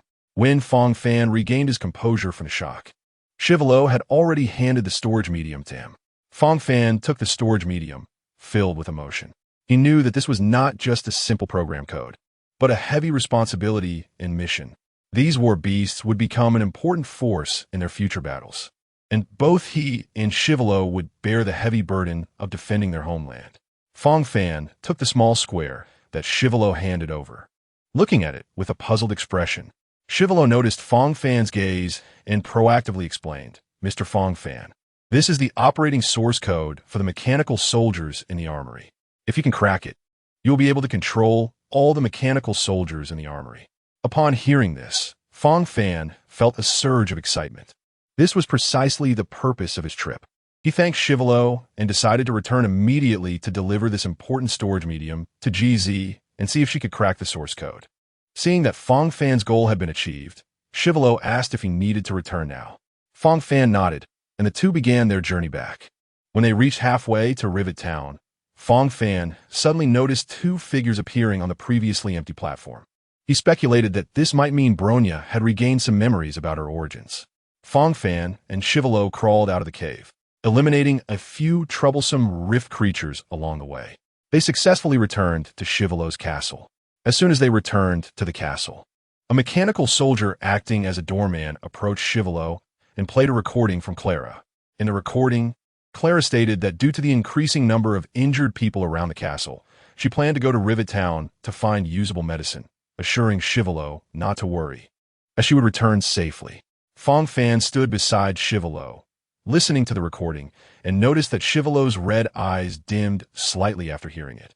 This made him wonder if Shivalo had lived for too long, causing his program to have a bug and develop human emotions. However, Fang Fan did not delve into this issue. At that moment, Shivalo suddenly turned to Fang Fan and said, "Mr. Fang Fan, I have a request, and I'm not sure if you can agree." Fang Fan nodded, indicating he was willing to hear Shivalo's request. Shivalo continued, "Miss Clara has gone to Rivet town. Although she has taken a mechanical soldier with her, I am still very worried about her safety. Could you please help bring her back safely?" Upon hearing this, Fang Fan hesitated. He knew that this task was not simple, but he also understood the importance of Shivalo's concern and request. So, he took a deep breath, nodded, and agreed to the request. Shivalo showed a hint of gratitude in his eyes upon hearing Fang Fan's agreement. He thanked Fang Fan and informed him of the possible places Clara might go and the dangers she might encounter. After listening to Shivalo's account, Fang Fan already had a plan in mind. He decided to set off immediately to Rivet town to find Clara and ensure her safe return. He knew this task would not be easy, but he also understood that it was his promise to Shivalo and a challenge for himself. Chapter 71. Shivalo stood in the dimly lit castle hall, one hand heavily pressed against his forehead, his eyes filled with struggle and helplessness. He sighed deeply and then slowly spoke, his voice trembling slightly. Fang Fan, I have my reasons. Fang Fan did not know how he could understand Shivalo's abundant emotions, but he still accepted Shivalo's request. Fang Fan was taken aback. He could not comprehend Shivalo's decision. However, he knew that Shivalo was a principled being, and since he made such a choice, there must be a reason behind it. Fang Fan took a deep breath, trying to calm his emotions. He looked deeply at Shivalo and said, I understand your reasons, Shivalo, but I will find Clara no matter where she is. Then Fang Fan gently patted Shivalo's shoulder and did not linger too long. He turned and left the castle. Fang Fan did not stay for long. Walking out of Shivalo's castle, on the way back to Rivet Town, Fang Fan maintained his course on the only path that had not been opened leading to the Rock Town. He was uncertain when Dan Heng and the others had found Clara and whether they had already gathered the supplies to return. So Fang Fan had no choice but to walk this route to Rivet Town. Due to the terrain and other factors when a small road was being built, this road took a large detour, and Fang Fan spent half more time than usual to reach Rivet Town. However, by this time, Rivet Town was already quite different from the one Fang Fan had arrived at before. He noticed that the few rift creatures that had been clustered at the city gate were now nowhere to be seen, and he knew this was the result of Dan Heng and the others' efforts. As Fang Fan walked into Rivet Town, he saw that the roads were much more spacious compared to before. He noticed several rift cracks in Rivet Town continuously spitting out newly formed rift creatures. The usual rift creatures, especially those that had occupied the main road, should have significantly decreased due to the battles Dan Heng and the others had fought. For the first time, Fang Fan found it easy to navigate through Rivet Town. He looked at the orphanage at the very top of Rivet Town, where Natasha used to be, and climbed the stairs along the largest road. Although not all rift creatures had disappeared, there were only a few scattered ones left. Upon seeing Fang Fan's arrival, the newly formed rift creatures, which had just condensed from the rift cracks, gathered around him to welcome him. Fang Fan, of course, responded to the rift creatures' enthusiasm with similar warmth. As he continuously knocked on the rift creatures, he reached the vicinity of the orphanage without much obstruction. For a moment, he didn't know where to look for Clara. However, since he was already near the orphanage, he thought that according to the storyline, if Clara hadn't left with March 7 and the others, she should be around the orphanage now. So, he began searching around the orphanage, one place at a time. What Fang Fan didn't expect was that Clara was currently resting in the orphanage, along with March 7, Dan Heng, and the others, the very place he was searching for. As night fell, Fang Fan's footsteps around the orphanage seemed particularly lonely and resolute. Following the clues from the storyline, he started searching every possible corner around the orphanage. In his mind, if Clara hadn't left with March 7, she should be within this area. However, reality often differs from imagination. At this moment, Clara was quietly sitting in the orphanage's lounge with March 7, Dan Heng, and others, enjoying a rare moment of peace. March 7 looked out at the deepening night and suggested, "It's getting late. Why don't we rest here for the night? We can plan again tomorrow." Dan Heng nodded in agreement, thinking for a moment and adding, "Moreover, taking Clara back to Liyue Harbor will take quite some time. Also, she is not a resident of the town. We need to arrange accommodation for her. If any unexpected situation arises, we might not be able to take care of her." Seeing that it was getting late, and having just encountered the little girl Clara, March 7 suggested that everyone rest in the orphanage for the night. Dan Heng considered this and agreed that if they wanted to rush back to Liyue Harbor today with Clara, it would still take 3 to 4 hours. Additionally, once they returned to Liyue Harbor, since Clara was not a resident there, they would need to book her a separate room at the hotel. If any unexpected situation occurred, they wouldn't be able to look after her properly. If they rested for the night in this orphanage in Rivet Town, with March 7, Silvermane, and Bronya protecting Clara, and himself along with the Trailblazer guarding outside, they would be able to deal with most enemies below the level of Fate Commanders, or at least hold their own against ordinary Fate Commanders. Thus, the decision was made. Clara spent a peaceful night in the orphanage under the care of this group. Meanwhile, Fang Fan's search continued. He circled the orphanage again and again until the night had completely enveloped Rivet Town. However, he never found any trace of Clara. Disappointment and fatigue began to spread in his heart, but Fang Fan did not give up. He knew that Clara was not just a mission target for him, but also a responsibility and concern deep within his heart. However, the decision made by Dan Heng and March 7 was quite troublesome for Fang Fan. After circling the orphanage and searching for almost a third of Rivet Town, he finally realized that Clara might not be in these corners and roads of Rivet Town. Seeing that it was getting late, and he wouldn't make it back to Liyue Harbor in time for dinner, Fang Fan decided to find a place to stay for the night in Rivet Town. As night fell, Fang Fan decided to temporarily settle in Rivet Town. He walked into a shop he had visited a few times before, hoping to find some food to fill his stomach. The shelves in the shop were filled with various foods, but most had either surpassed their expiration dates or had become unappetizing due to prolonged storage. In the end, Fang Fan managed to find a few items that were still good for 5 years. Although these foods, when opened, were either hard as rocks or covered in thick salt, he discovered that some of the foods, despite having a 5-year shelf life, had already begun to spoil upon opening. Since it was inconvenient to carry them one by one to check which were good and which were spoiled, Fang Fan could only take about 50 or 60% of the food to ensure he could have a decent meal that night. After leaving the shop, Fang Fan carefully rehung the lock on the shop's door. Although the lock had been broken earlier because he needed to open the door, Fang Fan still rehung it. On one hand, he thought of the time when Rivet Town had not yet been affected by rift cracks, and he would come to this shop to buy daily necessities, so he had some affection for this little shop. On the other hand, since over 90% of the goods in the shop were either moldy or had long exceeded their shelf life, Fang Fan didn't dare to ensure the safety of these foods. Therefore, he only took the items with a 5-year shelf life for his own safety. After gathering the items, Fang Fan suddenly remembered that he hadn't decided on a place to rest yet. He looked around, and although there were residential houses nearby, he felt that it wouldn't be long before the crisis of the Stellarons was resolved, and most of the homeowners would be able to return. Besides, he felt guilty about staying in these houses. Also, he wasn't keen on sleeping in these homes. So, he directed his gaze further away, toward the orphanage where he had once lived. The orphanage held a special place in his heart, not just as a shelter, but as a place filled with memories. Every brick and tile, every door and window there made him feel warm and familiar. Fang Fan thought perhaps there he could find a long-lost peace. Feeling that the orphanage was indeed a good place to rest, he headed back towards it. Halfway there, he saw some broken wood and thought that if he ate the food he had taken raw, it might not feel too good. So, he stopped and picked up the pieces of wood, planning to use them to start a fire in the orphanage to cook his food. Because Fang Fan's physical strength and speed were not bad, he soon arrived at the orphanage's entrance. Standing at the door, Fang Fan felt a mix of helplessness and disappointment. He knew he might have missed the best opportunity to find Clara. However, he also understood that this did not mean he would give up.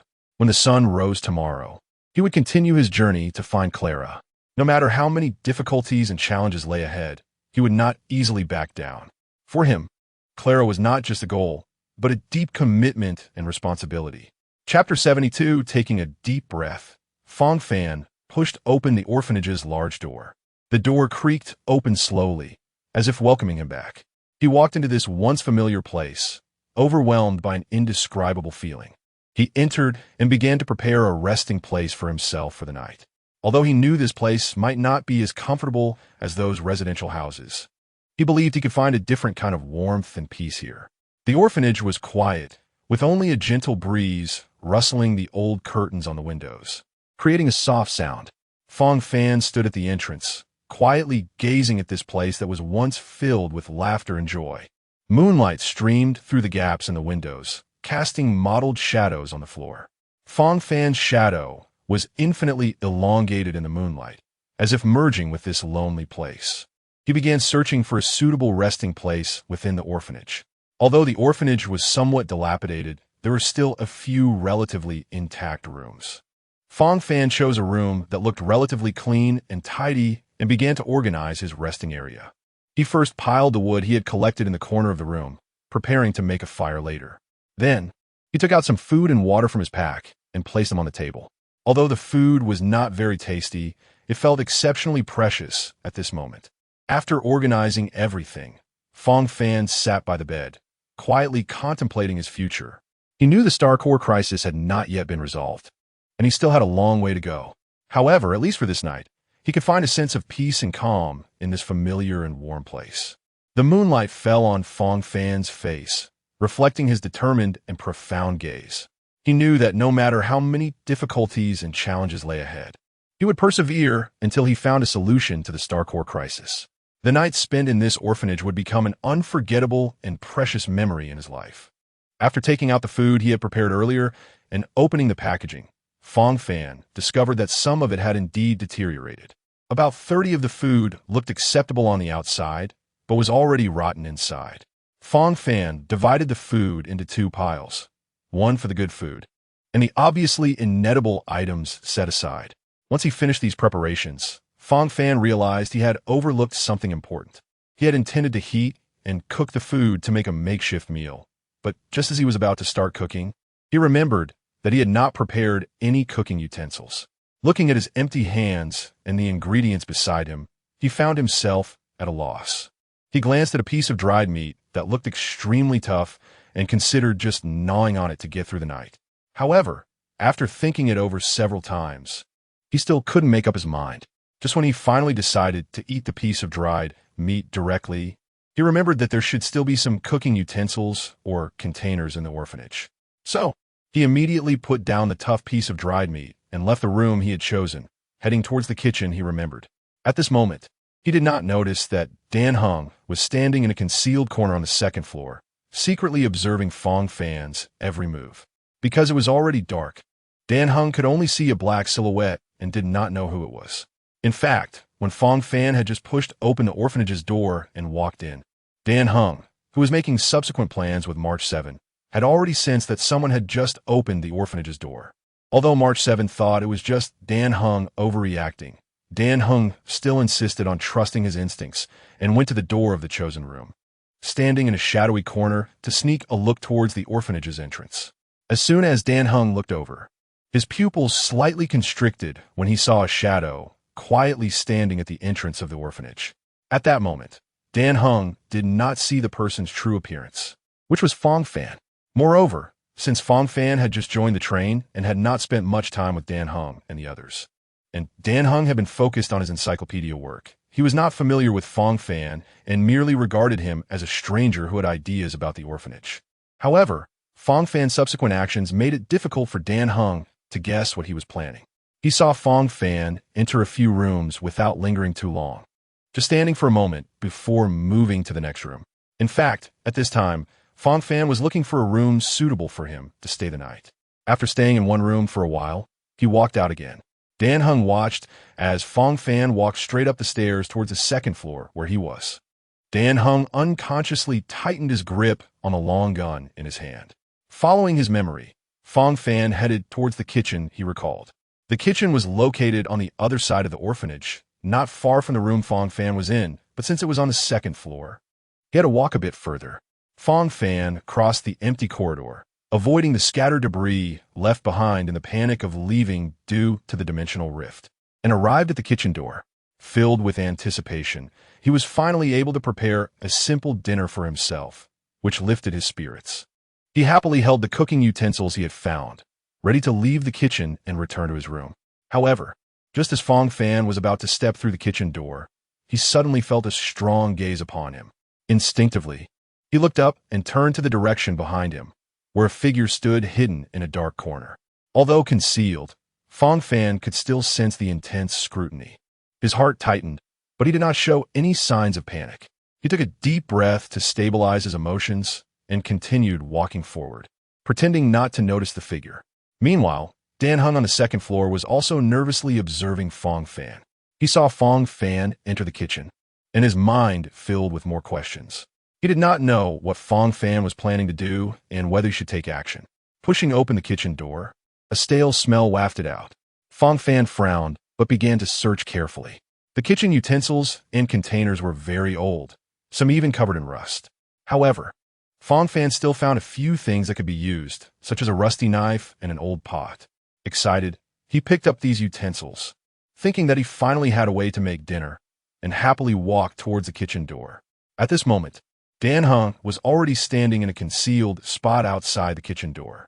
After seeing Fang Fan go upstairs, Dan Heng struggled internally, unsure whether to observe or to subdue Fang Fan to find out why he was searching these rooms. Chapter 73. As soon as Fang Fan walked out of the orphanage's kitchen, Dan Heng finally made up his mind. Dan Heng seized the opportunity when the shadow in front of him was unprepared and thrust his spear straight into the shadow's right shoulder. This way, he would not endanger the stranger's life, and unless the shadow was left-handed, injuring the right shoulder would significantly reduce its combat effectiveness. After clarifying its intentions, if they were friendly, he could bandage it. If the person came with malice, it would also facilitate taking their life later. Fang Fan did not expect to encounter an ambush while just going to the kitchen to grab a broken pot. In the instant Dan Heng launched his surprise attack, Fang Fan was also caught off guard by the shadow's assault. By the time Fang Fan reacted, the pot in his hand had already been pierced. After piercing the pot, Dan Heng's assault did not pause and continued to stab towards Fang Fan's right shoulder. Once Fang Fan realized what was happening, he drew his antler staff with a speed exceeding Dan Heng's by more than double, and with a fierce flick, he blocked Dan Heng's attack just before the spear pierced his shoulder. Dan Heng was quite surprised to see his spear deflected. He believed that although he had compressed the power of this thrust to only 30% of its original strength, it would still be difficult for an ordinary person to react in time. Moreover, this surprise attack was executed with his mind in a state of calculation. Yet it was still blocked by the opponent, which added an unusual seriousness to Dan Heng's expression. Fang Fan was also quite furious. After all, he had just managed to find a usable pot in the kitchen, and before he could even take it back to cook, it had been pierced. He knew that after searching for so long, this was the only usable pot in the orphanage's kitchen, and now it was ruined. Realizing that he would not have a good meal that night, Fang Fan tightened his grip on the antler staff and charged at Dan Heng. Seeing Fang Fan rush towards him, Dan Heng felt a surge of fighting spirit. Adopting a stance with a spear to see how Fang Fan would strike and to respond accordingly. Fang Fan did not use overly flashy techniques. Instead, he raised his staff and struck directly at Dan Heng's head.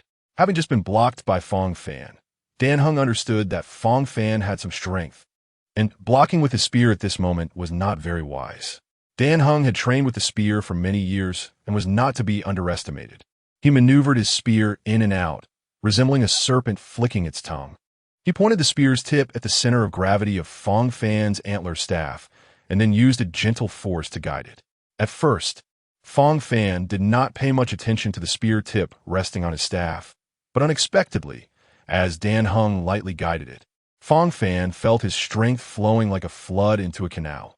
Though it was turbulent, he had to obediently follow the channel's direction. Fang Fan felt this too. As Dan Heng's spear tip gently led, his antler staff seemed to act on its own, swinging to the side. However, Fang Fan quickly adjusted, hastily controlling his strength. Otherwise, he would likely have smashed a large hole in the second-floor corridor. Fang Fan was concerned about this, which is why he hurried to restrain himself, fearing that after the fight, he would inadvertently help the orphanage with a demolition. Dan Heng did not wait for Fang Fan to stabilize before attacking like a gentleman. Taking advantage of Fang Fan's moment of instability, he thrust his spear directly at Fang Fan's thigh. Dan Heng aimed this strike knowing that Fang Fan was focused on regaining control of his previous attack, with all his strength in his legs. This strike was extremely difficult for Fang Fan to evade. If he tried to dodge, he would lose his balance, leaving him vulnerable to Dan Heng's next deadly blow. Just as Fang Fan regained control of his antler staff's momentum, he felt a chill on his thigh. He had no choice but to sweep his antler staff across his legs. Although Fang Fan's reaction was not slow, Dan Heng's spear still had the upper hand, piercing Fang Fan's left thigh just before the antler staff struck the spear tip. However, once Dan Heng's spear pierced, he felt as if it had sunk into a quagmire. Every inch forward required tenfold or even 100-fold more effort. Because of this, Dan Heng's spear tip did not penetrate deeply into Fang Fan's left thigh before being struck by Fang Fan's antler staff, maintaining the momentum of his spear thrust. Dan Heng was unprepared for the side strike from Fang Fan's antler staff. which knocked the spear tip out of Fang Fan's left thigh. The spear tip was dragged across Fang Fan's thigh by the antler staff. During this process, Dan Heng's spear tip did make contact with Fang Fan's skin in other areas. As Dan Heng's spear tip grazed Fang Fan's thigh, it made a screeching sound like nails on a chalkboard, leaving only a white scratch on Fang Fan's thigh. This scene made Dan Heng completely abandon the thought of holding back against Fang Fan. He decided to fight with all his strength. Previously, Dan Heng had refrained from giving his all not out of underestimating Fang Fan, but out of concern that a full-strength strike could turn a potential negotiation between the two into a deadly battle, even risking Fang Fan's life. But now, Dan Heng found that Fang Fan could withstand his full-strength attacks in terms of power, agility, and resilience, which excited him. Although Dan Heng's personality was calm and composed, he felt a surge of excitement at this moment. He was eager to demonstrate his full strength and see just how much his opponent could endure. After Fang Fan blocked Dan Heng's attack, he readied himself to defend against Dan Heng's next strike while preparing to counterattack. As it was getting dark, neither of them recognized the other. With Dan Heng determined to go all out, his spear became more agile and powerful. Seeing that Fang Fan did not initiate an attack, he thrust towards Fang Fan's midsection with 3 parts of his strength, reserving 7 parts in his spear for potential adjustments. Fang Fan fearlessly met Dan Heng's spear thrust, aiming to strike the spear tip with his antler staff. However, Dan Heng had anticipated this move and easily dodged Fang Fan's attack. Seizing the moment Fang Fan's technique faltered, Dan Heng channeled the energy of hunting within him into the spear. As the energy surged, the spear tip emitted a brilliant green glow. Under this illumination, both men finally saw each other's faces clearly. Upon recognizing each other, both felt a shock of surprise. They had not expected to encounter one another in such a tense situation. However, at that moment, they had no way out and could only fight with all their might. Dan Heng's spear, enveloped in the green light, became even more formidable, while Fang Fan's antler staff swung wildly like a violent storm. The battle between them intensified, each attack and defense filled with the stakes of life and death. Yet, in this life-and-death struggle, they gradually discovered each other's strengths and specializations. They began to learn from and draw inspiration from each other's combat techniques, making their fight even more exciting and rich. Ultimately, after countless exchanges and confrontations, both were left utterly exhausted. They looked at each other, and a sense of respect and mutual admiration blossomed in their hearts. They realized that this battle had not only made them aware of their shortcomings and areas for improvement, but had also led them to find a worthy opponent to respect and trust. So, under the night sky, they put down their weapons and smiled at each other. They understood that although this battle had ended, their friendship and growth had only just begun. Chapter 74. Under Dan Heng's full-strength strike, the energy gathered at the spear tip finally erupted, forming a dazzling green light. The light was so intense that it seemed to instantly dispel the surrounding darkness, allowing Fang Fan and Dan Heng to clearly see each other's faces. Although Dan Heng's expression remained calm, the stable light at the tip of his gun flickered uncertainly at that moment. This flickering light seemed to convey the turmoil within him, revealing that he was not as composed as he appeared. In reality, he was filled with surprise and complex emotions because he had not expected to encounter Fang Fan here, let alone reunite in such a manner. Upon seeing that the person in front of him was Dan Heng, Fang Fan was equally taken aback. He had thought he would be facing a life-and-death struggle, but it turned out that his opponent was an old companion. Amidst the surprise, Fang Fan also breathed a sigh of relief, putting away his antler staff in a convenient spot, ready to respond to any potential changes. Seeing Fang Fan sheath his weapon, Dan Heng realized that continuing to hold his spear felt a bit awkward. Therefore, he gently dissipated the energy at the tip of his spear and placed it back beside him. At that moment, both of their actions revealed a sense of tacit understanding and mutual comprehension. The surrounding darkness seemed to serve as a backdrop between them, while that radiant light bore witness to their reunion. Although they did not speak, their gazes conveyed many emotions. In that moment, they seemed to return to the past, recalling the days they fought and grew together. Just as Fang Fan was about to ask Dan Heng why he was at the orphanage, a sudden clash of weapons broke the silence of the night. This unexpected sound temporarily set their conversation aside, drawing their attention to the source of the noise. March 7th. The trailblazer, Bronya, Seal, and Clara, who had been resting in their respective rooms or lost in their thoughts, immediately became alert upon hearing the sound of clashing weapons. Realizing that there might be an enemy invasion, they quickly prepared for battle and rushed out of their rooms. However, when they burst out, they only saw two shadows standing opposite each other, seemingly not engaged in any real fight. This left everyone feeling somewhat confused, as if the earlier sound of weapons clashing had been an illusion. Due to the dim light, March 7th and the others could not clearly identify the two shadows.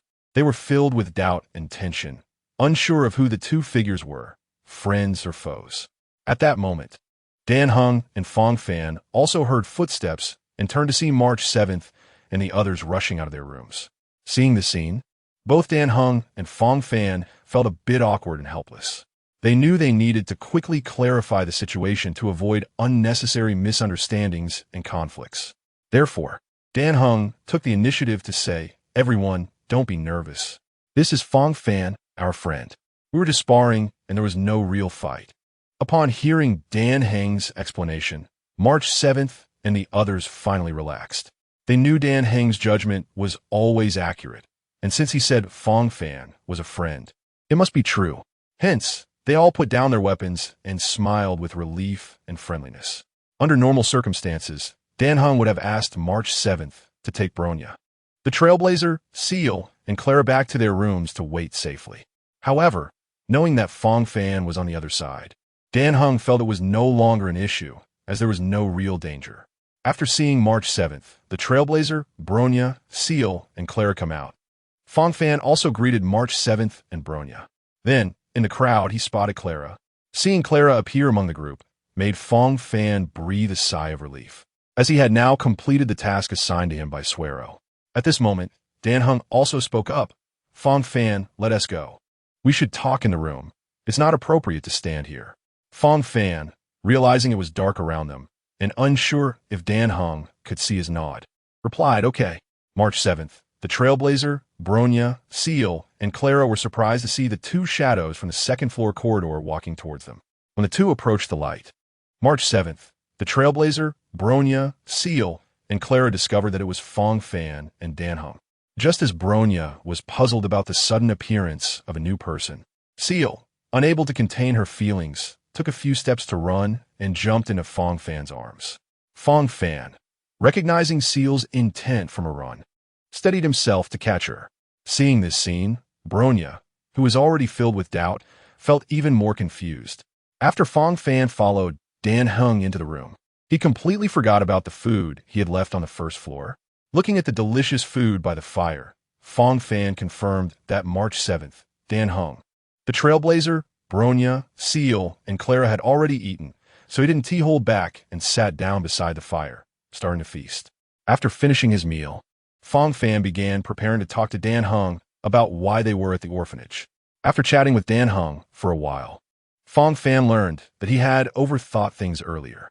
Originally, Dan-Heng, March 7th, the trailblazer, Bronya, Seal, and Clara needed nearly half a day to travel back and forth between the Rock Town and Rivet Town, and due to Clara taking some medicine and supplies earlier, they had spent additional time. So when they found Clara, there was no longer enough time for them to return to Rock Town that day. Therefore, after discussing with March 7th, Dan-Heng decided that they would spend the night at the orphanage in Rivet Town. Seeing that Dan-Heng had finished explaining the key points and fell silent, Fang Fan knew it would be a quiet night. He initially wanted to chat with March 7th and Seal, but upon reflection, he realized that the room contained March 7th, the female trailblazer, Clara, Bronya, and Seal, all girls. It wouldn't be appropriate for him, a man, to intrude in such a late hour. Thus, even though spending the night in the outer room with Dan-Heng might be a bit dull, Fang Fan had no choice but to accept this reality. Dan-Heng, however, was not particularly affected. He was seriously focused on the fire, maintaining a stable burn. Fang Fan, in the meantime, dragged over a portable hospital bed from the adjacent room, positioning it next to the fire, using it as his bed for the night. Dan-Heng had originally planned to set up a sleeping mat and sleeping bag beside the fire, but upon seeing Fang Fan bring over a bed, he quietly stood up and, after confirming where there were extra beds, went to another room to fetch one. Then Fang Fan and Dan Heng lay down on their respective beds, preparing to rest. At that moment, the door between the inner and outer rooms creaked as it moved.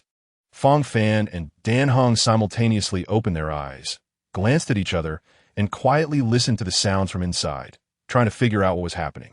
After the inner door opened, two figures peeked out, glancing around.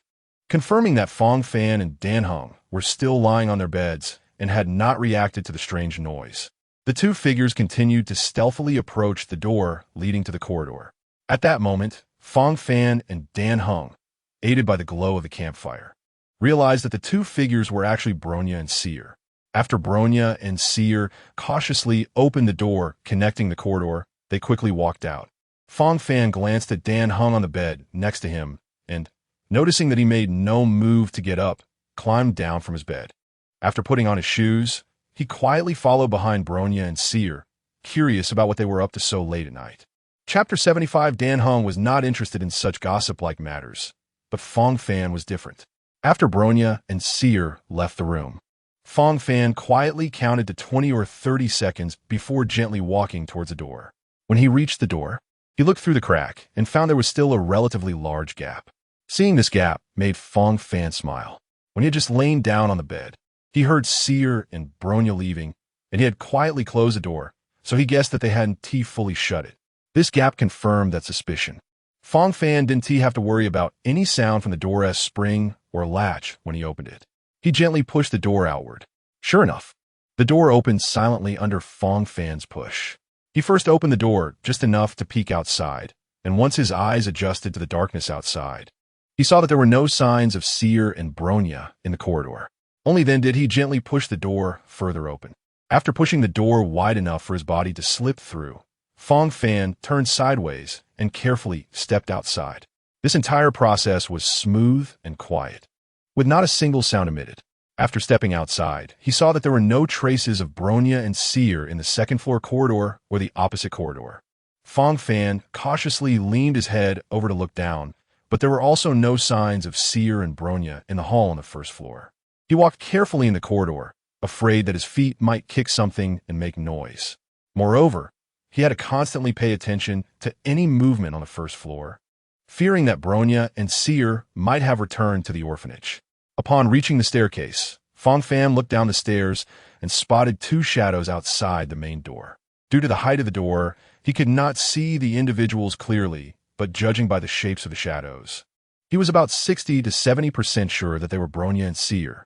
Fang Fan continued to cautiously descend the stairs. When he reached the first floor, he quickly hid in the shadow of the building. Now that he was on the first floor, he could see the entire scene outside the door. He confirmed that the two people outside were indeed Bronya and Seer. Fang Fan continued to walk along the shadows cast by the outer building towards the door. As he got closer to the entrance, he realized he could hear the conversation between Bronya and Seer. This delighted Fang Fan, as he had been worried about not being able to hear their conversation once he reached the door. But now, the situation perfectly resolved that concern. He found a great spot behind the door in the shadows, certain that he would likely not be discovered, and began to eavesdrop. "Are you sure that is something from your childhood?" "I'm sure. Although my memory is hazy, I still remember that thing vividly. After all, it was my favorite item when I was a child." "Were you also a child of the orphanage?" "At first I wasn't sure. Even though I felt a sense of familiarity after entering Rivet Town, I could never confirm it. But when I saw that item, I was certain that I lived here before the architect Japard took me away, before Lady Cocolia adopted me. I am from the lower district. If I remember correctly, aren't you Lady Cocolia's child?" "No, I am now very sure that I am from the lower district. The great guardian, Lady Cocolia, is just my adoptive mother." "You are from the lower district?" "Just the great guardian's adopted daughter?" "Then what?" "Yes, I am the designated heir of the architect. In the future, I will become the guardian leading Bellowbog." As she spoke, Bronya showed a pained expression, covering her forehead as she tried hard to recall things from her childhood. Why am I only remembering these things now? Childhood memories are so vague. At this point, Fang Fan could no longer hold back and stepped out while speaking. "Because the architects have tampered with you. You must understand, as Kokolia's adopted daughter. You are the future guardian. Fang Fan paused here to give Bronya enough time to react. So, while it can't be said that you should abandon all emotions, you also can't let your childhood memories lead you to have emotional biases towards any particular group. After hearing Fang Fan's words, Bronya couldn't help but retort. But the architect said that the selection of the guardian heir would take place throughout all of Belobog, and this process could take as little as a few years or as long as several decades. Hearing Bronya's naive words, Fang Fan couldn't help but burst into laughter. Bronya, should I say you are naive or foolish? Seeing that Bronya wanted to say something more, Fang Fan raised his hand to signal that he wasn't done speaking and continued. A person's peak period is limited. Excluding the phase of experience accumulation, a great guardian only reigns for about 20 to 30 years. So, when do you think they should select a new great guardian? Miss Bronya, please answer me. Bronya was about to give a time frame, but no matter how she calculated, she felt that a specific time did not seem appropriate. Noticing that Bronya didn't counter, Fang Fan continued. Yes, Miss Bronya. The group of architects only relies on the will of preservation to select heirs. And this heir doesn't need to do anything else but to continue passing on the will of preservation to the next generation. Therefore, during that time, every child in both the upper and lower districts who reaches the appropriate age will undergo testing, and ultimately only one child with qualifications will be chosen, selected by the will of preservation. Yes, it's not because of your talent, nature, aptitude, or any other intangible qualities, but simply because you were chosen by preservation. Seer had just regained her composure from the earlier shock. The children from the orphanage always come and go. I never expected that among us orphans, one would emerge as a future great guardian. Does Natasha know about this? Has she been keeping a secret? Chapter 76. Bronya fell silent for a moment, thinking, before continuing, well, I don't think Miss Natasha knows about this. The selection of the guardian heir is absolutely confidential. The chosen child must completely bid farewell to the past. Fang Fan laughed upon hearing that Bronya still believed the nonsense the architects fed her. What are you laughing at? Bronya, noticing the meaning behind Fang Fan's laughter, looked at him with slight anger. I asked you, Miss Natasha, if a child is missing from the orphanage you are responsible for, and if he doesn't know, is he still Miss Natasha? When Fang Fan said this, Bronya was also stunned, not knowing what to say. Also, if the chosen one by the architect was not you, but a child with parents, should his parents know? After hearing Fang Fan's retort, Bronya realized the significant loophole in the language. Moreover, when you were taken away by the Silvermane Iron Guard, I was on the second floor, watching you from that window as you were taken away by Japard. Do you think I can say I know or I don't know? However, my current public identity is just the daughter of Lady Kokolia, the next Grand Guardian of Belobog. As Bronya said this, a trace of pain appeared on her face. I witnessed the soldiers of the Silvermane Iron Guard sacrificing themselves in the rift every day, yet I can never make up my mind to change my mother's thoughts. I know very well that the lower district is suffering, but I can't help it all. The home I once knew has turned into this, and I am still completely in the dark. In the end, I can protect nothing, so why was I chosen? How can I be competent? Fang Fan had a big question mark on his forehead, thinking that they were just discussing confidentiality. How did it turn into this?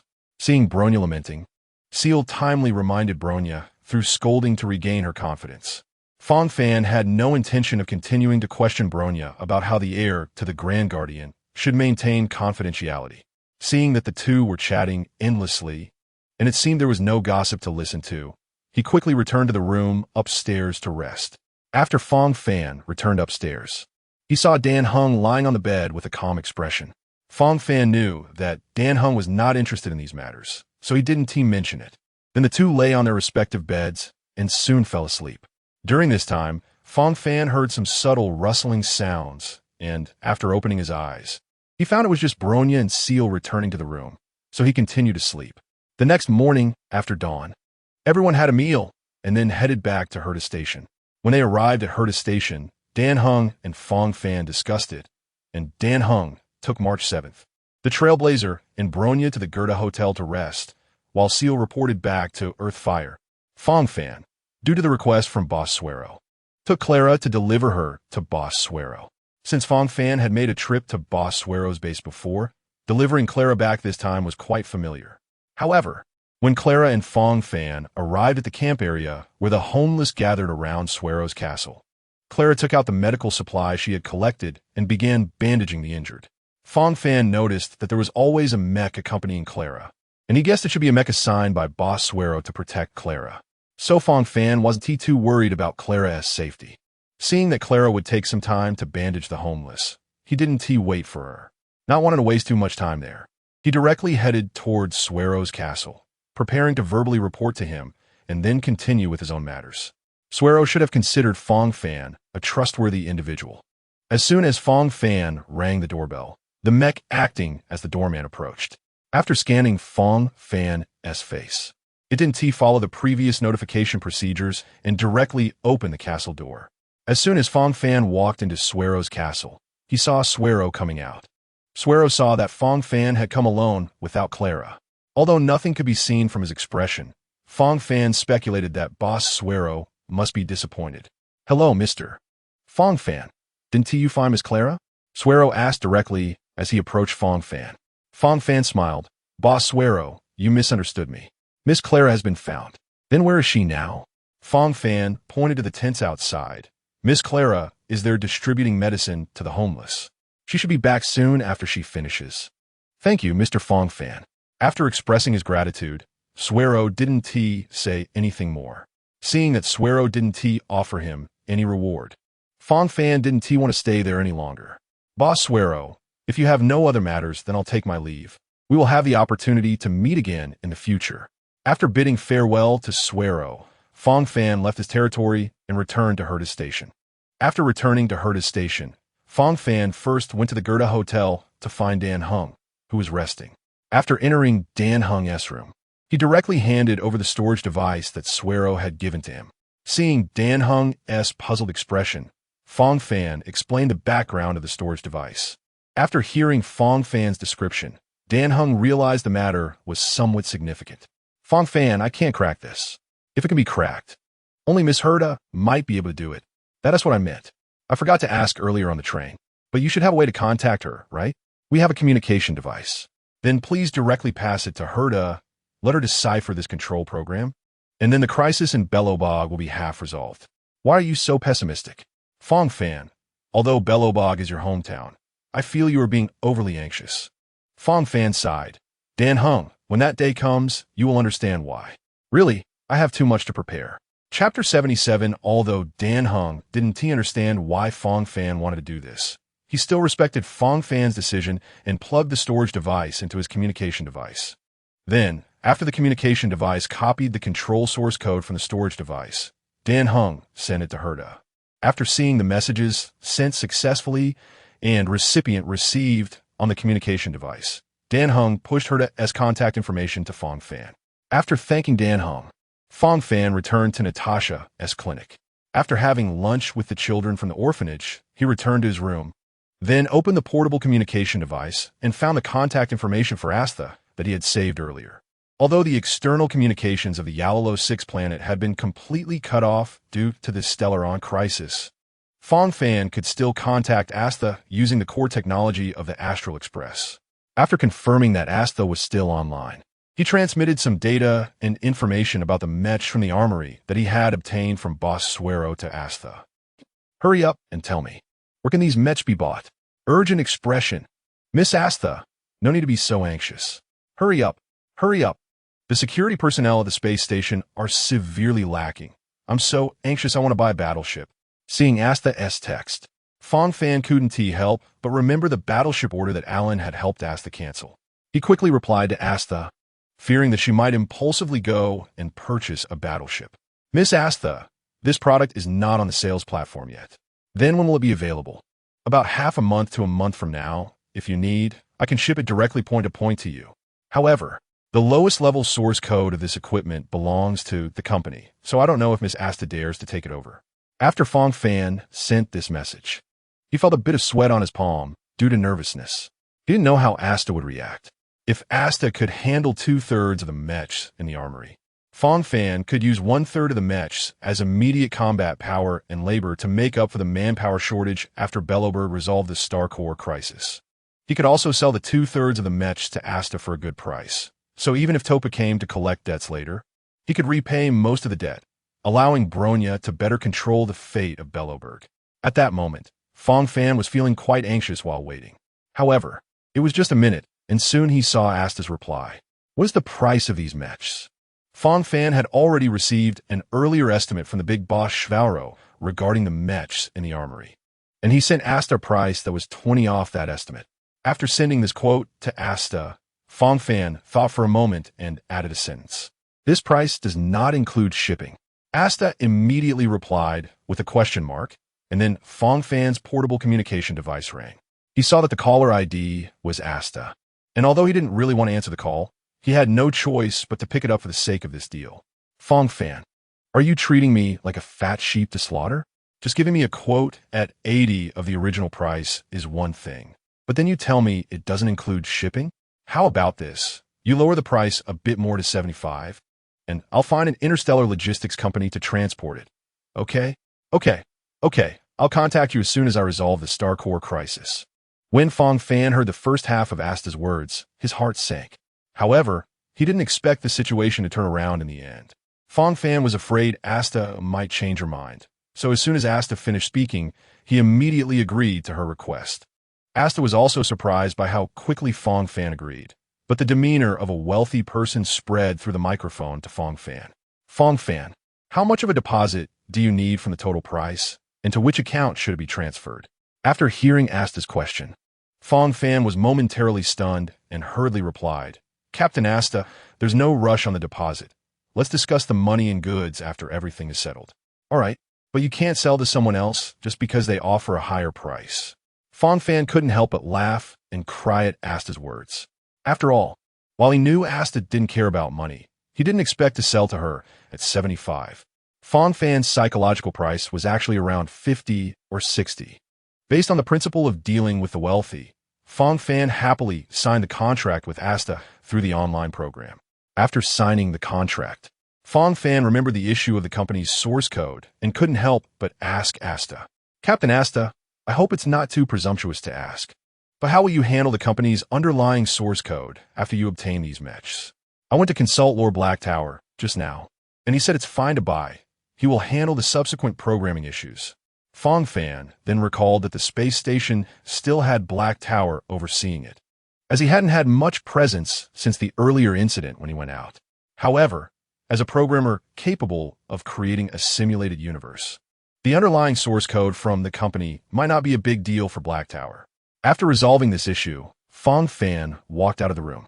He estimated the time and thought that Danheng and the others were either with Bronya at Geohot or had already gone to seek help from the big boss Shvauro. So, Fang Fan first went to the clinic on the first floor to see if Natasha had left. When he reached the first floor, he saw Natasha and Oleg discussing something. The two looked up at Fang Fan when they heard footsteps on the stairs, and after realizing it was him, they continued their conversation. Fang Fan approached and found that they were discussing Danheng and the others. When Natasha learned that they had gone to find Shvauro, she suggested going to Shvauro's castle to see how things were developing. Just as the storyline unfolded, Natasha looked at Fang Fan, about to ask if he wanted to join. Before she could say anything, Fang Fan smiled and said, I came back to Bellowbird just for this. No need to ask me. Let's go together. The group had nothing to pack, so after deciding to go to Shvauro's castle, they didn't return to Geohot or go upstairs to tidy up. They set off lightly for Shvauro's castle. Chapter 78, although it was unclear how they quickly gained Clara's trust by the time Fang Fan, Natasha, and Oleg arrived, March 7. Danheng and the Trailblazer were locked in a fierce battle with Shvauro. Fang Fan watched Danheng, who was standing by, not knowing who he wanted to assist. After all, with Danheng's strength, even though he had sealed his dragon lineage, if he wanted to, taking down Shvauro would be just a matter of a shot. When the two inexperienced fighters, the Trailblazer and March 7, heard footsteps nearby, they instinctively looked towards the sound. Only Danheng remained focused on Shvauro's movements. Seeing March 7 and the Trailblazer distracted, Shvauro contemplated taking the opportunity to launch a sneak attack. Donheng was also wary of this sudden ambush from Shvaoro. However, when Shvaoro saw that the approaching person was Fang Fan, he immediately halted his preparations and dismissed the thought of attacking. Donheng, puzzled by Shvaoro's sudden stop, then heard March 7 excitedly calling out Fang Fan and Natasha's names. Donheng then saw Shvaoro moving to the side. Following Shvaoro's direction, he saw Fang Fan, Natasha, and Oleg walking across the drawbridge towards Shvaoro's castle. Upon reaching Fang Fan, Shvaoro inquired, "Mr. Fang Fan, why have you come to this place?" Fang Fan pointed to Donheng and the others. Shvaoro sighed electronically. System reboot in progress. Reboot successful. Converting variables. Variable 1. Clara's demands. Variable 2. Fang Fan's strength. Variable 3. Temporarily confidential. Variable 4. The outsider's motives. Assessment result updated. Decision-making authority transferred to the outsider. Access to Star Core. Related information granted. Fang Fan couldn't help but feel a toothache upon hearing Shvaoro's assessment. After all, he had already beaten him up and was involved in such an important part of the armory, yet the first variable was still Clara's demands. However, since Shvaoro had already agreed to the plan, Fang Fan felt it was inappropriate to help Shvaoro correct the order.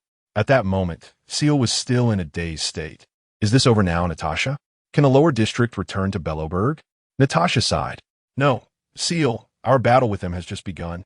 At this moment, the center of the crowd was still Bronya, whose expression was constantly changing. Fang Fan walked up to Bronya and patted her shoulder. "Bronya, some things you have to face." After saying that, Fang Fan gently nudged Bronya's back. "Go ahead, Bronya, judge for yourself who is right and who is wrong." Bronya stepped up to Shvaoro. Shvaoro began to play those secret documents. When Bronya saw the classified materials, Bronya felt as if her world had collapsed. Fang Fan patted Bronya sympathetically. After all, it's hard for anyone to bear a sudden collapse of their worldview. Let's not mention the scene of Svarig and Clara showing affection for now. Fang Fan momentarily lost focus and heard Bronya's weak voice behind him. "At dawn, the Guardian must shine like a brilliant star, illuminating the path for the people. At night, the Guardian must be like a warm hearth, comforting the hearts of the people."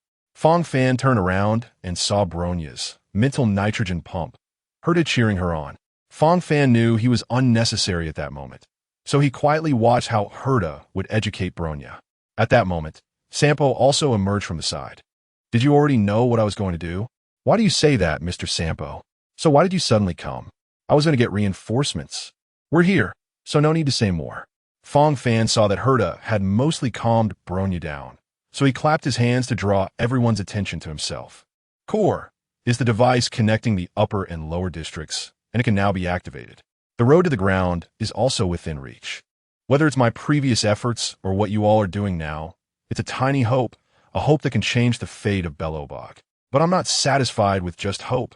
I want this hope to become the vitality of Bellowbog. When the lower district regains its freedom, the people will praise you as new heroes, just like they praised me before in Rivet Town. Herta, Bronya, March 7th, I'll discuss your name later. And I won't mention you, Donheng. To be honest, this outcome is fate's arrangement and also my plan. I want to change the fate of Bellowbog, so I'm relying on you all." After saying this, Fang Fan deeply bowed to everyone. However, since the core still needed some adjustments, Fang Fan took March 7th and the others back to the Gothic Hotel. Fang Fan didn't waste much time. He briefly explained his plan to everyone. However, he kept secret the plans regarding the mechs in the arsenal and the creatures after defeating Kakolia. In fact, Fang Fan's plan was quite simple.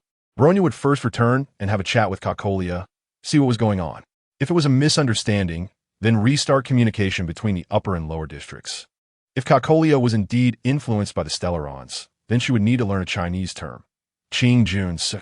Although Kakolia is the ruler, the meaning is quite similar. After Fang Fan explained the plan, the entire room fell silent. Everyone looked at Fang Fan as if they were seeing him for the first time. Fang Fan didn't feel embarrassed. After all, this plan was just something he made up on the spot. He couldn't just tell Bronya, "Your adoptive mother wants to take you to see the Stellaron and then have you brainwashed. Just wait quietly by the Stellaron until we come to rescue you." Then they would wait for reinforcements, and that would be fine. Although Fang Fan's plan was rough, it was still highly feasible. After all, the whole thing was divided into 2 steps, easier than stuffing an elephant into a refrigerator. Everyone was like executioners waiting outside the palace. If negotiations inside the palace failed, they could just rush in with knives. So even though everyone had doubts, they still accepted Fang Fan's plan. Seeing that his plan was laid out, Fang Fan didn't stay in the room any longer.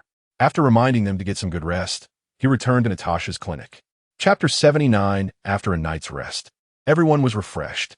After having breakfast in the clinic, they noticed Sampo had not yet arrived, so they wandered around Natasha's clinic. There was nothing wrong with visiting Natasha's clinic. However, when Donhung and March 7th saw the advanced medical equipment placed in the clinic, they were stunned. March 7th and the Trailblazer looked at these devices and then thought about the overall medieval-style architecture.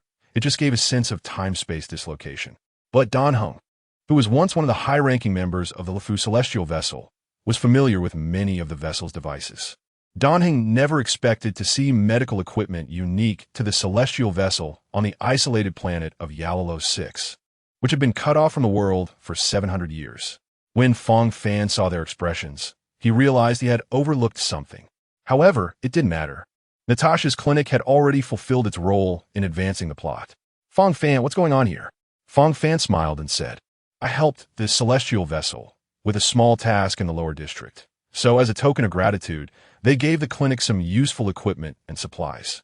After hearing this, March 7th puffed up like a puffer fish, angrily asking, then why did you and Natasha still have us run errands to get supplies for you? Fang Fan was momentarily speechless and couldn't think of a good excuse to brush it off. He couldn't just tell March 7th that they needed you to run errands for plot advancement, right? However, March 7th had a childish temperament. She got angry quickly, but forgave just as fast. Before Fang Fan could come up with a good excuse, March 7th had already forgiven him and began to excitedly explore Natasha's clinic. Meanwhile, Sampo, who was supposed to appear in Natasha's clinic, was still in his room, scratching his head and writing the next script. Because of Fang Fan's unexpected involvement, Sampo had already revised the script twice. He initially thought everything was foolproof and could fully advance the plot according to his script. However, with Fang Fan's participation, he had to modify the script again. The several masked fools who were supposed to act as external support after the connection were now just making fun of Sampo. According to Sampo's script, this was supposed to be the most outstanding script among the masked fools in nearly 100 years.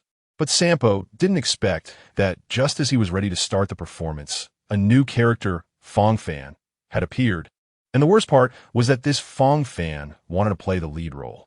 This completely disrupted all of Sampo's plans. He originally thought that after Fang Fan went to the Black Tower space station, he could make a small modification to the script, and the whole plot could still proceed according to his script. However, Sampo did not expect that when he crawled out from the snow pile, the person standing in front of him was actually Fang Fan. Sampo, don't change it. Let's keep it as is. Sometimes unexpected events on stage allow everyone to see the best side of the actors. Haha, Sampo, I'm looking forward to your performance. Sampo, good luck. Sampo heard the sarcastic remarks from the monitor and helplessly said, I invited you all to help modify this script, not to ridicule me here. We've been friends for years. Why do you think we would help you revise the script? Sampo pinched the bridge of his nose, secretly realizing he had indeed miscalculated.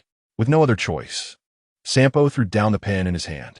Let the plot of Yalalo 6 be as it is, and what happens next will depend on the actor's improvisation. Upon thinking of this, Sango's mood brightened instantly, and he no longer got entangled in the script.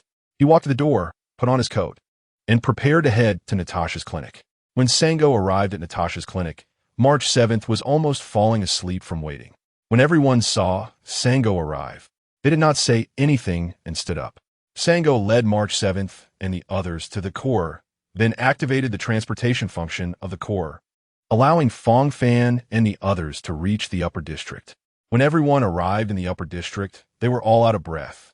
Who would have thought that the so-called passage connecting the upper and lower districts was actually just a primitive staircase? Halfway up, while everyone was distracted, Sango disappeared from view.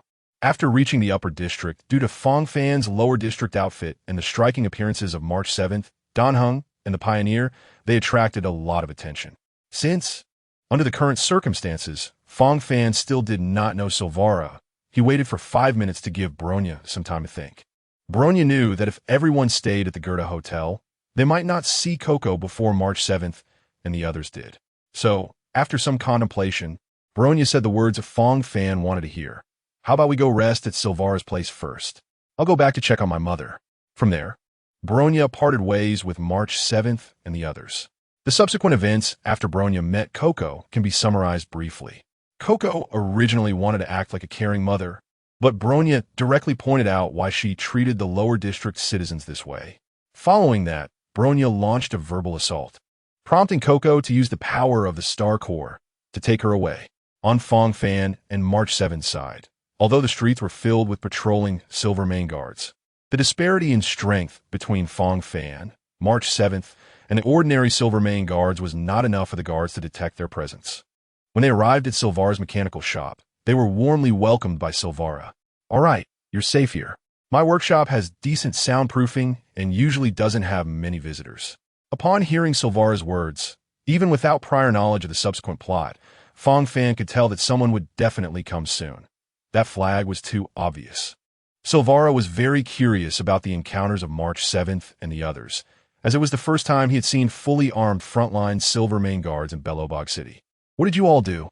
The Silver Mane guards have unprecedentedly recalled a batch from the front lines to patrol and search for you. The entire upper district is in a state of panic. The following was a back and forth between Danheng and Silvara. The nameless passengers of the Astral Express established preliminary trust with Silvara. Subsequently, both sides exchanged information. Finally, when Silvara wanted to lead the Astral Express crew to the wasteland, the previously set flag finally activated. Chapter 80 Japard, due to the recall of frontline troops, naturally had to return to the city to supervise military discipline as the commander. Japard also could not escape the norm. Over the past few days, he arranged some free time to visit his parents and sister. Today just happened to be the time Japard came to the mechanical shop to see Silvara. Silvara always thought his brother was too dull. Although Japard had previously mentioned he would come by, Silvara did not take it too seriously. When Japard arrived at the door, Silvara finally remembered this matter. After some back and forth, when Japard left Silvara's mechanical shop, Silvara hurriedly packed his things. After packing the necessary items for the trip, especially some warm clothing and gear for going to the wasteland, Silvara realized that Bronya had not returned yet, indicating that Coco had already taken control of Bronya. After hearing Silvara's speculation, March 7th and the others, including Danheng, drew their weapons. Silvara looked at their actions in confusion, then glanced at Fang Fan, who stood still without any movement, as if asking what they were doing. After preparing for battle, they walked toward the door. Silvara quickly stopped them. What are you planning to do? Storm the castle, deal with Coco, and restore Bronya. Hearing March 7th seriously say something very similar to what he had read in the novel before, Silvara couldn't help but feel a headache. You guys are too impulsive. What if Coco isn't even there when you break in? The group had initially not considered this issue, and upon Silvara's question, no one knew the follow-up plan. So they turned their gazes to Fang Fan. Ahem, you're just being too impulsive. This matter definitely needs to be considered more carefully. Seeing someone standing on his side, Silvara nodded in satisfaction. Consider it carefully? Isn't that your plan? Why start thinking carefully when it's time to execute it? Although there were no players controlling the situation, the pioneer's sharp tongue remained unchanged. Seeing Silvara also casting a scrutinizing gaze, Fang Fan cheekily shifted the focus back to Silvara. Silvara, you think Coco isn't in the castle anymore? Yes, based on my knowledge of him, he is most likely at the Star Core right now. If this Star Core truly has the brainwashing function, as you say, Coco wouldn't give up a chosen successor and would definitely take Bronya there to brainwash her. Fang Fan also understood why Bronya recommended Silvara to them. Bronya must have sensed the loopholes in Fang Fan's plan, so the crew of the Astral Express needed a strategist, someone who understood Coco. Silvara tightened the straps of his backpack and urged everyone, let's go, follow me to the wasteland to find Coco and the Star Core. In fact, finding either one could solve the short-term crisis in Belobog. The others did not dare to be slow and followed closely behind Silvara. However, they had not walked far before Fang Fan took the lead and walked in front. Since Silvara had no experience with stealth before, he walked straight toward Belobog's city gate. If Fang Fan hadn't reacted quickly, some Silvermane guards might have followed them to see them off. Under Fang Fan's guidance, they successfully left Belobog's urban area and reached the Silvermane guard station point. At this point, everyone could clearly feel the temperature dropping. Although faith is ethereal in Yalalo 6, in Belobog, the belief in preservation is collective heating. Then came various challenges set in the game to prolong the storyline and increase gameplay time. For example, cliffs combined with rotating bridges. Having more broken dragon stones would be better than this.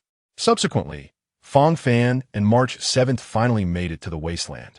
In the wasteland, for some reason, they could see the lingering shadows of Coco and Bronya, proving that they had recently been here. To avoid the main characters going to the wrong place and missing the story progression, Fang Fan and March 7th followed the traces left by Bronya deeper into the wasteland. When Fang Fan and the others reached the side of the Star Core, which looked entirely different from the one inside the Pioneer, Cocolia is preparing to brainwash Bronya using the energy of the Stellarons. What can Fang Fan say? He can only say that sometimes his efforts can change some things. But for some already predetermined outcomes, there is still nothing he can do to change them. Unless Fang Fan abandons these people and intercepts Cocolia and Bronya on their way out of Belobog, perhaps he can change the plot's progression. When everyone sees Bronya being brainwashed by the energy of the Stellarons, Fang Fan, Danheng, and the Trailblazer rush to Bronya's side, their three weapons striking the 3 points of the energy beam. It's unclear if it was the collective effort or just one person's success, but anyway, Bronya was saved by Fang Fan and the others. Then came a barrage of words from Cocolia. Following Cocolia's inability to out-talk March 7th, her pride was hurt, and the fusion with the Stellarons activated her dark mode. After Cocolia completed the fusion with the Stellarons, the restless energy had nowhere to go. This was followed by the emergence of a massive creation engine. Hey, be careful. When attacking that big guy, just target the core. Don't hit anywhere else. You should also mind your attitude when asking for help. Can you at least call it baby? That would motivate us a bit. All right, just don't hurt my precious creation engine. Except for Danheng, everyone else had a bunch of black lines on their foreheads. However, everyone naturally dared not underestimate this creation engine. Cocolia could easily manipulate the creation engine thanks to the energy of the Stellarons. As the fusion between the Stellarons and Cocolia continued, her body began to show signs of cracking due to the overwhelming power of the Stellarons. Before long, many parts of Cocolia's body were glowing with the light of the Stellarons. At this moment, the energy of the Stellarons caused Cocolia to feel continuous pain. To relieve this pain, Cocolia continuously transmitted the energy of the Stellarons within her to the creation engine. As the energy was transmitted, the red light in the eyes of the creation engine became brighter. With a sharp scream from Cocolia, the red light from the creation engine's eyes shot toward everyone. Chapter 81. Seeing Cocolia's body twitching, Fang Fan, based on his usual gaming experience, immediately recognized that Cocolia was preparing a big move, so he was already ready to dodge. When Cocolia controlled the creation engine and shot 2 intersecting lasers from its eyes like the Colossi in StarCraft II, Fang Fan quickly pulled back to avoid the lasers. Since March 7th was positioned behind, Fang Fan only needed to worry about Herta and Bronya. Because Fang Fan was also standing relatively forward, he only reached Herta's side halfway through his retreat. Fang Fan grabbed Herta's small hand and pulled her backward. After running for 2 or 3 seconds, he finally reached Bronya's side. However, at this moment, Fang Fan and Herta had already reached a safe zone. Bronya, still recovering from being brainwashed by the energy of the Stellarons, was now being taken care of by March 7th, thus narrowly avoiding this wave of attacks. Everyone retreated to evade the first wave of the creation engine's offensive before planning their next attack. Only the Trailblazer did not retreat, but charged towards the creation engine. Fang Fan could only comfort himself, saying that the protagonist has a protagonist halo, so he didn't need to worry too much about the Trailblazer's safety. After charging to the creation engine, the Trailblazer, relying on their experience, rushed towards what was most likely the control center, the head of the creation engine. Along the way, various close-range defensive weapons attached to the creation engine fired at the Trailblazer. However, It wasn't long before the Trailblazer reached the head of the creation engine. The preservation. Star God also sensed the scent of the Stellarons on the Trailblazer, briefly appearing to guide them into the preservation fate. Gaining the favor of the preservation fate, the Trailblazer was also able to seize control from Cocolia and command the creation engine to attack her. Cocolia did not expect the creation engine to turn against her in this situation, catching her off guard. However, with a power greater than a nuclear battery inside her, Cocolia would not let herself be defeated without unleashing the power of the Stellarons. Moreover, Cocolia's body was further damaged, and the best way to slow this trend was to output energy. Thus, a hailstorm descended upon Fang Fan and the others. While dodging the ice energy attacks falling from the sky, Fang Fan couldn't help but complain about why a great guardian who fights against cold waves would use ice energy. Fortunately, due to their previous retreat, everyone had gathered near March 7th. March 7th's performance in this cold environment could exceed her usual capabilities by 30%. As for Cocolia's ice abilities, she usually fought against the rift creations that could move freely in harsh cold environments. So her resistance to ice-type damage was certainly far greater than that of ordinary beings. As March 7th continuously conjured ice shields, Fang Fan only needed to watch for the large hailstones that could severely damage the ice shield, breaking them before retreating back into the shield. Once Cocolia's wave of attacks ended, neither Fang Fan nor Danheng and the Trailblazer would give Cocolia a second chance to gather such massive energy. They all rushed to Cocolia's side, attacking her from 3 directions. Danheng aimed his gun directly at Cocolia's heart. However, because the Stellarons had replaced Cocolia's heart during the fusion process, her chest was the most severely damaged area. Danheng aimed to strike when the enemy was weakest, but he did not realize that Cocolia's chest was precisely where the Stellarons resided. Danheng's shot pierced Cocolia's chest without any sense of obstruction. However, in sync with his long spear, Danheng felt a continuous transmission of pain from the spear. Although he was perplexed by the sudden change in his smooth attack, Danheng quickly withdrew his spear. After pulling it out, he fully understood what was happening. At this moment, there was still residual Stellarons energy on Danheng's spear. Although he had pulled the spear from Cocolia's body, the remaining energy still clung to the tip of Danheng's spear, continuously eroding it. Fortunately, Danheng's spear was crafted by the entire Long clan for him during the Lofu Immortal Ship event. If it had been an ordinary spear, it might have been reduced to just a shaft by now. The attacks from Fang Fan and the Trailblazer, wielding their staffs, were naturally much simpler. Following the principle of proximity, the two struck the part of Cocolia's body closest to them. Due to the energy from the Stellarons filling Cocolia's body, she was like a balloon. With just a little force, she could burst. Not to mention Fang Fan's antler staff, which shattered Cocolia's suppressor into pieces. Even the Trailblazer's strike created a gap in Cocolia's left arm. Cocolia certainly wouldn't let a few people near her deal damage for free. With the advantage of nearly infinite energy, an attack similar to the resistance fire ring spread out from Cocolia's body to the surroundings.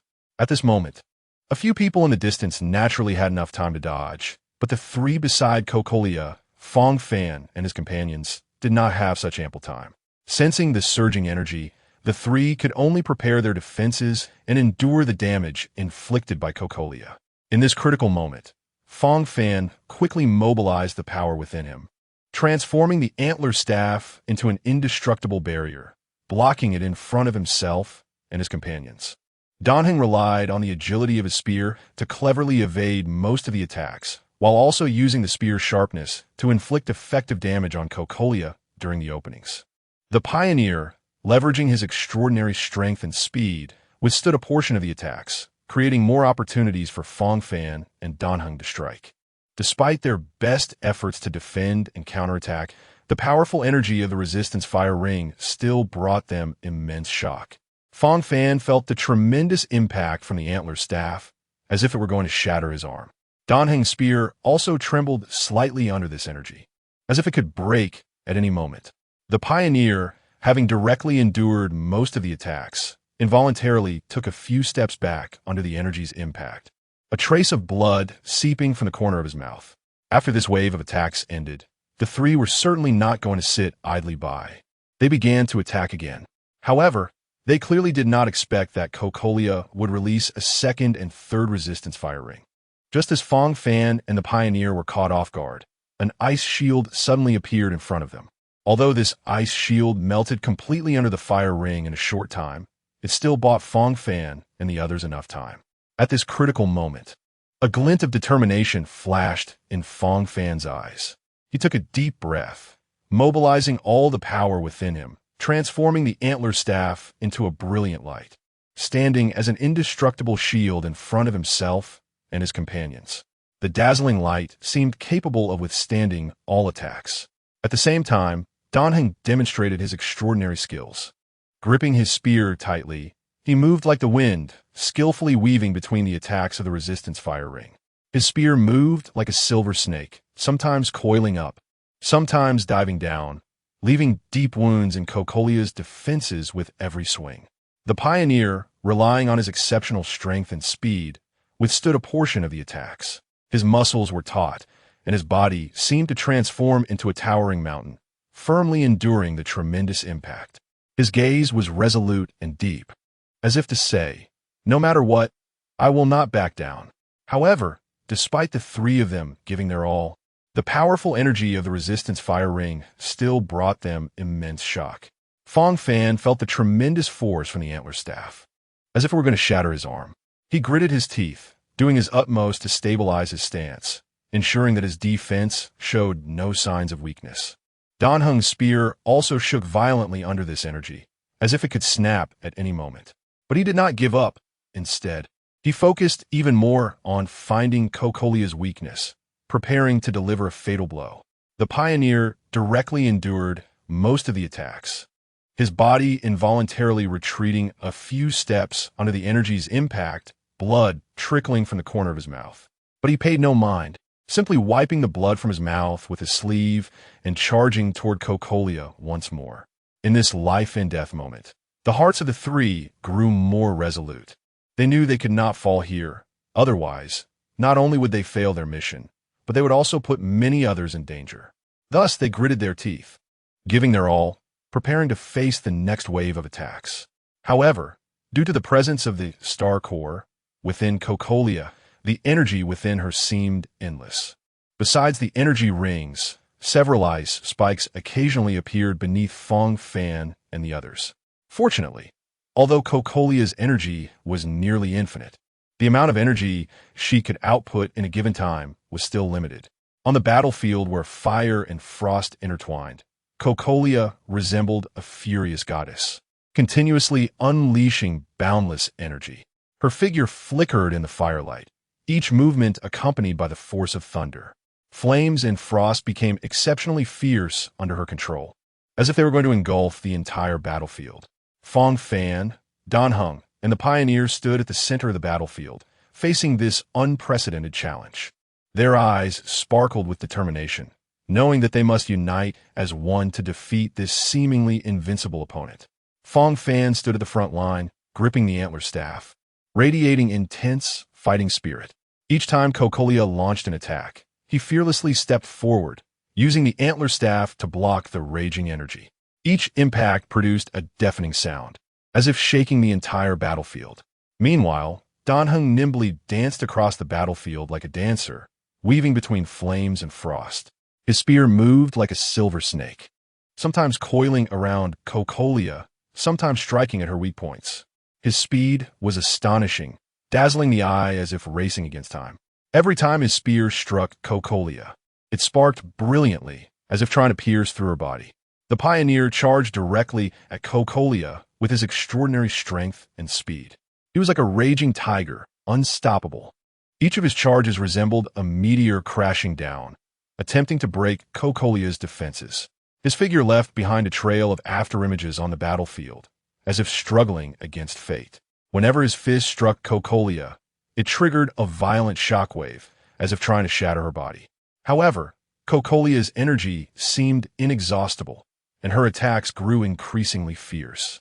Waves of deadly attacks intertwined with fire and frost swept toward them like a torrential storm.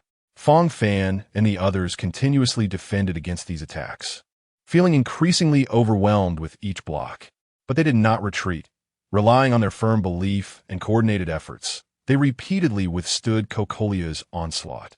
The battle entered a fever pitch, and the entire battlefield seemed to transform into a massive furnace, continuously consuming everything. Flames and frost intertwined, creating a spectacular scene. Fang Fan and his companions appeared exceptionally resolute and brave amidst the firelight. However, as time passed, Kokolia's already battered body continued to suffer greater damage due to the output of the star core energy. Fang Fan and Danheng constantly sought opportunities, seizing the gaps in Kokolia's attacks to deliver sudden strikes. Just as the battle fell into a more intense stalemate, a staff descended from the sky, striking Kokolia squarely on the head. Before this staff could rebound after hitting Kokolia, a figure descended from the sky, grasping the handle of the staff. The moment this person grasped the handle of the staff with their right hand, an irresistible energy erupted from the staff. This energy felt like a gentle breeze to Fang Fan and the others, lightly brushing against their bodies. As the mysterious figure's staff shone brightly, the entire battlefield instantly became dazzlingly bright. In the light, Kokolia's figure began to gradually blur, as if being pulled by an invisible force. Her eyes were filled with surprise and unwillingness, but she was powerless to resist. That force was strong and mysterious, beyond her ability to withstand. She could only watch helplessly as her body gradually dissipated in the light. During this process, the star core energy within Kokolia began to become unusually active, attempting to break free from its seal. However, the mysterious figure's scepter seemed to possess endless power, continually suppressing the energy of the star core, preventing it from breaking free. In the end, with a deafening roar, Kokolia's body completely vanished, transforming into a bright beam of light. This beam shot straight into the sky, as if to carry her soul to another world. Chapter 83. Fang Fan and Danheng breathed a sigh of relief, while the pioneer, who also possessed a star core, displayed a completely different demeanor from Kokolia, sitting directly on the ground, exhausted. After comparing the two star core holders, Fang Fan could only conclude that the darkened version was overwhelmingly powerful, while the redeemed one was significantly weaker. It was obvious who the mysterious person was. After landing, he began to collect the star core into a specially designed container. Upon seeing this person, March 7 eagerly ran to his side. "Uncle Yang, thankfully you arrived in time. Otherwise, we really might not have been able to defeat Kokolia." Uncle Yang smiled faintly. Although Fang Fan and Danheng were at a disadvantage at that time, being pressed by Kokolia, with her body collapsing, victory was merely a matter of time. In fact, Walter Yang had roughly guessed what was happening when he sensed fluctuations in the overall energy of the Eurilo 6 planet. He then proceeded to the battlefield, which was the point of maximum energy fluctuation.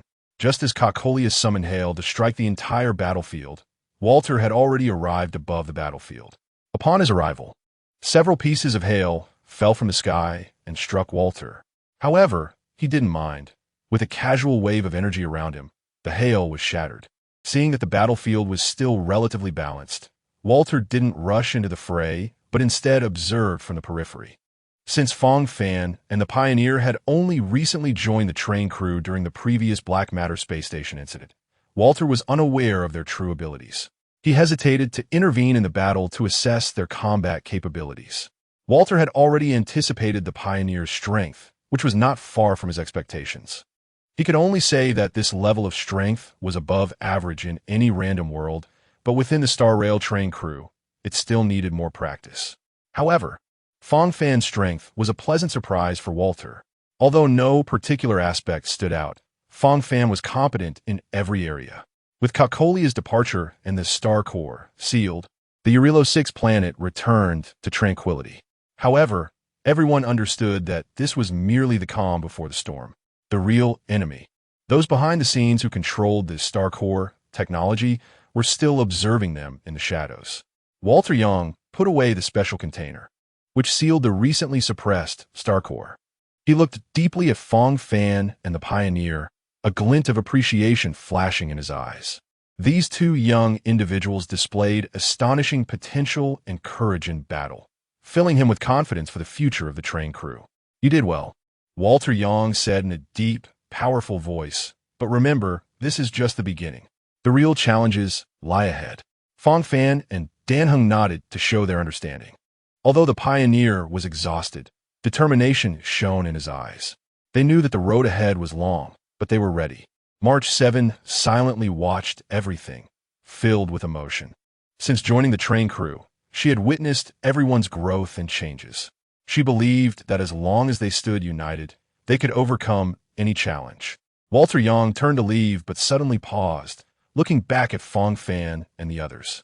"There's one more thing regarding the Pioneers' Star Corps." Everyone's gaze focused on the Pioneer, eager to understand this lingering concern.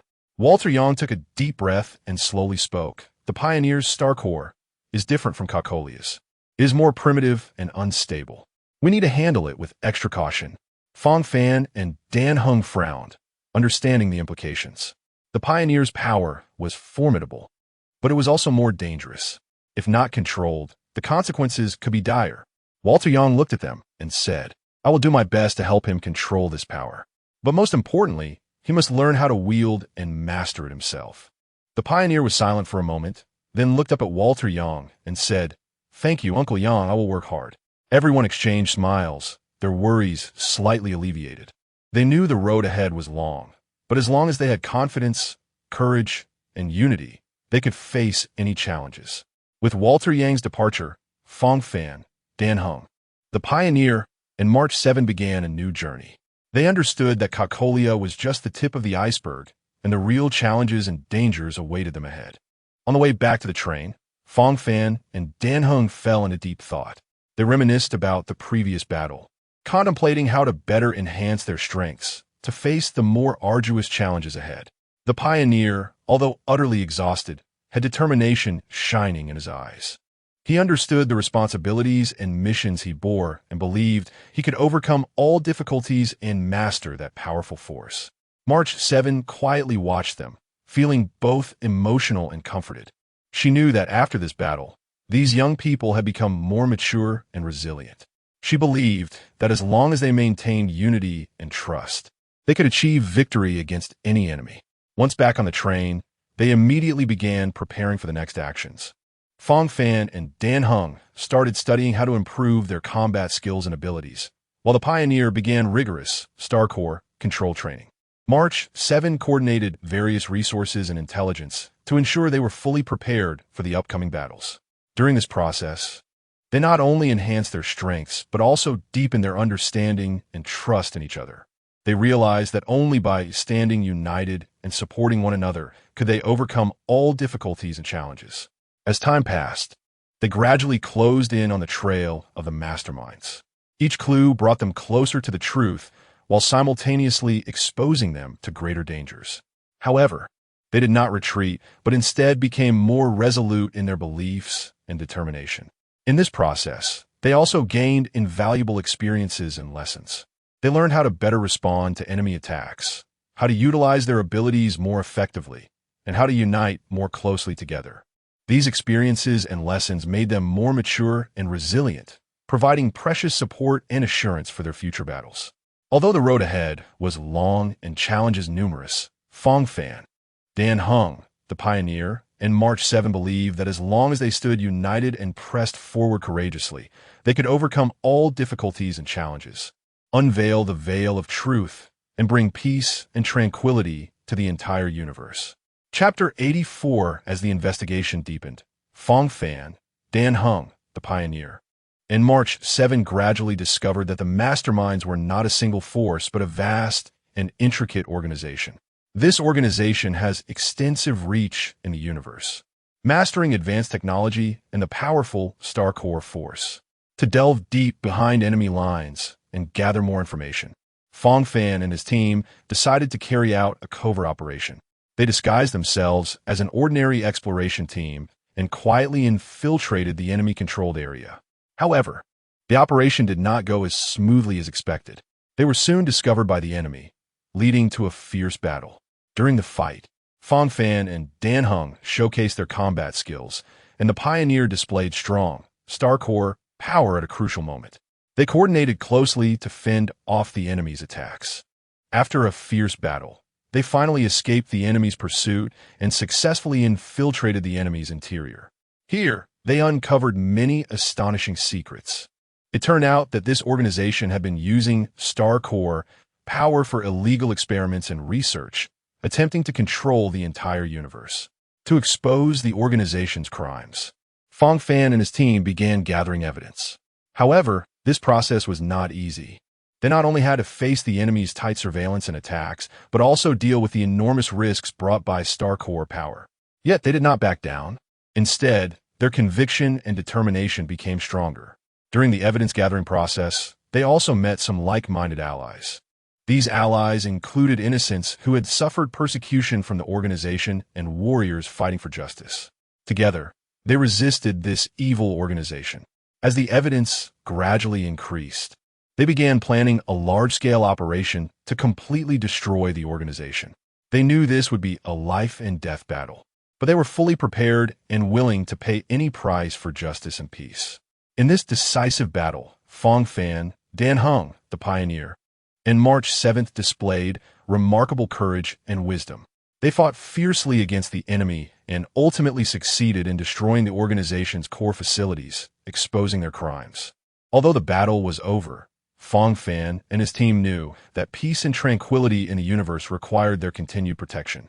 They decided to move forward, fighting for justice and peace until the last enemy fell.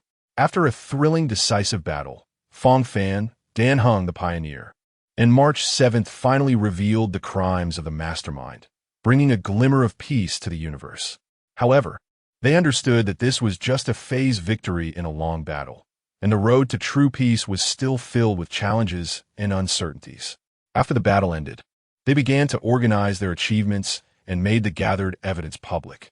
This evidence shocked the entire universe, prompting people to reflect on past actions and recognize the importance of peace and justice anew.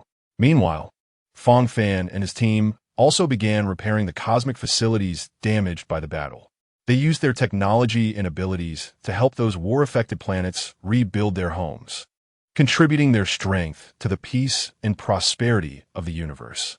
In this process, they also gained more trust and support. Many planets and factions expressed their willingness to join their ranks to collectively uphold peace and justice in the universe. The addition of these new forces strengthened their conviction and determination. However, they were also aware that true peace would not come easily. Although the mastermind had been destroyed, many unstable factors and potential threats still existed in the universe. They had to remain vigilant and be ready to respond to new challenges and crises at any time. To address these challenges and crises, Fang Fan and his team began strengthening their training and preparations. They not only improved their combat skills and abilities, but also enhanced their research and control over Star Core power.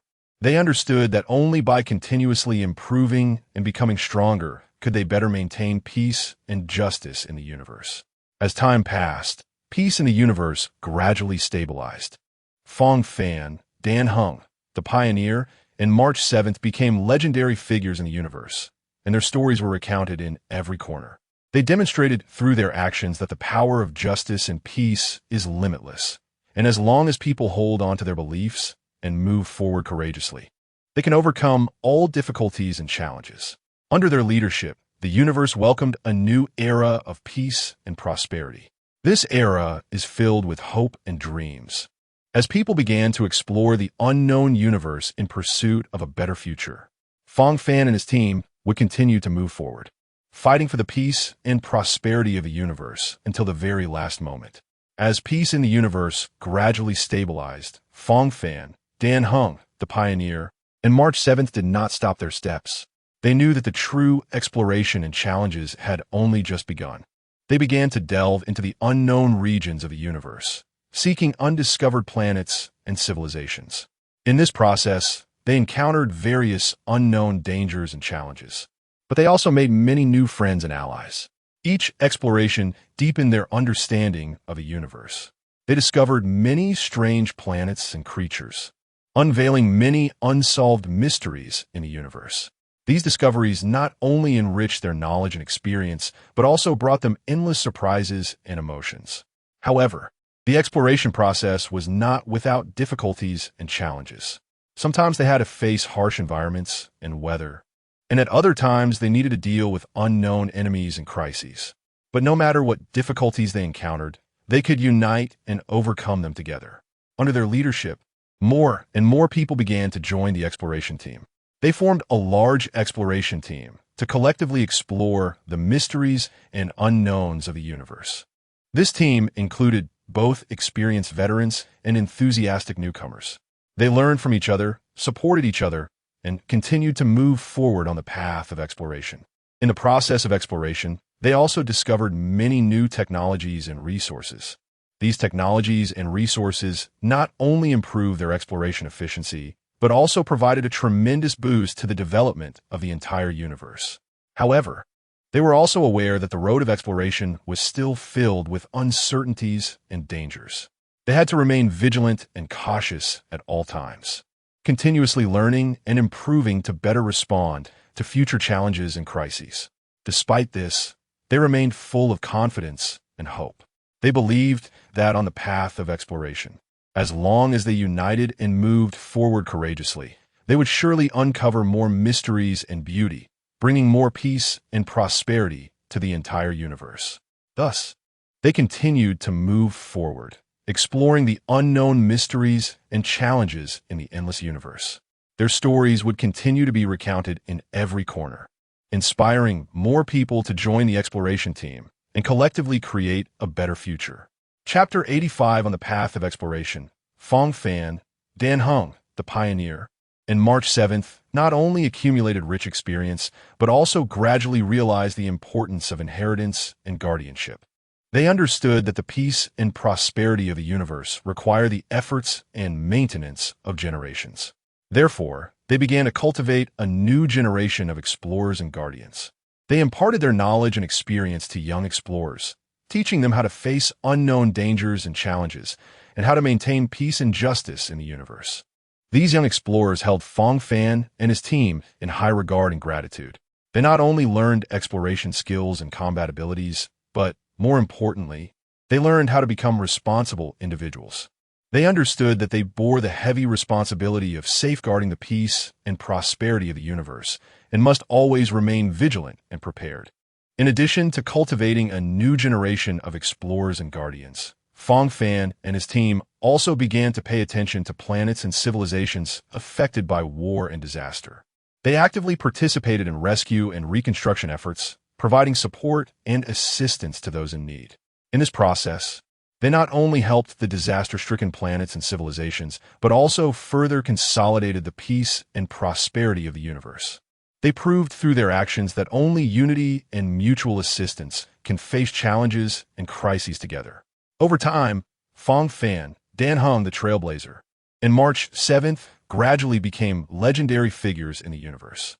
Their stories not only inspire young adventurers to forge ahead, but also bring endless hope and dreams to the entire universe. However, they also understand that the path of inheritance and guardianship is never-ending. They must always remain vigilant and prepared, continuously nurturing new strengths to contribute to the peace and prosperity of the universe. Thus, they continued to move forward, constantly inheriting and guarding along the path of exploration. Their stories will continue to be passed down in every corner, inspiring more people to join their ranks and work together for the peace and prosperity of the universe. The future of the universe will also shine even more brilliantly under their efforts. In the depths of the universe, there is a legend of a lost civilization that possesses wisdom and power beyond its time. This civilization is known as the Source of Radiance because it once illuminated the entire universe, bringing knowledge and technology to many planets. However, after an unknown disaster, the Source of Radiance disappeared without a trace, becoming an unsolved mystery in the universe. During an expedition, Fang Fan, Dan Heng, the Trailblazer, and March 7th accidentally heard this legend. They were drawn to the mystery and power of the Source of Radiance and decided to embark on a journey to find this lost civilization. They first arrived at an ancient star system, said to have been the core area of the source of radiance. However, the planets in the system had become dilapidated, and the former prosperity and civilization had vanished. They searched for clues in this ruin, hoping to find traces of the source of radiance. After arduous exploration and countless attempts, they finally found clues about the source of radiance in an abandoned library. It turned out that the source of radiance was not a single civilization, but an alliance composed of multiple planets and races. In an alien invasion, the alliance suffered a devastating blow, and the entire civilization disappeared as a result. Upon learning the truth, Fang Fan and the others did not abandon their quest for the source of radiance. On the contrary, they became even more determined, hoping to rebuild this lost civilization and let its light shine on the universe once again. They began to search for the planets and races that once belonged to the source of radiance, hoping to find surviving remnants. In this process, they encountered not only obstacles and attacks from alien forces, but also faced unknown dangers and challenges. However, they did not retreat, but instead strengthened their faith and determination. After a series of adventures and efforts, they finally found some surviving remnants of the source of radiance. Although few in number, these remnants possessed wisdom and power that transcended their time. They joined forces with Fang Fan and the others to embark on the journey of rebuilding the source of radiance together. During this process, they not only restored many lost knowledge and technologies, but also helped other planets and races to develop and prosper. Their good deeds and courage spread throughout the universe, earning them the respect and admiration of countless beings. Ultimately, through the efforts of Fang Fan and the others, the source of radiance regained its brilliance. Its wisdom and power once again illuminated the entire universe, bringing hope and dreams to many planets. Fang Fan and the others became some of the most respected and admired heroes in the universe. Their stories will forever be told in every corner of the universe, inspiring more people to pursue their dreams and explore the unknown. With the reconstruction of the source of radiance, Fang Fan, the trailblazer, and March 7th not only brought a glimmer of hope to the universe, but also promoted unity and cooperation among various planets and races. To maintain this new peace and prosperity, they proposed to convene a cosmic council aimed at establishing a just, peaceful, and orderly new cosmic order. The news of the council's convening quickly spread throughout the universe, and representatives from various major planets and forces came to participate. At the meeting, Fang Fan and the others presented their proposals and ideas, hoping to establish a new cosmic order based on peace, cooperation, and sharing.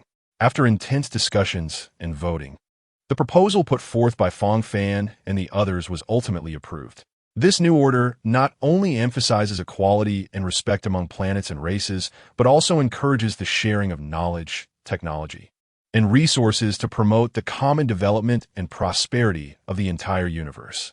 To uphold this new order, the Cosmic Council also decided to form a joint force composed of representatives from various parties, responsible for handling conflicts and crises in the universe.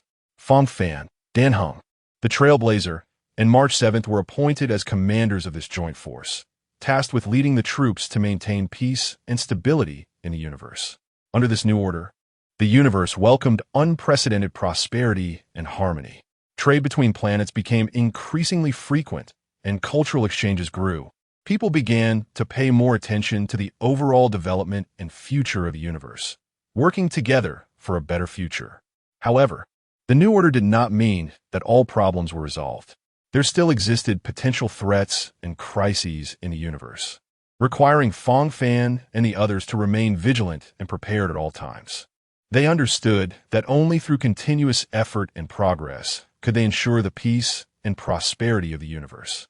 Thus, they continued to lead the joint force, moving forward on the path of maintaining peace in the universe. Their stories will continue to be told in every corner, inspiring more people to work for the peace and prosperity of the universe. The future of the universe will shine even more brilliantly under their efforts. In the hundreds of years following the establishment of the Cosmic Council, Fang Fan, the trailblazer, and March 7th led the joint force to maintain the peace and prosperity of the universe. However, by chance, They discovered a mysterious ruin that concealed ancient prophecies about the origins and future of the universe. This ruin is located in a remote star system, said to be the birthplace of an ancient civilization. The ruins contain a wealth of data and literature, recording information about the origins of the universe, the rise and fall of civilizations, and the fate of the future. Fang Fan and the others decided to delve into these materials, hoping to unravel the secrets of the universe. In the ruins, they discovered an ancient document called the Book of Stars. This book contains a prophecy about the future of the universe, which mentions that after a great disaster, the universe will undergo a rebirth and transformation. This prophecy has a mysterious connection to the source of radiant civilization they had previously found. To reveal the truth of the prophecy, Fang Fan and the others embarked on a journey across the universe. They visited various planets and civilizations, searching for clues and evidence related to the prophecy. During this process, they faced unknown dangers and challenges, but they also met many like-minded allies. After a series of efforts and explorations, they finally revealed the truth of the prophecy.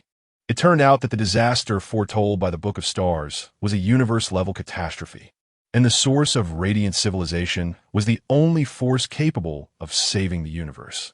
Inspired by this prophecy, Fang Fan and the others decided to cooperate with the remnants of the source of radiance to work together for the future of the universe.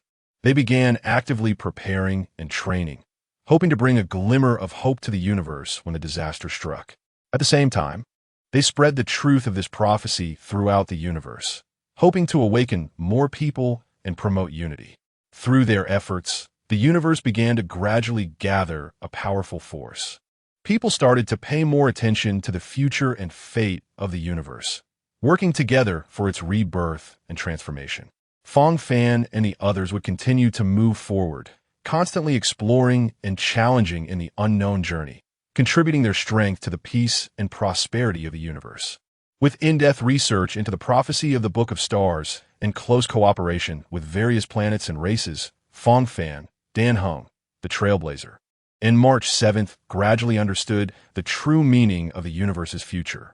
They realized that the disasters foretold in the prophecy were not unavoidable, but rather a part of the natural evolution of the universe.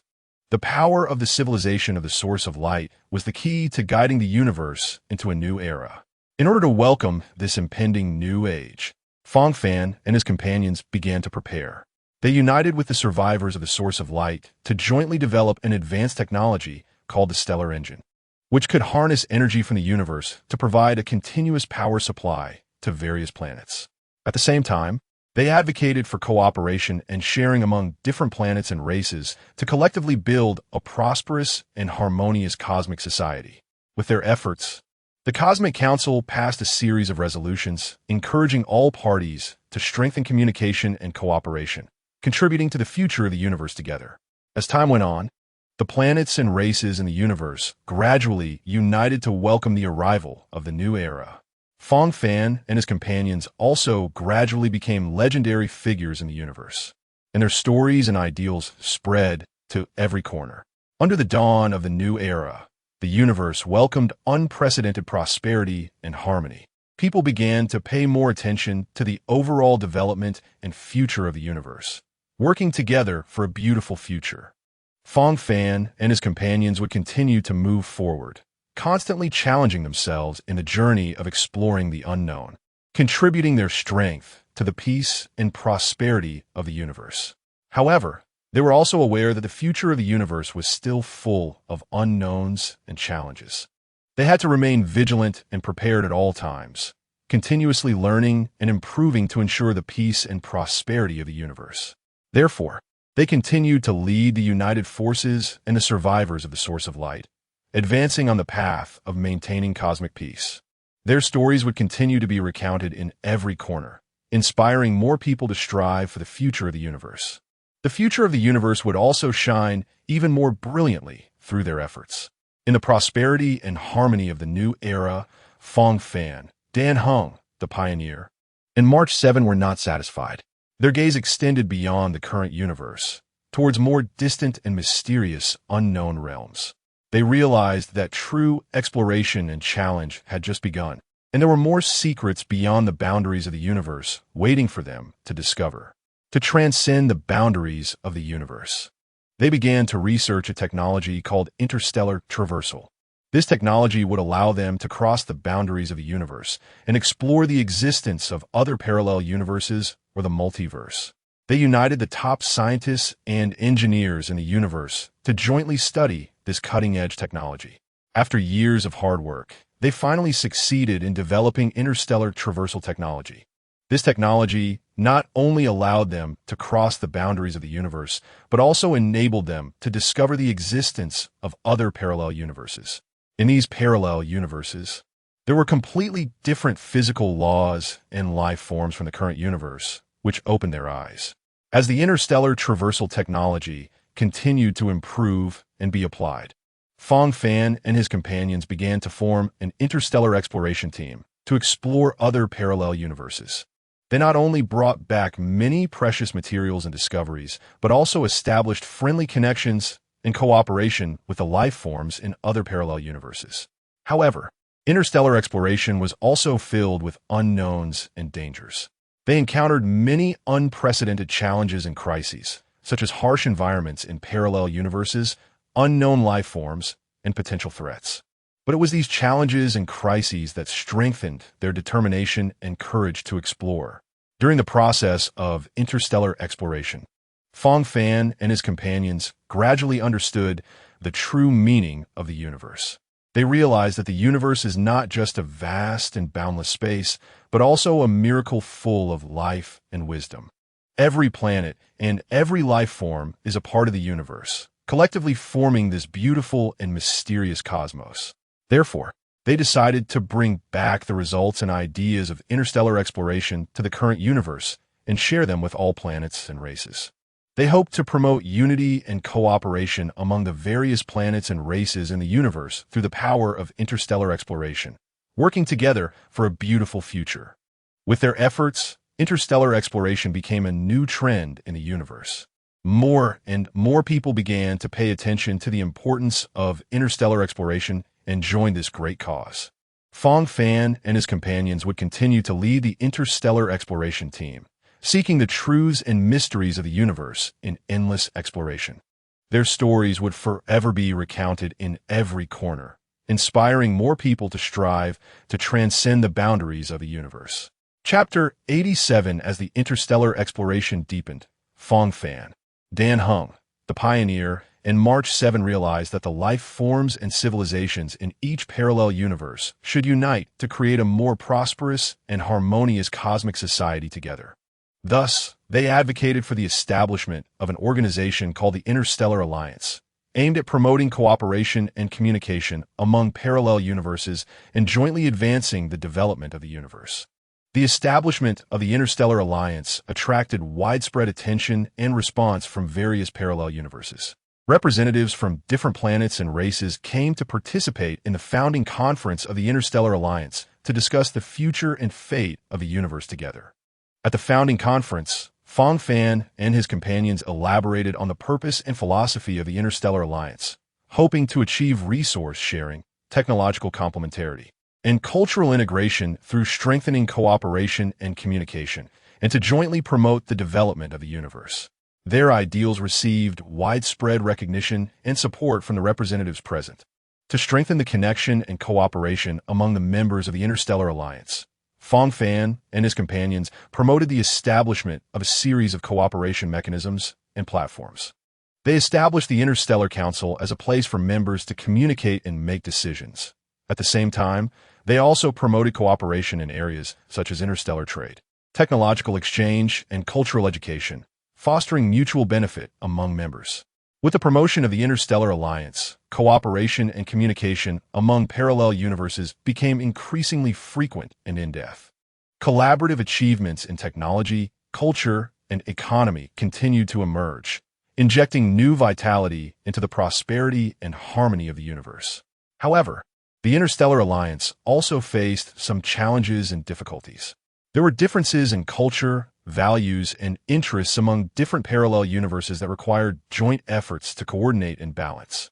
Additionally, as interstellar exploration deepened, They discovered more unknown and potential dangers that needed to be addressed and resolved together.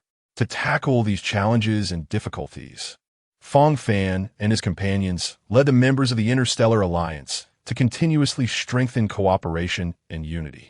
They advocated values of equality, respect, and inclusivity, promoting cultural exchange and mutual understanding among members.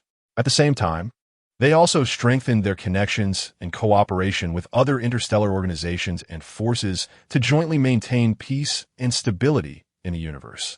Through their efforts, the Interstellar Alliance gradually became an important force connecting various parallel universes and promoting the prosperity and harmony of the universe. Fang Fan and his companions would continue to lead the members of the Interstellar Alliance, continuously advancing in the journey of exploring the unknown, contributing their strength to the peace and prosperity of the universe. Their stories would forever be recounted in every corner, inspiring more people to strive for the future of the universe. In the prosperity and harmony of the Interstellar Alliance, Fang Fan, Dan Heng, the pioneer, and March 7 gradually realized that, as guardians of the universe, they bore a more important mission to protect the balance and harmony of the universe and prevent any forces from disrupting the peace of the cosmos. In order to respond to potential threats and challenges, they decided to further strengthen their own power and abilities. They began to delve into the essence and laws of the universe, exploring more advanced technologies and powers. At the same time, they actively cultivated a new generation of guardians, passing on their knowledge and experience to them, laying a solid foundation for the peace and prosperity of the universe. However, just as they were striving to enhance themselves, a mysterious force began to operate secretly in the universe. This force possessed powerful technology and strength, attempting to disrupt the balance and harmony of the universe, leading it towards chaos and destruction. Faced with this threat, Fang Fan and his team quickly took action, organizing a coalition of members from the Interstellar Alliance to collectively confront this mysterious force. They experienced one intense battle after another and ultimately succeeded in defeating this force, maintaining peace and stability in the universe. After the battle, Fang Fan and his team deeply reflected on this crisis. They realized that, as guardians of the universe, they must always remain vigilant and prepared, continuously enhancing their strength and abilities to cope with potential threats and challenges in the future. Therefore, they began to formulate more rigorous defense plans and strategies, strengthening ties and cooperation with other interstellar organizations and forces to jointly uphold peace and stability in the universe. At the same time, they actively promoted the ideals of peace and cooperation, advocating for unity and friendship among planets and races, working together to create a better universe. With their efforts, the universe gradually restored its former tranquility and harmony. People began to cherish the values of peace and unity more, working together to strive for the future of the universe. Fang Fan and his team would continue as guardians of the universe, always prepared to face future challenges and crises. Their story would be forever told in every corner, inspiring more people to work for the peace and prosperity of the universe. With the construction and improvement of the cosmic network, Fang Fan, Dan Heng, the pioneer, and March 7's influence gradually expanded, and their ideals and spirit spread throughout the universe. Various planets and races began to participate more actively in the construction and development of the universe, contributing to a new era. In this new era, significant progress was made in fields such as technology, culture, and economy. Interstellar travel became increasingly common and convenient, and communication and cooperation among various planets and races became more frequent and profound.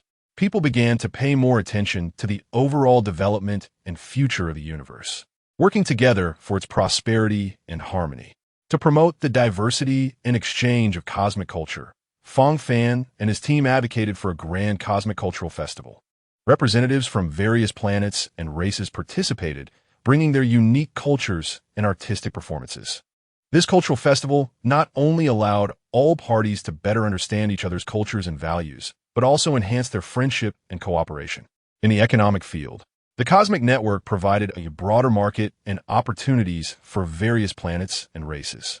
Interstellar trade flourished, with various resources and products circulating and exchanging in the universe. People began to explore and develop new economic models and cooperation methods together, injecting new vitality into the economic development of the universe. However, with the prosperity and development of the universe, new challenges and problems gradually emerged. Issues such as resource shortages, environmental pollution, and interstellar conflicts began to trouble the future development of the universe. In the face of these problems, Fang Fan and his team called for unity among various planets and races to jointly address these challenges. They advocated for sustainable development and encouraged all planets and races to adopt environmentally friendly and sustainable development methods.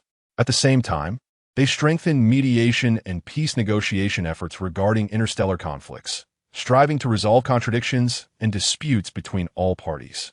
Under Fang Fan and his team's leadership, the universe gradually moved toward a more prosperous and harmonious new era. The cooperation and communication among various planets and races became increasingly close, working together for the future of the universe. And the story of Fang Fan and his team would be forever told in every corner, inspiring more people to work for the peace and prosperity of the universe. Chapter 88. With the prosperity and harmony of the new cosmic era, Fang Fan, Dan Heng, the pioneer, and March 7 realized that to maintain this peace and prosperity, a more stable and powerful organization was needed to inherit and protect their mission.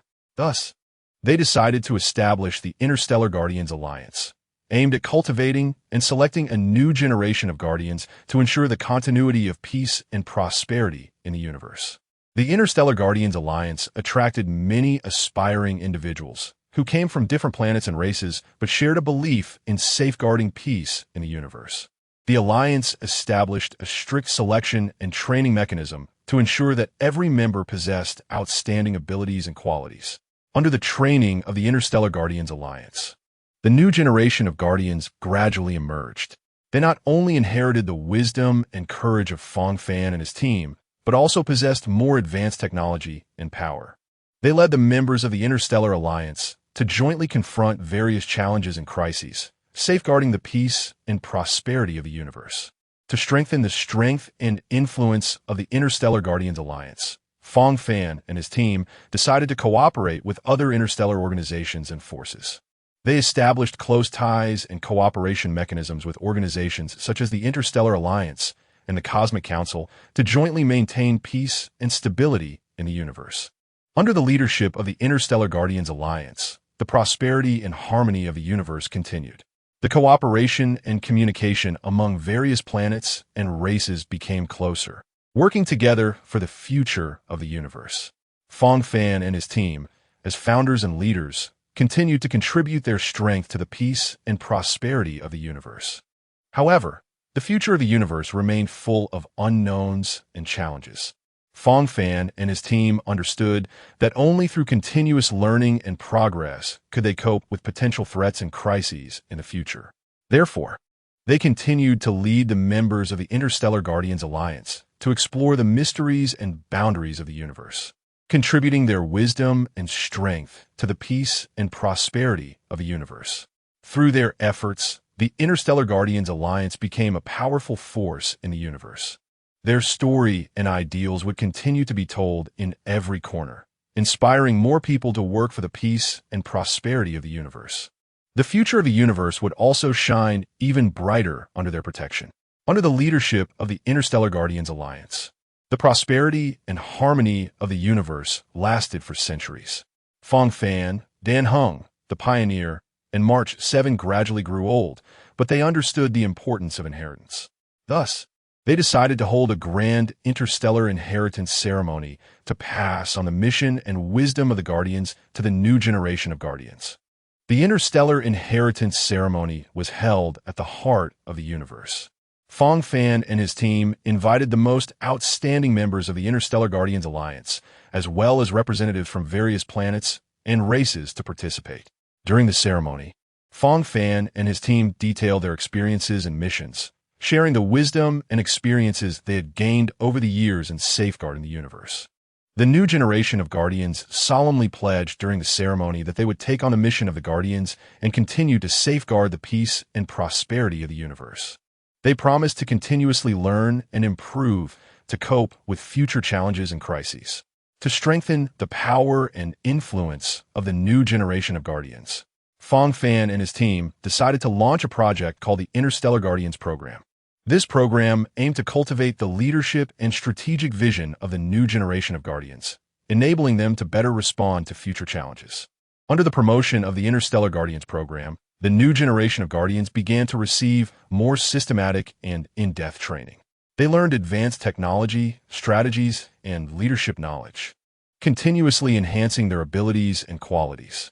At the same time, they actively participated in various interstellar affairs and collaborations, honing their practical skills and response capabilities. With the joint efforts of the Interstellar Guardians Alliance and the Interstellar Guardians Program, peace and prosperity in the universe continued. The new generation of Guardians led the members of the Interstellar Alliance to jointly confront various challenges and crises, safeguarding the harmony and tranquility of the universe. Although Fang Fan and his team grew old, their spirit and ideals would forever illuminate the universe. Their story and pledges would continue to be told in every corner, inspiring more people to work for the peace and prosperity of the universe. Under the baton of interstellar inheritance, the future of the universe would continue to shine even more brilliantly. As time went on, the new generation of Interstellar Guardians gradually emerged, inheriting the will and wisdom of Fang Fan, Dan Heng, the pioneer, and March 7, continuing to safeguard the peace and prosperity of the universe. The Interstellar Guardians Alliance has evolved into a large and influential organization, leading the future development of the universe. In this new chapter, the Guardians are not only dedicated to maintaining peace in the universe, but are also actively exploring the unknown realms of space. They have organized vast interstellar expedition teams to delve deep into the cosmos, searching for new planets, life forms, and resources. These exploration activities not only enrich the knowledge base of the universe, but also bring new opportunities and challenges to various planets and races. During their explorations, the Guardians have discovered potential threats. Some creatures on certain planets possess immense power and intelligence, which could pose a threat to the peace of the universe.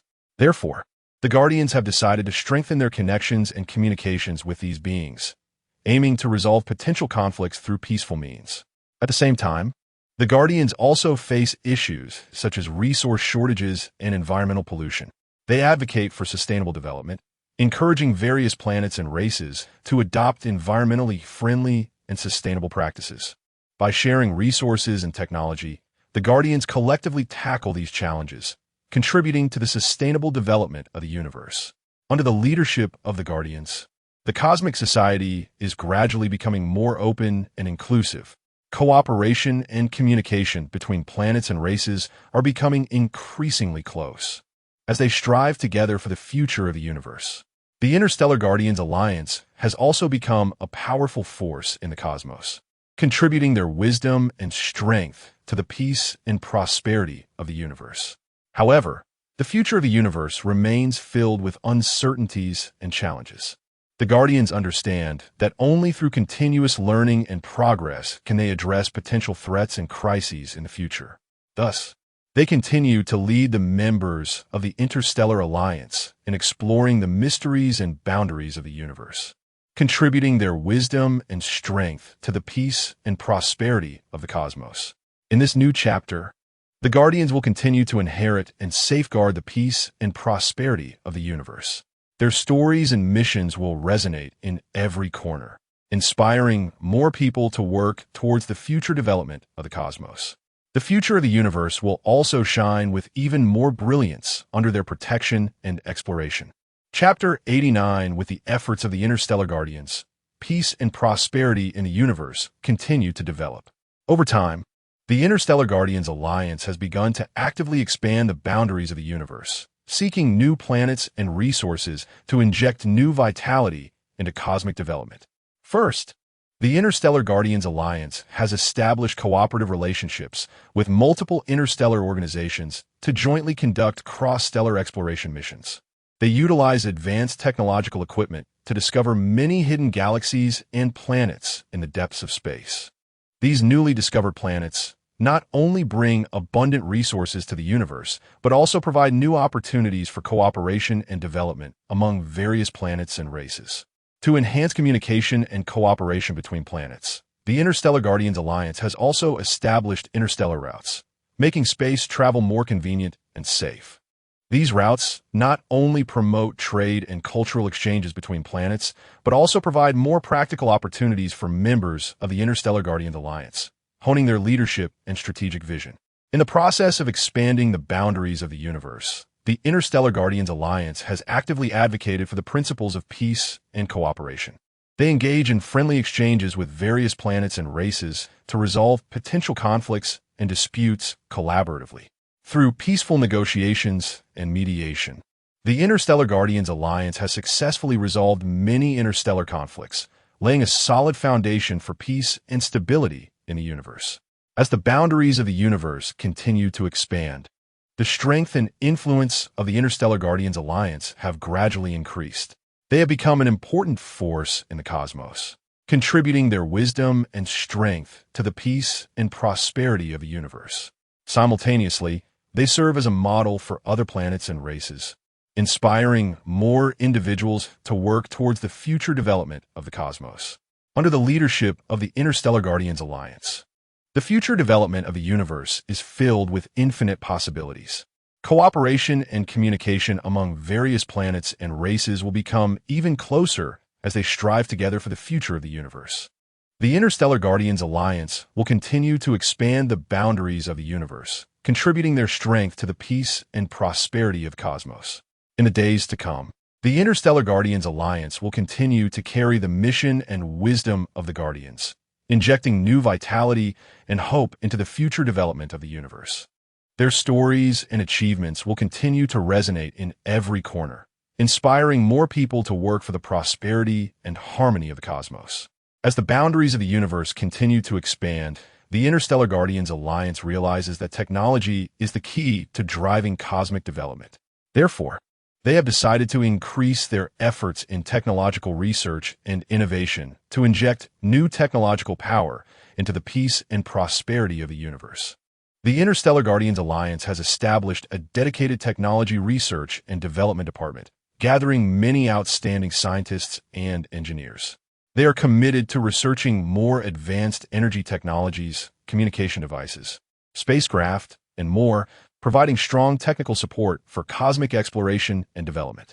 Thanks to the efforts of the Technology Research and Development Department, the Interstellar Guardians Alliance has achieved a series of significant technological breakthroughs.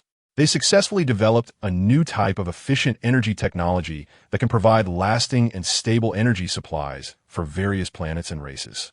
At the same time, they also developed advanced communication devices, making information transmission between stars faster and more accurate.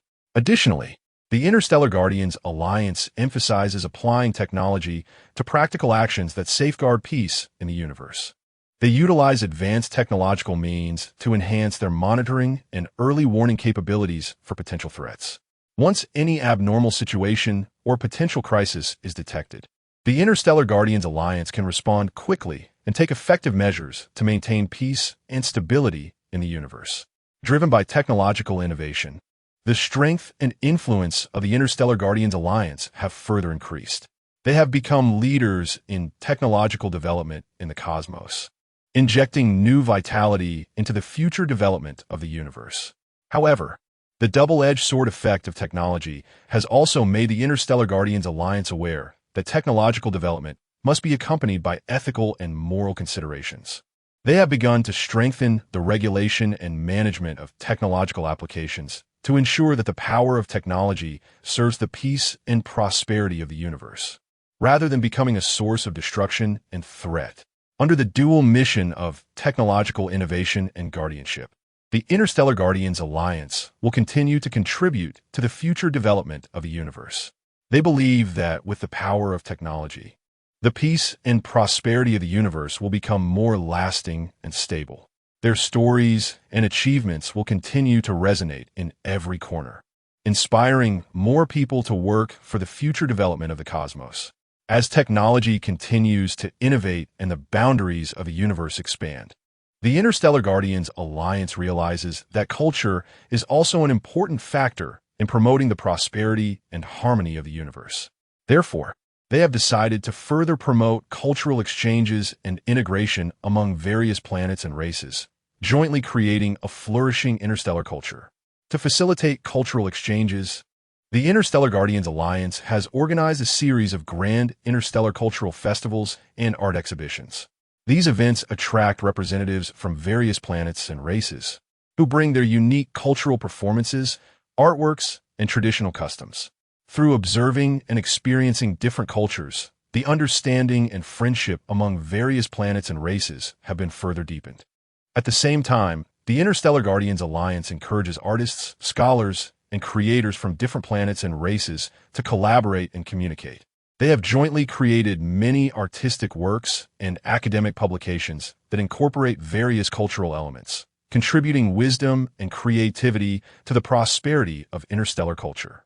In addition to cultural exchange and integration, the Interstellar Guardians Alliance also emphasizes the protection and inheritance of the traditional cultures of various planets and races. They have established interstellar cultural heritage protection institutions dedicated to preserving and passing down precious cultural heritage and historical sites. By protecting and inheriting traditional cultures, the Interstellar Guardians Alliance hopes to enable more people to understand and respect the diversity of various planets and races. Under the promotion of the Interstellar Guardians Alliance, interstellar culture has gradually flourished.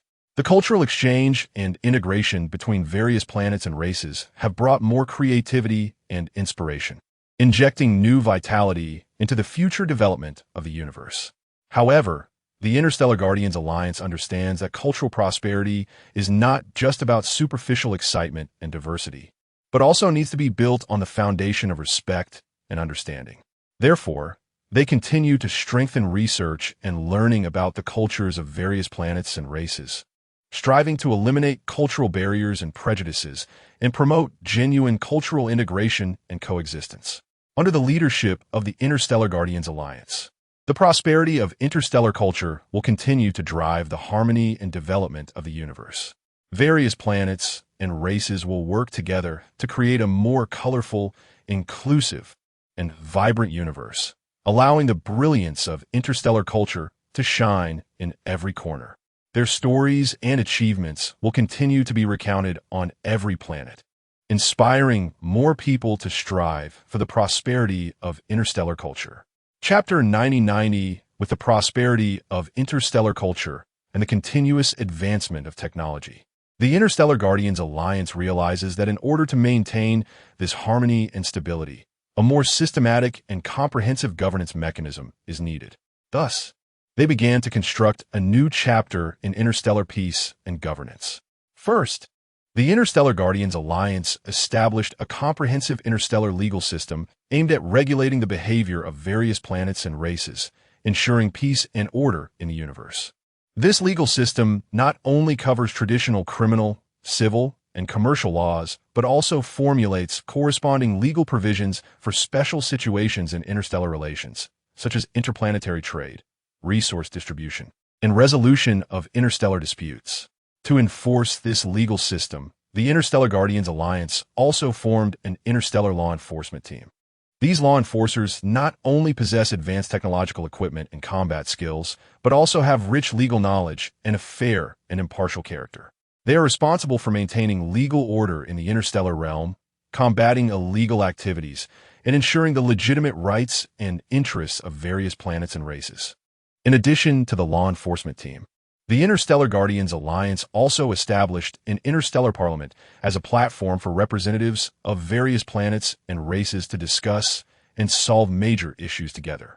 This parliament is composed of representatives from each planet and race, who jointly formulate and amend interstellar laws, review and approve the interstellar budget, and discuss and decide other important matters related to peace and governance in the universe. With the efforts of the Interstellar Guardians Alliance, a new chapter in interstellar peace and governance is gradually unfolding.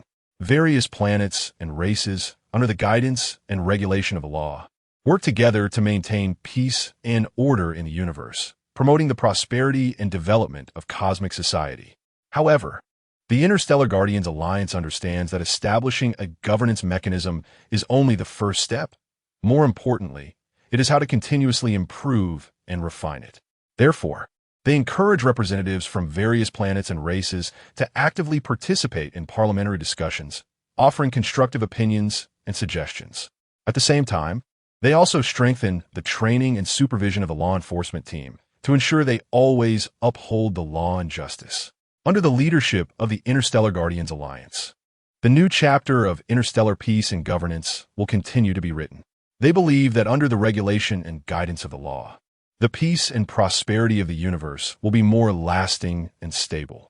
Their stories and achievements will also continue to be recounted on every planet, inspiring more people to contribute to interstellar peace and governance. As the new chapter of interstellar peace and governance unfolds, the Interstellar Guardians Alliance is keenly aware of the importance of education in cultivating qualified and capable interstellar citizens. Therefore, they decided to increase efforts in educational outreach and enhance the quality of interstellar citizens, laying a solid foundation for the future development of the universe. First, the Interstellar Guardians Alliance established interstellar schools and educational institutions on various planets to provide quality educational resources for interstellar citizens of all ages. These schools not only teach traditional subject knowledge, but also focus on cultivating interstellar citizens' cross-planetary communication skills, technological application abilities, and leadership qualities. To promote educational outreach, the Interstellar Guardians Alliance also formulated a series of educational policies and measures. They encourage educational cooperation and exchange between various planets and races, jointly developing educational courses and materials suitable for the needs of interstellar citizens. At the same time, they established an education fund to provide educational assistance to interstellar citizens with poor economic conditions, ensuring they can also enjoy quality educational resources. In addition to school education, the Interstellar Guardians Alliance also emphasizes community education and the concept of lifelong learning. They established learning centers in communities across various planets, providing various vocational skills training and cultural activities, allowing interstellar citizens to continue learning and growing alongside their work.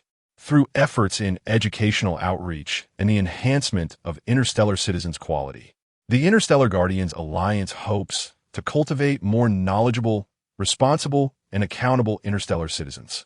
These citizens will not only play an active role on their own planets, but also contribute to the peace and prosperity of the universe. However, the Interstellar Guardians Alliance understands that the path of education is not smooth and requires long-term persistence and continuous improvement. Therefore, they will continue to increase investment and support for education, continually improving the educational system and content, providing interstellar citizens with better quality educational resources and opportunities. Under the leadership of the Interstellar Guardians Alliance, educational outreach and the enhancement of interstellar citizens' quality will become an important direction for the development of the universe. They believe that through the power of education, interstellar citizens will become more united, wise, and inclusive, injecting new vitality and hope into the future development of the universe. Their stories and achievements will also continue to be recounted on every planet, inspiring more people to strive for the prosperity of interstellar education. As the universe continues to expand, the Interstellar Guardians Alliance realizes the importance of environmental protection and sustainable development. They understand that only by protecting the environment of the universe can a long-term prosperity and stability of interstellar society be ensured. Therefore, they actively advocate for environmental protection concepts and promote sustainable development practices among various planets and races. First, the Interstellar Guardians Alliance established a set of strict environmental protection regulations aimed at regulating the resource utilization and environmental protection behaviors of various planets and races. They prohibit overexploitation and pollution, encourage the use of clean energy and circular economy models, and promote the interstellar society's development towards a green and low-carbon direction. To enhance environmental awareness and education, the Interstellar Guardians Alliance established environmental education centers and exhibition halls on various planets. They educate interstellar citizens about the importance of cherishing resources and protecting the environment by showcasing the beauty and fragility of the universe's environment. At the same time, they also organize various environmentally themed activities and competitions to inspire interstellar citizens' enthusiasm and creativity in participating in environmental protection efforts. In addition, the Interstellar Guardians Alliance actively collaborates with other interstellar organizations and research institutions to jointly develop environmental protection technologies and solutions to environmental issues. They are committed to developing efficient energy utilization technologies, waste treatment technologies, and ecological restoration technologies, providing strong technical support for the sustainable development of interstellar society. With the promotion of the Interstellar Guardians Alliance, the concepts of environmental protection and sustainable development have gradually taken root. Various planets and races have begun to change their development methods, focusing on environmental protection and resource recycling. The ecological environment of the universe has been effectively improved, and the interstellar society is welcoming a greener and more sustainable future. However, the Interstellar Guardians Alliance understands that the road to environmental protection and sustainable development is still long and full of challenges. They will continue to increase investment and support for environmental protection efforts, strengthening cooperation and communication with various planets and races, and collectively contributing to the green future of the universe. Under the leadership of the Interstellar Guardians Alliance, environmental protection and sustainable development will become an important direction for the development of the universe. They believe that only by protecting the environment of the universe can a long-term prosperity and stability of interstellar society be achieved. Their stories and achievements will continue to be recounted on every planet, inspiring more people to work hard for the cause of interstellar environmental protection. Chapter 91. Despite the tremendous efforts made by the Interstellar Guardians Alliance for the peace and prosperity of the universe over the years, cracks began to appear within the alliance over time. Representatives from different planets and races expressed divergent views on the alliance's development direction, resource allocation, and power structure. And these differences gradually evolved into intense internal strife. Some representatives believed that the alliance was too centralized and neglected the special needs and interests of various planets and races. They called for a more democratic and decentralized decision-making mechanism to ensure that the rights and interests of all planets and races were adequately protected. On the other hand, some representatives argued that the alliance's decisions should be faster and more efficient to respond to the increasingly complex cosmic situation.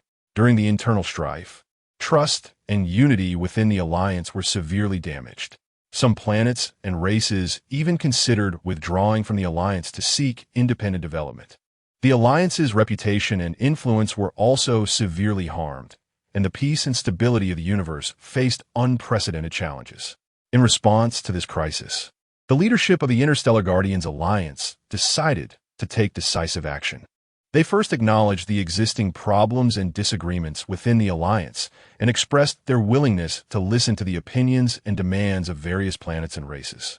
Next, they began to promote a series of reform measures, including strengthening internal communication, optimizing decision-making mechanisms, and reallocating resources. At the same time, the Interstellar Guardians Alliance also intensified monitoring and suppression of the internal strife forces. They implemented a series of measures, including enhancing intelligence collection, imposing sanctions, and combating separatist forces to ensure that the internal strife would not pose a greater threat to the peace and stability of the universe. Throughout the process of internal strife and reconstruction, the Interstellar Guardians Alliance experienced immense pain and challenges. However, they firmly believe that only through reform and reconstruction could they regain the trust and support of various planets and races, contributing greater strength to the peace and prosperity of the universe. After a period of effort and struggle, the Interstellar Guardians Alliance gradually emerged from the shadow of internal strife. They re-established the alliance's values and goals, strengthening cooperation and communication with various planets and races. The peace and stability of the universe also began to recover its former glory. However, the Interstellar Guardians Alliance understood that the road to reconstruction was still long and filled with challenges. They would continue to adhere to reform and innovation, constantly improving internal mechanisms and decision-making processes to ensure that the alliance could better serve the common interests of all planets and races. At the same time, they would strengthen cooperation and communication with other interstellar organizations and forces to jointly contribute to the peace and prosperity of the universe. Under the leadership of the Interstellar Guardians Alliance, the future of the universe was filled with infinite possibilities and hope. They believed that as long as the planets and races united and worked together, they could create a better and more prosperous universe. Their story and achievements would continue to be recounted on every planet, inspiring more people to strive for the peace and prosperity of interstellar society. As the Interstellar Guardians Alliance worked to rebuild itself, the peace of the universe was once again shattered. A sudden planetary conflict swept through the entire interstellar society, and the tensions between planets and races escalated rapidly, with flames of war erupting, causing severe losses of life and property for countless interstellar citizens. The causes of this conflict were complex and varied, including resource competition, political disagreements, and racial hatred. Some planets and races, driven by their interests, instigated war, disrupting the peace and stability of interstellar society. Meanwhile, some planets and races that already had existing disagreements and conflicts took the opportunity to join the fray, exacerbating the scale and destructiveness of the conflict. During the planetary conflict, the Interstellar Guardians Alliance faced enormous challenges. They not only had to deal with internal divisions and reconstruction issues, but also had to confront external war pressures and crises.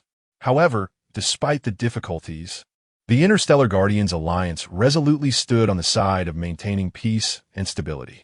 They quickly took action to strengthen communication and coordination with various planets and races, striving to resolve differences and conflicts. At the same time, they actively mobilized resources and organized powerful military forces to intervene and put an end to the chaos. In this planetary conflict, the Interstellar Guardians Alliance demonstrated unwavering determination and formidable strength, becoming an important force in maintaining interstellar peace. After arduous efforts and struggles, the Interstellar Guardians Alliance gradually gained control of the situation and quelled the planetary conflict. Through diplomatic means and political negotiations, they resolved the differences and conflicts between various planets and races, re-establishing a peaceful and stable order.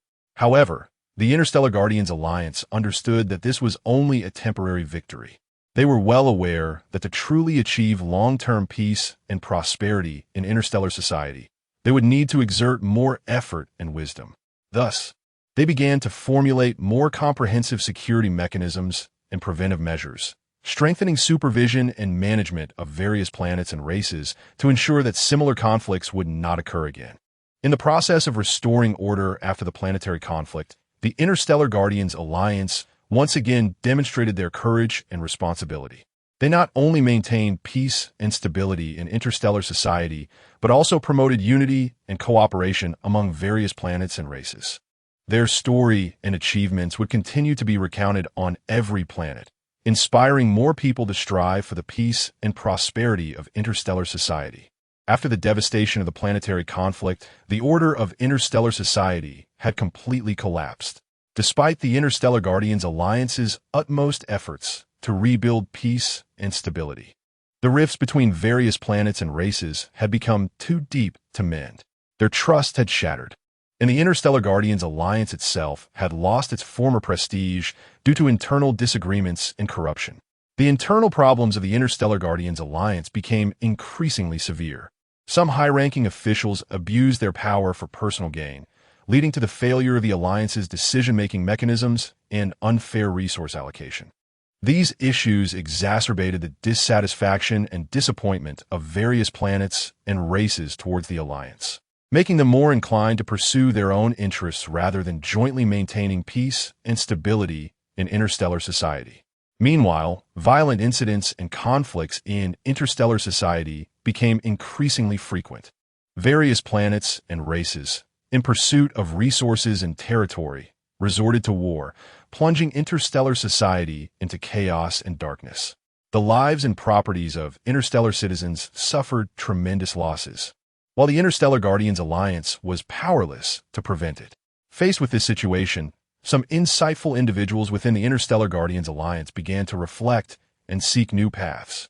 They believed that to rebuild the order of interstellar society, it was essential to start with the Alliance itself, eliminate internal corruption and disagreements, and restore the Alliance's prestige and credibility. At the same time, they needed to seek dialogue and cooperation with various planets and races to jointly find ways to resolve conflicts and differences. However, these efforts seemed to be a drop in the bucket. The order of interstellar society had completely collapsed, and the rifts between various planets and races were difficult to heal. The future of the Interstellar Guardians Alliance was filled with uncertainty and unknowns, and whether they could regain the trust and support of various planets and races to rebuild the order of interstellar society remained a significant question mark. In this uncertain future, the Interstellar Guardians Alliance still faced numerous challenges and difficulties. However, as long as they did not give up their efforts and persisted in seeking cooperation and dialogue, they believed they would eventually find a glimmer of hope for rebuilding the order of interstellar society. Chapter 92, when the order of interstellar society fell into chaos and the power of the Interstellar Guardians Alliance was weakened to an almost irretrievable extent, a legendary figure quietly re-emerged, Fang Fan. Fang Fan had once been the brightest star in the Interstellar Guardians Alliance, known for his exceptional intelligence, extraordinary courage, and steadfast sense of justice. However, after experiencing a significant failure, he chose to retreat and hid himself deep within interstellar society. But now, seeing the interstellar society plunged into such a deep crisis, Fang Fan can no longer stand by. He knows that if no action is taken, the entire interstellar society will fall into endless darkness and chaos. Therefore, he decides to return to the scene, using his wisdom and strength to bring a glimmer of hope to the interstellar society. Fang Fan's return causes a huge sensation. Representatives from various planets and races express their expectations and demands to him, hoping he can lead them out of the predicament and rebuild the order of the interstellar society. Fang Fan does not refuse and accepts this heavy responsibility. He first conducts an in-depth investigation into the problems within the Interstellar Guardians Alliance, exposing high-ranking officials who abuse power for personal gain. Through his efforts, these corrupt individuals are eliminated one by one, and the decision-making mechanism and resource allocation of the Interstellar Guardians Alliance gradually restore fairness and transparency. Next, Fang Fan seeks dialogue and cooperation with various planets and races. He uses his wisdom and influence to facilitate multiple peace negotiations and agreements, effectively alleviating conflicts and violent incidents in interstellar society. Under Fang Fan's leadership, the Interstellar Guardians Alliance gradually regains its former prestige and credibility.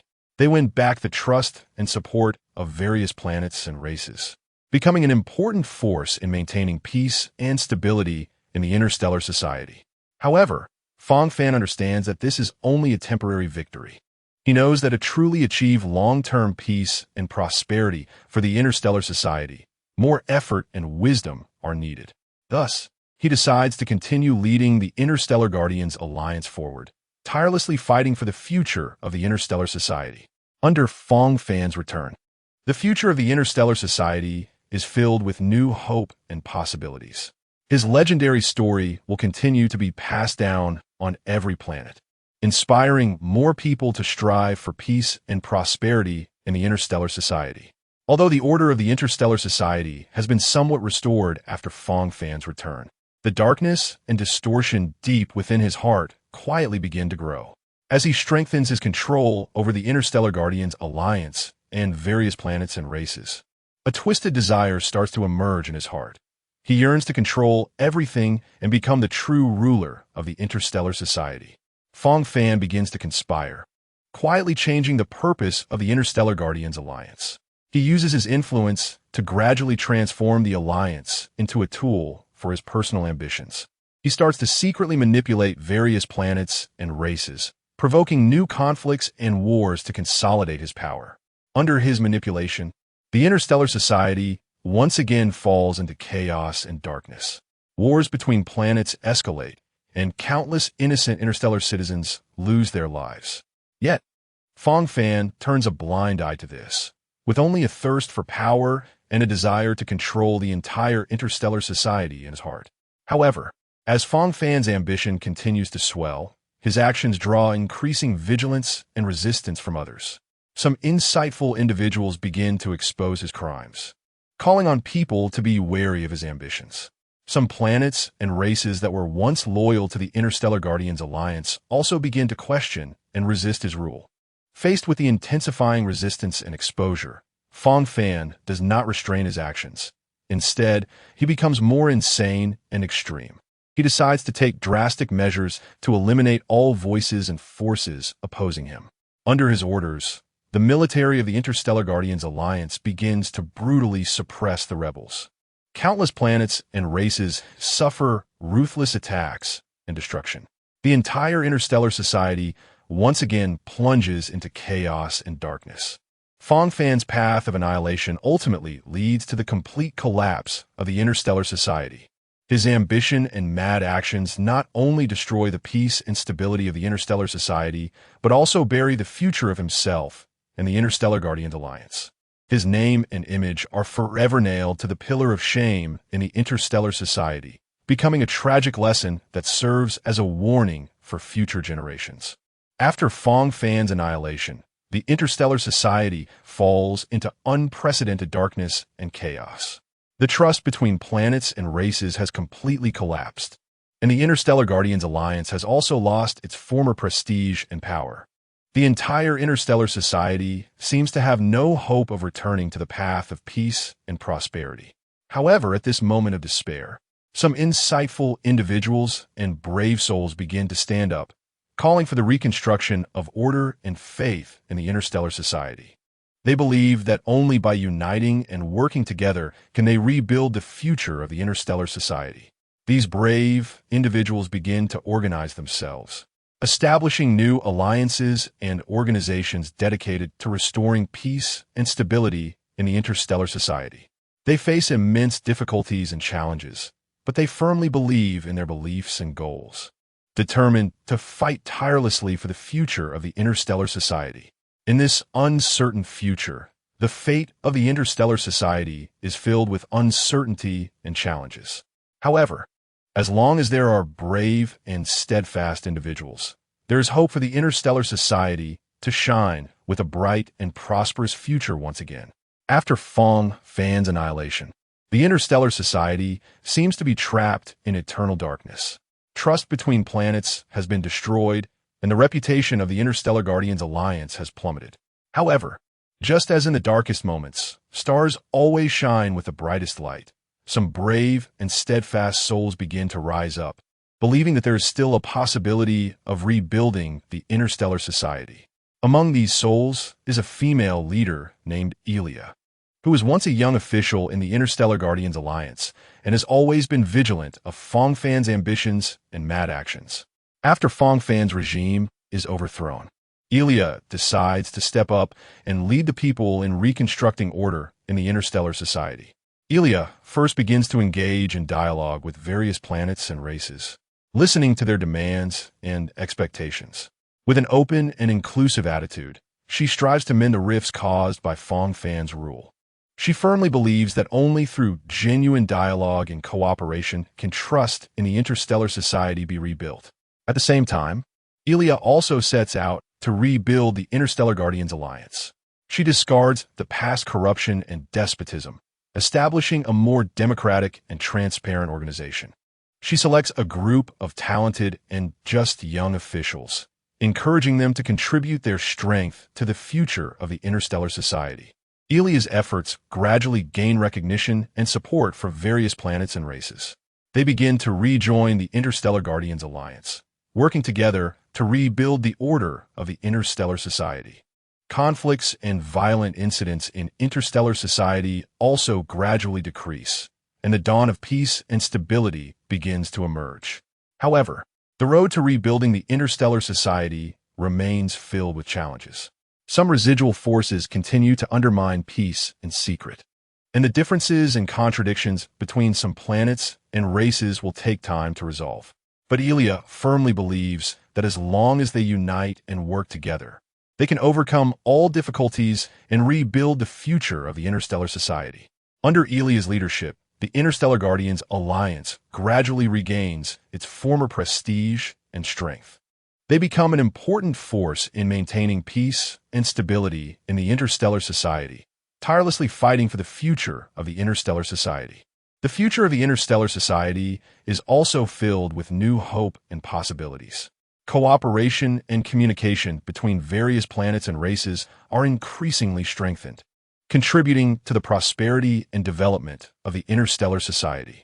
Under Elia's leadership, the Interstellar Guardians Alliance will continue to safeguard the peace and stability of the Interstellar Society, bringing a better future to interstellar citizens. Chapter 93. Looking forward to meeting again. With Elia's leadership and the efforts of the Interstellar Guardians Alliance, the Interstellar Society gradually enters a new chapter. The relationships between various planets and races have been repaired, and an atmosphere of peace and stability once again permeates the entire interstellar realm. Elia advocates cooperation and dialogue with an open and inclusive stance, successfully mending the past rifts. Under Elia's leadership, the Interstellar Guardians Alliance also undergoes a thorough reform. She implements a series of democratic and transparent policies, selecting a group of talented and just young officials, injecting new vitality into the alliance. The Guardians of the Galaxy Alliance is no longer a tool for personal ambition, but has truly become a force for maintaining peace and stability in interstellar society. At the same time, Elia is well aware that the prosperity of interstellar society relies not only on peace and stability, but also on the exchange and development of technology and culture. Therefore, she actively promotes technological cooperation among various planets and races, facilitating the sharing of culture and knowledge. Under her advocacy, interstellar society has ushered in an era of technological and cultural prosperity. In this new chapter, the Guardians of the Galaxy Alliance is also committed to addressing various challenges facing interstellar society. They focus on issues such as environmental protection and sustainable resource utilization, striving to contribute to the sustainable development of interstellar society. At the same time, they actively respond to alien threats and unknown challenges, ensuring the safety and stability of interstellar society. Elia's leadership has gained widespread recognition and praise. With her firm belief, exceptional wisdom, and selfless dedication, she has earned the respect and trust of various planets and races. She has become a leader and role model in interstellar society, guiding it towards a better future.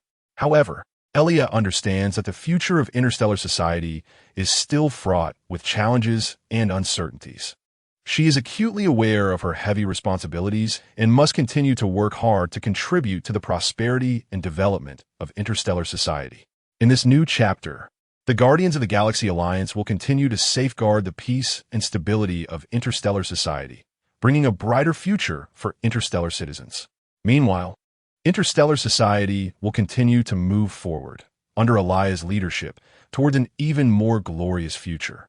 Under Elia's exceptional leadership, interstellar society has entered an unprecedented era of prosperity.